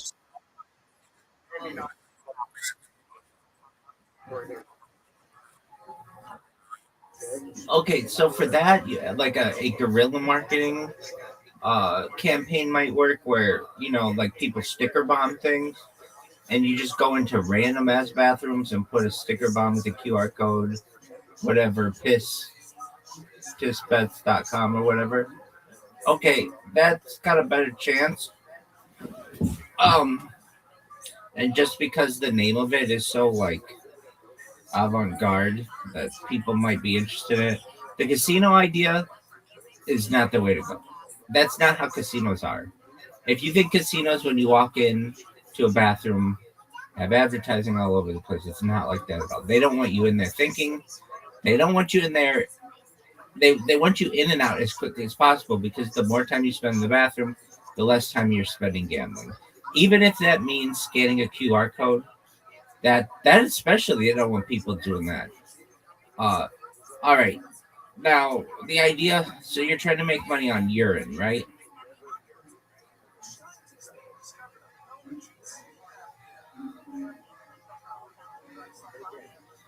Remember that time I asked you a question and you were just dead silent? Yo, did I disconnect? No, you disconnected. What the fuck? Riser just comes in here, awakes me from my slumber. Riser. Riser. Riser. What the fuck? Yo, Riser. Yeah, now it's working.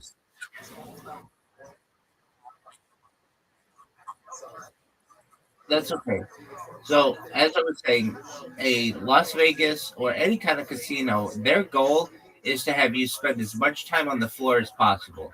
Any given, even if it's just 20 seconds extra, when that's all combined, that's a lot of time that they don't want their gambling public to be wasting in the bathroom. Additionally, it makes them look cheap by having advertising in the bathroom. Now, that doesn't mean advertising. Yeah, but sports bars are different. Sports bars are different. People go to a sports bar to watch games, and if they're in the bathroom, they don't want to lose time or lose um, their attention on that game. So it's in the sports bar's best interest to ensure that it is a complete uh, watching experience. So wherever you go, they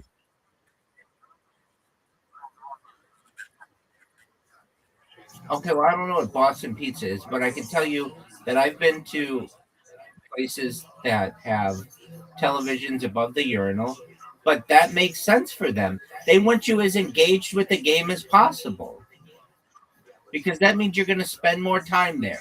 Let me explain. If you're just watching a game and you're like, man, I gotta go to the bathroom, and you go to the bathroom, and then all of a sudden you become disconnected with the game, then you're gonna leave. But if you go to the bathroom and you're still watching the game, and something really exciting happens, and you come back to the table and you guys are all cheering or whatever, you're gonna order another round of drinks or another pizza or whatever it is. So it's in their best interest to have advertising, not even advertising, but just televisions in the bathroom. Now you also have to understand when you put shit in the bathroom, there's like a much higher rate that people are gonna fuck with it. They're just gonna be drunk and they're gonna pee on it, or they're gonna try to steal it, whatever it is. So you because and why do I say that? Because usually they don't have cameras in there, and usually they don't have anybody who's there who can see you. So that's why it's usually pretty plain. But television in the bathroom, that's fine for a sports bar. But for a casino, that is not the experience they want to give you.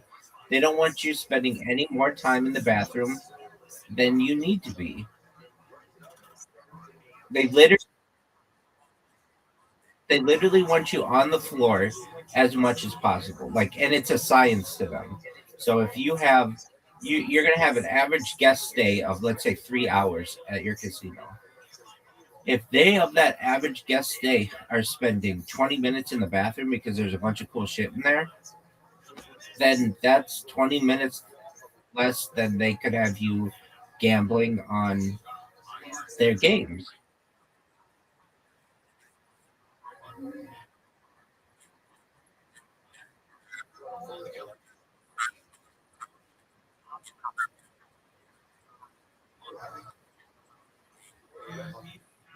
I get that. That's a bar, though. That's different than a casino. And again, it is in a bar's best interest to have you as engaged as possible in the game, because the more engaged you are in the game, the more you're going to stay there and order another round of drinks or stay longer with your friends, and that's really important to a bar. So I'm in agreement with you on that. Like that all checks out. It works. Um, Now, I asked a question, and that's when you disconnected. So you're just basically trying to see what different things you can do with pee, right?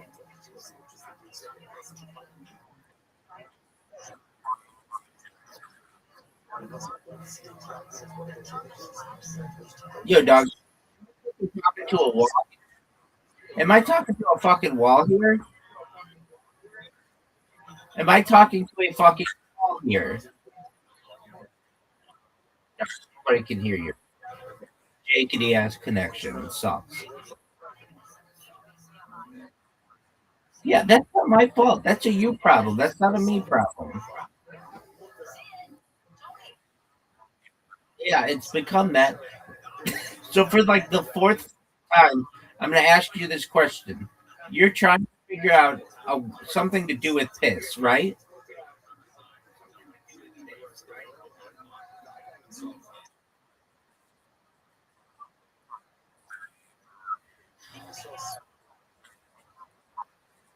That name sucks. That name sucks. And here's why. There's a common phrase. pissing your money away. And that's essentially what you're endorsing with your shitty casino.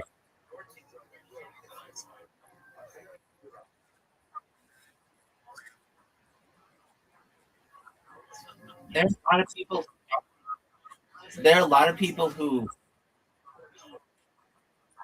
dog. I mean, come on, this is a bad idea. Can't you recognize this is of the 50 ideas you've ever posed? This is in the top, in the bottom 10%.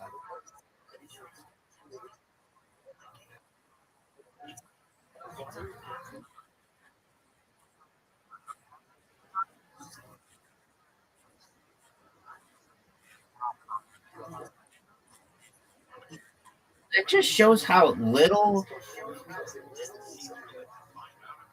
you've researched this topic. If you understand there are international treaties that don't allow you to own them, how are you going to engrave something that you don't own?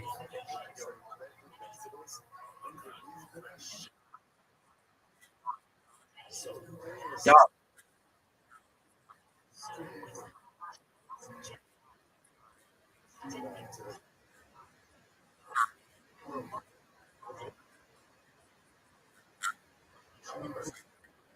No, no, they don't have it for the moon. They have it for an element. They basically can say we can turn carbon into glass, but they don't say specifically the moon because no one has the rights to that surface, so it wouldn't be in their best interest. But if you're asking or you're stating that, hey, there are companies out there that can turn something like like moon rocks into glass, yeah, but they could also do it to lava rocks or sedimentary rock or uh, perhaps even some types of carbon, uh, other types of carbon, or perhaps like iron or something like that. Yeah, I'm gonna agree with you on that. Now, in terms of advertising on the moon, that idea sucks. Do you know how much power you need? The moon is generally, it varies, but 250,000 miles away, which is a long distance. Do you know how much power you need to get light to reflect on the moon to be able to bounce back when you could much easier just have a blimp or even those drone things that I've shown you that fly in China? Like, why wouldn't you do that? Or a laser show?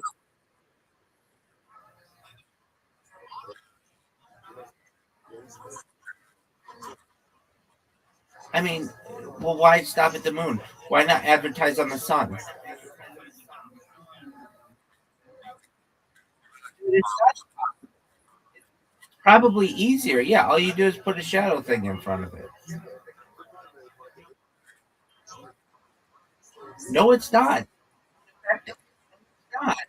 It would affect the environment of the earth. And so would advertising on the moon. Yes, it would. It would affect the luminosity of the moon, which is very important in terms of nighttime visibility issues. Also, with like animals are really particular on things, and if you change anything about their environment, even slightly, it will cause issues with them. And when you're talking about this on a massive scale, like the entire Earth, because you want to advertise piss bets, that's gonna cause it. I mean, it is, and you know it is. Like owls. Owls use the they use like uh they use the light of the moon. They use like the amplification to be able to get their prey. And now you can make it so that you've got like a banner ad on the moon that's going to affect all the this is owls. I mean, every animal on Earth. You think that people are going to be okay with this? Now, let's say let's say they would. Do you know how much money that would cost you to get people to approve the plan? When literally you could have a better ad, much bigger next to it, and they're flying around your city. You could literally just have a big blimp.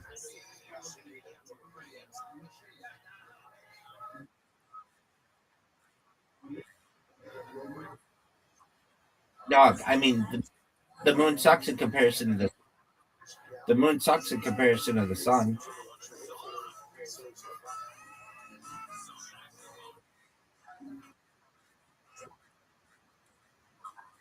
People are awake when the sun is out. People are asleep when the moon is out. So even if you put a shadow thing over it, you could, like an eclipse.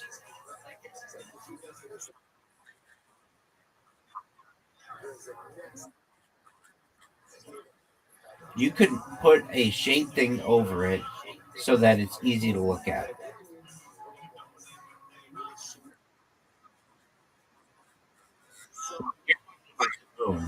If you can do the moon, if you can do the moon, then there's an argument to be made that you could make that you could do the sun. But I don't know why you think this is a good idea. The moon in the sky is like less than 1% of coverage. It's very small. Even a full moon, even the super moon is not that big. It's still, if you were to canvas the whole sky, it's maybe like less than 1% of that.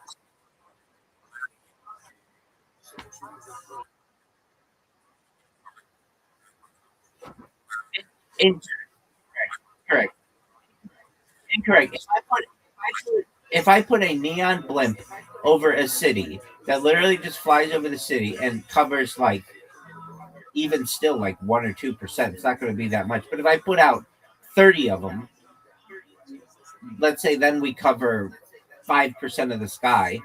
That's much more engaging than your moon idea. The moon gets blocked by trees, it gets blocked by houses.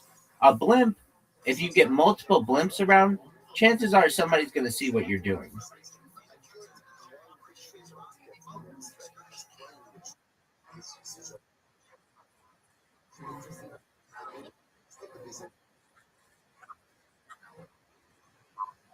I mean, this is literally.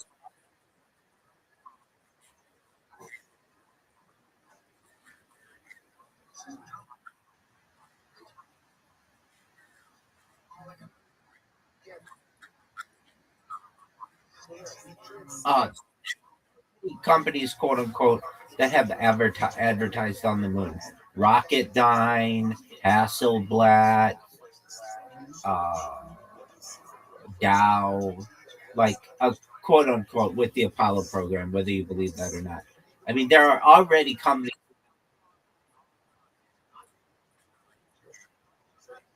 Yeah, that's bullshit, dude. Do you know how hot it is? No, it's not. No, it's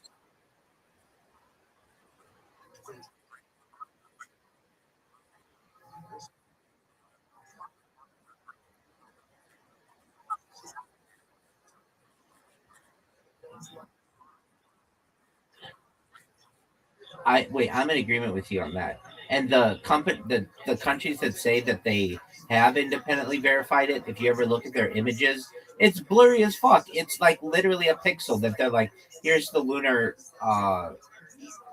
lander. Like that's garbage. Uh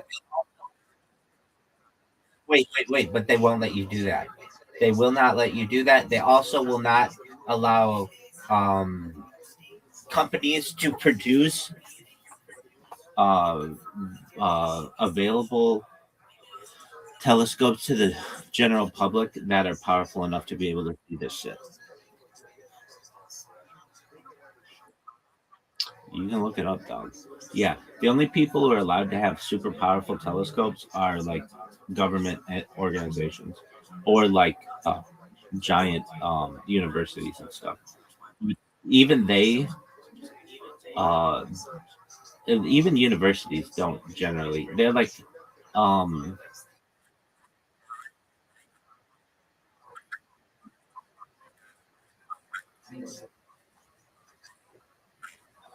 okay, then they're just going to. I mean, that person loses their job then. and they're all believers. It's like a cult. Like if you go against that, then you go against science. When and like you, I have to say, I'm gonna shit on you a little bit. I'm over here the other day. I'm like, um, this invasion of Iran is like related to this file drop. And you're like, what kind of conspiratorial thought is that? They just put out a poll that more than half of Americans agree with that. That's a public poll. So you're actually in the minority and with your head in the sand as an ostrich in your beliefs.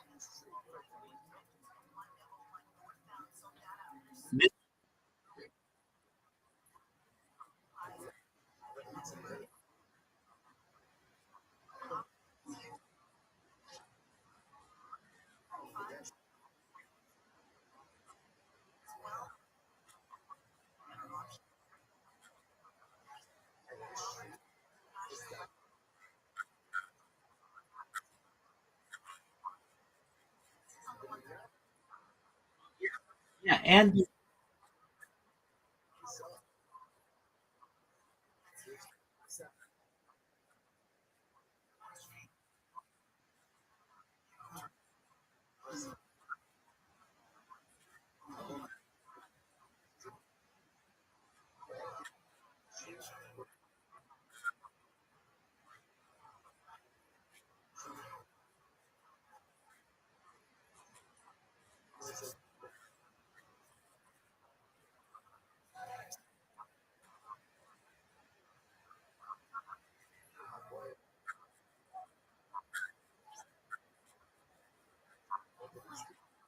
okay, that's cool. If you look at Google Trends, interest in the Epstein files since the initial drop is down 95%. Since I agree.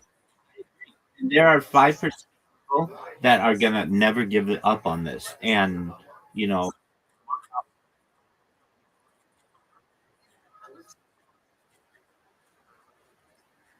the whole thing is incriminating. What do you mean uncover something incriminating? You literally can read like like this shit is proven in court. People go to jail for a lot less than what's in here. They talk about, should I execute this person? Like there's one woman who says to Jeffrey Epstein, do I have permission to kill this person?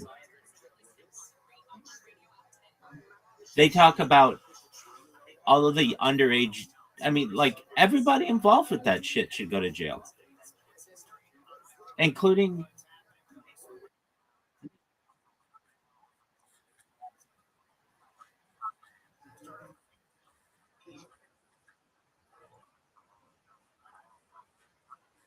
Uh,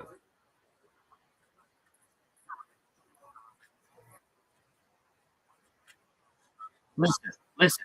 That douchebag lied to the American people in the 1990s. You cannot take any. Literally, he was impeached over his um his lack of transparency, just for straight up lying. He was impeached on perjury. He was brought on perjury charges.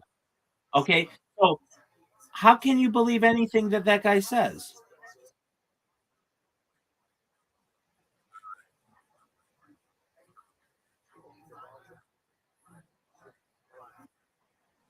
I understand that.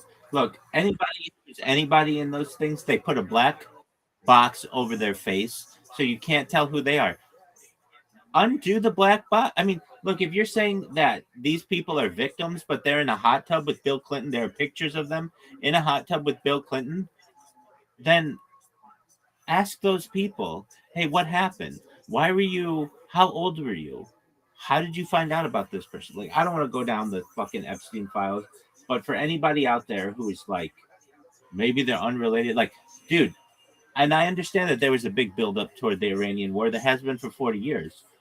But you've got to understand that you have a president in power who, for the last 15 years, has been saying, other people are going to drag you into this war. I'm not going to drag you into this war. I don't want war with Iran. And then he does a 180 after, like, within days of the file drops. And I'm saying that's obvious. And More than half of the American public say that's obvious. And you're over here like, well, I don't know. I want to be agnostic on the matter. And it's like, dog, if you're gonna be like that, that's fine. Like, I'm not talking, I'm not speaking with a rational person. I'm speaking with someone who has blinders on and has their head stuck in the sand. And that's fine, but it's very frustrating.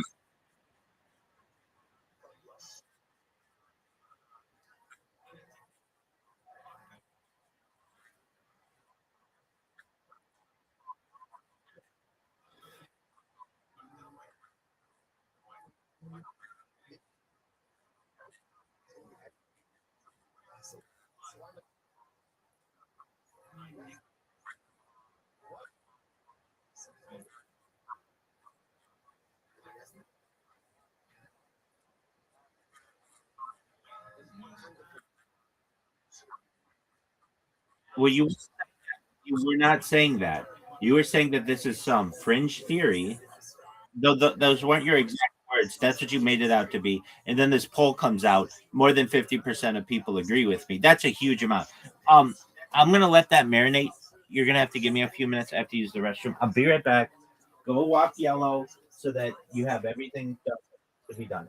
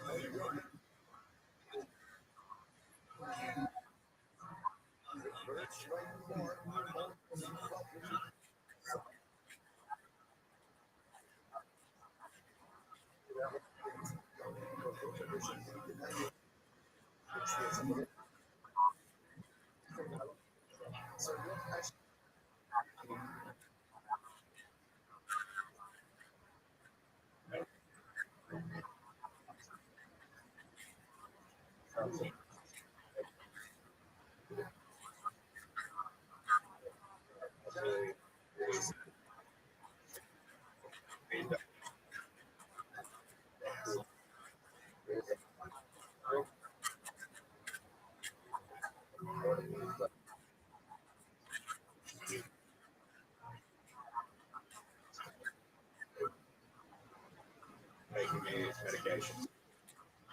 That's not the big thing.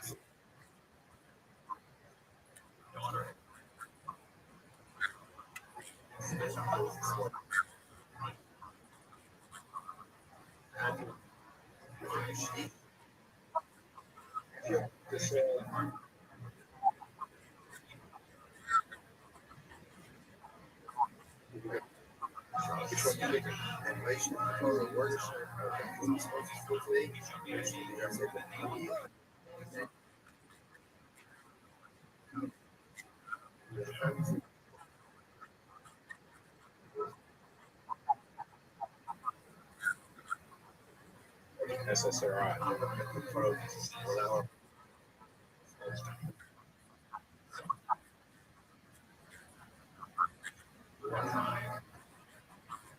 It says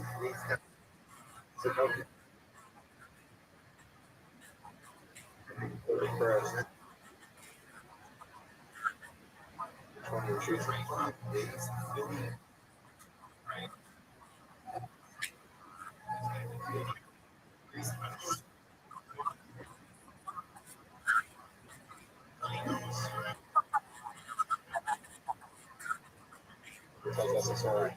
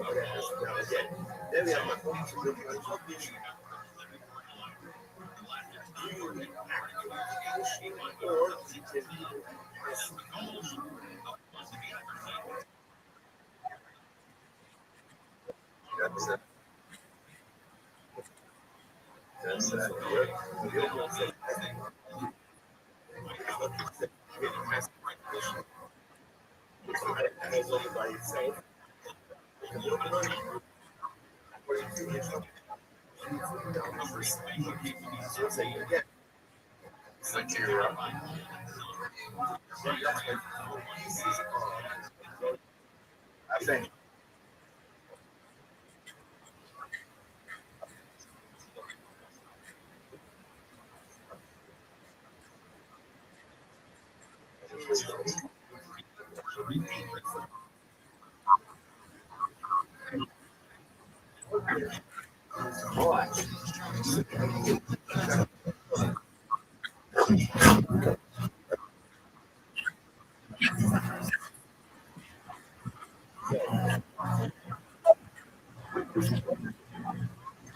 Dude, how you?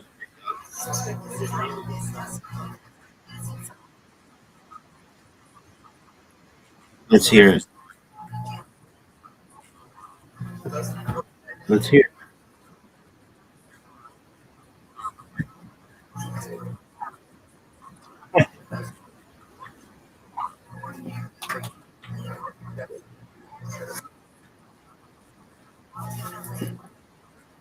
Wait, that's what I keep saying. I've given Zoot multiple opportunities to just make about normal shit, and he doesn't.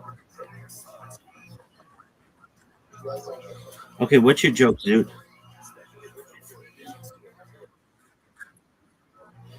Look,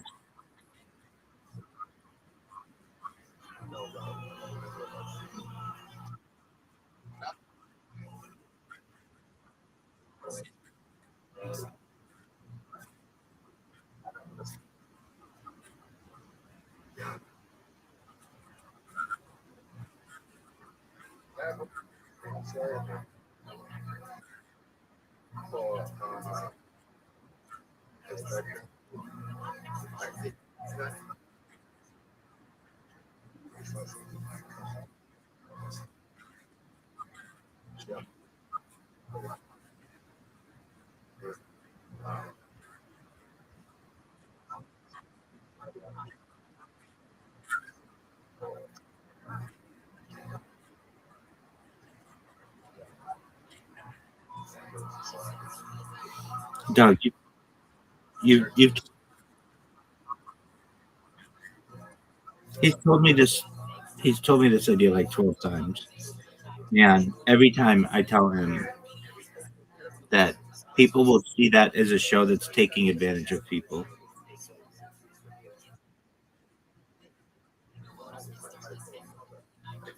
I mean, okay.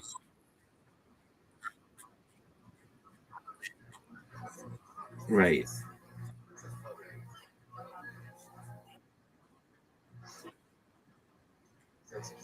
Well, see, here's the thing.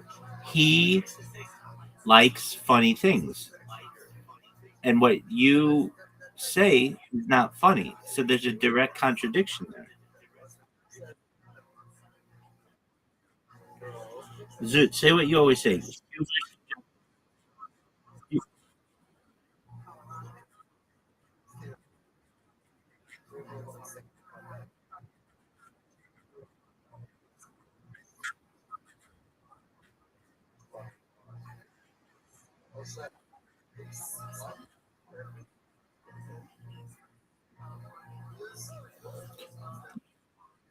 Zoot, you don't find jokes about people with mental issues to be cheap?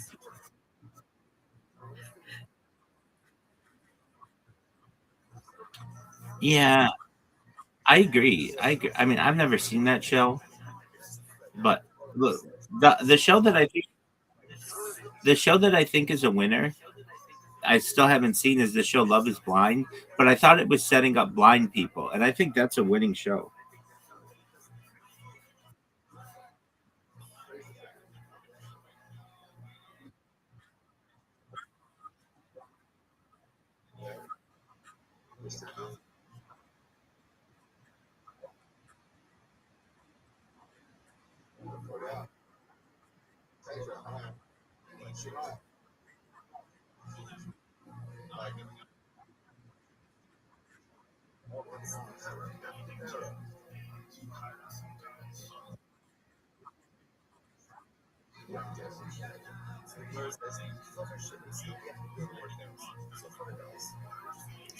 Huh?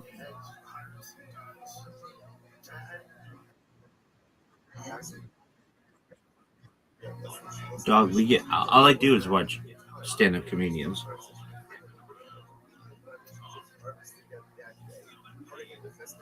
and what you give are cheap shots that like they're gonna cause groans from the audience. Like they're easy.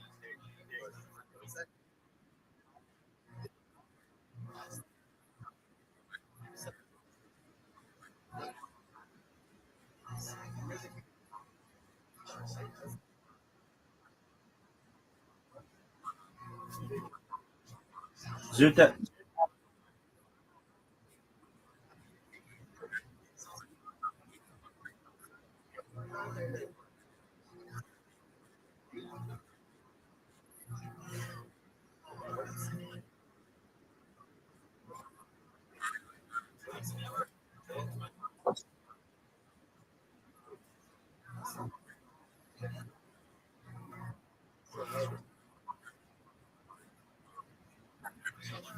Don't say that about Australians. Australians can be very nice people.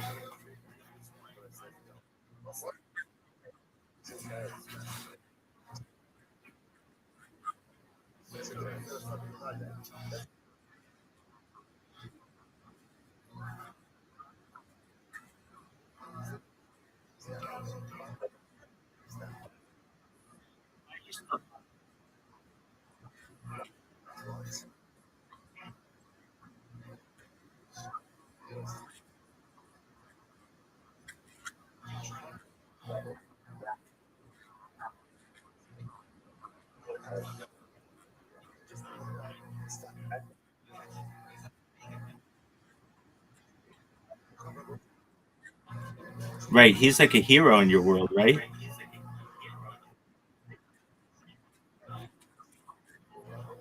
You sort of do, though.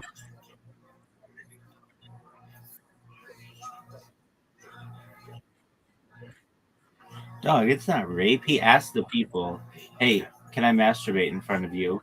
And they said yes, and then he did it. That to me is even consensual.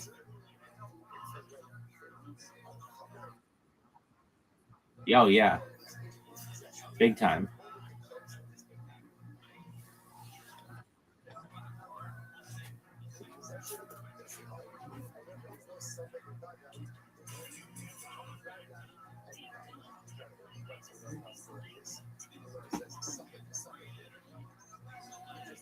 Dude, of all of those Me Too allegations, the most ridiculous one, absolutely ridiculous, was this guy who had this longtime radio show, and he hugged a woman who had a backless dress, and she would later on say that made her feel uncomfortable, and he lost his show over that. A hug. That was like, wow, they can get you for anything. Um, and that guy had a radio show for like 30 years.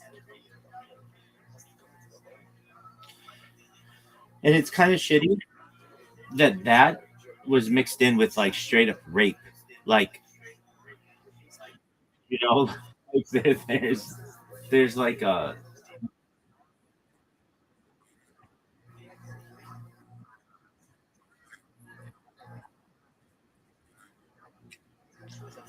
that's right. He didn't have charges pressed against him. So that all part.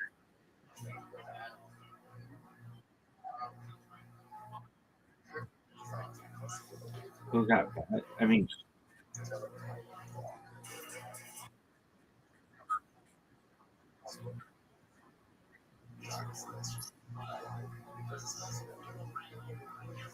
okay. Well, they didn't really cancel him over that.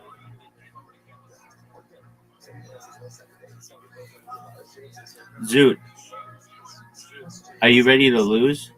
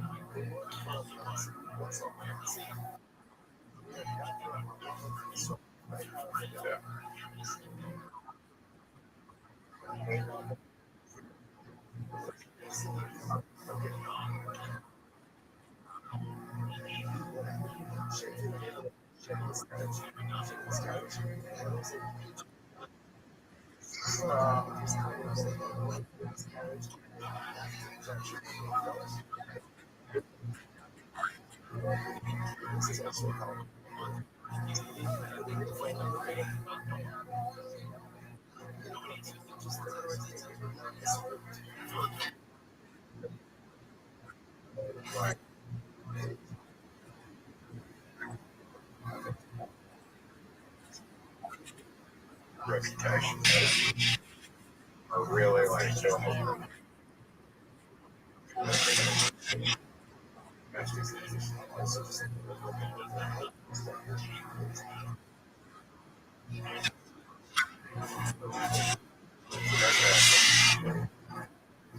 Yeah. Korea was taught.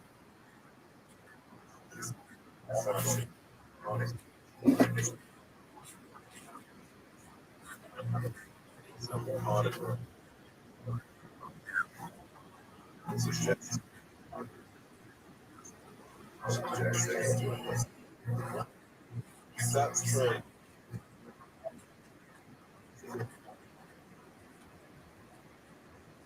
And I was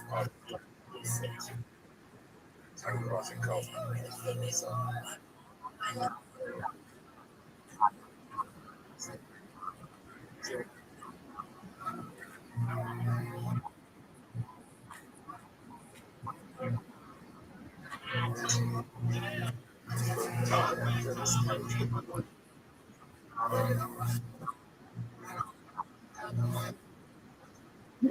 Where's the joke? Where's the joke? Isn't it just posing a question to the audience?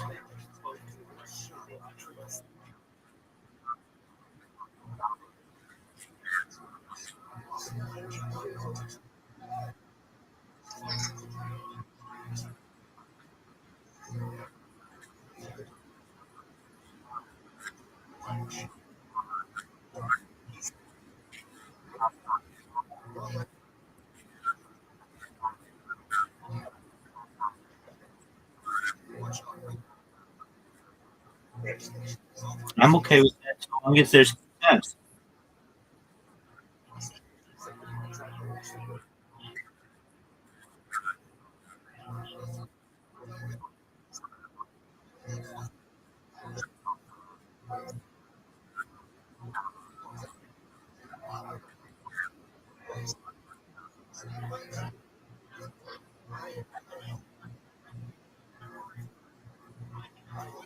Okay. My question.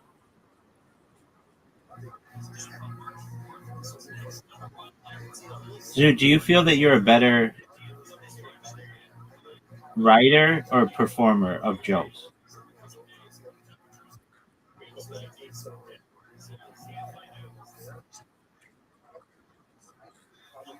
All right. Well, isn't that writing?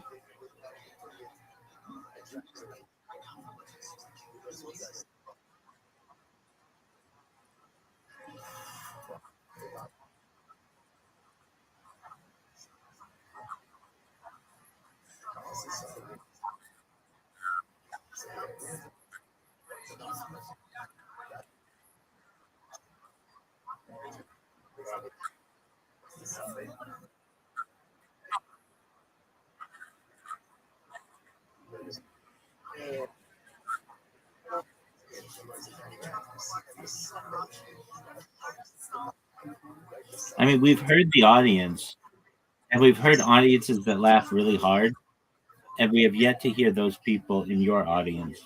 What we have heard are people like happy that you finished a joke.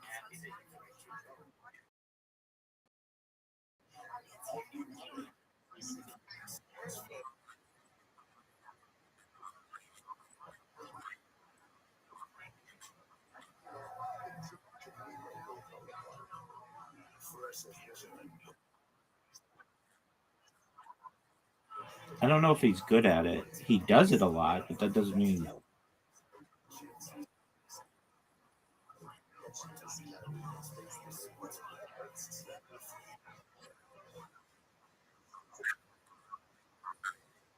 He's a terrible communicator. There's no doubt about that.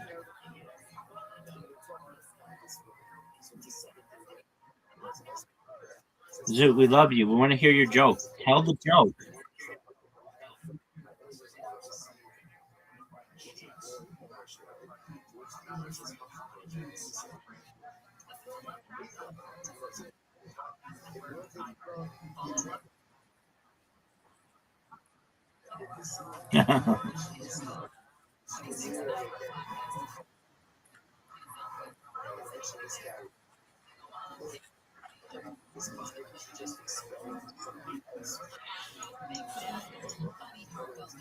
Zoot, are you ready to lose?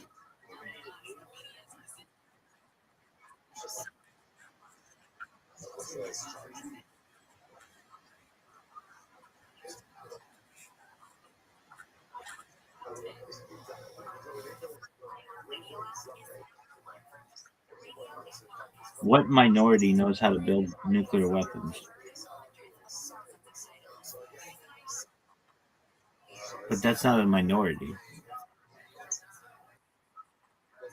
No, it's not. It's an intellectual disability. That's not a minority.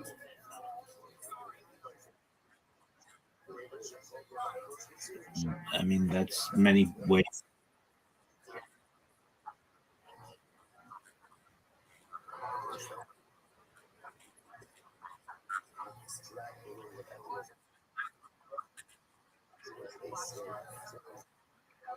You don't even know what autism is.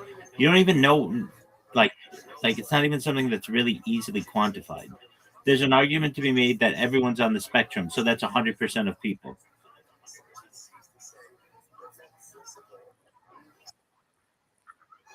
What'd you say, big dog? No, I'm saying that if everything's a spectrum, then all of autism is a spectrum, and then everyone is somewhere on the spectrum. Look, I've asked you this question like 5 times. Are you ready to lose? And you keep talking about bullshit.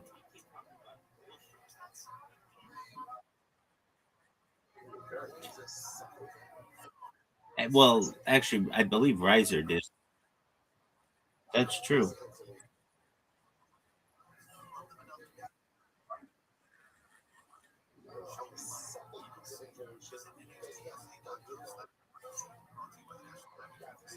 Zoot, I'm going to ask you this question again.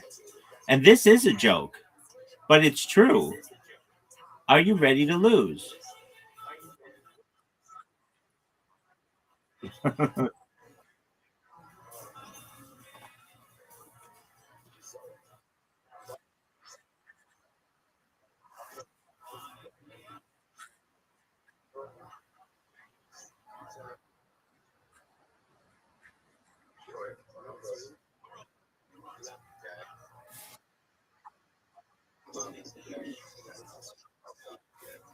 How is it gay not to be gay?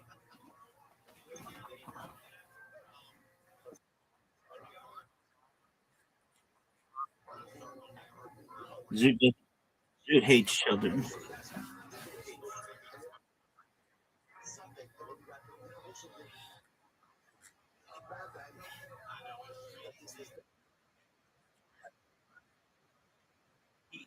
He just said he fucking hates.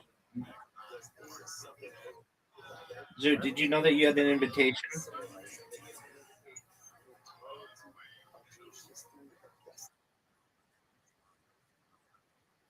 Riser has an invitation.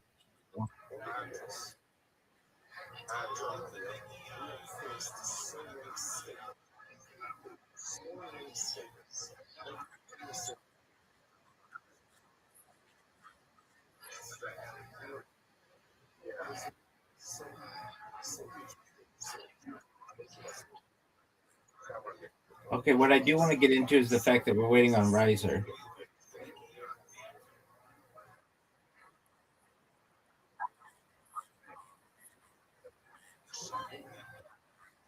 Again, this sounds like a you problem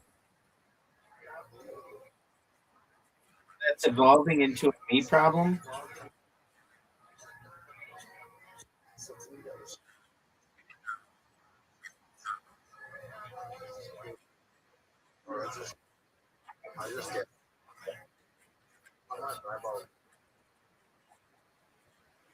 No, I don't get uncomfortable. I like children. I've taught children. I just don't want to have adult conversations with children. But I'm fine with children. I enjoy children and I like children. So we are completely opposite.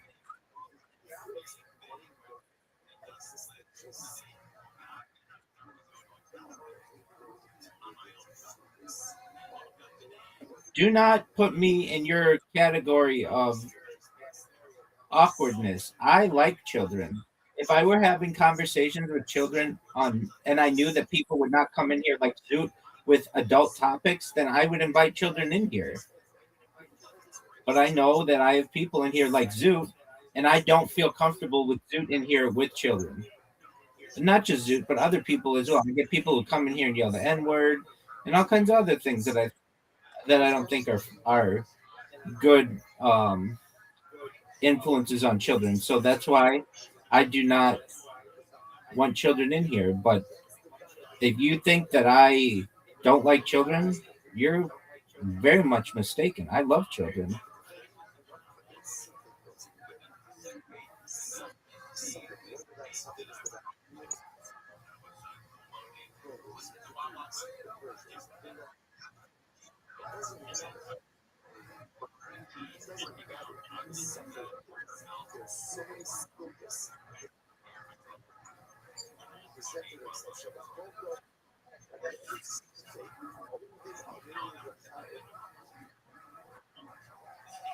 Good shot, Zoot.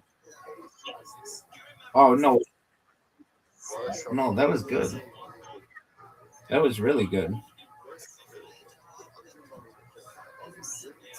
Are you fucking serious?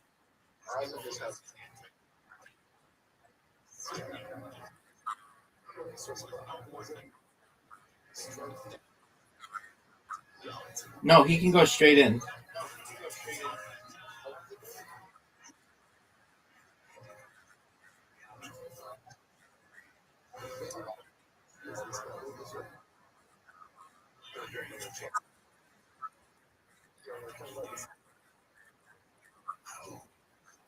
I don't need these points. They're beneath me.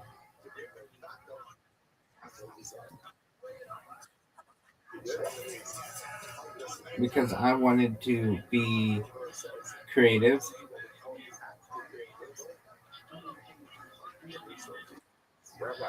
Yes, Zoot.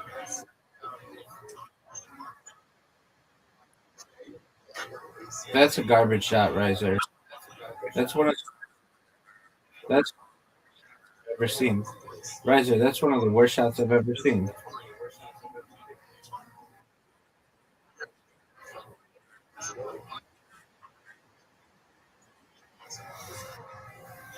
If ifs were a baby.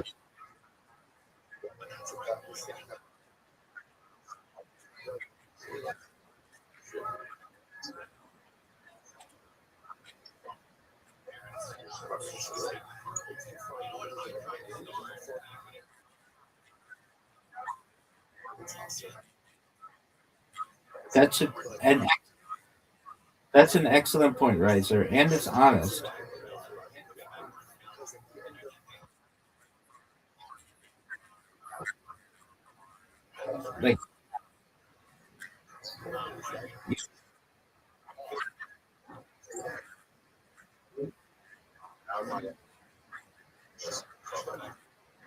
Like you lost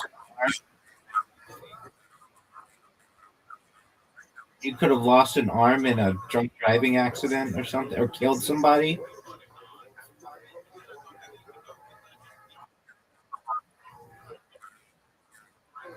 Are you serious? How did I miss? I know. How did I miss? I,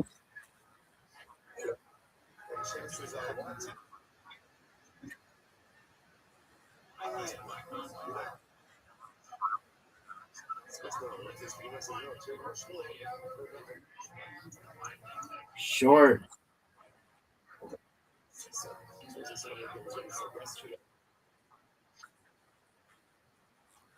Dude almost shut me out. We played one game and it was like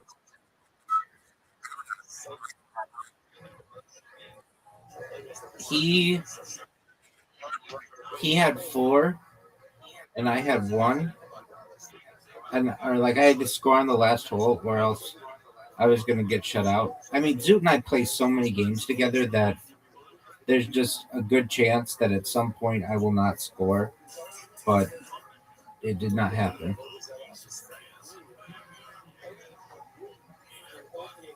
I like how when Zoot gets bored, he just takes terrible shots that aren't very good. All right, this is going to be one of the most creative shots we've ever seen, folks.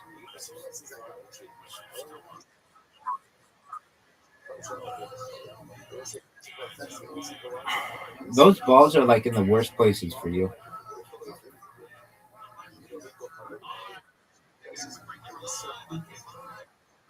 Like both of them are strategically placed in just difficult places for you.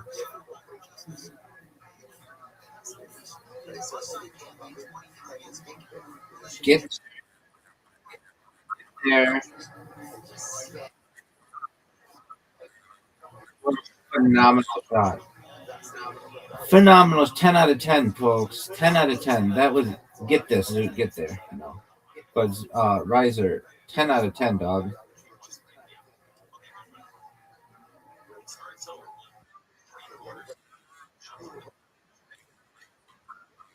Yeah. Did Zoot just leave?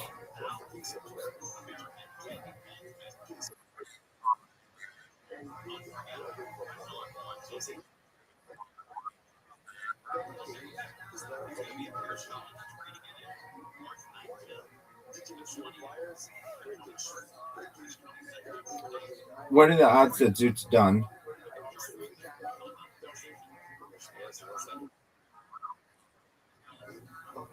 Those are pretty. That's probably pretty accurate.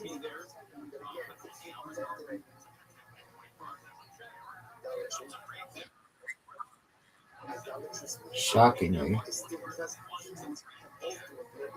I see the shadow. I see the shadow. Wow, I got 3 trees. That's difficult to do. I'm proud. The proudest monkey. Are you proud of that?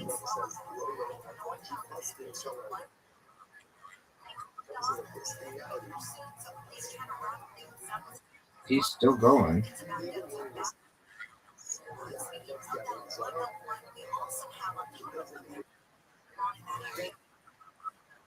You can't make that shot. No way. That's a miss. That might not be.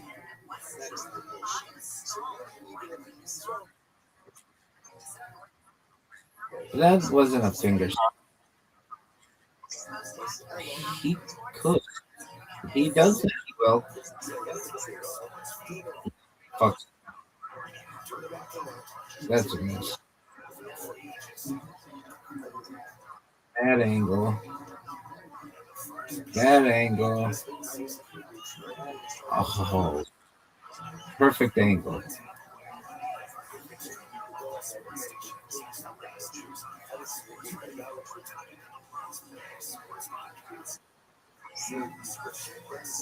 Devastatingly bad.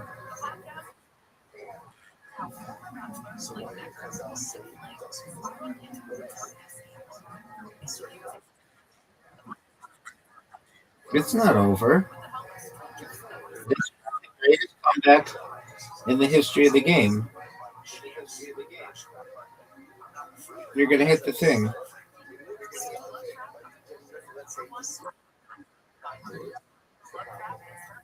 That bitch has a lot of speed on it, dog.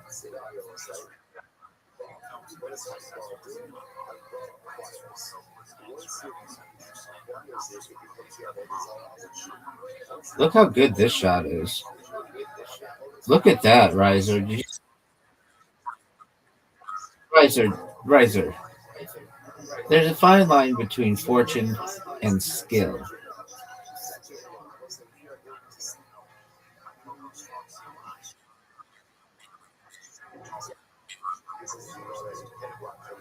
Zoot has an amazing shot. Hit my ball. Hit my ball, baby. Hit my ball, baby.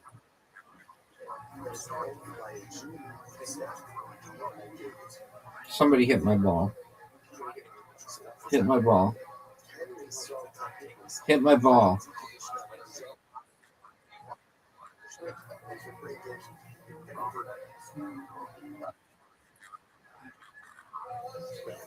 You're not in a bad spot anyway.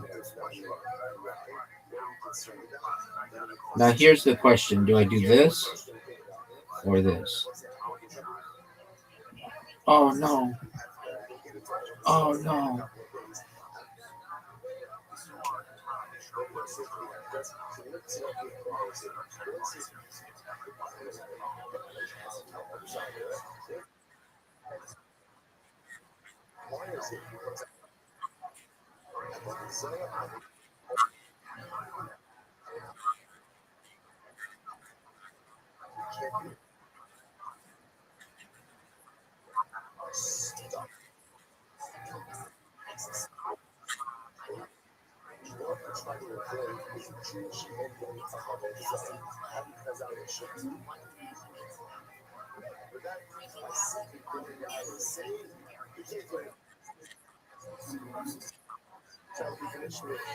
No. I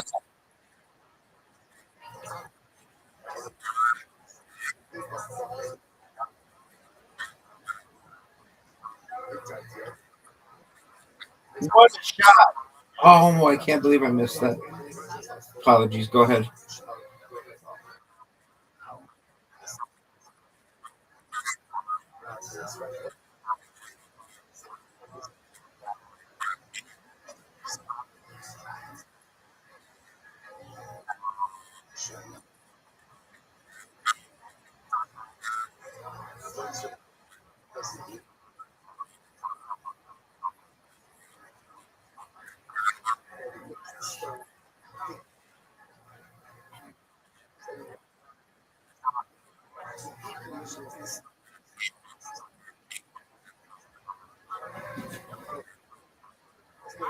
Where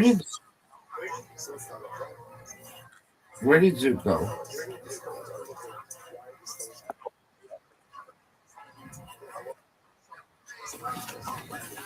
Zoot, why did you leave?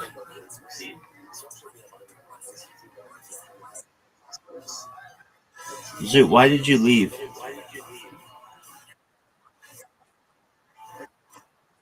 It did not. I don't believe that for 1 minute.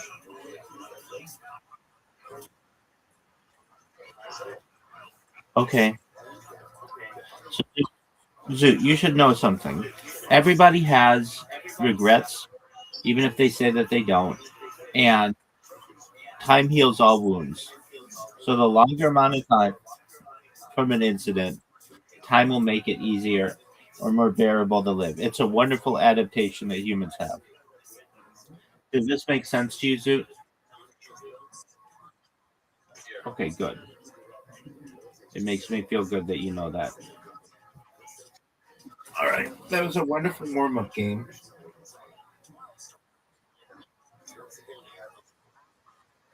Not excuses.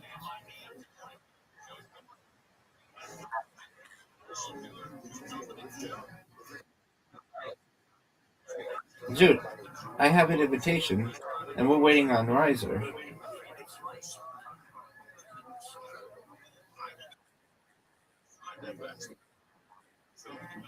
Stop. Zoot, we're done after this game because you can't control yourself. Zoot, you just said rapist for no reason. And you wonder why I don't want children in here.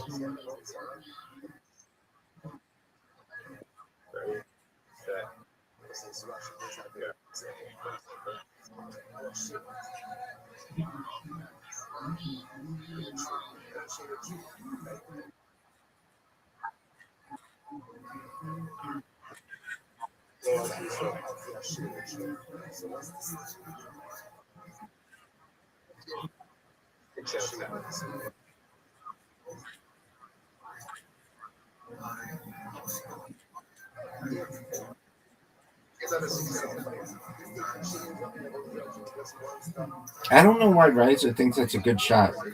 He doesn't have a shot at the hole. No way.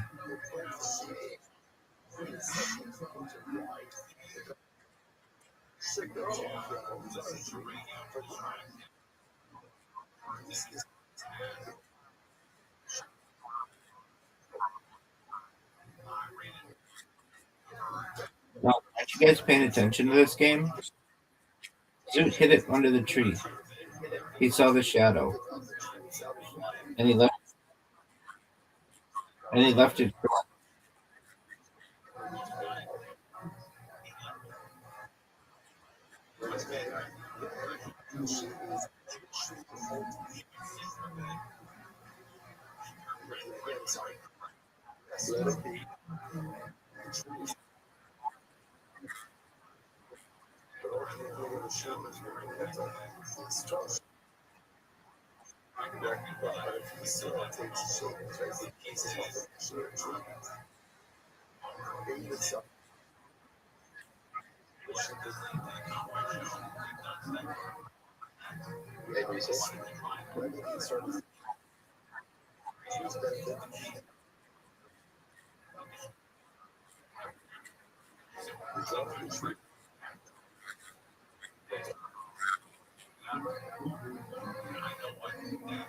I'll be there.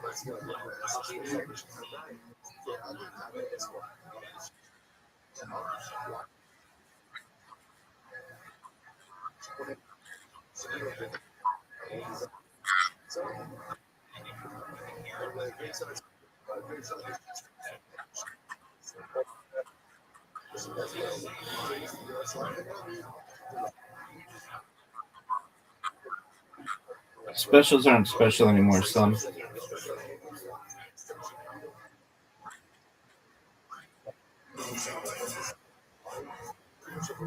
All of them. It's like choosing Bullet Riser. That was an amazing shot. Zoot.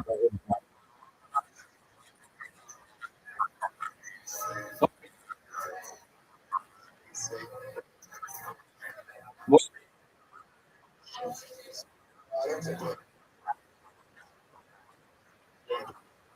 Okay, that's a great story, Zoot. I don't think anybody's ever going to think you're funny.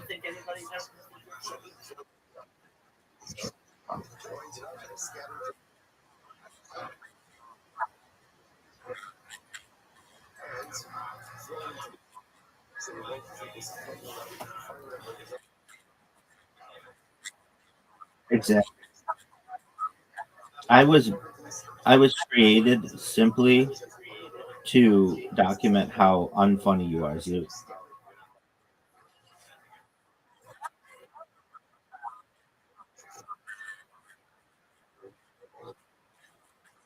Yeah, no doubt.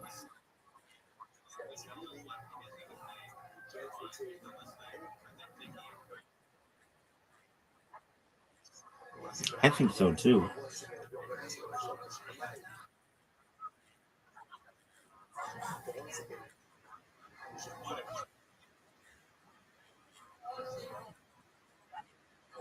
Thank you, big dog. I really mean that. That's really nice of you. All right.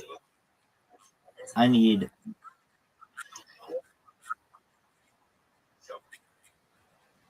Okay, right now, yeah, dog. I mean, come on. Give me some time. Nobody wanted to be on. Nobody wanted to be on the Joe Rogan show in the first 4 years. It was literally Joey Diaz, Red Band, and Joe Rogan smoking pot, talking about the Comedy Store. That's the first 5 years of the Joe Rogan experience. Joey Diaz, Red Band, and Joe Rogan sitting in Joe Rogan's apartment, smoking weed, and talking about the Comedy Store. That's. Have you not ever seen early versions of the Joe Rogan experience? No, Red Band, Brian Red Band, the co-host of Kill Tony. Zoot doesn't watch Kill Tony. It should be his favorite fucking show ever. He doesn't watch Kill Tony because he says that he doesn't want anybody to think that he's stealing jokes from there. And at this point, I think people would welcome him stealing jokes.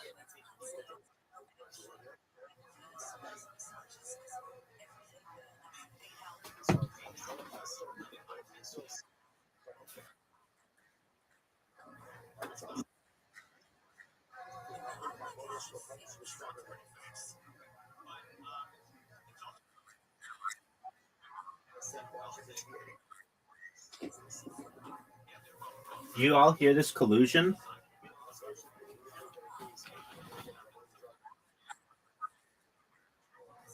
Collusion.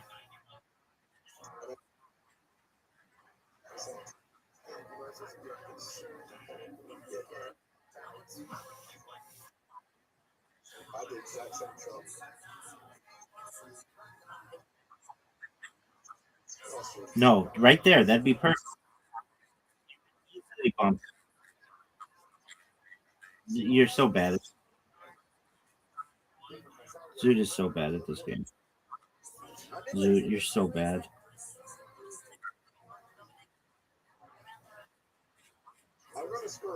All right. Well, it wouldn't be the first time.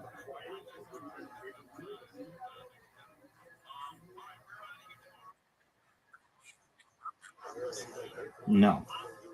You've scored zeros with 4 people.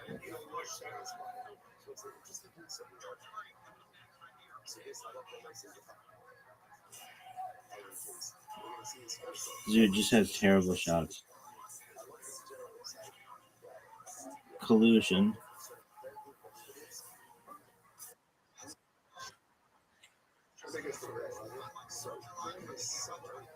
There's only one correct answer to this, and it would be becoming friends with Zoot.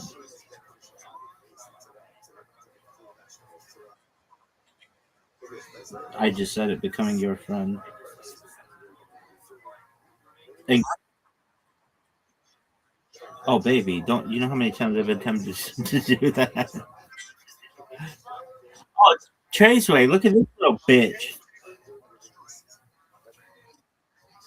How you living, pimp?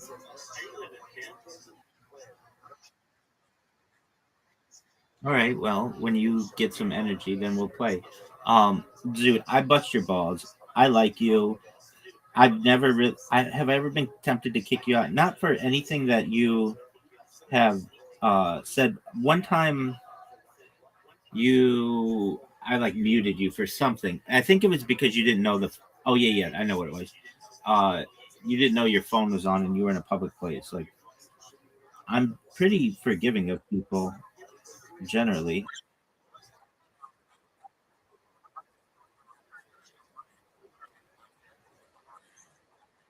Yeah, I mean, you say that kind of shit. Nobody wants to hear that. You're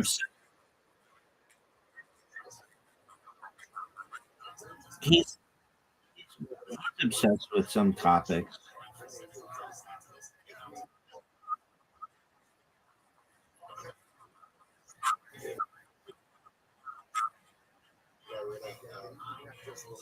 Okay, Zoot. Zoot, just make this fucking shot.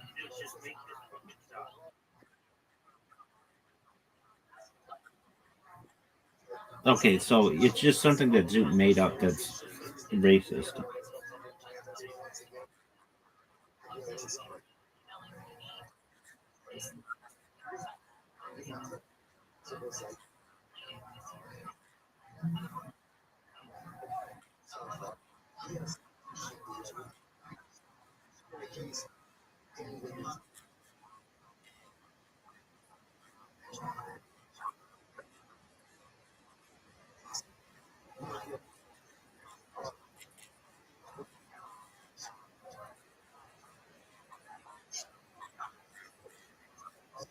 You're fucked.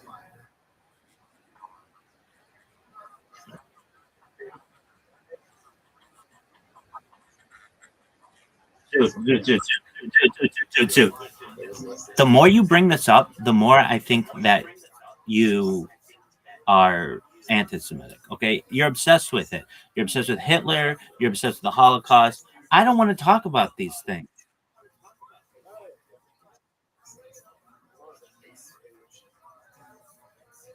There are places of the internet where you can have these discussions. I don't want to have them.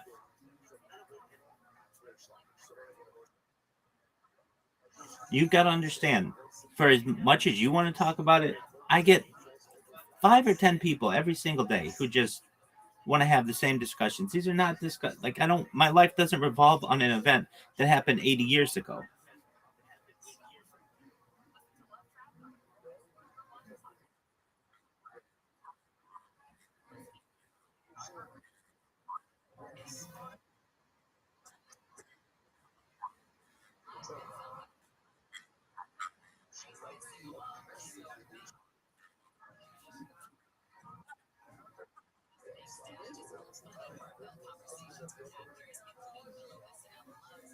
Zoo, what did I tell you? You talk about the same 10 topics. Bonnie Blue, that other bitch. Like, why don't you talk to me about Bonnie Blue's baby daddy, or who's the father when that child's going to be born?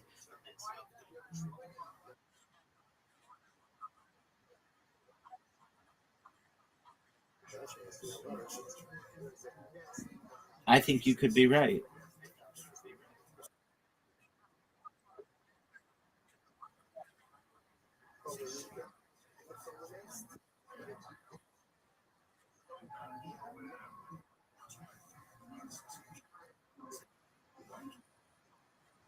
No, I just gave Zoot the so that Zoot wouldn't get.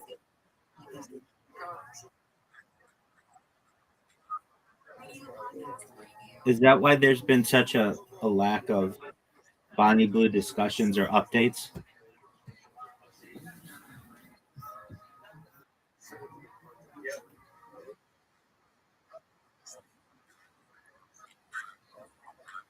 Bro. Zoot, did you just call it throat cut?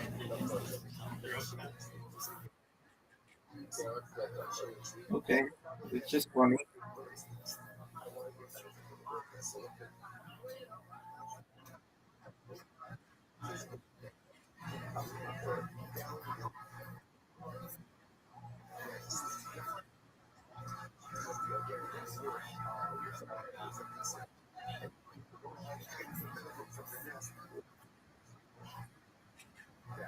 Yes, sir.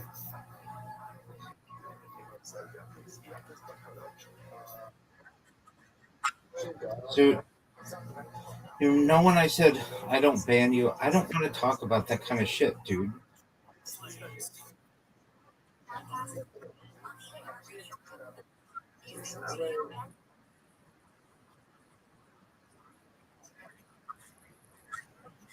Exactly. That you're not paying attention to.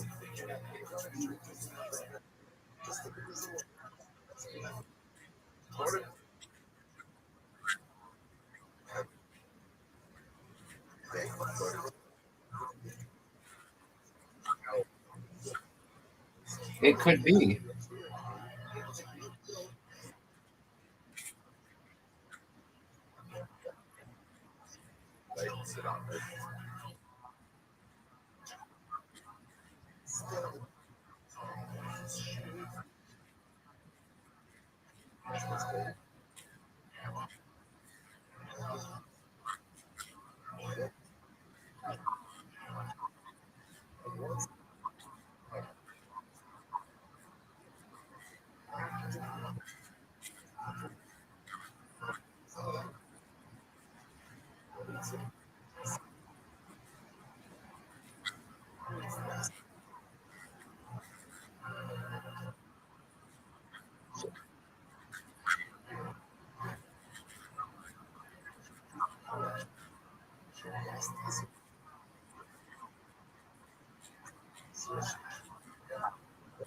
Six, dog.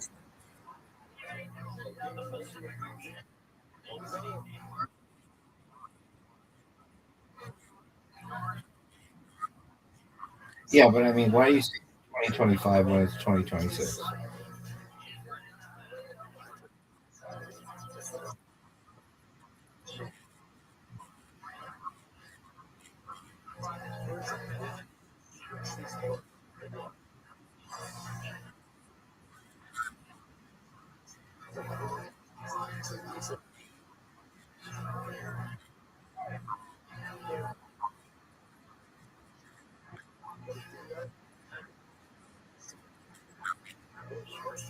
I agree. Oh, what a great shot, Zoot. For me. Thanks, baby. No, you put in my ball, which was very appreciated. Oh, wait. No, no, no. I forgot. It's cutthroat. So that means I'm out. So you don't want to put in. I don't want to put in my balls. Like your balls are your lifeline.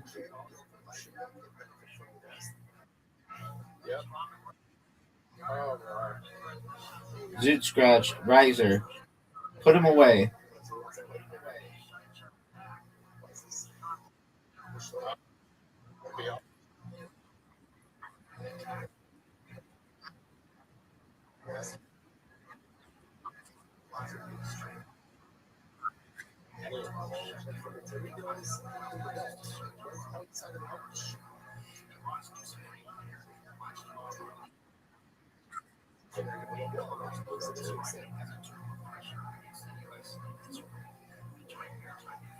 I just got one of your balls.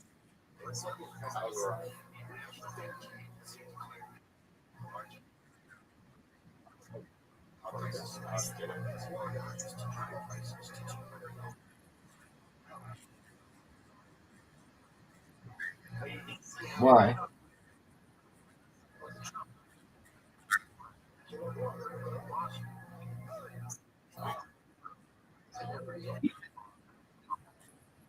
Even even Zoot doesn't think that that's legitimate.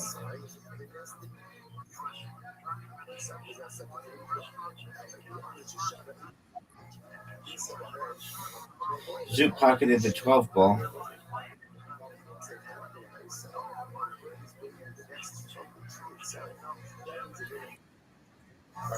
Zoot, I'm not your friend when you say those things.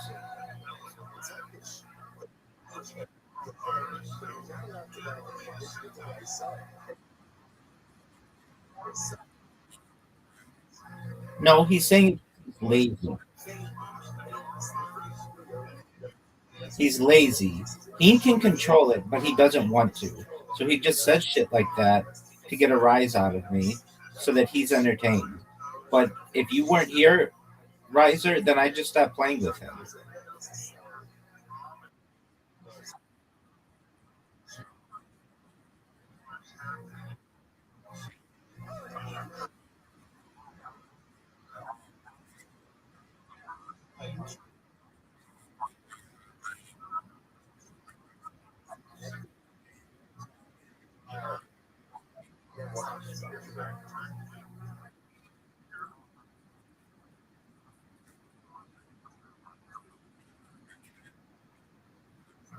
You're full of shit, dude. You could go to a therapist and get medications for it. You refuse to. So I don't really give you that much credit anymore. You've never tried. You're too afraid. You'll go get an erroneous autism diagnosis, so you get $1,200 a month from the government, but you won't go and get something that actually would help you.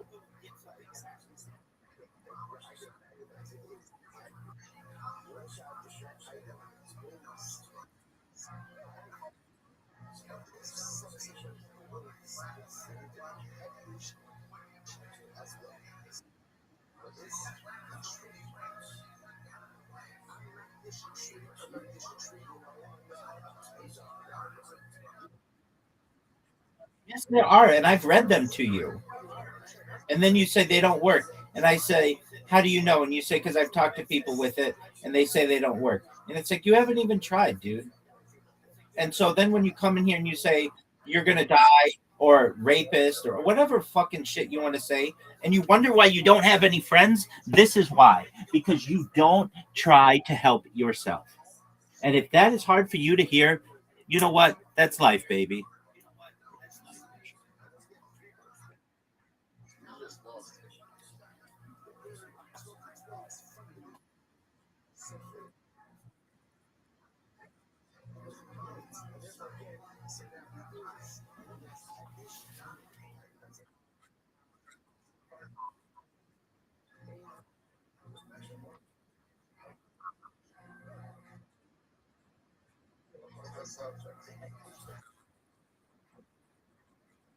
Stopping you from saying stupid shit.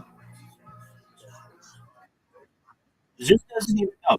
Zoot doesn't even know. Listen to him, Riser. He says that there aren't any medications that exist. And then when you tell him that there are, then he says that they have side effects. I thought they didn't exist.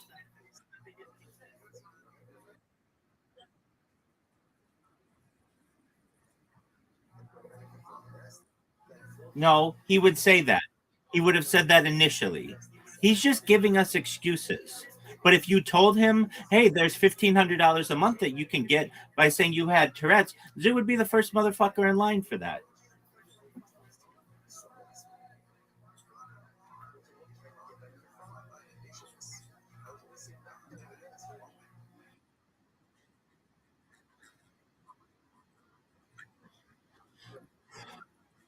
I agree.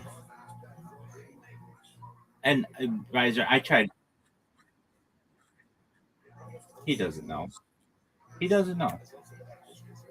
He can't name one of them. He doesn't think that he has an issue, and he obviously does. When I'm his closest friend, and it pisses me off because I have to hear things about the Holocaust and Hitler, and I have to hear about rape, and I have to hear about dying. Like, these are not fun conversations that I want to have. And if he does that with me, I can understand why nobody wants him to open for them and stand up, or nobody wants to hang out with him at the comedy club. I get that. I empathize with those people, and I've done what I can for Zoot. I told him, Zoot, for like 2 months straight, every single day, I was like, you need to make an appointment. He kept lying about it, and he thinks it's funny. And honestly, it's not. Obviously, if it makes me feel like this, and I have an issue with it, other people in his life have an issue with it.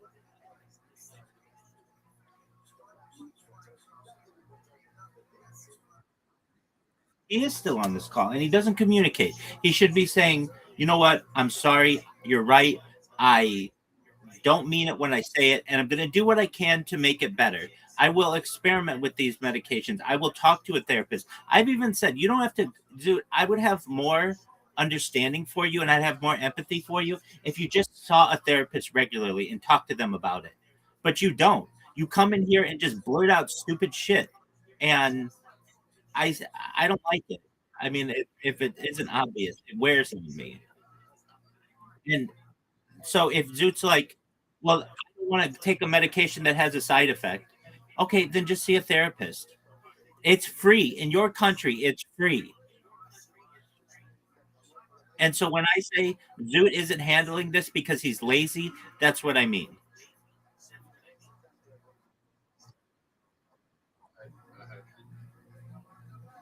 This is what I'm talking about.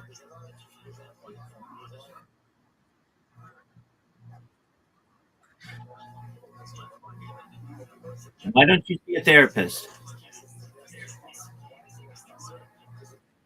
Why don't you see a therapist?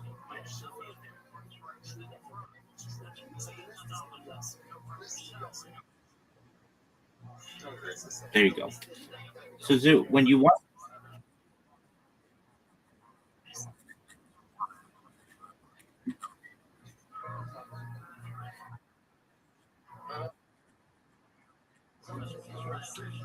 They can.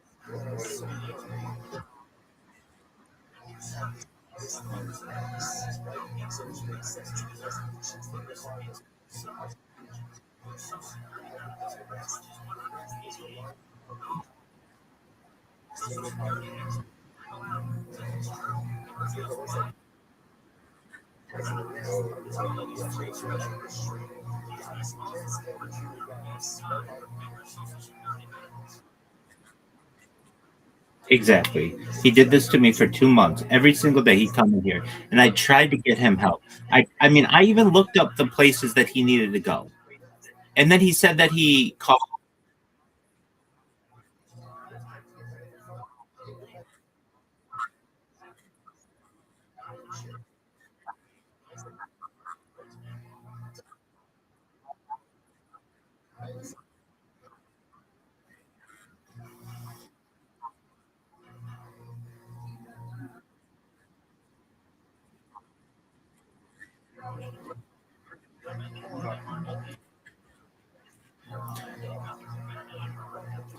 That's incorrect. There are people who have been able to solve or at least diminish their symptoms of Tourette's through therapy and through medication. There you go.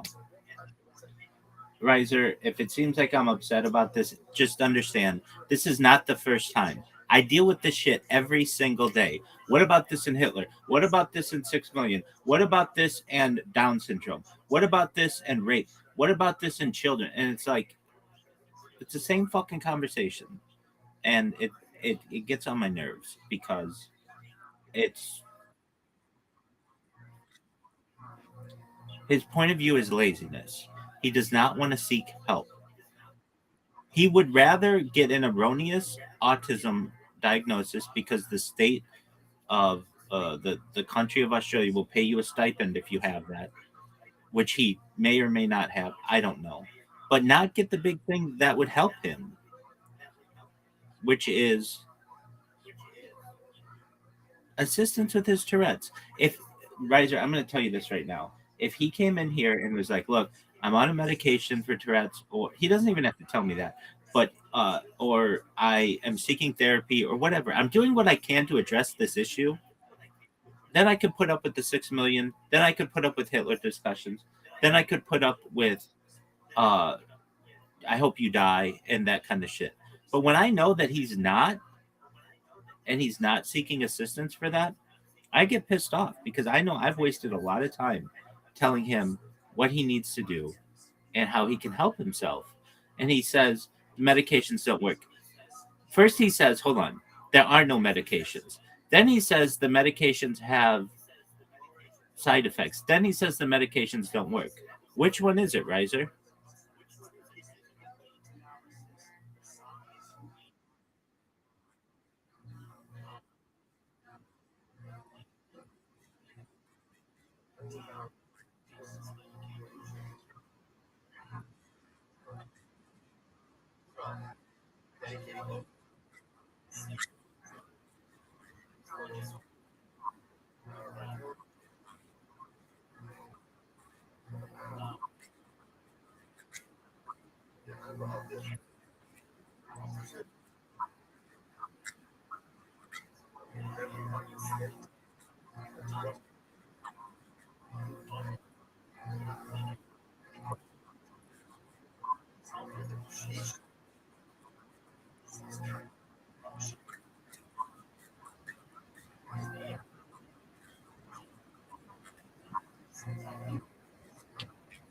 It's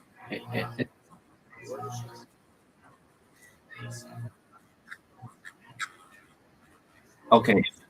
If I may say, I would love to have this conversation. I can't have this conversation on YouTube or I get a strike. I know you're like, really? Yeah, I get. I understand. I understand. I get it. I get it.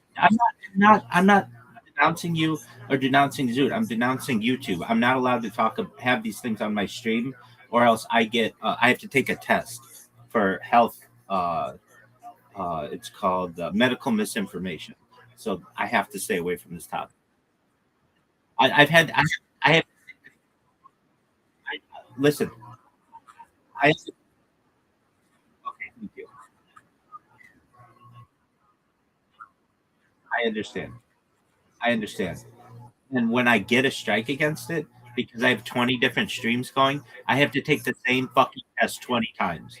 And that is it's even if I don't say anything, the thing that flags it the most is the Joe Rogan experience. But to Zoot, at least on it, I will just be honest with Zoot. I'll be honest with you. If I had anyone else in here who, let's say there were 25 people in here, Zoot gets muted, like straight up mute. He's not going to be able to talk to anybody. I can't trust him. And it's as simple as that. If I have people in here who are wanting to learn, I can't have Zoot in here. He will step over all of them and ask me a question, demand my attention, and ask me some question about time travel, which is fine. We've had those discussions, and they're important discussions to have. But it's like we've got to understand too, we're not talking about time travel right now. And he if I have to be stern with him and say there's a reason why you don't have friends, and the reason is because you make people feel awkward because of how you interact with them, then so be it. I will call a spade a spade. That's exactly why. Zoot is a nice person. He is a person who I feel can be sociable. But again, he takes a shit in the piss in the he takes a shit in the punch bowl, and nobody can trust him after that. I don't. It's the best analogy that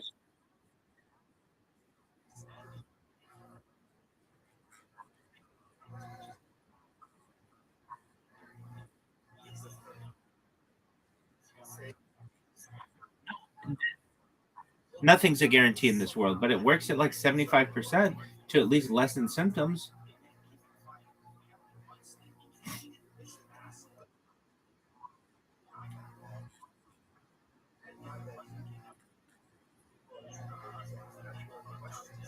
They're like the same side effects of any drug, restlessness, and like none of them are like instant death.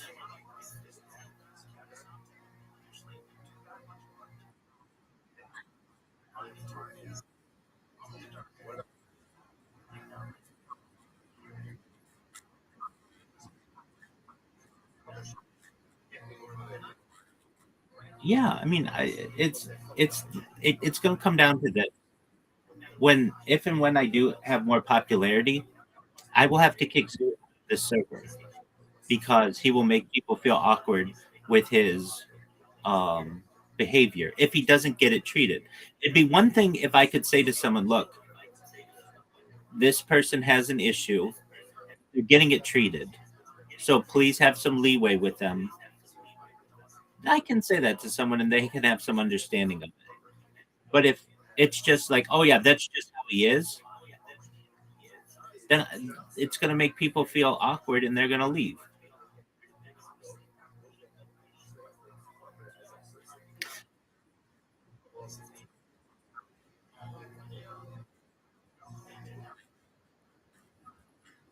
Extremely vulgar, and what he finds to be funny is just not something that like I'm in a I'm in a few Jewish servers, one that I'm streaming in right now, and like some of the rules that are in there are the exact things that Zoot wants to talk about.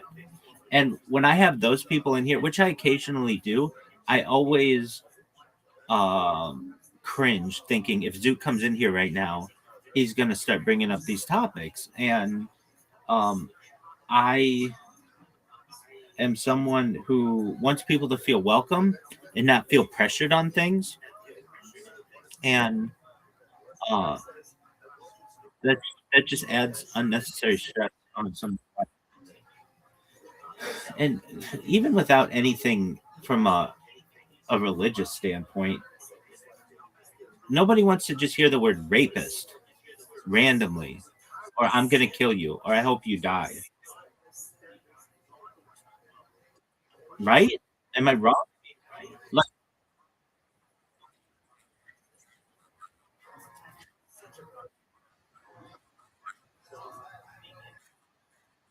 even the people who have it who just say fuck all the time, at least you know what they say fuck all the time.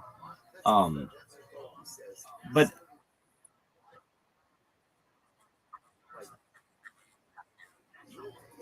I went to well, and that's the thing that a therapist can do. They can help you work on those kinds of things. Zoot refuses to admit that he has a problem. I mean, even though he has said it, he refuses to get any treatment for it. And look, when I know the names of the behavior therapists in fucking South Australia and where he has said he's gone, like there's a problem there. I shouldn't have to do that.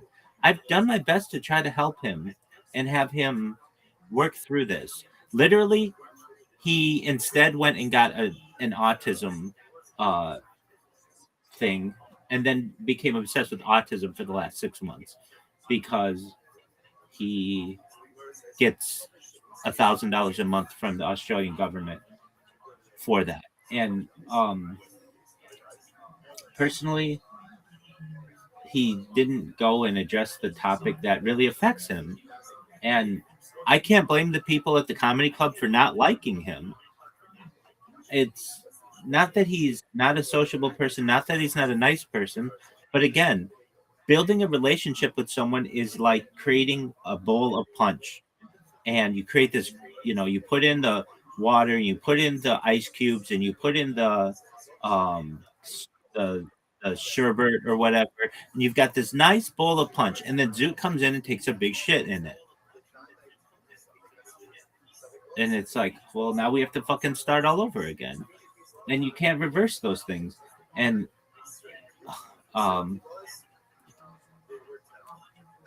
your conversations and my conversations are interesting. They involve science, they involve marketing, they involve business, they're sometimes psychology, sometimes medicine, but like they're really interesting. Zoot's conversations are exactly the same. Bonnie Blue, Lily Phillips, Hitler, autism, Down syndrome, very taboo, yeah. And it's fine if you want to have discussions on taboo subjects. I get that. But have more to it than that. You could be like, hey, I saw this really interesting documentary about walking to Amazon. Oh, okay, cool. What was it about? What happened during it? But there's none of that. It's the same shit all the time. And um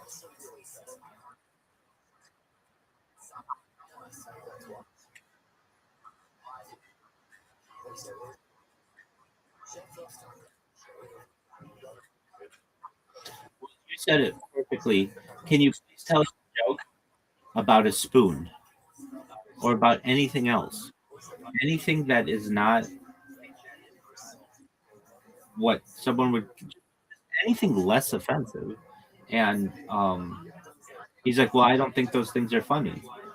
Well, then you should recognize, or I think you should recognize that those kinds of topics wear on people. Look, it'd be one thing if this is the first time he ever mentioned this shit, but he mentions this shit to me every single day for like, I don't know, I've been friends with him for like 2 years, and I could deal with it. I have thicker skin than most people, but when I know he's not seeking assistance for it, that makes me upset, because now it's like you don't respect my friendship enough and my advice enough to get help for yourself.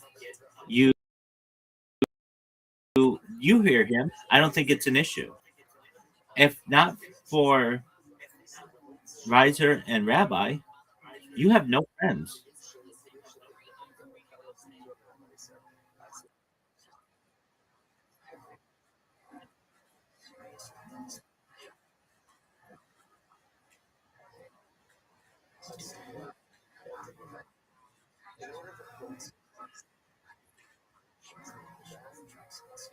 Well, and I could deal with it if I knew he was getting help. And no one says that he has to take a pill, but you could at least talk these issues out with a therapist. And it would be a conscious event in your life. And he refuses. And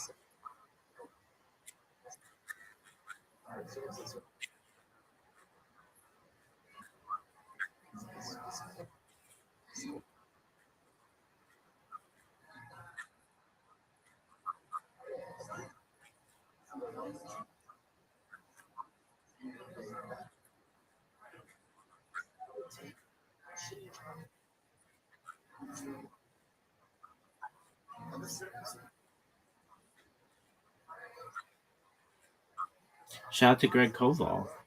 We'll revivify that motherfucker, and he'll be able to drink all the Diet Coke that he wants in the world to come, God willing. You're exactly right. Look, if somebody were to say to me every single time they met me, Rabbi, you, I don't know what issue would it be? Like if I just kept saying the word asshole, I just said asshole all the time, asshole, asshole, asshole, asshole. Number one, I wouldn't have anybody in the server. But number two, somebody would eventually say to me, "Look, I like it. I like interacting with you, but you've got to get this issue addressed." And if I did seek some type of solution to this, I could at least say to people, "Look, I've got this issue where I just say asshole all the time, but I'm doing my best to get it addressed." And people would totally understand that. Look, I gave the example, the guy who did Kill Tony, like a month ago, and I had Zoot watch. The guy comes up and says, "I have Tourette's," and then he just says, "Fuck, fuck, fuck, fuck, fuck," and he gets like a fucking standing ovation. People loved him, and they loved his interview, and because he was honest about it. And now he didn't go out and say, "Hey, I'm seeking treatment for this," or I've got a prescription for it," or whatever. But Zoot hasn't tried. Look, when he gives you three different answers, there are no medications, and then he says the medications have side effects, and then he says the medications don't work, but he can't name one of the medications. Doesn't just this seem like defensive behavior that's just doing their best to avoid the issue?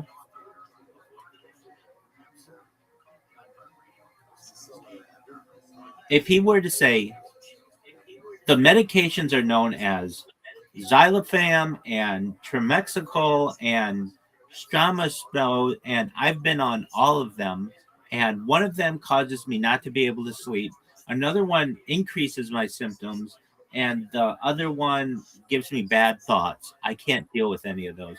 Okay, I mean, then we know you've tried. But then at the end of the day, why can't you just see a therapist over it? The thing is, it needs to become a conscious net, like a safety net in your head. Before I speak, I need to think about what I'm saying. And he doesn't have that guard. And the fact that he doesn't have that guard makes it difficult to be friends with him. And again,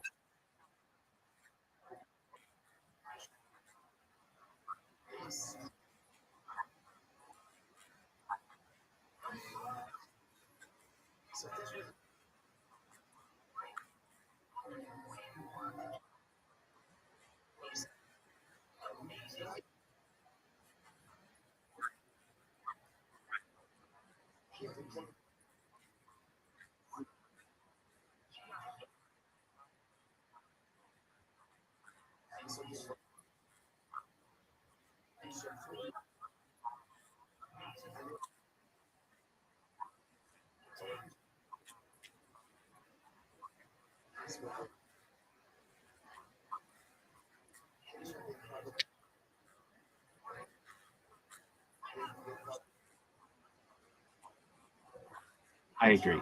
I'm not a professional in this field, but I did what I could with Zoot, not just to get him treatment and to follow through and to support him, but even to the point where I said, Zoot, if you're not going to do any of that stuff, please put a rubber band on your wrist. And whenever you have one of these ticks, or you feel like you're going to have one of these ticks, you snap that rubber band against your wrist, and it is a subconscious reaction to what you feel like you're going to have. And eventually, your body may start to not have those instincts or the ticks, basically, because your body knows innately that you're going to have some kind of negative reaction to this. And he did it for like 3 days. Well, it took him like 2 weeks to find a rubber band. I'm like, dude, you can't find a rubber band? He's like, no, I've got to get one at this store. No, I've got to get this. I've got like all these fucking excuses. But even still, I would be like, all right, snap the thing whenever he would do this. And I don't know. I want him to get help. No, no, I I've heard it used for other things, and I thought it might work for him. And I gotta say, it kind of did to some extent because it was a conscious thing. Why am I wearing this thing on my wrist? Oh, it's because I need to control my tics. And then when the tics occur, snapping it caused like a negative reaction. And it works psychologically. But, to get Zoot to do anything for more than a week is like pulling teeth. And there's also part of Zoot that doesn't want to be told what to do. And so if you actually had the solution to him, he wouldn't do it because it wasn't his idea. If Kanye West was doing it, he would do it. Like that's how he is. And you see how he communicates. He's a terrible communicator. He is very uncaring about people. He's very selfish. And I think those things have to do with the issues that he experiences. And I wish he would get help. I like him as a person when he's inquisitive and wanting to help himself. But when he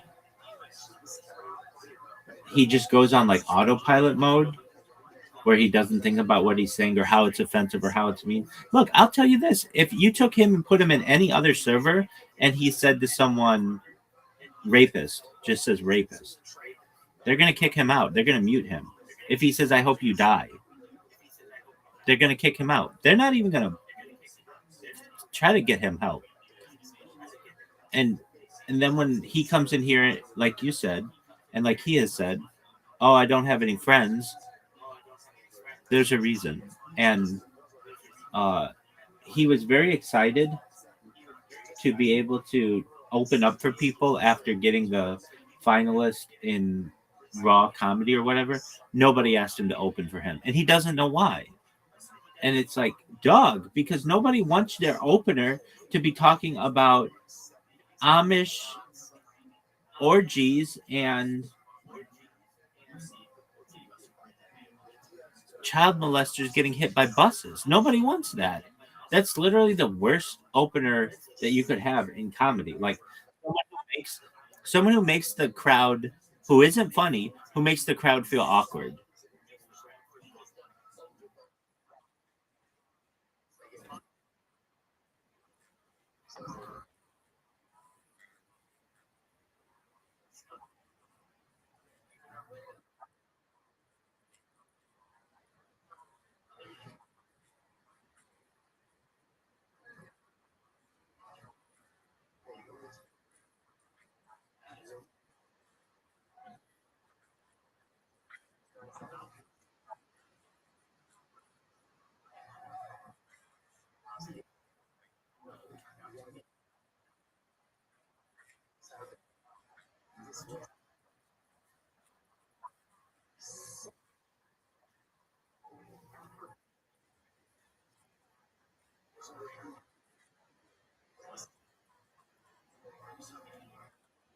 It's hard.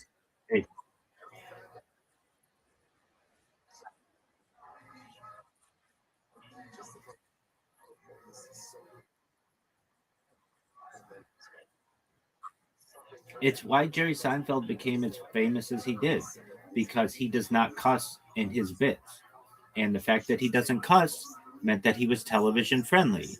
And that gave him a lot more opportunities to be able to get his name out there and, to get a television show and such.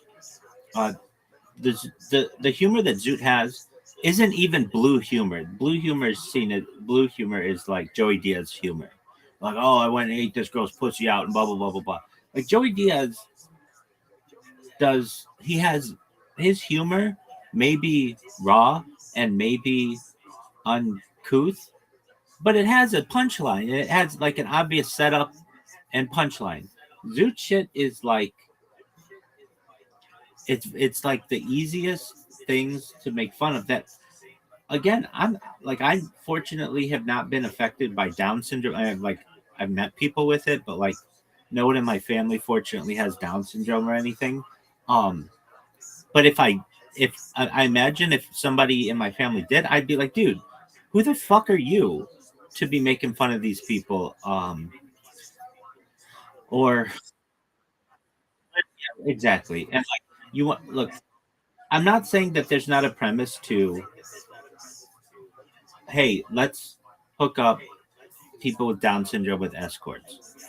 It's actually not a bad premise, and I think could work as a television show to some extent. Is it going to be the highest rated television show in the world? No, but there's something there.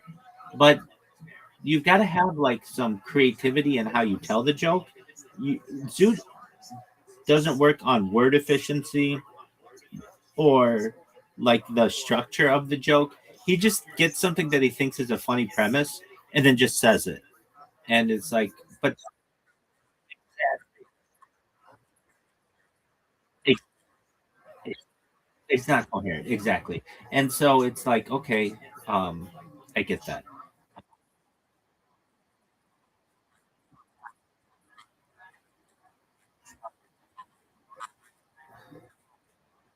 Ex-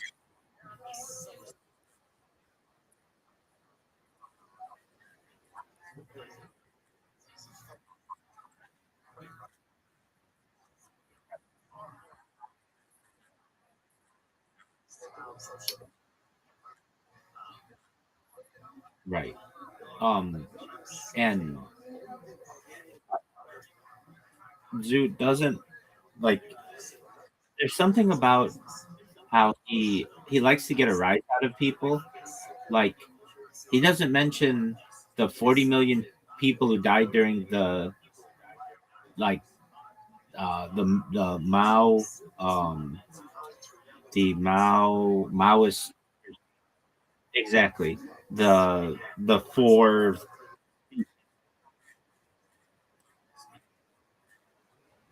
there you go, or the people who died in the Armenian genocide. Doesn't know them, doesn't care, but it's like, hey, did you know Kanye West put out a tweet? Like, that's the thing. He's like, I was just reading a Kanye West tweet.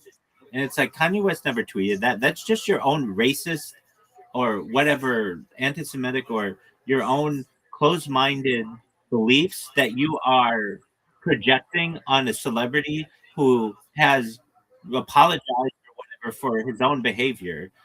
But like, you think that this is like something that people want. Just one moment, Riser. What's up, Oligami? How are you? Oligar, how are you? All right, go fuck yourself. Nobody wanted to talk to you anyway. Um. Uh.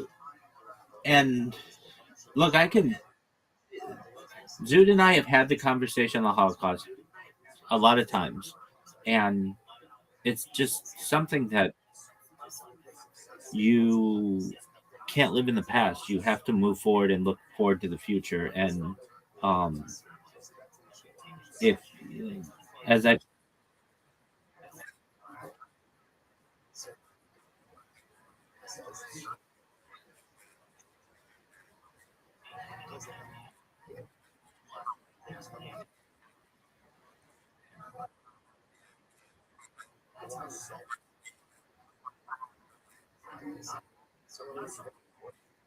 exactly, exactly, and it's because he likes to get a rise out of people. Um, there's almost like a like a child who prods their parents, like mom, mom, mom, mom, mom, mom, and she's finally like, what? What do you want? And then it's like, oh, nothing.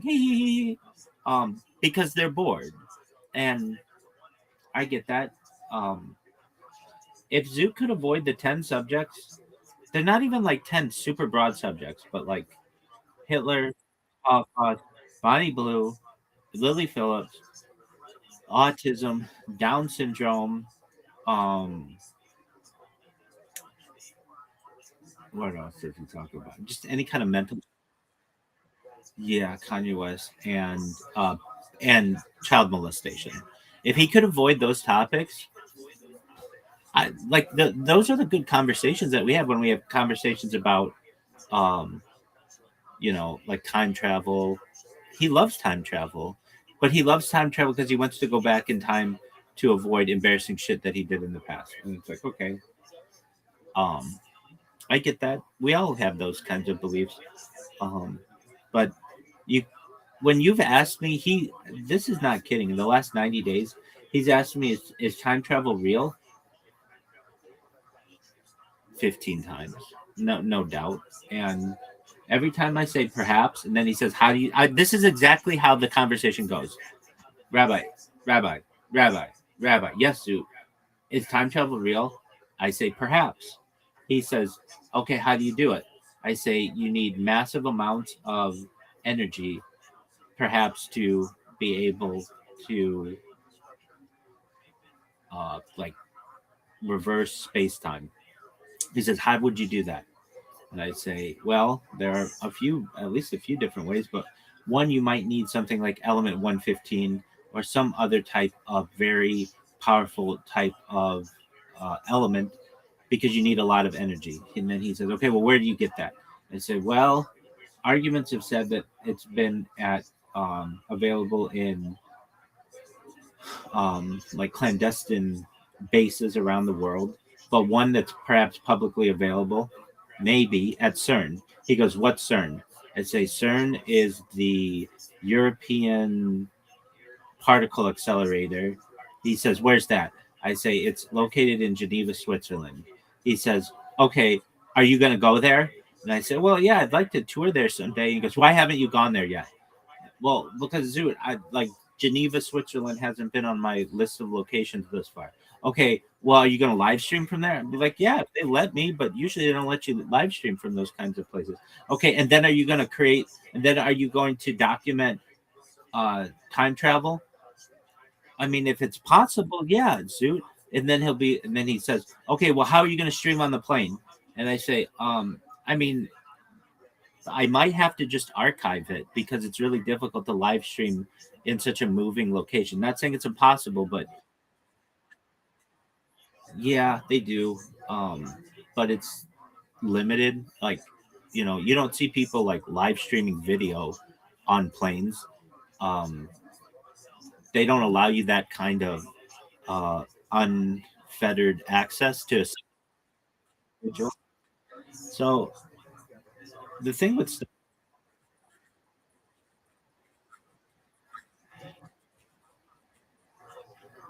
well, it's illegal. It's illegal to open Starlink in a lot of places, including all of Antarctica, which is um, suspicious. But anyway, um, the thing is with Starlink is you are moving really quickly through the air, and you have to like connect to different satellites. So look, I don't know. Uh, I've talked to people who have said they have used Starlink in a plane and talked to me in this call. Whether I believe them or not, I don't know. But they've said that it works. Okay, that's cool. Can you stream from 20 different angles? No, you're going to run into um, throttling issues. So, but as I've said to Zoo, that's not a huge concern of mine right now. A huge concern of mine, or even more so, is continuing to build a community, continuing to interact with individuals, continuing to promote myself on social media and in spaces. And it's a slow process. And if I do,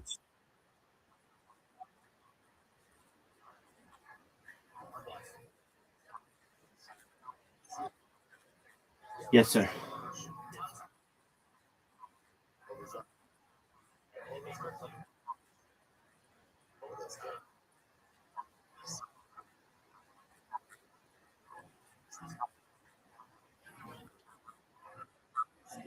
Uh,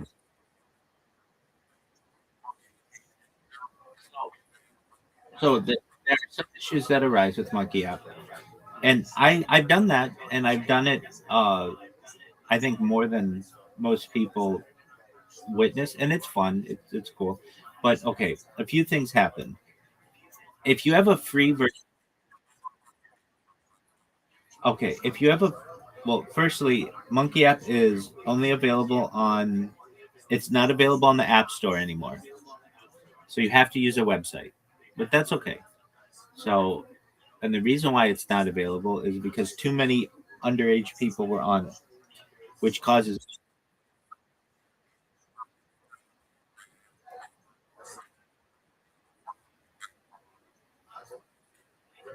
That's cool. Go look on the App Store right now for Monkey. There isn't one. It's called Banana or something like that, and it's just a clone of it. Monkey App is only available on a website.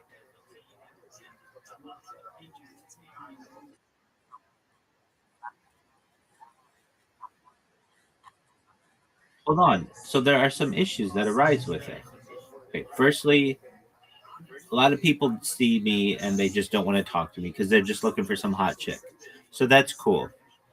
Then what happens is you're only allowed so many different rotations in the Monkey app with the free version that I don't know, it might be like 100 different people, and then you have to buy the premium version. And it's like, well, why don't you buy the premium version? Because I haven't found that it's been that beneficial to me in the times that I've used it. You'll get somebody who is interested in what you do. And I'll get into, I stream my life 24 hours a day, 7 days a week, 365 days a year for work. And then they just cut on to the next person. So then you keep doing that.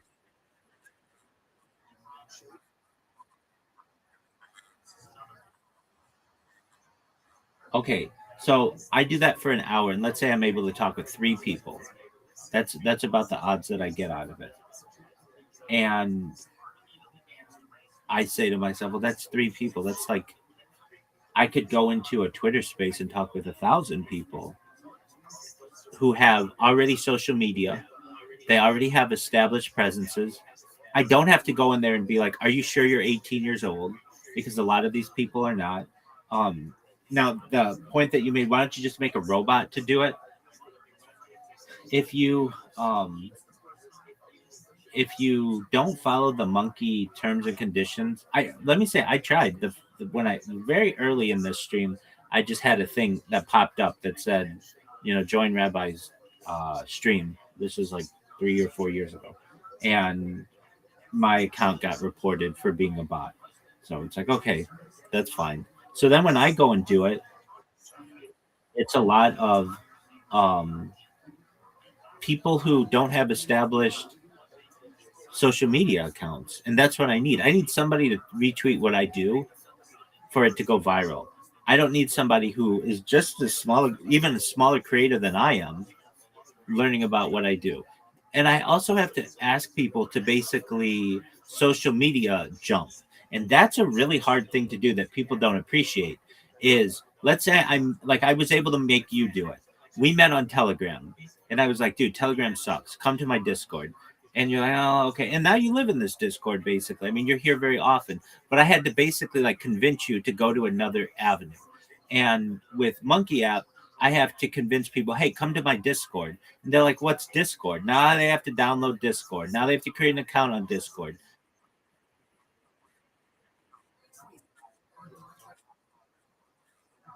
Okay. Many of the people on there don't have even Twitter accounts, or they're small Twitter accounts. They've got 45 followers.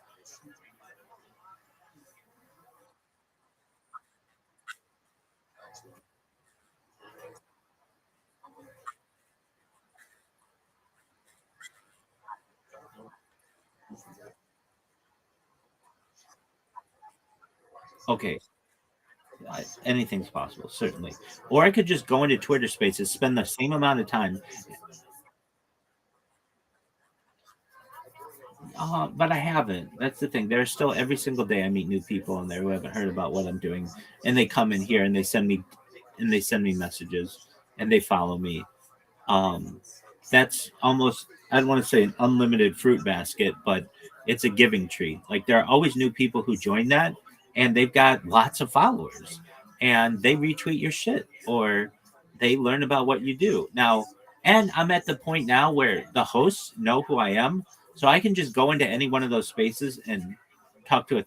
I talked to 4,000 people yesterday in one Twitter space. Like, was it all organic? I don't know. You tell me how many people are real in that. But do you know how long it would take me to talk to 4,000 people on the Monkey app?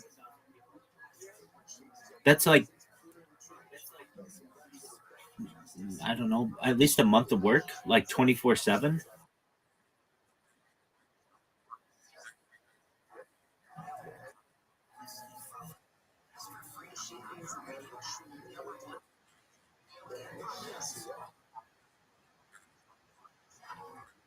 I recognize that. When I talked in that space yesterday, 4,000 people, I got 15 people who followed me and a bunch of people who came in here.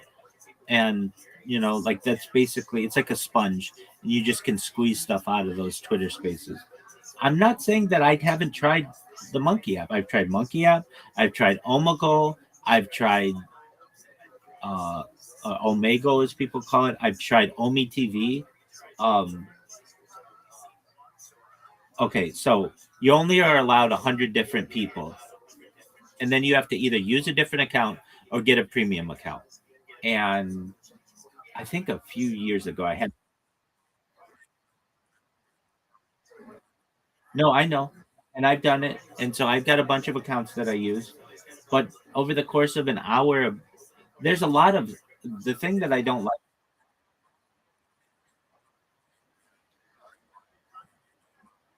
Yeah, but then they just move on to the next person. A lot of times, they're looking for hot, attractive young people for their streams, and I get that. And like, what annoys me about it so much is I like, hey, I'll be like, what are your hobbies or whatever they say. They'll say, what do you like to do? I'm like, I'm actually a streamer. I like to stream my life. Some of them then they'll be like, oh, really? Like, yeah, I stream my life 24/7. And they'll be like, oh, so you're streaming right now? And I'll be like, yeah. And they'll go on. They'll move on. They don't want to be known that they're on the Monkey app.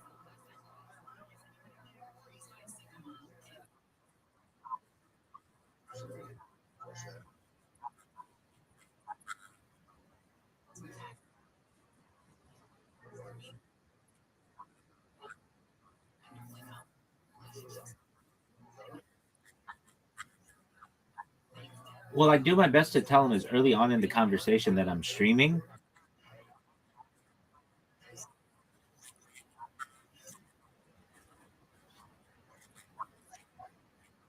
Yeah. It's up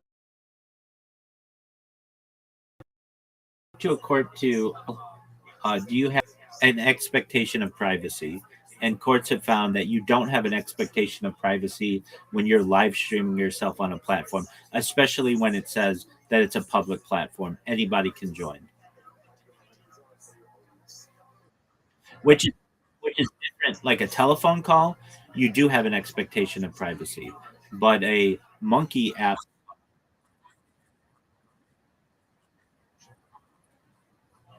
100%. And I am someone who um, when I stream, it's not like I can say, hey, do you mind if I start the stream?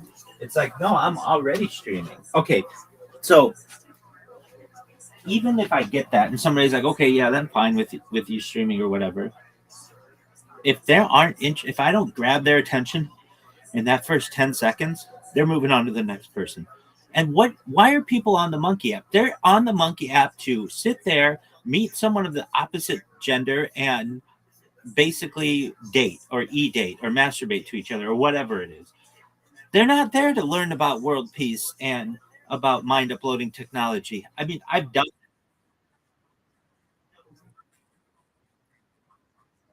Yeah, okay, but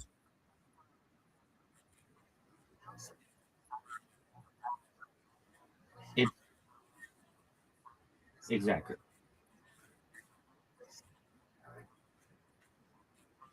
Yeah,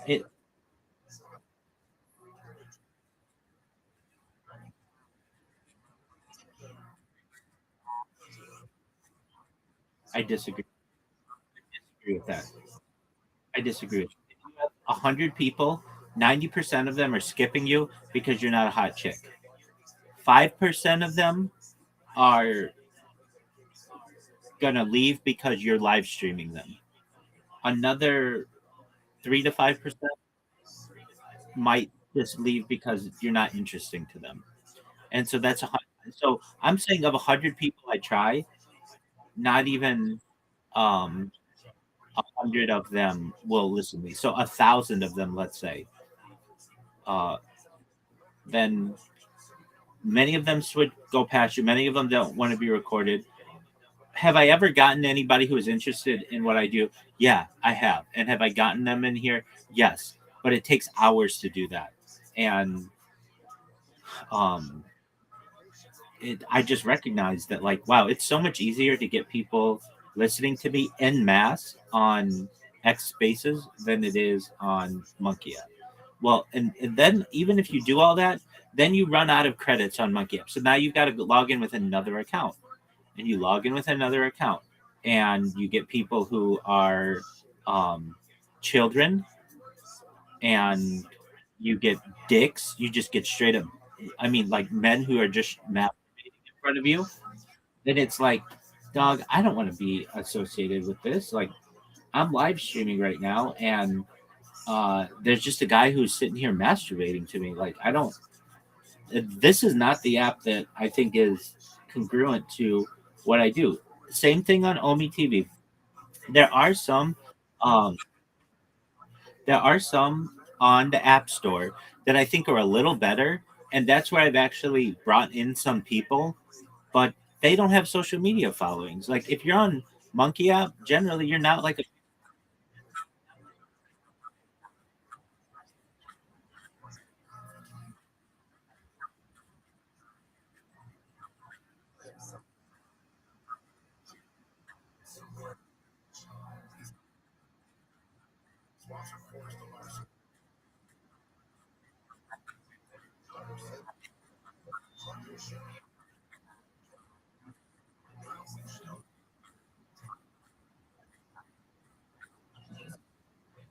That's another one that I get is just people who don't want to talk to someone who's Jewish, um, or they'll just say offensive shit to me, and I can deal with that so much, but um, there's a lot to that as well.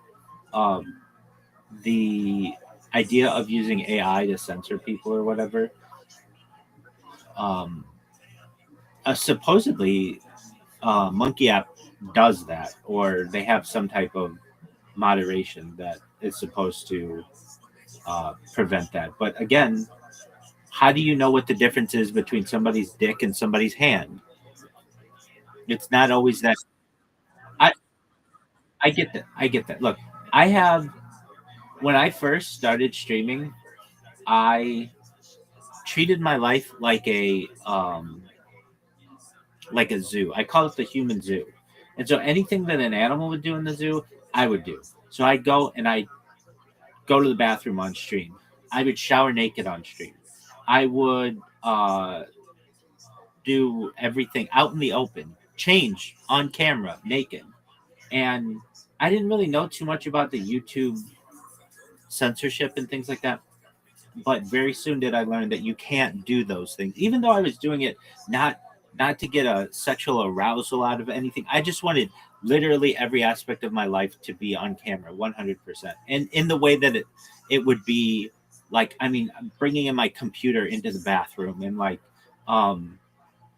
and I learned that you weren't able to do those things. But I also have some of those streams that are still up, especially on Instagram, that have told me that their censors aren't that good. And some things I've been nailed for being naked on stream or whatever. Other things they have not gotten. What am I saying? That AI is only so good. It's not like perfect. And so I basically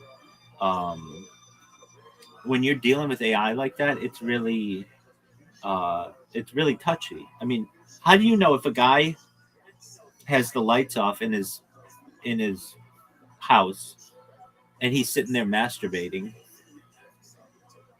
and there's only like a little bit of light.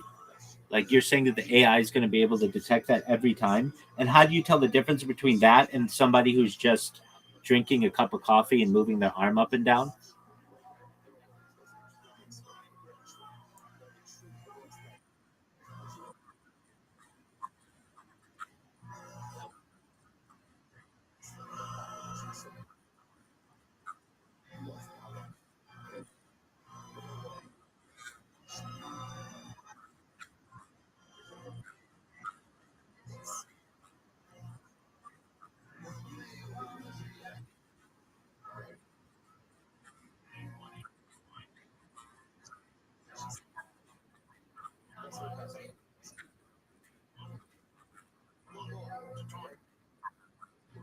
It's not that good though. It gives you false positive where you have like someone's like cleavage can look like a butt.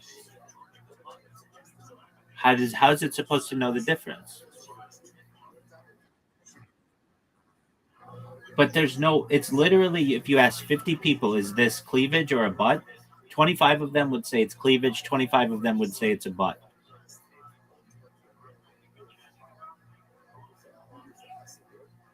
What do you do in that?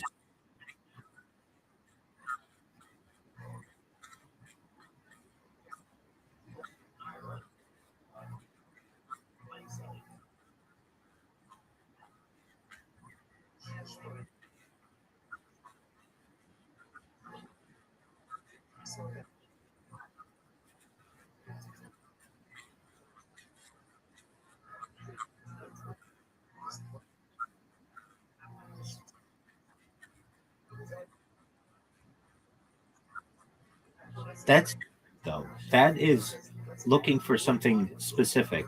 I'm saying that literally, now I'm saying cleavage for right now. If you have a woman whose cleavage is just her breasts that are kind of squished together, you sometimes cannot tell the difference between that and a butt. It's just like skin with a line down the middle. One of them,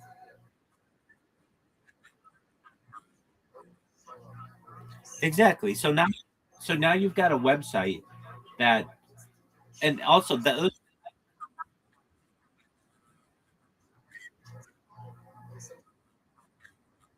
Okay, but you can't tell people that. People, put their phone on their chest just to adjust themselves and then pick their phone back up. Like you can't like, and on top of that, you are basically not taking into the idea of the expense of those types of systems.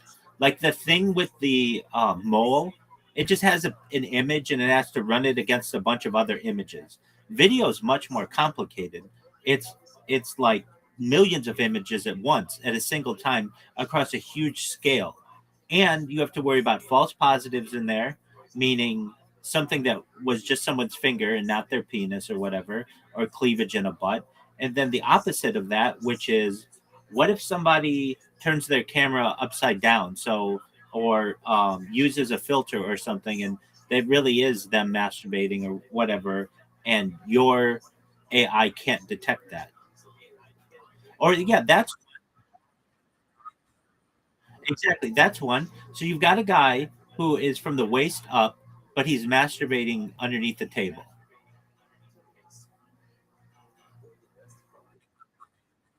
Dude,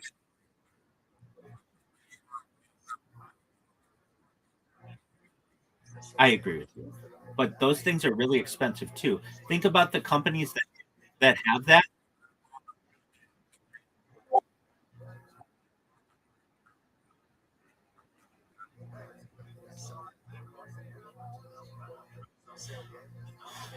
Think about the companies that have that. They are there are about five of them who have the money to do that. It's Meta, it's Amazon, it's Alphabet. Right. I mean, they're the ones who have the money to do that.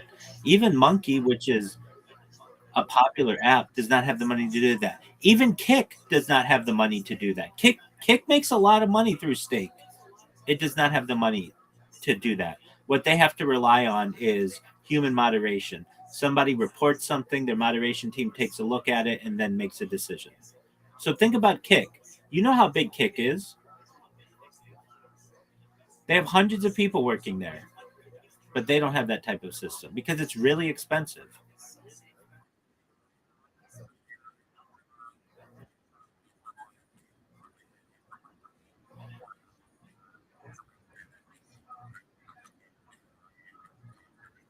That's right.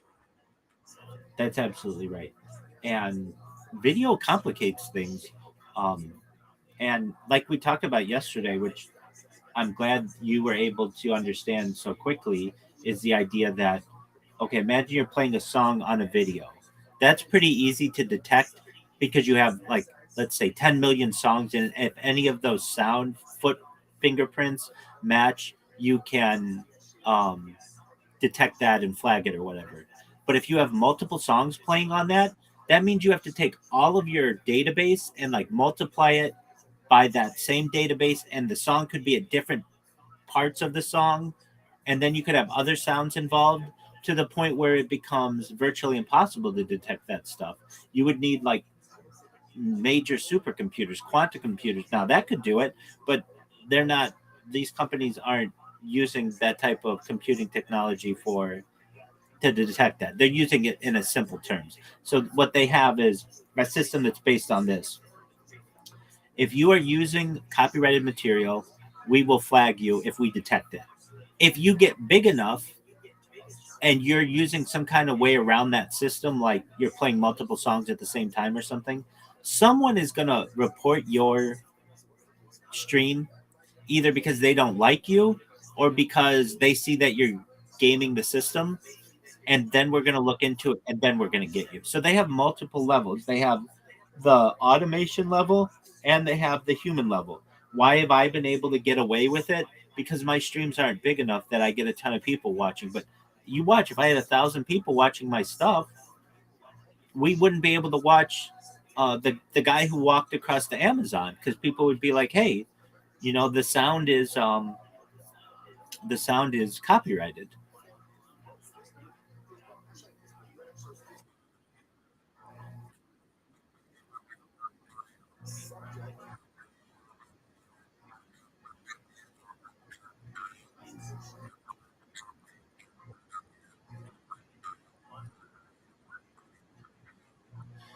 That's right.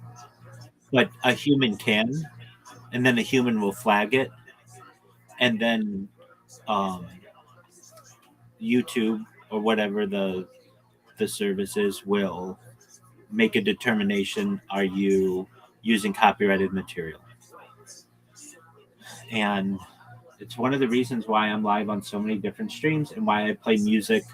Like literally, I've been playing this one song for 4 fucking years. The same fucking song is in the background of all my streams, and it may not be really loud, but it's enough that it distorts the sound.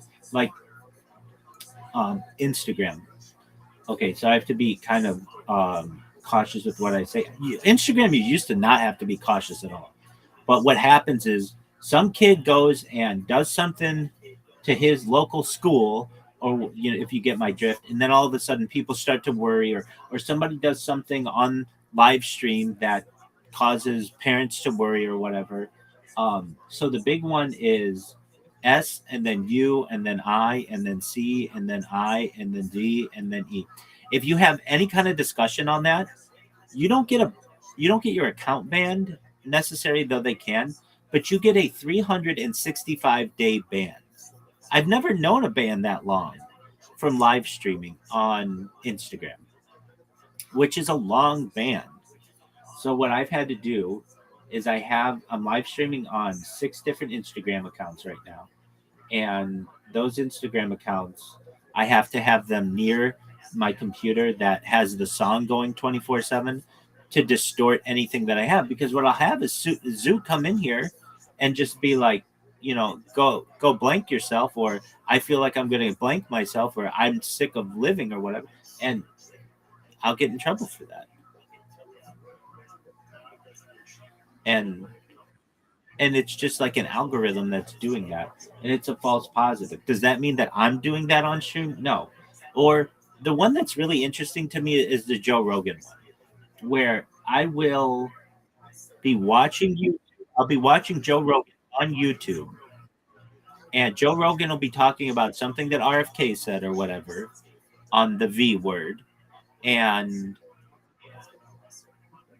I get a thing. Now I have to take a test on 20 different streams uh, because he mentioned this word and how something may not be that um, something may not be that effective. And it used to not be this way. It like when I first started the stream, you could basically say whatever you wanted, but Google has really used AI quite well to be able to limit what people say. And I would love to have that V topic. I think it's an important conversation to have. I just can't have it on the streams that I'm having. Um, and it's like a vice. Like these things keep creeping into what you can and can't discuss, at least on streams. And if I want to keep my streams going, I have to be very careful about what it is I publish. Um, and I don't make the rules. If I did, I would say you can say whatever you want, and if I don't want to hear it, I don't have to listen to it, but you can say whatever you want. I think that's the best way to do it. But uh, YouTube says we would love to have a situation where you can say wherever you want. You used to be able to do that, but we have advertisers now, and there's something known as advertiser friendly content. And if you're talking about V's or you're talking about ending some your perhaps your or someone else's life or something, that's not advertiser friendly, and therefore we have a duty, if we want to continue to have this platform exist, to ensure that we have um, safeguards against these things, and one of them is AI. To your point with Monkey App, there's a reason why Monkey App is no longer on the App Store, and that's because they ran into the issue of too many underage people on there, and that's another thing too. Um, unfortunately, I don't know how old these people are when they're yanking it on stream, but I don't know if they're all 18 years old. Do you understand what I'm saying? So that opens up like liability that I don't necessarily want, and don't enjoy. And there there should be something though. What you're saying, I just don't. So let's brainstorm this for a second. Imagine a monkey app that has this super AI that ensures that you can't be naked on it or whatever. And it also ensures that everyone's 18 years old. Are we can we establish that? Okay. And then if you could sell advertising on it, do I think that type of a system is a successful, has the ability to be extremely profitable? Yes, that's a good business idea.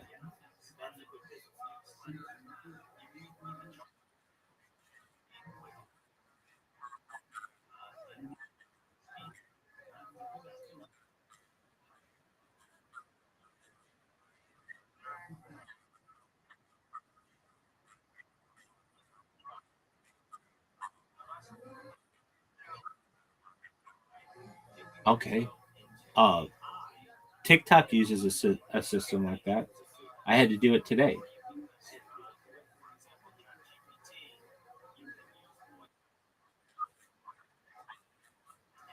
Well, if TikTok for whatever reason doesn't think that you're 18, instead of just straight up banning you like Facebook does or Meta does, I shouldn't. It doesn't straight up ban you, but they have like a process that you have to go through. TikTok has a thing where you have to hold your face really still, and it verifies that you have a face of like someone who is, over 18 or whatever, and then it will give you your account back after you verify um your your age. Okay, so in this system, let me ask you this: what do you do? Do you know who Heath Cordes is? I'm pretty sure you don't. He's a Kill Tony guy who looks like he's 13 years old, but he's really like 25. What do you do in that case? Or like you remember Andy?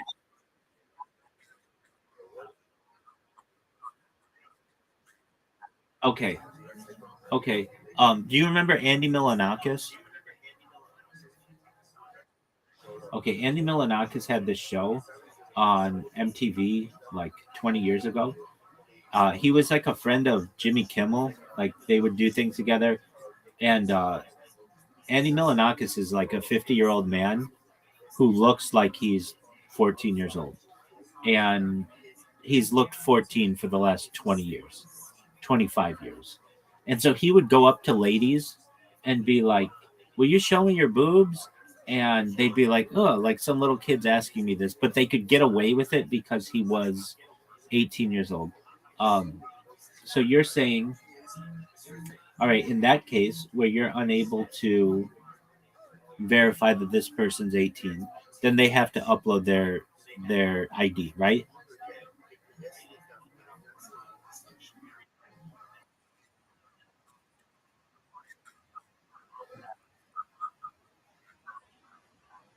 Okay. Why doesn't that exist yet? Why doesn't Monkey app do that?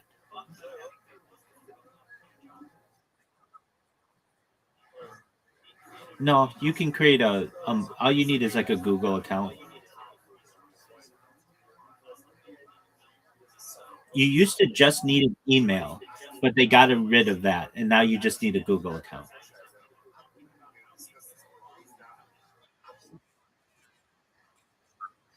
Correct. Yeah, you just all you need to do is log in with your Google account, and you can do whatever you.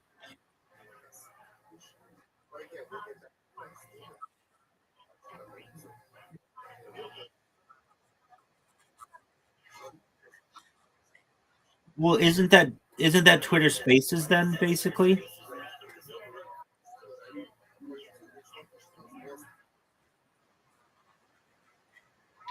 Sometimes it is.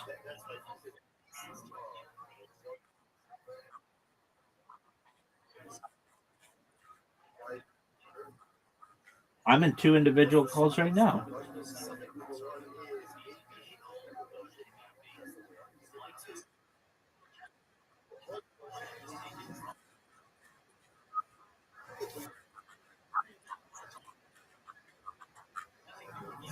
You mean Twitter Spaces? I agree with you. Um, but I'm saying you could use it that way. Just go into people's X spaces that are individuals and just be like, "Hey, I want to talk with you." I get people who do that. Normally, I don't want to talk with them. Um, if they do come in, I say, "Come to my Discord. I can hear you better there." And um, I really just use X spaces because there's a video function that archives the video. Though I still don't know for how long it archives it. It's at least a year because I've been doing it a year, and I can go back to my early streams and see that. But like that's another thing. X Spaces allows for video, but only on iOS devices. How strange is that? And it's been like that for 2 years. Wouldn't you think that they would allow that for both Android and iOS?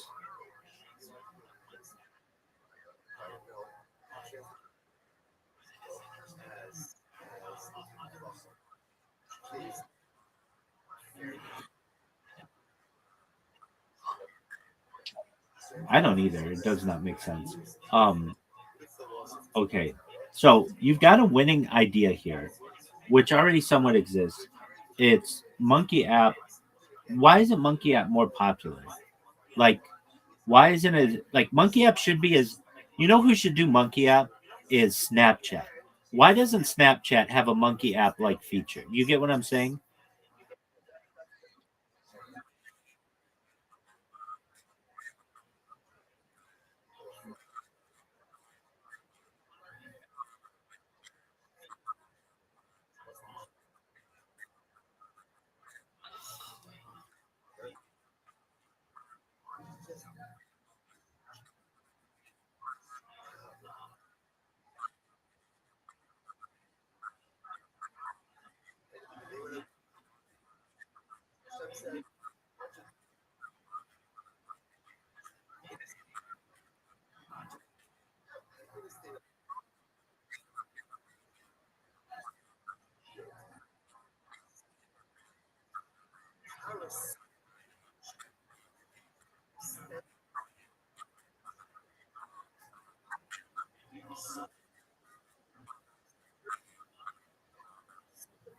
I agree.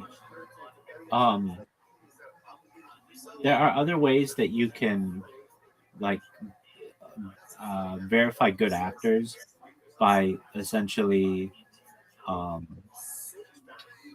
like having a system where like every time you go live on Monkey App or whatever, it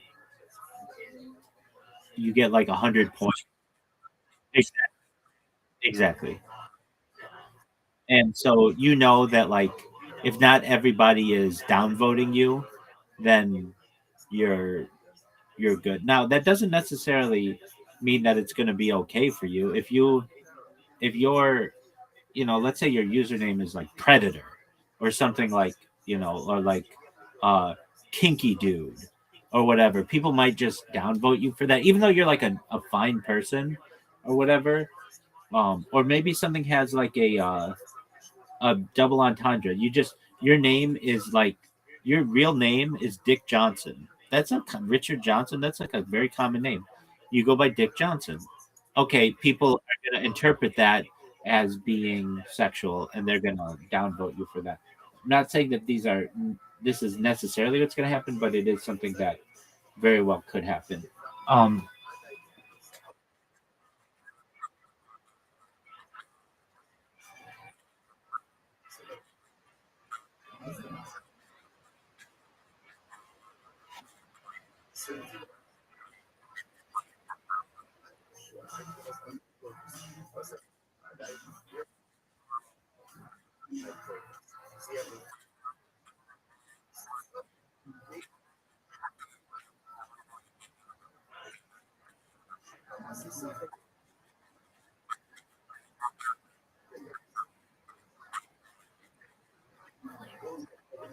well, it's an excellent question. Just one moment. I'll be right back. Stay here because I have a way. In fact, I'll let you think about this for a second. When you play on Play-Doh, you play a ranked person. They don't just put two random people together. They put two people who have similar rankings together, and that could be similar too. So if you get two guys who are beaten off all day, then they'll be set up with each other, and two normal people will be set up with each other. Just one moment.